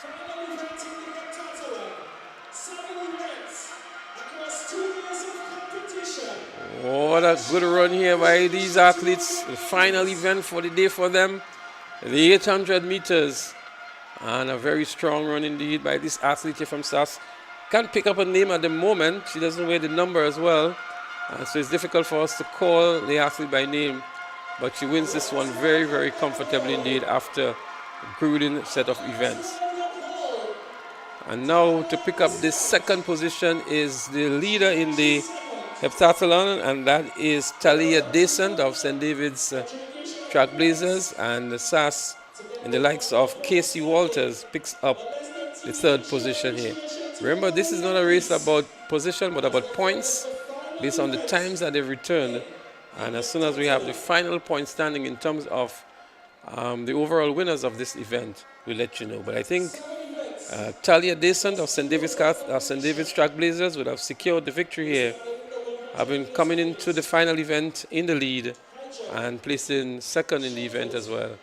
She obviously the gold medal winner. The athletes are spread out on the track here, obviously very tired, as we see them here trying their best to cross the finish line. It has been a grueling 2 days of events for them, and they deserve all the commendations and compliments that can be extended to them. Rehydration as well. They've laid it all out on the track and in the field as well, as we witness the completion of the heptathlon. Yeah, well, I don't envy them at all. And this will it change the point standings at all, this final race? Was it that close? I don't think it would.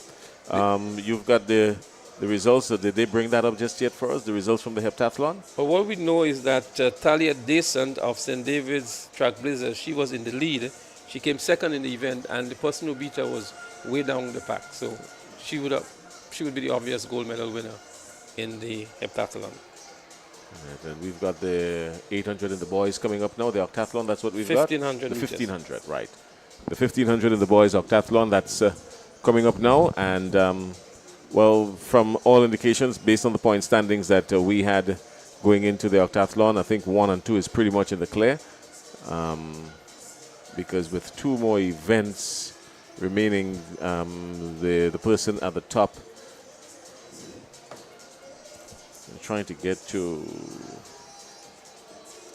Cale Lewis. Cale Lewis, yes. Of St. David's is in the lead in the octathlon for the boys.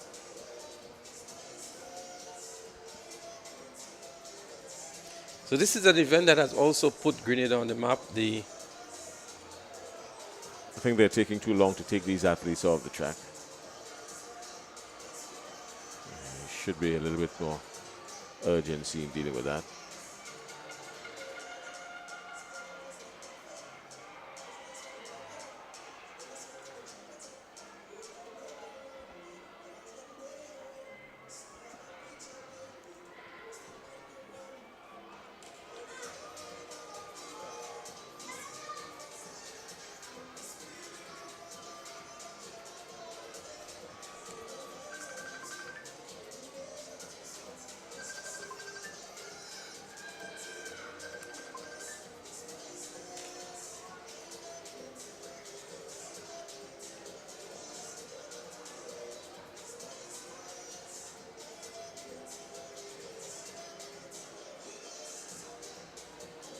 So National Athletic Championships in 2024 at the Kirani James Athletic Stadium in Grenada. We've seen some of the bigger names participating in this one. The Anderson Peters coming back home to participate in the National Championship, the National Javelin Championship. He had a throw of just over 80 meters. He was consistent around the 80-meter mark. He has been there for the last couple of months nursing, or I should say not nursing, but regaining strength in his right shoulder because of some kind of discomfort he would have had there over the last few months. So he's bounced back pretty nicely. He said he used the opportunity to sort of get himself ready, test the strength in the shoulders, test the strength in the arm, make sure that he's in a good place as he gets ready for the Olympics 2024. And of course, we had some good times. Nothing to jump and shout about really as it relates to world leading, but from our own perspective here, I think a general good account is what we can refer to everything as. Absolutely, Jason, and we've seen some excellent performances that are character worthy, that can make the finals for sure, and in some instances can return medals at character. So it's there has been some things to shout about. There has been some areas where improvement is needed for sure. I still think we need to work a lot more on our field events. We have dominated some events at character in the field, the javelin in particular, and we have not been looking too good there at the junior level. We have Anderson Peters, who's doing well on the international circuit, but I think we need to work a lot more on the field events for our boys and girls. Our under-20s are looking good. Our under-17s are also looking good. We saw some very good performances from some of our girls as well. Stephania Houston and others continue to impress. We saw a record-breaking performance from the athlete from the Boca Secondary School in I think it was the 800 meters. So there has been some promise and some good performances. And it's just for us to build on that now. Our coaches and our administrators need definitely to work on that.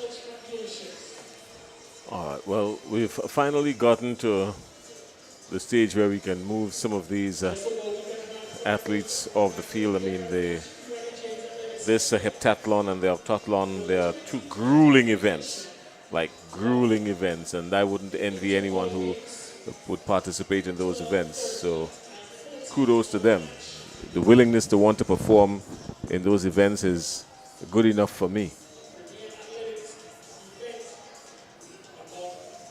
Well, Kurt Felix and Lyndon Victor, they have demonstrated that they can enjoy in those events, and they have participated on the world stage and brought real good accolades, Commonwealth Championships,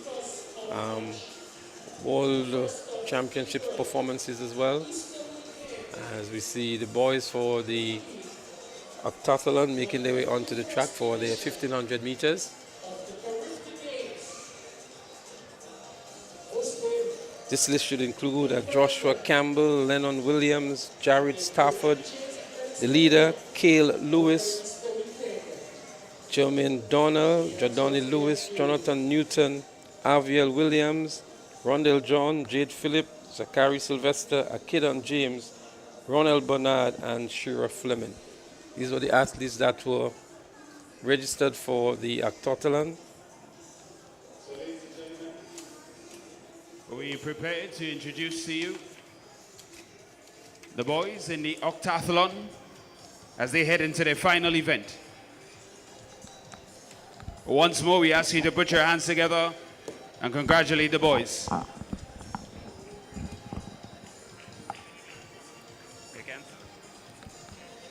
Represent.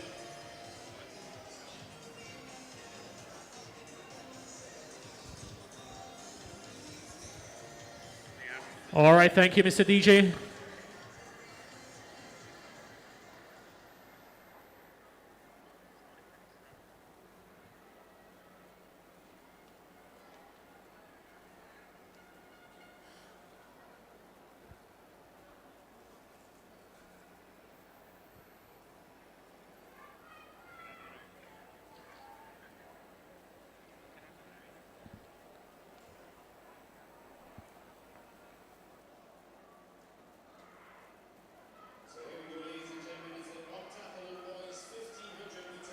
Well, it's the start of the octathlon 1500 meters.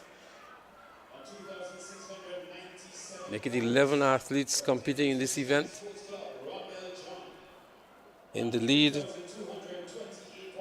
for this event is Cale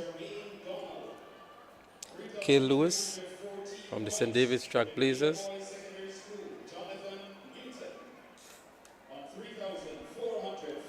The athlete up front now is Rondell John of Finish Line. He's leading in this 1500 meters.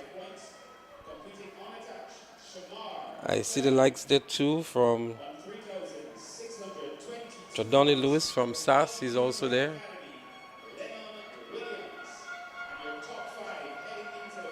Kay Lewis, St. David's Track Blazers. Akidon James of St. David's Track Blazers in red and yellow. But Rondell John of Finish Line, very much pedestrian pace by these athletes. It's their final event.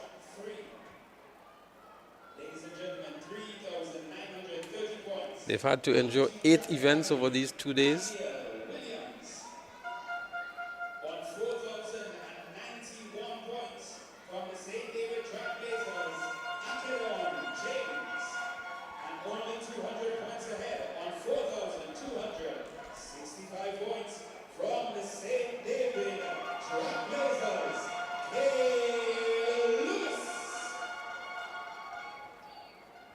First 400 meters completed.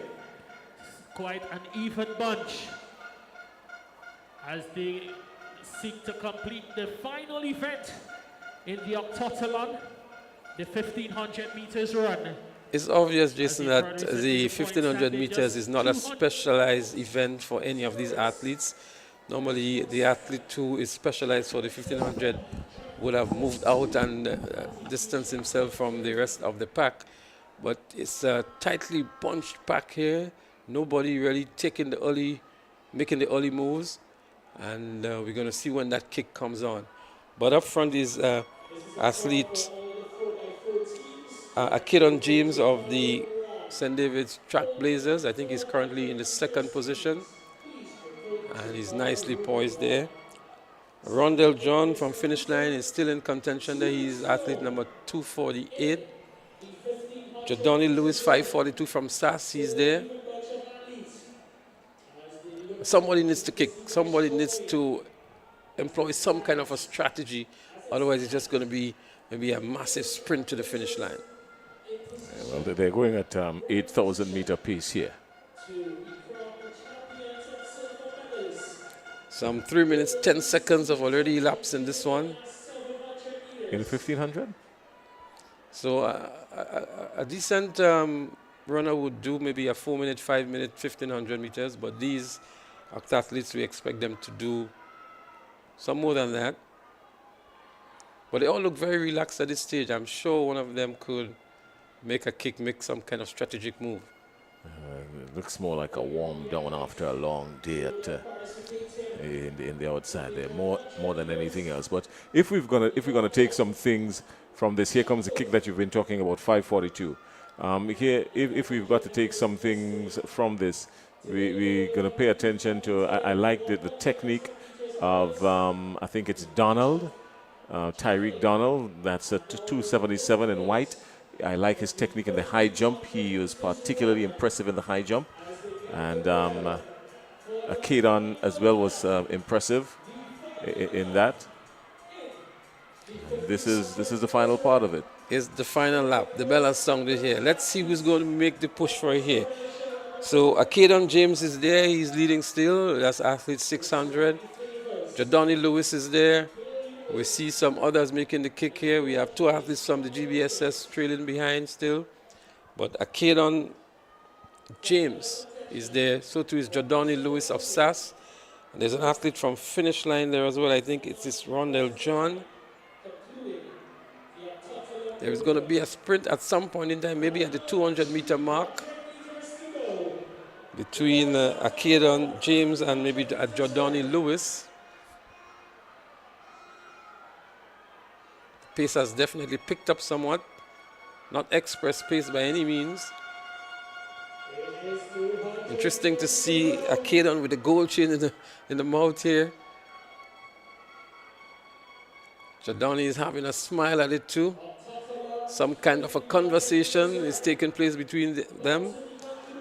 Rondell John is in good contention here and there we see, there is the kick here. There we see Akidon James and Jordani Lewis. have gone out, but there goes Akadon James. He had a lot in the tank that he was reserving and could have gone out a lot earlier, but Akadon James wins it. Jordani Lewis in second. South City Rising Stars picks up the third position here, but again they're going for points, not position here, and it'll be interesting to see what's the difference now between Akadon James and Cale Lewis. As we heard, I think it was 200 points that was separating the two of them in first and second. So it's going to make an interesting proposition as to who the eventual winner would be in the octathlon for boys. 5 minutes, 38.75 seconds. That's almost an eternity, but we're not going to beat up on them for time because we understand what the situation, what were the circumstances surrounding that. They've been having 2 days of grueling competition.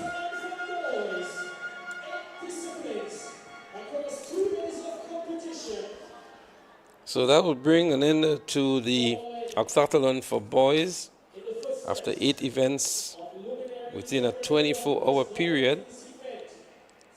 A champion will be crowned definitely. Cale Lewis, Akadon James would be the top 2 finishers for sure. They're both from the St. David's Track Blazers.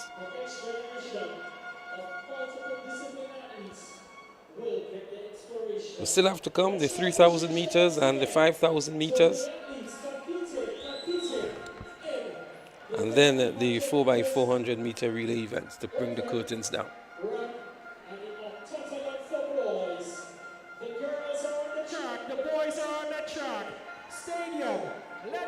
It seems as though, Jason, they've combined the 2 events and they're going to run them together.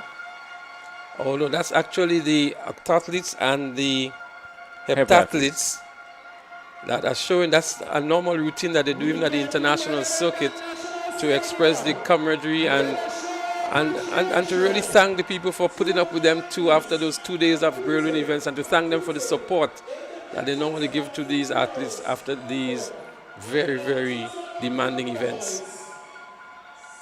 They have my full support. I mean, we sit up here in the commentary booth and we say what we have to say, but they have my full support because at my age, which I'm not going to give away, you're not going to find me doing a 1500. Not no.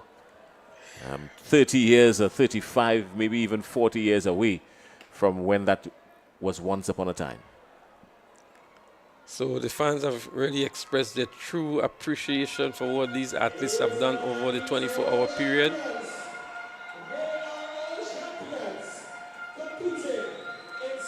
And I'm sure that many of them would have received motivation from Lyndon Victor, who has done well for Grenada at the international circuit in this event. As a matter of fact, Lyndon and they would do 10 events at the international level. These athletes only did 8 events in the male division, and I think they did 6 events for the females. And what one of the organizers ensured was that they have their 30-minute break between events, so that was important, and he shielded them. Junior Brave Boy basically shielded them for 30 minutes. Say, you know what, this is your event, you're going to give it all, then you're going to go, you're going to get your rest, make sure you're well recuperated, you've got 30 minutes to do that, and then they come back out again. So always a minimum of 30 minutes for rest and recuperation to get back out to the next event. So that's a good system in place just to ensure that they are able to give the best at every time. Absolutely.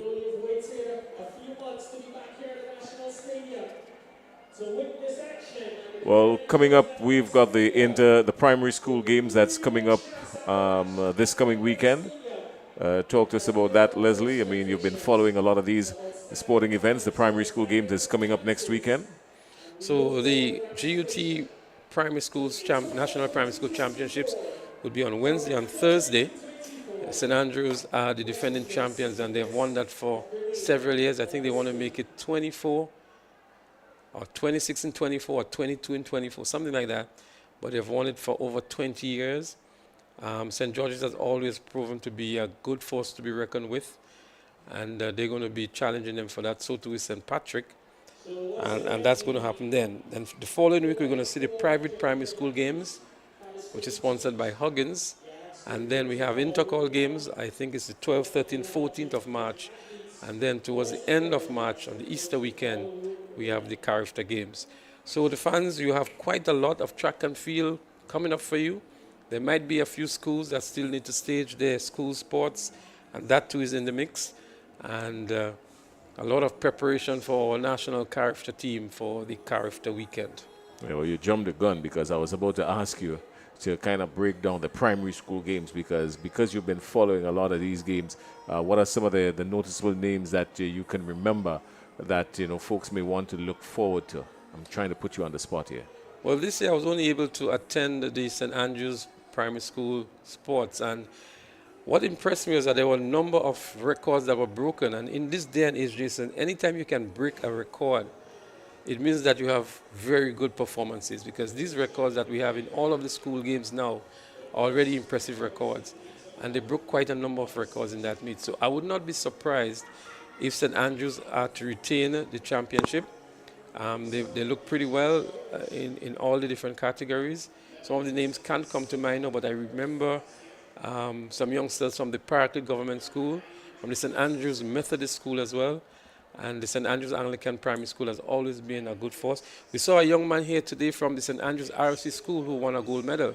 So he would obviously be on that St. Andrews branch team as well, and expected to win at the primary school games. If he can do it at national champs, there's no reason why he can't do it at the national primary school games. All right, and I know you've been around private primary school games. You've been doing a whole lot of commentary in the private primary school games for a long time. So we're going to discuss that just as we get into this race. This is the boys 3,000. Under 17. Under 17. So yeah, talk to us about the private primary school games. I know that you've been actively involved in following the progress of a lot of these schools and being a part of the commentary for a few years running. Well, the private primary schools has two dimensions, Jason. There's what happens on the track, and then there's what happens in the stands. I've never seen a following of parents and aunts and uncles and godparents for these athletes in the private primary schools. But what is also instructive and impressive is that a number of the athletes from the private primary schools have done exceptionally well at the secondary school level. And a list of names comes to mind in this regard. So we have the schools like the St. Mary's Junior, the Alpha Junior, the Grenada Junior Academy, Beacon and so on, who have produced quite a number of good athletes. And the rivalry that extends among those schools is just unmatchable, I think, of any of the others except maybe for Intercall. So you have all those parents coming out and they wear the T-shirts of the various schools. It's a real spectacle both on the track and in the stands as to what happens at the private primary school games. So it's something that should be on the calendar. The private primary schools are trying to get into the mainstream primary school games. There are some issues there in terms of affiliation and what goes on and what does not go on with the GUT. But if they can sort that out and we can see a lane being afforded for the private primary schools, I think it would augur well for the development of these youngsters. Right on the heels of that, we've got intercall games coming up, 12th, 13th, and 14th. Well, GBSS are the defending champions. SAS, I looked at their school sports. They look pretty good, much better than they looked last year. GBSS has done very well in these national champs as well. The likes of the Ethan Sams and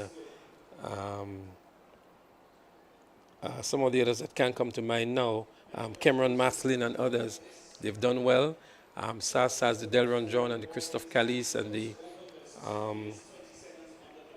Joshim Charles and so on, who can also do well. I think the real difference is going to be who are the spoilers to the party, who can destabilize and disrupt, and who can pull points from either of these two well-known schools. St. David's has always been a good contender, and we have the Boca Secondaries, the Happy Hills, the McDonald College, who always give a good account of themselves. But sad to say, Intercall has always been amongst two principal schools, and that has been the chorus for several years. So we've seen PBC in recent years really come into the fold. I think what is PBC's real disadvantage is their senior boys, because these kids leave school so early they tend to have very good sub-juniors and juniors and not too good seniors. Last year was maybe an exceptional year with Telemark in the senior category, but over the years, PBC, I think that's where the problem is.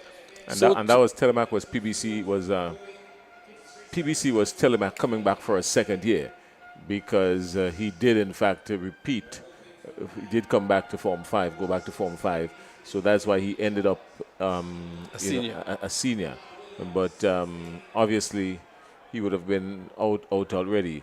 And over the years, that has been the system. But you mentioned Boca Secondary School, and one of the things I want to pay attention to is that even without a lot of the presence in the sprints, Boca Secondary School was still managed to get up into the top 4, the top 5 in both the male and female. Now, you might think, a lot of people might think that, well, it's Boca Secondary School, they're not doing anything too spectacular. I kid you not, because based on how they were set up last year with not very many seniors and still able to get into the top 5 in both categories, that could mean trouble for the rest of the field. Yeah, so we can't discount any of the schools. We saw Grenada Christian Academy today picking up a bronze medal. It means that they can be in contention in that race at Intercol as well. St. David's Catholic Secondary, as I said, Carriacou sometimes come with, they spring these big surprises because not many people know of what is in Carriacou. And so it will go down to the wire, I think, again, between SAS and GBSS. All schools need to strengthen, I think, their performance in the field, and that has been to the detriment of a lot of schools over the years. And so the coaches really have their work cut out for them, but the real battle would always be until some other school emerges as a powerhouse, like how McDonald College did a few years ago, to really upset those two schools, SAS and GBSS. All right, well, I wouldn't tell you where my money is, Jason, but we're going to wait for 12, 13, 14, and the story will unfold for itself. Yeah, right, like I don't know. Yeah, right, like I don't know. Come on, you can speak that to somebody else. I've been around too long, Leslie. I've been around too long. Speak to us about this, Boys 3000, and what's happening here. Anybody from SAS in this one, Leslie? So let me see if I could... Are you looking for the SAS athlete, or are you just looking to see? I see South City Rising Stars. I see Grenville Secondary. GBSS is there. Athlete 341. And particularly asking you about Charles SAS. of Grenada Christian Academy. Not sure there is any SAS athlete in this race, Jason. Okay, all right. So I'm not here to comment about SAS. I've been admonished on the chat group for being biased against SAS. Can you imagine that, Jason? But that's an athlete from the Grenada Christian Academy who is up front here now, is Keith Charles. And I was mentioning about Grenada Christian Academy moments ago.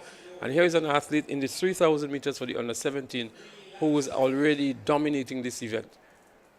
Yeah, the Grenada Christian Academy, as you say, a new institution for all intents and purposes, but and new to this kind of dominance in athletics. And they've been doing pretty well. I mean, they just need, in my opinion, some good coaching, and they're going to be all right. I tell you what, they already won one of the football tournaments at the intercol level, as young a school as they are. So they have a lot of talent. They're from an area where there's a lot of natural ability, and in years to come, I think they will really be a force to be reckoned with, coming from the St. Andrew Parish and having that level of ability within the parish. Talk to us about the coaching, because earlier on you mentioned the coaching ability of Lee Coffey. Lee Coffey, one of our young coaches, but successful in birthing a lot of talent and enhancing a lot of technical skills from a lot of these young folks in the South. And he's been associated with one of the young schools in the South. I can't remember the name, but you might be able to help us out on that. I think it's the Beacon Junior. But Lee Coffey has been doing a lot of good work, and for whatever reason, I don't think he's been given the recognition. He's never been part of any of the national coaching lineup, but we see South City Rising Stars over the years producing a lot of very, very good athletes. And I think it's about time that Lee Coffey been given the due recognition that he deserves as a coach, and bringing out really, really good athletes. There are several other coaches on the scene. We have the Albert Joseph. We have a young man who is coaching fusion. He used to be an athlete for the Presentation Brothers College. I think he's now at the Happy Hill Secondary School and has this club. Then there's the Callis from St. Andrew. and this new club in St. Andrew called Altitude. I just can't remember the coach name, but he's also working with SAS. And it's good to see that happening. Mr. Glean up in the north, working with the McDonald College students, and several other coaches, the Paul Phillip and others who have been working on the eastern side with the St. David's athletes. But the coaches have a very important role to play, and I'm happy that the Grenada Athletics Association is providing the capacity enhancement for these coaches so that they can produce excellent athletes, excellent students who can really come out and do us proud here. All right, well, while you're at that, don't forget Nick Benjamin, the coach of the GBSS, because you must have had something special happening, to be as dominant as he is. He has been. Nick, you have to accept my apology on this one. And there are some female coaches that have been doing good as well, the Rhonda Henrys and the young lady at the St. Joseph Convent. So this is the gentleman Keith Charles from the Grenada Christian Academy, who is in the lead here, a commanding lead as well. We're going to tell you how many laps is remaining is in this event. It's the final lap for Keith Charles, actually. He could walk it now, can he? But he has almost a 300-meter lead of the rest of the field. And he's running out there by himself, running for a good time. So wherever you are in the big parish, Pearls in particular, this is your homeboy, Keith Charles, winning the 3,000 meters under 17 boys. Guess you'll want to do a good time here. Keith Charles picking up the momentum and gaining some speed as well with 200 meters to go. He's going to have a sprint for the finish line. This is an athlete with good endurance, good form, and has a lot more left in the tank. Not been challenged by any stretch of the imagination here. 100 meters to go, and it's Keith Charles, eye on the gold medal here. The legs continue to pump. The arms are pumping as well. He's giving it all here. 60 meters to go. Keith Charles. And the spectators are really bringing him home. Keith Charles for the gold medal. Grenada Christian Academy. What an impressive run in this 3,000 meters by Keith Charles of the Grenada Christian Academy. All credit to him. Keith Charles of the Grenada Christian Academy winning the 3,000. And still showing that he has something more. You run a 3,000 and could sprint at the end, you've got a lot in the tank. You've got a whole lot in the tank. Absolutely. Not often you see a long-distance athlete in a long sleeve as well. Grenville Secondary seemingly would pick up the silver medal, as Grenville Secondary, with 60 meters to go, is Grenville Secondary in the orange and black. Not on screen at the moment, but he has just about 20 meters left. Grenville Secondary for the silver medal. There he is, the athlete from Grenville Secondary. That's Zazim Welsh. And GBSS picks up the bronze here. That looks as Renard Williams of the GBSS picking up the bronze medal. South City Rising Stars. And the other athlete from the GBSS, that's Ashton Hamilton.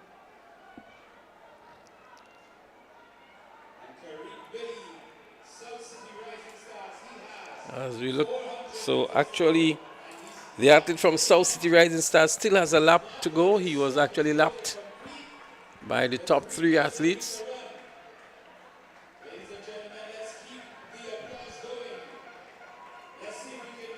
That's Carrick Billy of the South City Rising Stars. Has 300 meters to go. He is the final athlete to complete this event. But he's there and he has a good momentum. He's actually picking up some speed as well. Carrick Billy, South City Rising Stars, under 17. And he looks like maybe 14, 15, so I'm sure he may have another crack at this one sometime in the future. He has 200 meters remaining.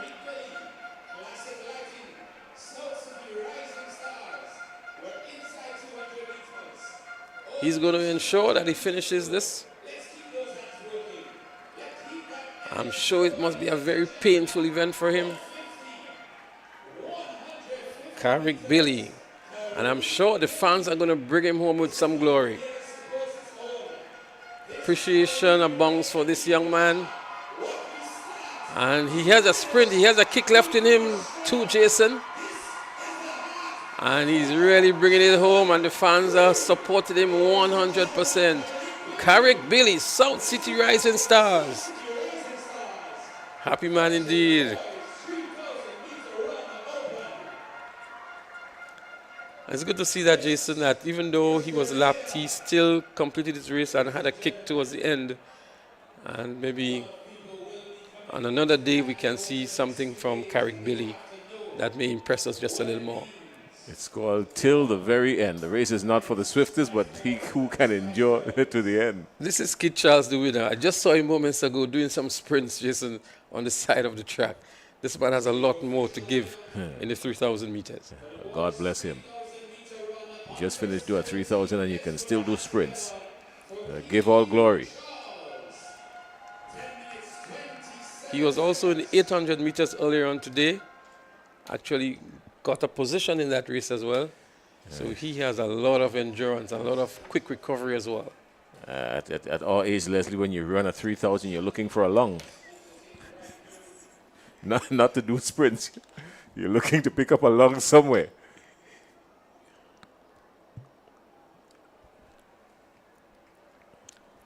So that's the results here. 10 minutes, 27.25 seconds by Keith Charles of the Grenada Christian Academy.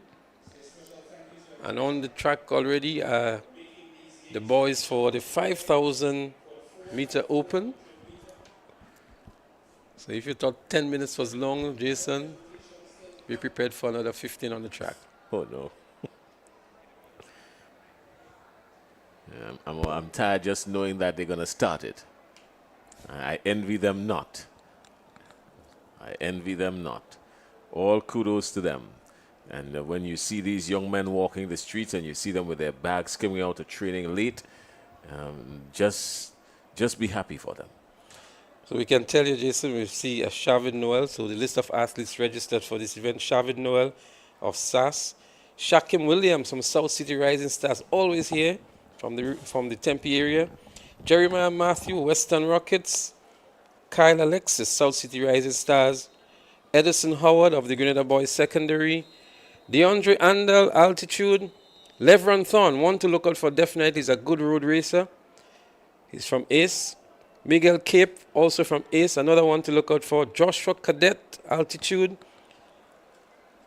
Tyrone Jacob, perennial Tyrone Jacob.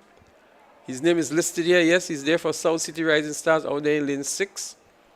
And Tyrone is one to look out for as well. Darian Purcell of GBSS is there. And EJ George, another one to look out for in this 5,000 meter race. The boys, 5,000 meter run open. Levron Thorne definitely has been doing well on the road, coached by Kendall Simon. Kendall Simon would have been a bronze medalist at Carifta in the 5,000 meters. Games record for this one, 16 minutes. He has been around this for some time. I remember that name, EJ. Remember EJ George from sometime last year. He was a monster, especially at this event. So, yeah, you're going to look out for him. So, an impressive lineup here. Anybody from Carriacou in this one? I've not seen anybody from Carriacou here. Right. I want you to look at Shakim Williams. He runs with the same pace throughout the entire 5,000 meters, right? And he's listed here, but I've not seen him on the track. That's Shakim. No, there's no Shakim in 2024.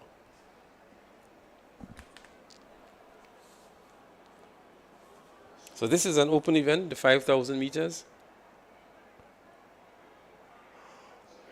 There they go, the start of the 5,000 meters. Jacob's already taken the lead. That's Tyrone Jacob, South City Rising Stars. He has run this event here many a moons. He's been a distance runner for the GBSS over the years as well.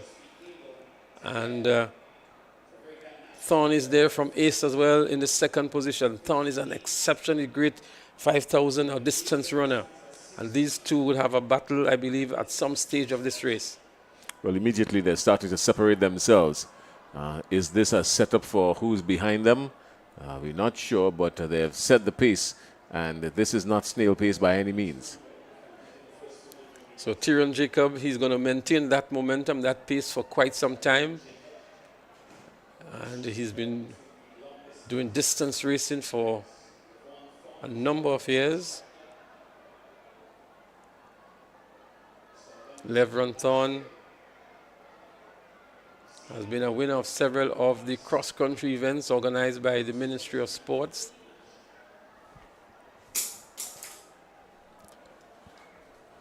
We've got to spend some time and say hi to our friends in Carriacou. We've been through the entire broadcast, and Carriacou has represented. They had a couple of athletes from Carriacou in some of the earlier events.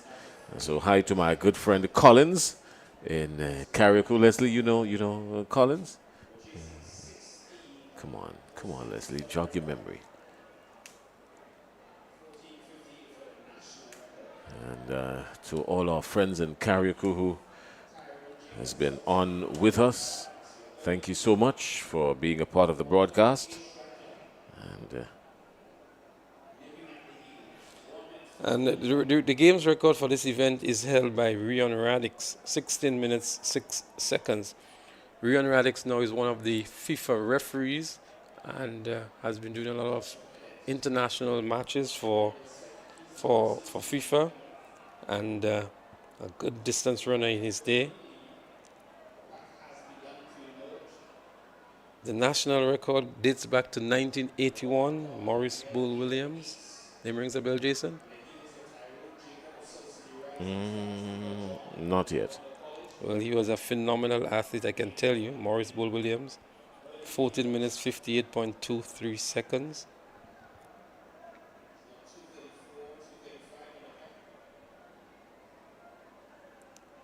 So there are two packs here. There's a lead pack with Tyrone Jacob leading. Levron Thorne is there. It's Collins at Grenlick, man. I know Collins for sure. Wallace Collins. I just said Wallace Collins, I would have known, man. I didn't say Wallace Collins. I just said Collins, and I asked you to jog your memory. So I was saying there's two races here. There's a lead pack led by Tyrone Jacob, Levron Thorne, and Miguel Cape. And there's a chase pack here led by an athlete from SAS. Grenville Secondary is also there in that chase pack. GBSS is there as well. That's the chase pack here.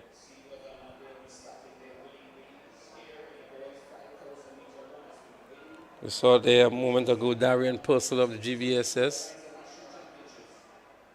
But Tyrion Jacob with a 10-minute lead over Levron Thorne.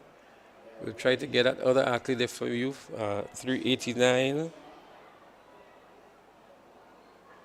So he's not listed here, but looks as though it's a McDonald College uniform he's wearing.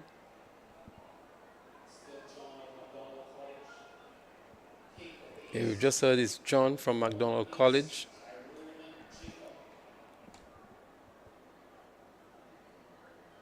Nickel John it is from McDonald College, who is in that lead pack as well.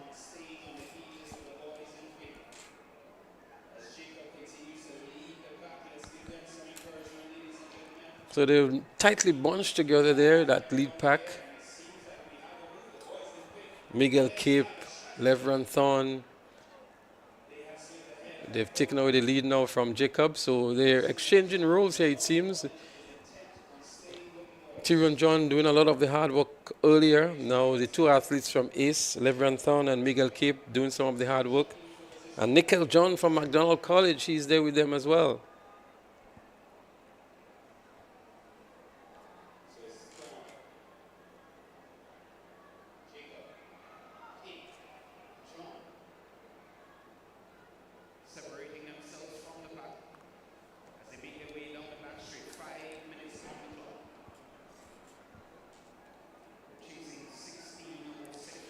Yeah, I think Tyrone Jacob is running a brilliant race. He's running with his mind as well. He's not letting anybody get too far ahead, and he's stretching the pack, holding back, stretching the pack. It says that he has a whole lot in the tank that he's willing to play with. That's what those actions are telling me. Leslie? Well, he's one of the athletes with the most experience in this race. I can tell you, he's been racing 3,000s, 5,000s, 1,500s for many a moons. from since his days at the GBSS. So he is no easy feat, and he knows exactly what he's doing. He knows his ability as well, and has always been on the podium in these events in recent years. So really cannot count him out. As I said, Levron Thorne has been dominating the road at the Ministry of Sports cross-country events.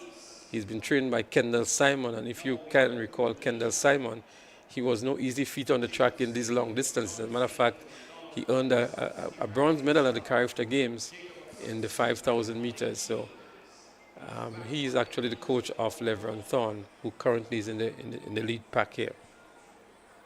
But again, you see the hard work has been exchanged here, and Nickel John is also there from McDonald College. Just like a stealth mission here is Nickel John. Not been featured, not much has been said about him, not much is known about him as well. He looks very familiar now that I've mentioned it, and he's one that has a good kick towards the end. So don't rule Nickel John out of this one as well. The face has just come back to me here. He can give them some good challenge. So those three at the top there, definitely going to have a sprint to the finish. They're going to remain like that. They're going to remain close to each other, Jason, and then it's going to be down to the wire. They all have some good sprints in them, and it's going to set the stage for an exciting finish to this very long and grueling event.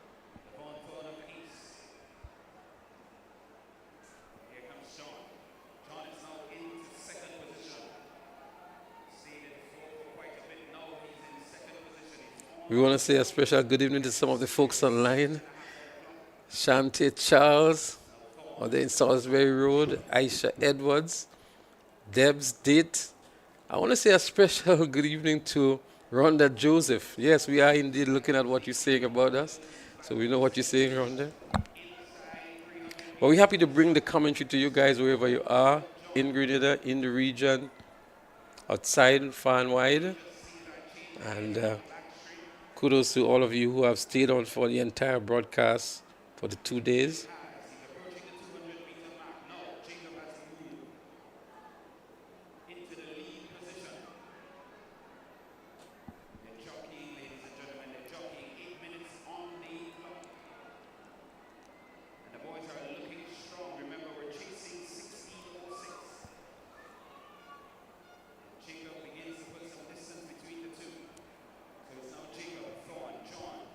So Jacobs moves back into the lead. Thorne is also there. So too is Nickel John. Cape has faded some way back. That's Miguel Cape of Ace. And that's the chase pack here, led by Grenville Secondary School, it seems now. But it's Tyrone Jacob, putting a 10-minute gap between himself and Levron Thorne. Is this going to be the move here by Jacob? They have 6 laps to go.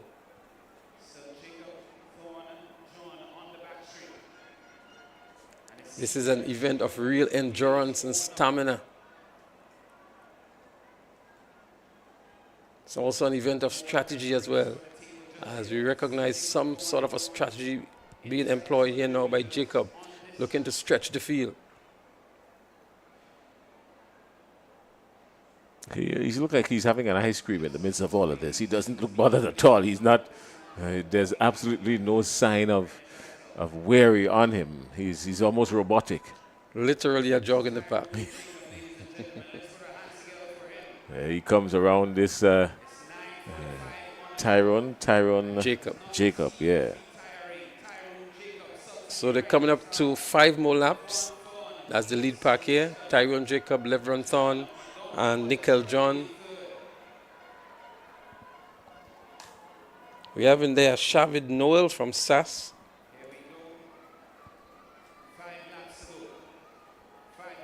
That's Levron Thorne. If you look at the style of Levron Thorne, Jason, you can see the road running from him. He is just flat-footed here. Looks like a typical cross-country runner, as opposed to a Tyrone Jacob here, who's really pumping a lot harder and a very consistent approach. That's Tyrone Jacob here, the leader in this 5,000 open for boys. Yeah, Jacob is very symmetric. He no wasted movement whatsoever. He just goes about this thing as smooth as oil. In the meantime, the other athlete you're speaking about there, Levron Thorne. Thorne has a lot. He's hitting the track hard.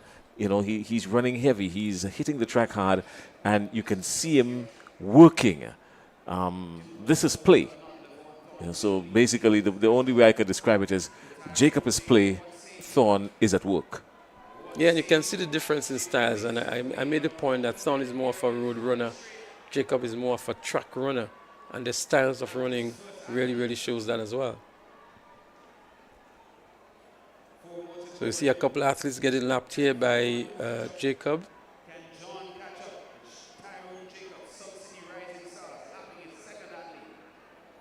So it looks like an 80-meter lead Jacob has over Thorne, and then Thorne has another 60-meter lead over John.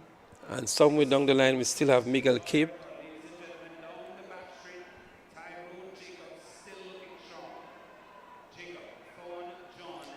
And if you notice, Jacob is really picking up momentum and speed as well.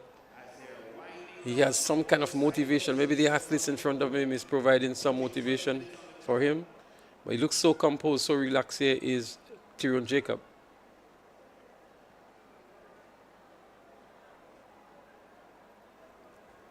So he's one of those athletes who definitely would have continued running after finishing school. I make it Jacob would have left school maybe about 5 years ago at the GBSS, could be maybe a little more, but definitely has continued his work to be back here at National Champs in 2024. Yeah, well, he's into a different time zone now, really. I mean, there's absolutely no way Thorne would catch him, save and except he falls down or something. He's in a different space right there. He has 3 more laps to go, whereas most of the other athletes have 4, except for maybe Thorne and Noel and Cape. So Jacob is providing a lot of laps to some of the athletes. He has, I make it an 80-meter lead over Thorne. And Thorne has maybe a 70-meter lead now over Nickel John. But that's your leader here now, athlete number 481, Tyrone Jacob. Maybe he has lapped all except 2 of the other athletes.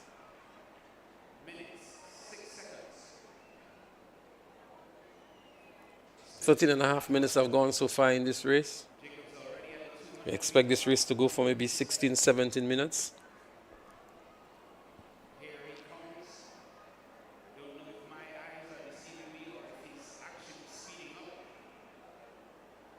Jacob is just looking around as though there's nothing bothering him here. So comfortable in this race. Comes in front of the pavilion or the main pavilion. He's going to be coming up to 2 laps for Jacob. Maybe he has his eyes on the record as well. He has now ran for 14 minutes, 18 seconds with 2 laps to go. What's the record in this event? The game's record is 16 minutes, 6 seconds. And the character standard on this? No, there's no, this is an open event. It's an open event, so there's no, yes. So 16-6. I don't think he's on course for the record here, but I think he can do a 16 minutes on this one.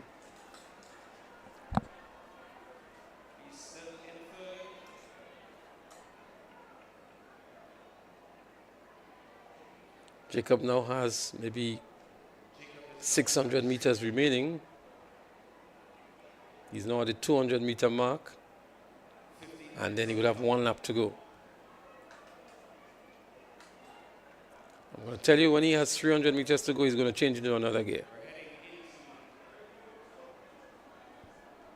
He's just looked up at the clock, so he's paying particular attention to the clock as well. So he's coming up for his bell lap. Yeah, the bell goes for Jacob. Let's see if he's going to change into another gear. We see 15.5 minutes gone on the clock. Jacob has his eyes on the clock as well. He's not within the record reach with the time that he's run so far, but he has just under 400 meters remaining. Let's see when he's going to kick. He's at the top of the curve here now. In the distance, we can see him going around by the discus area.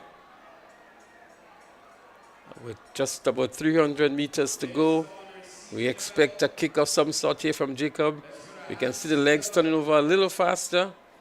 Let's wait to see when the real kick comes on for Tyrone Jacob, South City Rising Stars. Nickel John has just gone past the starting lineup, so he has another 400. And I can tell you, Leveron Thorne has about 300 remaining. Jacob looking around to see if there's going to be any competition. There's none at all. He's all by himself there. He's looking around. He's maybe asking, where is my competition? He looks at the clock. And he's going to turn it up just about now, I would think. Tyrone Jacob is going to receive a rounding ovation from the spectators here who have been really, really provided with a phenomenal performance. Tyrone Jacob not even bothering to kick for the finish line. He's just going to run through the finish line. Tyrone Jacob for the victory here in just over 17 minutes. I make it 17 minutes, 6.8 seconds. We're going to wait for the official time on this one. But a good run indeed by Tyrone Jacob.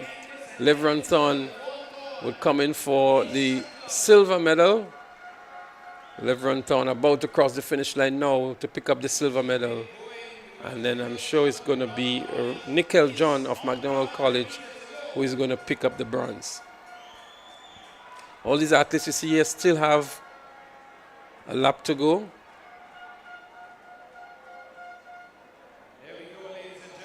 Nickel John has just crossed the line to pick up the bronze medal.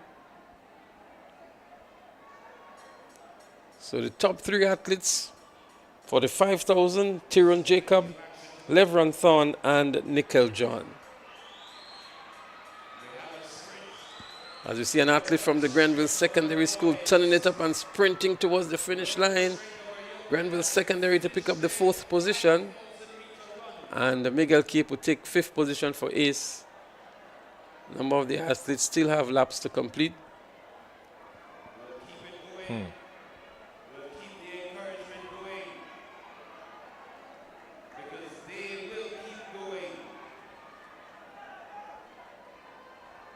As we see the athletes for the relay events, that's the 4x400 meters open for the girls and for the boys. They're making their way onto the track. These are going to be the final 2 events. So Miguel Cape came in 5th. Shavid Noel from SAS picked up the 6th position. Joshua Cadet of the Grenville Secondary, he picked up the 4th position. And we've just seen another athlete from South City Rising Stars picking up, that's Kyle Alexis, he picked up the 7th position.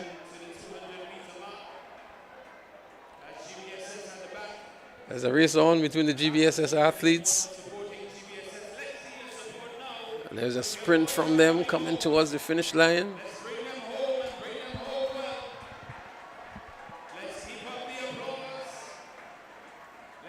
Two athletes from GBSS having a sprint to the finish. Just about crossing the line now.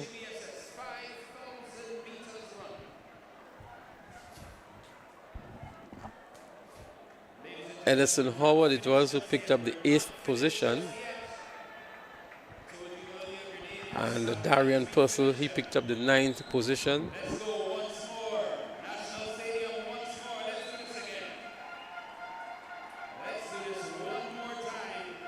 We still have an athlete to complete.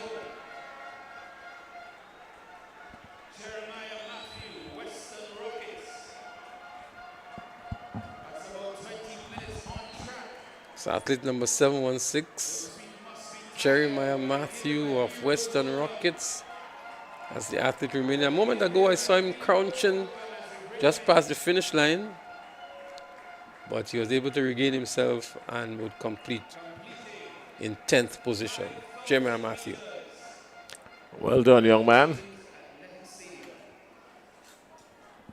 So we're getting ready for the final two relays, Jason, the 4x400s. They have always been very exciting events.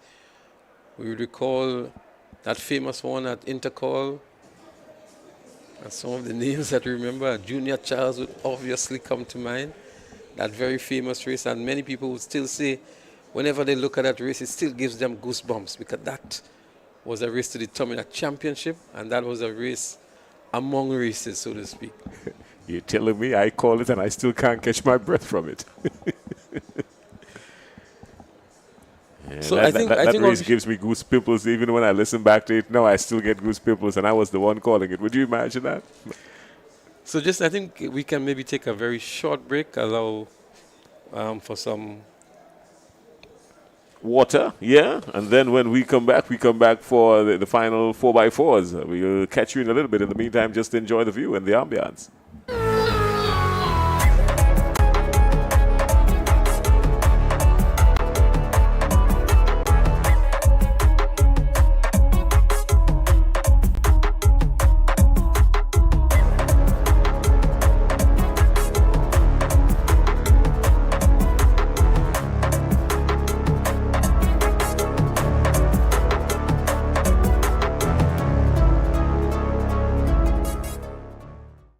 Request, repay, repeat with Ariza's FlexiCredit Evergreen Loan Facility. Qualify for a FlexiCredit with limits up to $25,000 or use your home equity to qualify for more. Extra cash at your fingertips whenever you need it, accessed using your debit card and managed using AMI, Ariza's mobile internet experience app. FlexiCredit allows you the flexibility to top up to your approved limit any day, anytime. Already a member? Send us a WhatsApp on 423-4987. New members join today to apply. Request, repay, repeat. Use your FlexiCredit for vacations, shopping, wedding, general expenses, and more. Ariza loan terms and conditions apply. Ariza Credit Union. Your financial freedom, your future. Take Request, repay, repeat with Ariza's FlexiCredit Evergreen Loan Facility. Qualify for a FlexiCredit with limits up to $25,000 or use your home equity to qualify for more. Extra cash at your fingertips whenever you need it, accessed using your debit card and managed using AMI, Ariza's mobile internet experience app. FlexiCredit allows you the flexibility to top up to your approved limit any day, anytime. Already a member? Send us a WhatsApp on 423-4987. New members join today to apply. Request, repay, repeat. Use your FlexiCredit for vacations, shopping, wedding, general expenses, and more. Ariza loan terms and conditions apply. Ariza Credit Union. Your financial freedom, your future.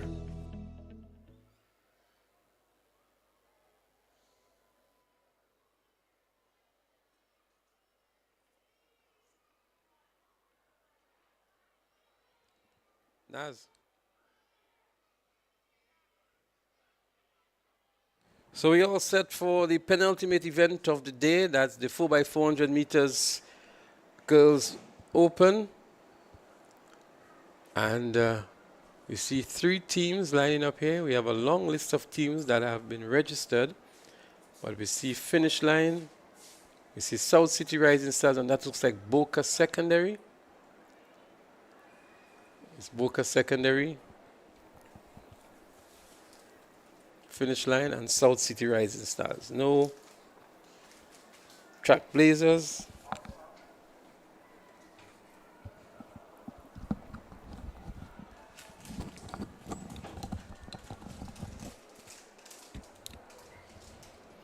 Receiving the final instructions.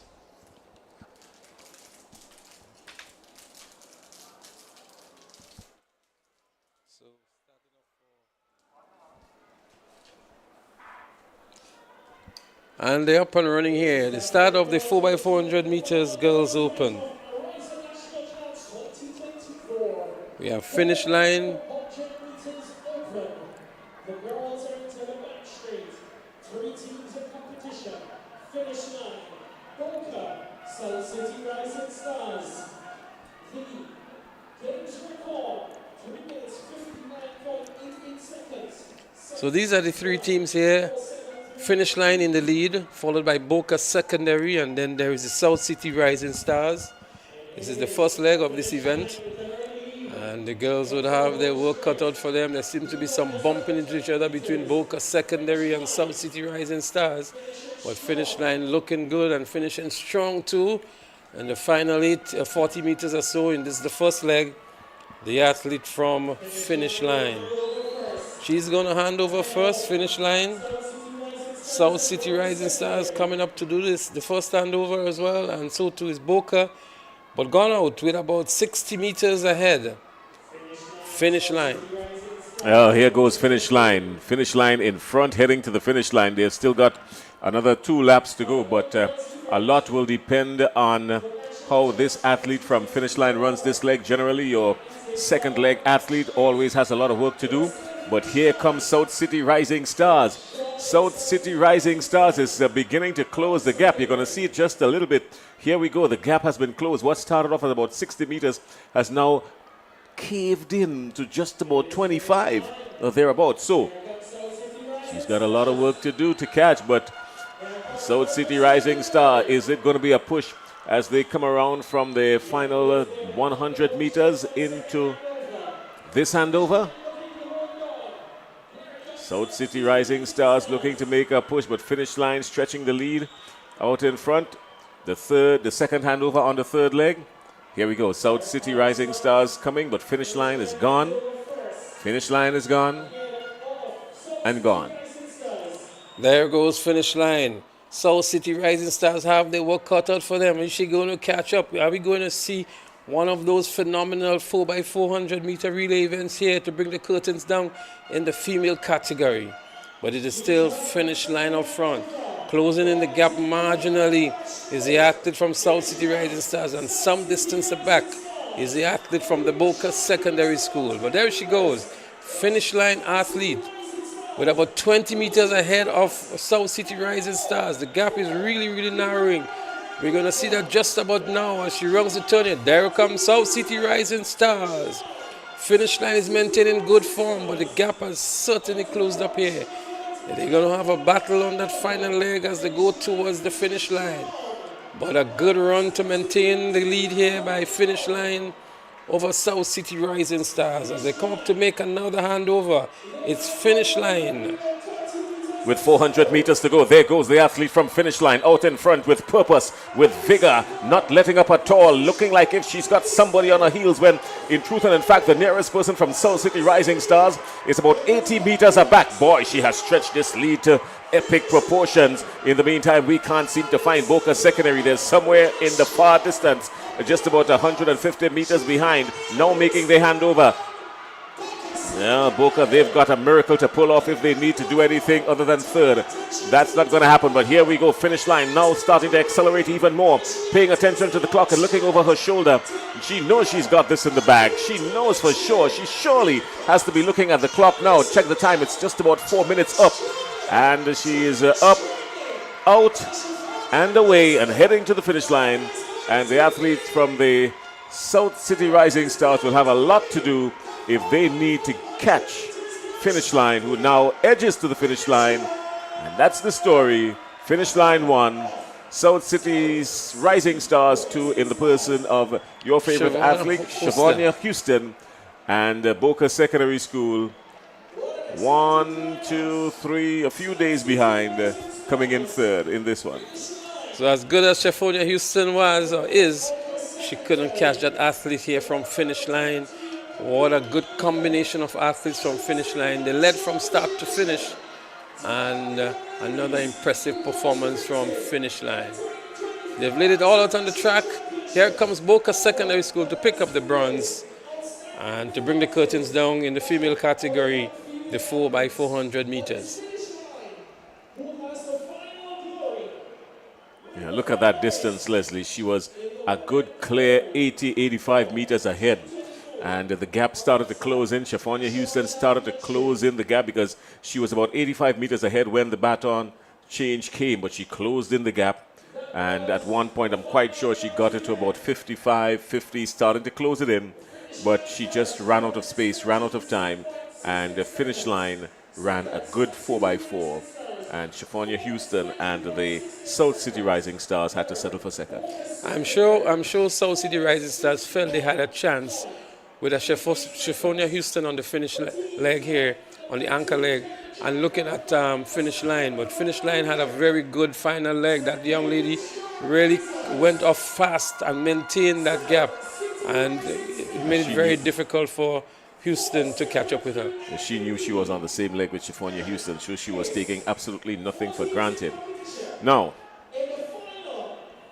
we're talking final event of the day. We're talking big boys business now. The 4x400 meters open. No matter if it's national championships, if it's intercall, if it's national relay meet, when we get to the 4x4, you know we've arrived to the big boys leagues, and it's time for the big boys to play. It's only unfortunate that we have only 4 teams here, but Ace Track Club has been winning this event for several years.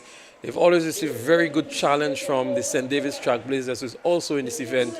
South City Rising Stars is there, and the MVP Track Club is also there. So the 4 competing teams here are clubs. Well, the MVP Track Club, yes, they're starting off.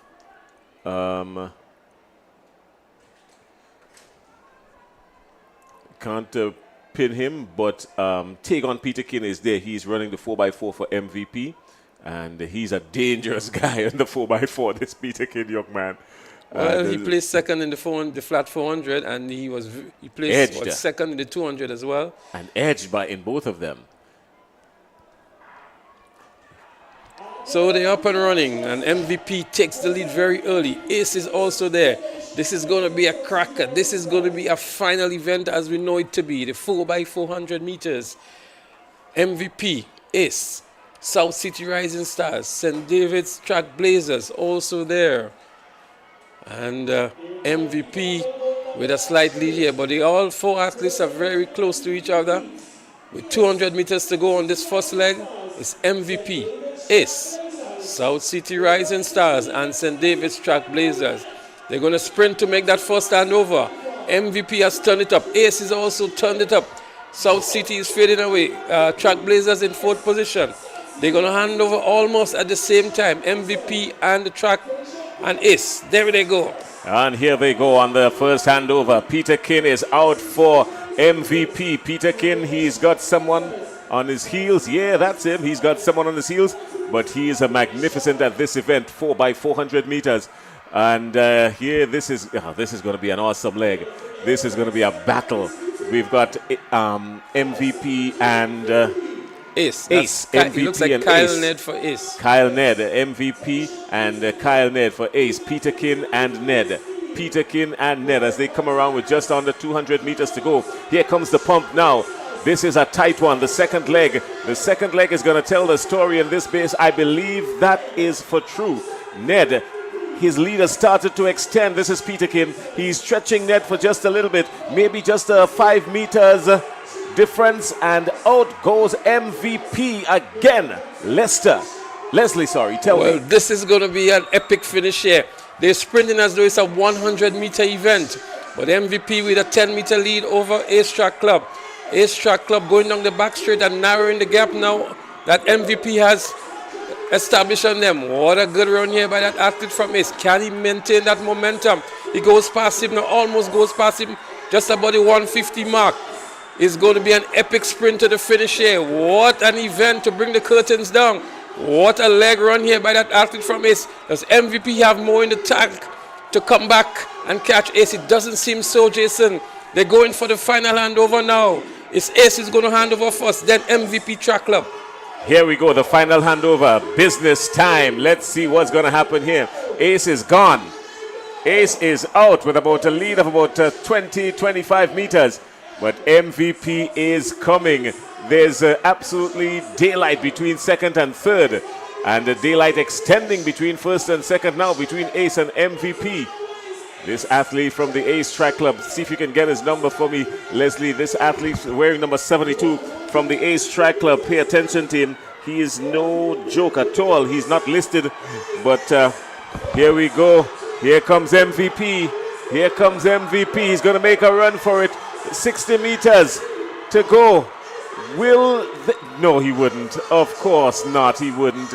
Ace is going to win this one at the tape with just about 6 or 7 meters. Ace wins it.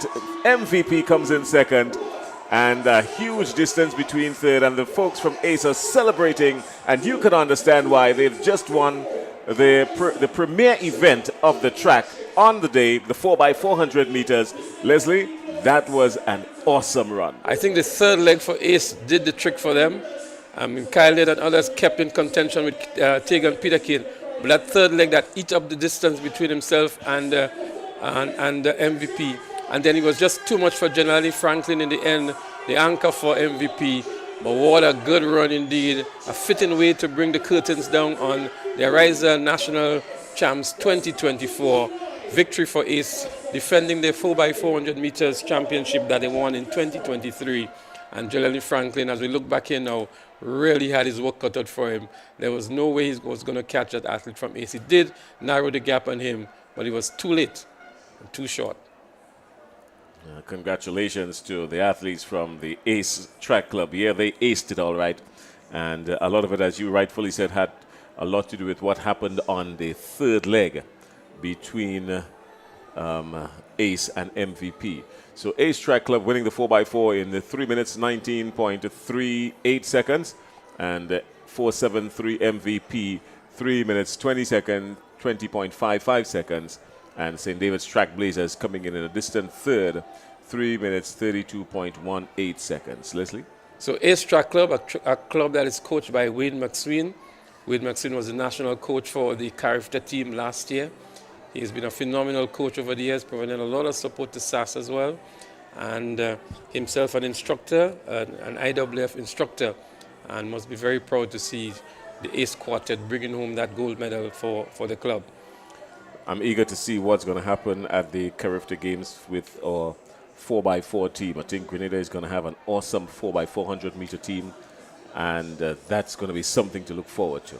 Well, remember last Carifta, Grenada did field together a couple relay teams that did well. There was a mixed team as well that did exceptionally well. And now that the Carifta Games are going to be home, we should get our athletes in tip-top shape to deliver some impressive performances in front of the home crowd. But it has been 2 days of exciting and exhilarating competition, Jason. Very worthy and very worthwhile for those who have taken the time off to either be here at the National Stadium or look at the broadcast live. And we're happy that Ariza has been there to provide that support. The GAA, who has organized this event, and the expert coverage that has been provided by TNR Communications. Well, we're getting ready for the presentation ceremony. There's a final presentation ceremony to take place. So we're going to break for a short while, and then come back for that presentation ceremony and put a quick wrap on the day's or the weekend's activities, so to speak, here at the National Stadium. We catch you in a few seconds.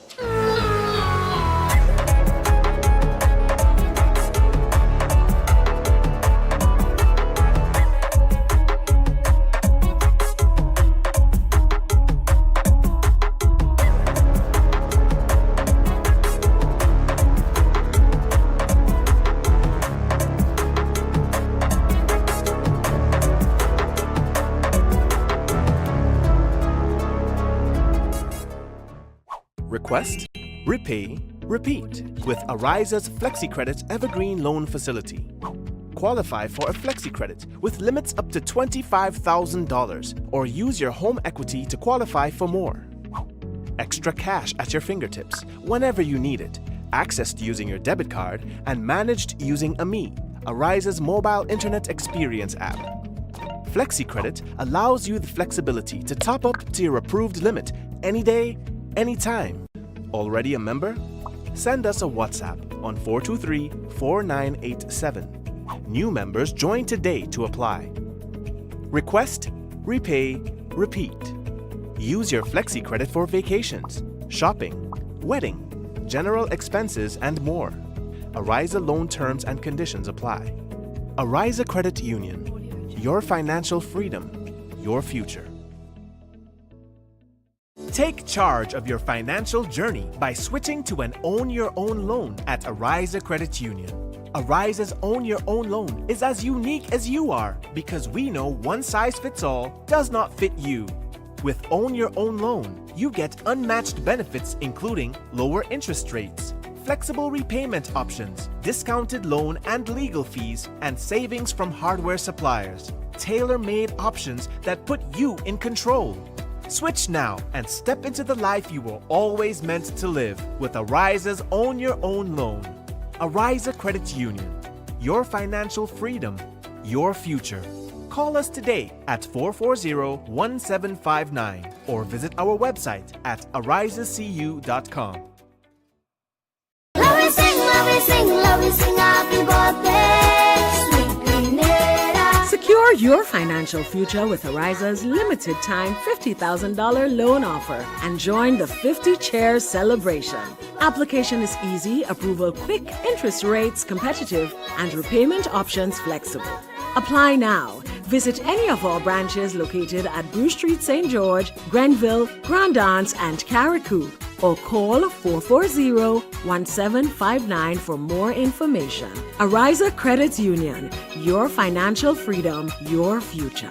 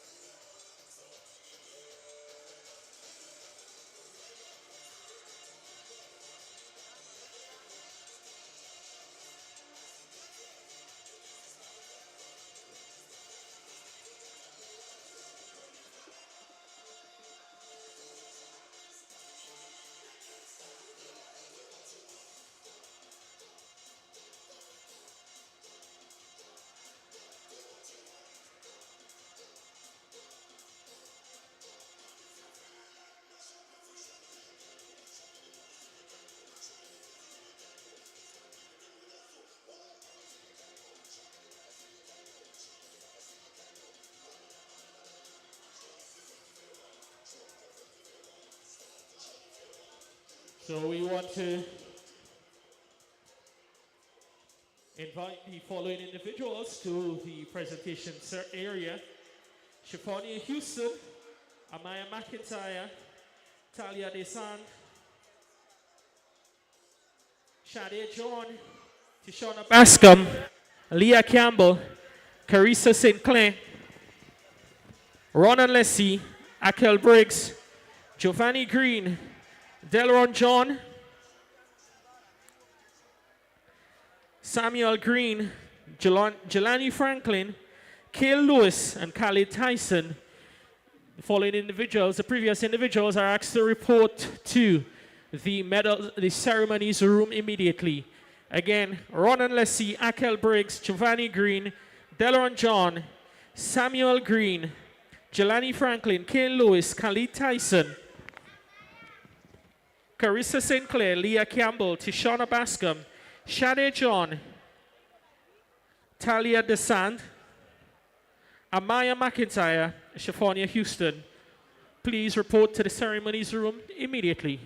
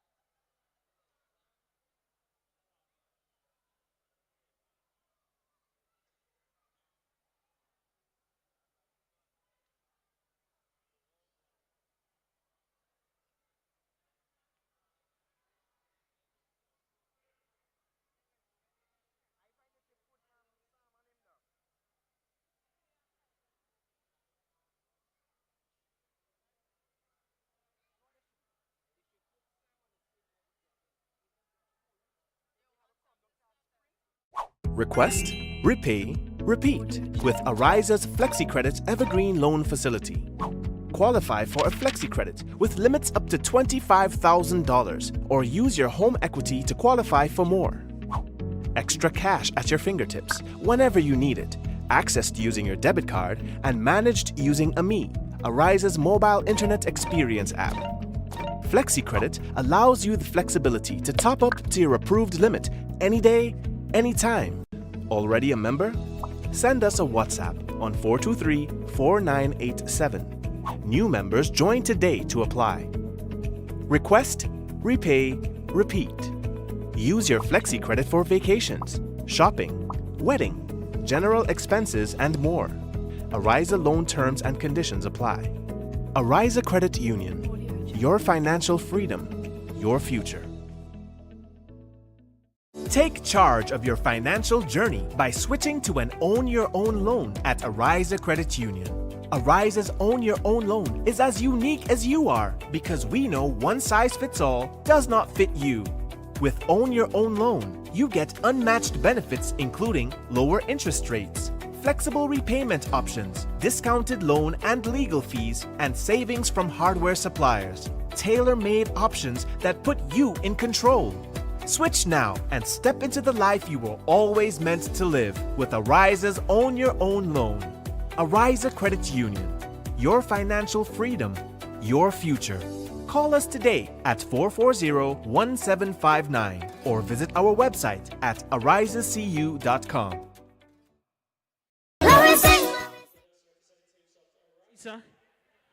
The Grenada Athletic Association,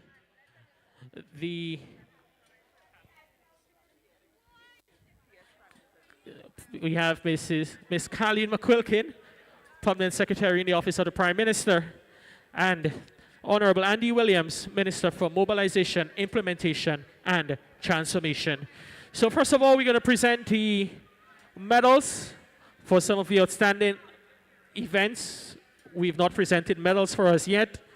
And then we will do the divisional and the overall champion for Ariza National Champs 2024.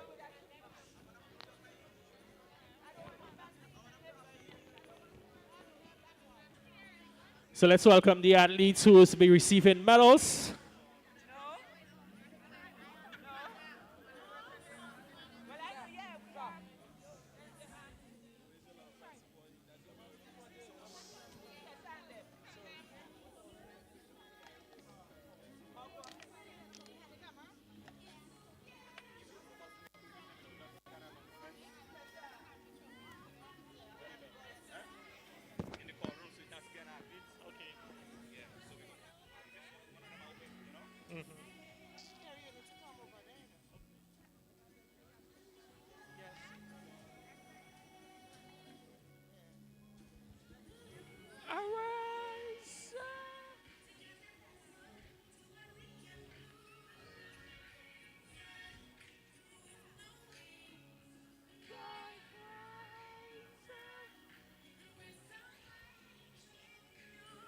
We start with event 68, the girls 4x100 meters relay open. We invite Mr. Kimani Daniel, board member Ariza, to assist us with the presentation of medals. In third position, Finish Line Sports Club.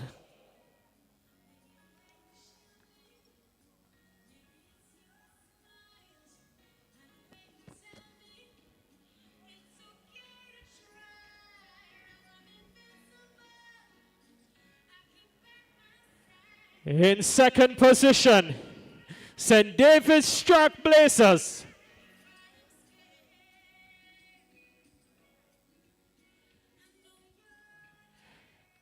And our winners, girls 4x100 meters relay open, MVP 473.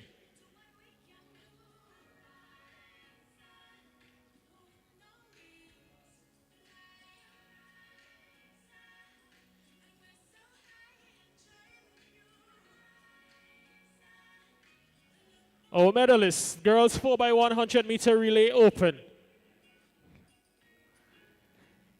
Event 69, the boys 4x100 meter relay on the 20. In third position, Velocity Track Club. In second position, South City Rising Stars.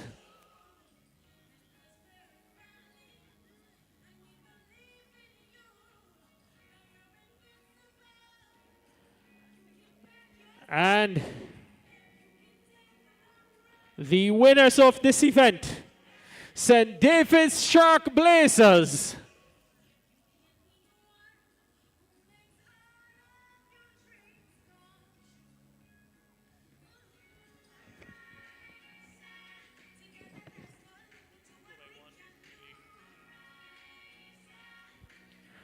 That was event.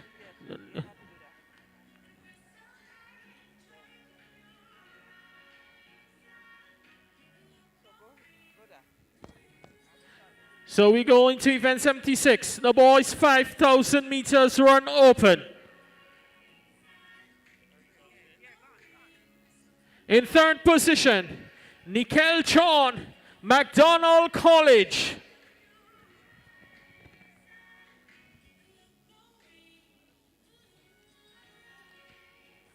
In second position, Livron Ton, Ace.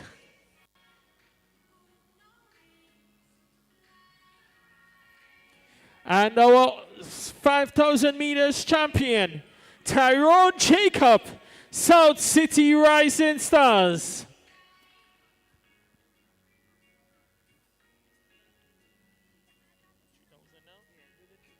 Event 79, 3,000 meter run on the 17. In third position, Renard Williams, Grenada Boys Secondary. In second position, Zahim Welch, Grenville Secondary. And our champion, Keith Charles, Grenada Christian Academy.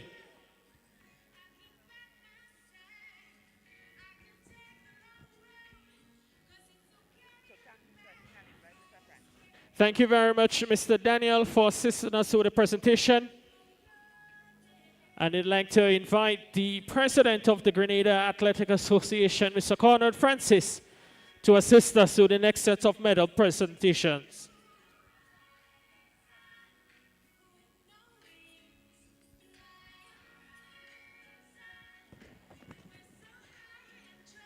We move to the girls 4x400 meter relay open. In third position, Boca Secondary.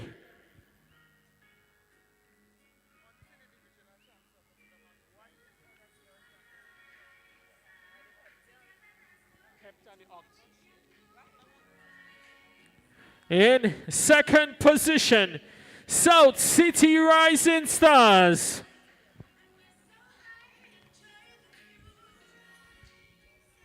And the winners in the 4x400 meters relay open finish line.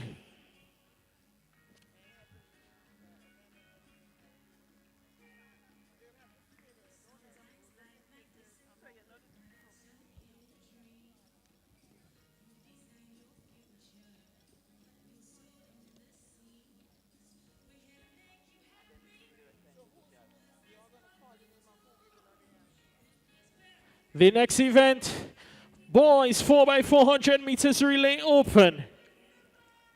In third position, St. David's Shark Blazers.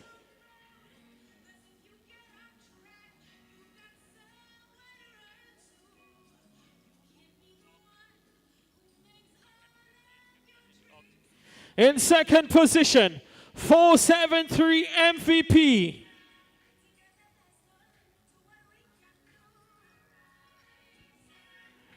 And the winners, Ace.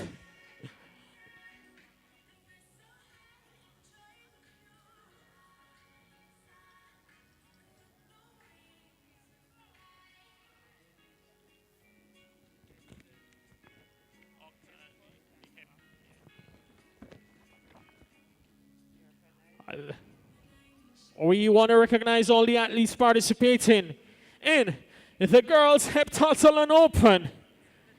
Event 7. Our top 3 finishers in the event.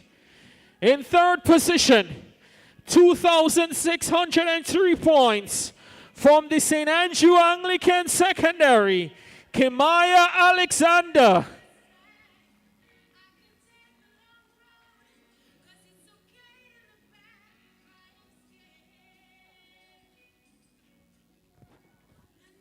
In second position, with 2,748 points, Destiny Langine, South City Rising Stars.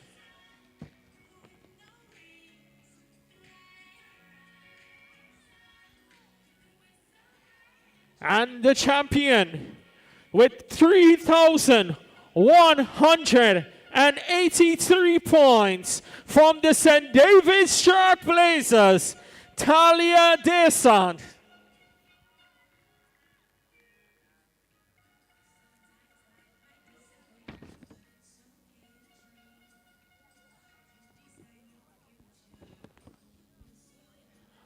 The medalists in the Girls Heptathlon Open.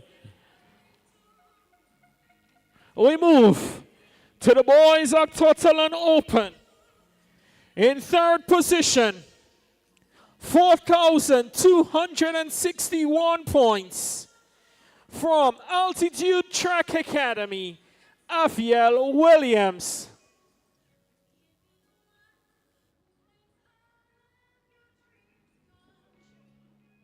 In second position, 4,448 points, Acadon James, St. David's Shark Blazers.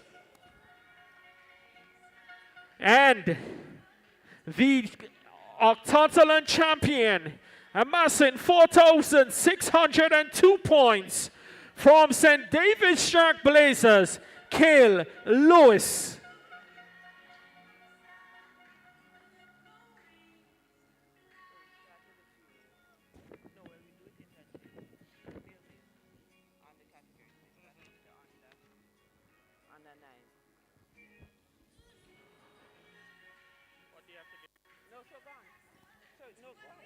We move to the divisional champions. In the under 9 division, girls, amassing a total of 9 points, Amaya McIntyre, South City Rising Stars.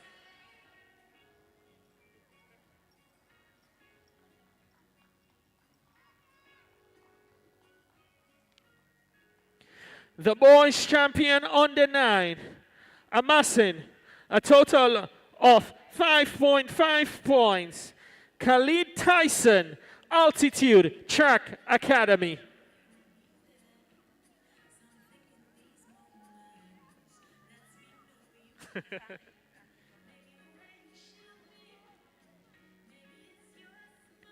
We want to thank Mr. Conrad Francis, President of the Grenada Athletic Association, for assisting us with the presentations. We now invite Miss Colleen McQualkin, Permanent Secretary in the Office of the Prime Minister, to assist us with the next set of presentations. We move to the under 11 category. The under 11 divisional champion girl is Carissa St. Clair with 10 points, representing South City Rising Stars.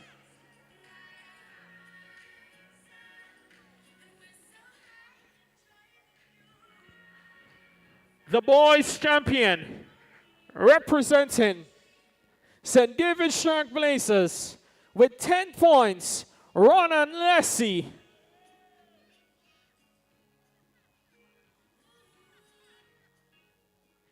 The under 13 divisional champions, amassing 10 points, representing Velocity Track Club, Leah Campbell.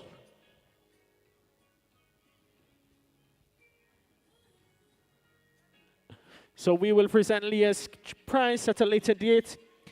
The under 13 boys champion from St. Paul's Government School, Akel Briggs, amassing 10 points.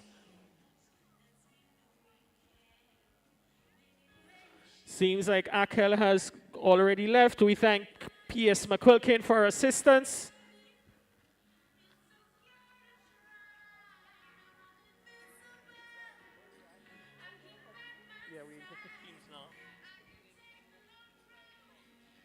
We now invite Mr. Lyndon Bob, President of Ariza, to assist us with the next set of presentation.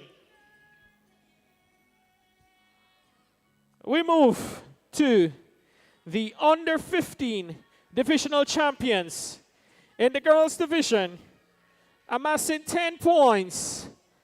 Tishona Bascom, St. David's Track Blazers.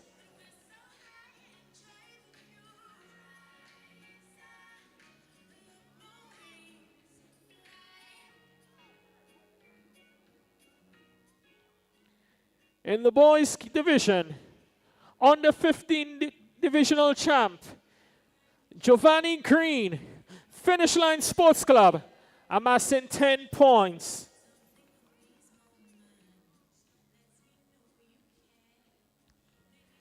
We move to the under 17 division. Girls, amassing 10 points, representing St. David's Track Blazers, Shade John.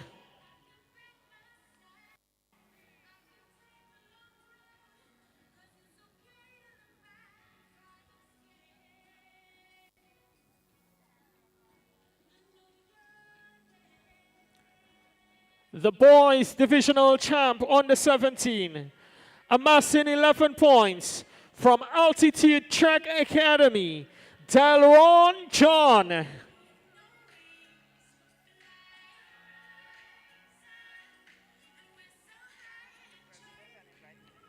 We want to thank Mr. Bob, President of Ariza, for assisting us with these presentations.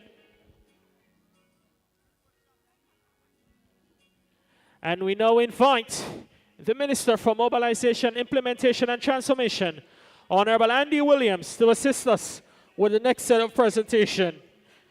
We move to the under 20 and 20 plus female, amassing 10 points, representing South City Rising Stars, Shaffonia Houston.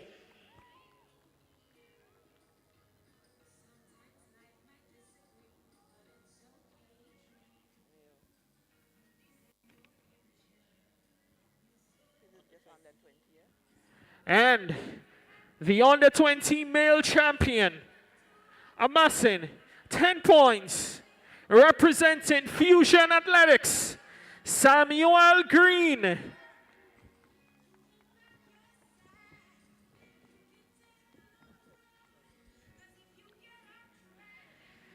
The male 20 plus category, amassing 6 points, representing 473 MVP, Jelani Franklin.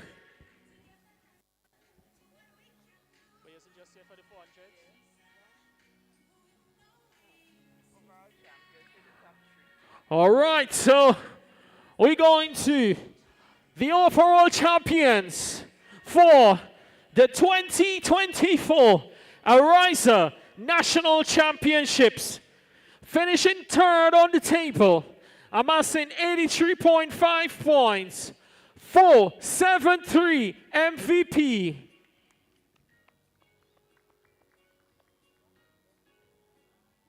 In second position, amassing 146 points, South City Rising Stars. And our champions of national championships for 2024, yet another year, is the St. David's Track Blazers.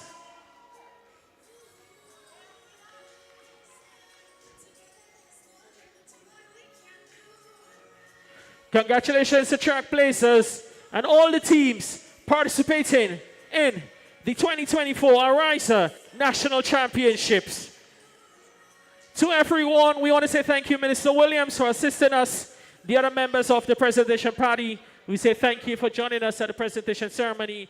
To our wonderful athletes, we say thank you for 2 days of wonderful competition. To everyone, the organizers, officials, volunteers, sponsors, ladies and gentlemen, all patrons, thank you for supporting the 2024 Ariza National Championships, and we look forward to your continued support in the years ahead. But reminding you, the track and field season is just getting warmed. Intercall games in a week and a half time, and at the end of the month, it will be the 51st edition of the Carifta Games held here in Grenada in the 50th anniversary of our independence. 50 years as a nation support hosting our 51st Carifta Games. Ladies and gentlemen, get up safe and do have a wonderful week ahead. And we look forward to seeing you back in your numbers next week here at the National Stick here, Annie James, Athletic Stadium. Very much, we have come to the end of another National Championships 2024. Leslie, it has been a successful one by all standards. Absolutely. So the stage was set for what was expected to be a very exciting and keenly contested Ariza National Championships 2024 on a brand new track, so to speak, a track that was only recently laid down. And the expectations was that it was going to be a very fast track. And it really lived up to that expectation from the results that we've seen, Jason. So the clubs that are here, I think there were some 13 clubs or so. Or maybe 30 clubs. And quite a number of athletes in the hundreds, I would think, as well. And a good day, a good 2 days for track and field in Grenada as we set the stage for what is to come next week with the primary school games, the intercall games the following week. And then, of course, we have the Carifta games on the Easter weekend. All right, let's run through them quickly. We've got just about a minute and a half before we pull the curtains down on it.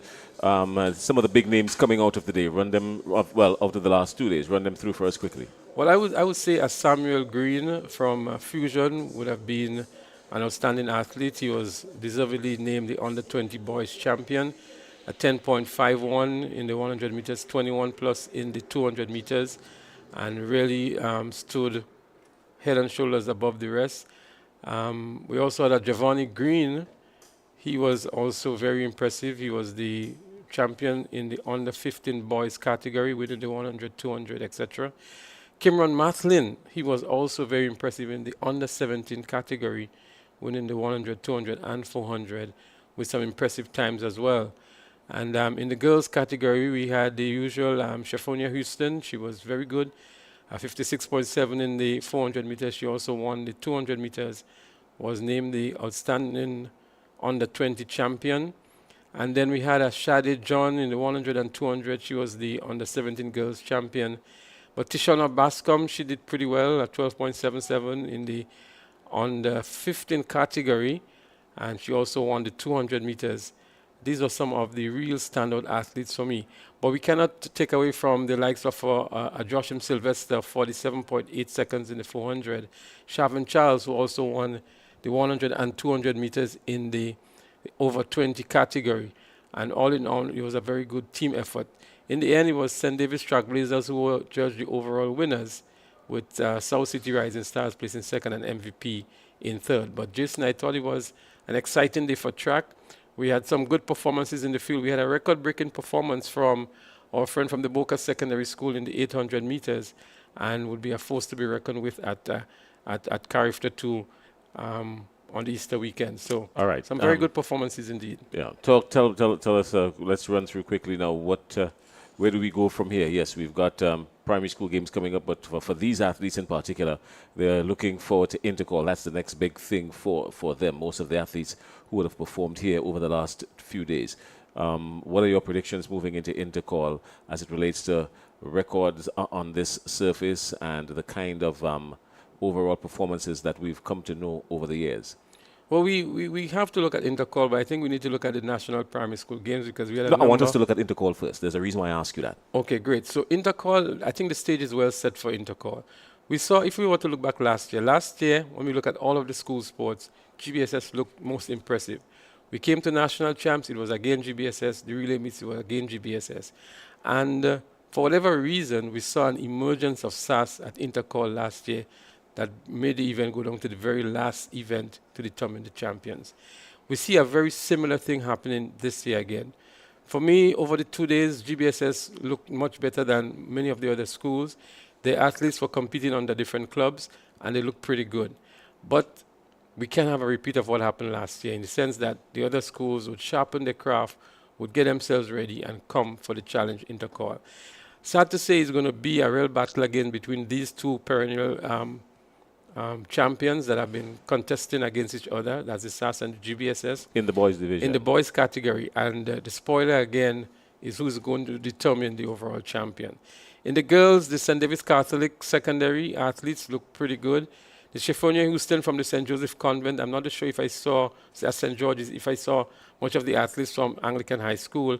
We saw a good athlete from the Convent Grenville winning the 800 meters, and she would be a force to be reckoned with at Intercall. But it looks as though St. David's Catholic Secondary, in the likes of many of the athletes we saw here, the Shade John, the Tishona Bascom, and others, would be a real difficult proposition in the girls' category.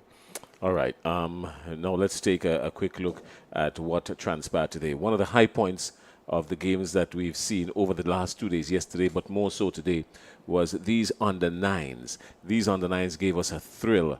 Yes, we had the nail-biter finished at the finish line and whatnot from a couple of the older boys, but the excitement that we got from these under-9s and their form and their consistency, they've got their major championship coming up as well, the primary school games and the private primary school games. That's coming up. That's next on the cards here for the National Stadium. You've been covering these primary school sports for a long time now. What are your predictions for that? What are your thoughts? And then basically looking at these athletes that would have performed here, especially the male and the female under-9s, where do we go from here with them? Well, I'm happy that we are also zeroing on these youngsters from the primary schools because, first of all, I want to give real kudos and commendations to the coaches. I thought they were well prepared. They look rather focused. They look sharp. They look well organized. They knew what they were about. It's going to be a great event for them, but I saw 3 standout athletes here today. There's young Leslie from St. David's area who equaled a record. He looked pretty good. Then there's Leah Rose from the South St. George Government School. She's good. And then there was this youngster from the St. Paul's Government School who was also very impressive. I had the opportunity to look at the St. Andrew's Primary School games and the others online. And there's a young man from the St. Andrew's RFC School who won a gold medal at these championships here. But overall, I think it's going to be a difficult proposition to beat St. Andrew. A number of records are broken at the parish sports in St. Andrew. And whenever records are broken, it gives an indication as to the strength of the team going into these championships. So they will receive a lot of challenge from St. George. St. Patrick's have a youngster there. I can't remember his name as well, but he did very well at the parish sports. And Carriacou always come with something unknown. And the folks on the western side, sometimes we get something out of them. But I think it's going to be a battle between St. George and St. Andrew for the primary school championship. All right. Well, that basically puts a wrap on a lot of things that we've been discussing over the last 2 days here at the National Championships. Things have quieted down at the stadium. Mostly everybody's gone home. We're the only folks here, so we've got to get out of here. Leslie, it has been a pleasure on behalf of the entire communications team of TNR Communications and broadcasters, Clyde Rondell John, who was with us yesterday. He couldn't make it today, but he's going to be around moving forward. The man with the yellow glasses. Everybody was asking about your yellow glasses. Don't answer that now. Find a way to deal with that when we get back here in a couple of days. But in the meantime, Leslie, it has been a pleasure again working with you. Thanks a whole lot. And to our viewers, we've enjoyed your company. We hope you've enjoyed ours. And we'll see you again when we come back for primary school games, private primary school games, intercore games. We will surely be here for Character 51. We will be here for that for sure. And thanks a lot again for joining us. Enjoy yourselves. Enjoy your week ahead. And March is a fantastic month for athletics. Catch you soon. Have a good night, everybody. Request, repay, repeat with Ariza's FlexiCredit Evergreen Loan Facility. Qualify for a FlexiCredit with limits up to $25,000 or use your home equity to qualify for more. Extra cash at your fingertips whenever you need it, accessed using your debit card and managed using AMI, Ariza's mobile internet experience app. FlexiCredit allows you the flexibility to top up to your approved limit any day, anytime. Already a member? Send us a WhatsApp on 423-4987. New members join today to apply. Request, repay, repeat. Use your FlexiCredit for vacations, shopping, wedding, general expenses, and more. Ariza loan terms and conditions apply. Ariza Credit Union. Your financial freedom, your future. Take charge of your financial journey by switching to an Own Your Own loan at Ariza Credit Union. Ariza's Own Your Own loan is as unique as you are because we know one size fits all does not fit you. With Own Your Own loan, you get unmatched benefits including lower interest rates, flexible repayment options, discounted loan and legal fees, and savings from hardware suppliers. Tailor-made options that put you in control. Switch now and step into the life you were always meant to live with Ariza's Own Your Own loan. Ariza Credit Union. Your financial freedom, your future. Call us today at 440-1759 or visit our website at arizacu.com. Love we sing happy birthday, sweet Grenada. Secure your financial future with Ariza's limited time $50,000 loan offer and join the 50 Chairs celebration. Application is easy, approval quick, interest rates competitive, and repayment options flexible. Apply now. Visit any of our branches located at Bruce Street, St. George, Grenville, Grand Anse, and Carriacou, or call 440-1759 for more information. Ariza Credit Union. Your financial freedom, your future.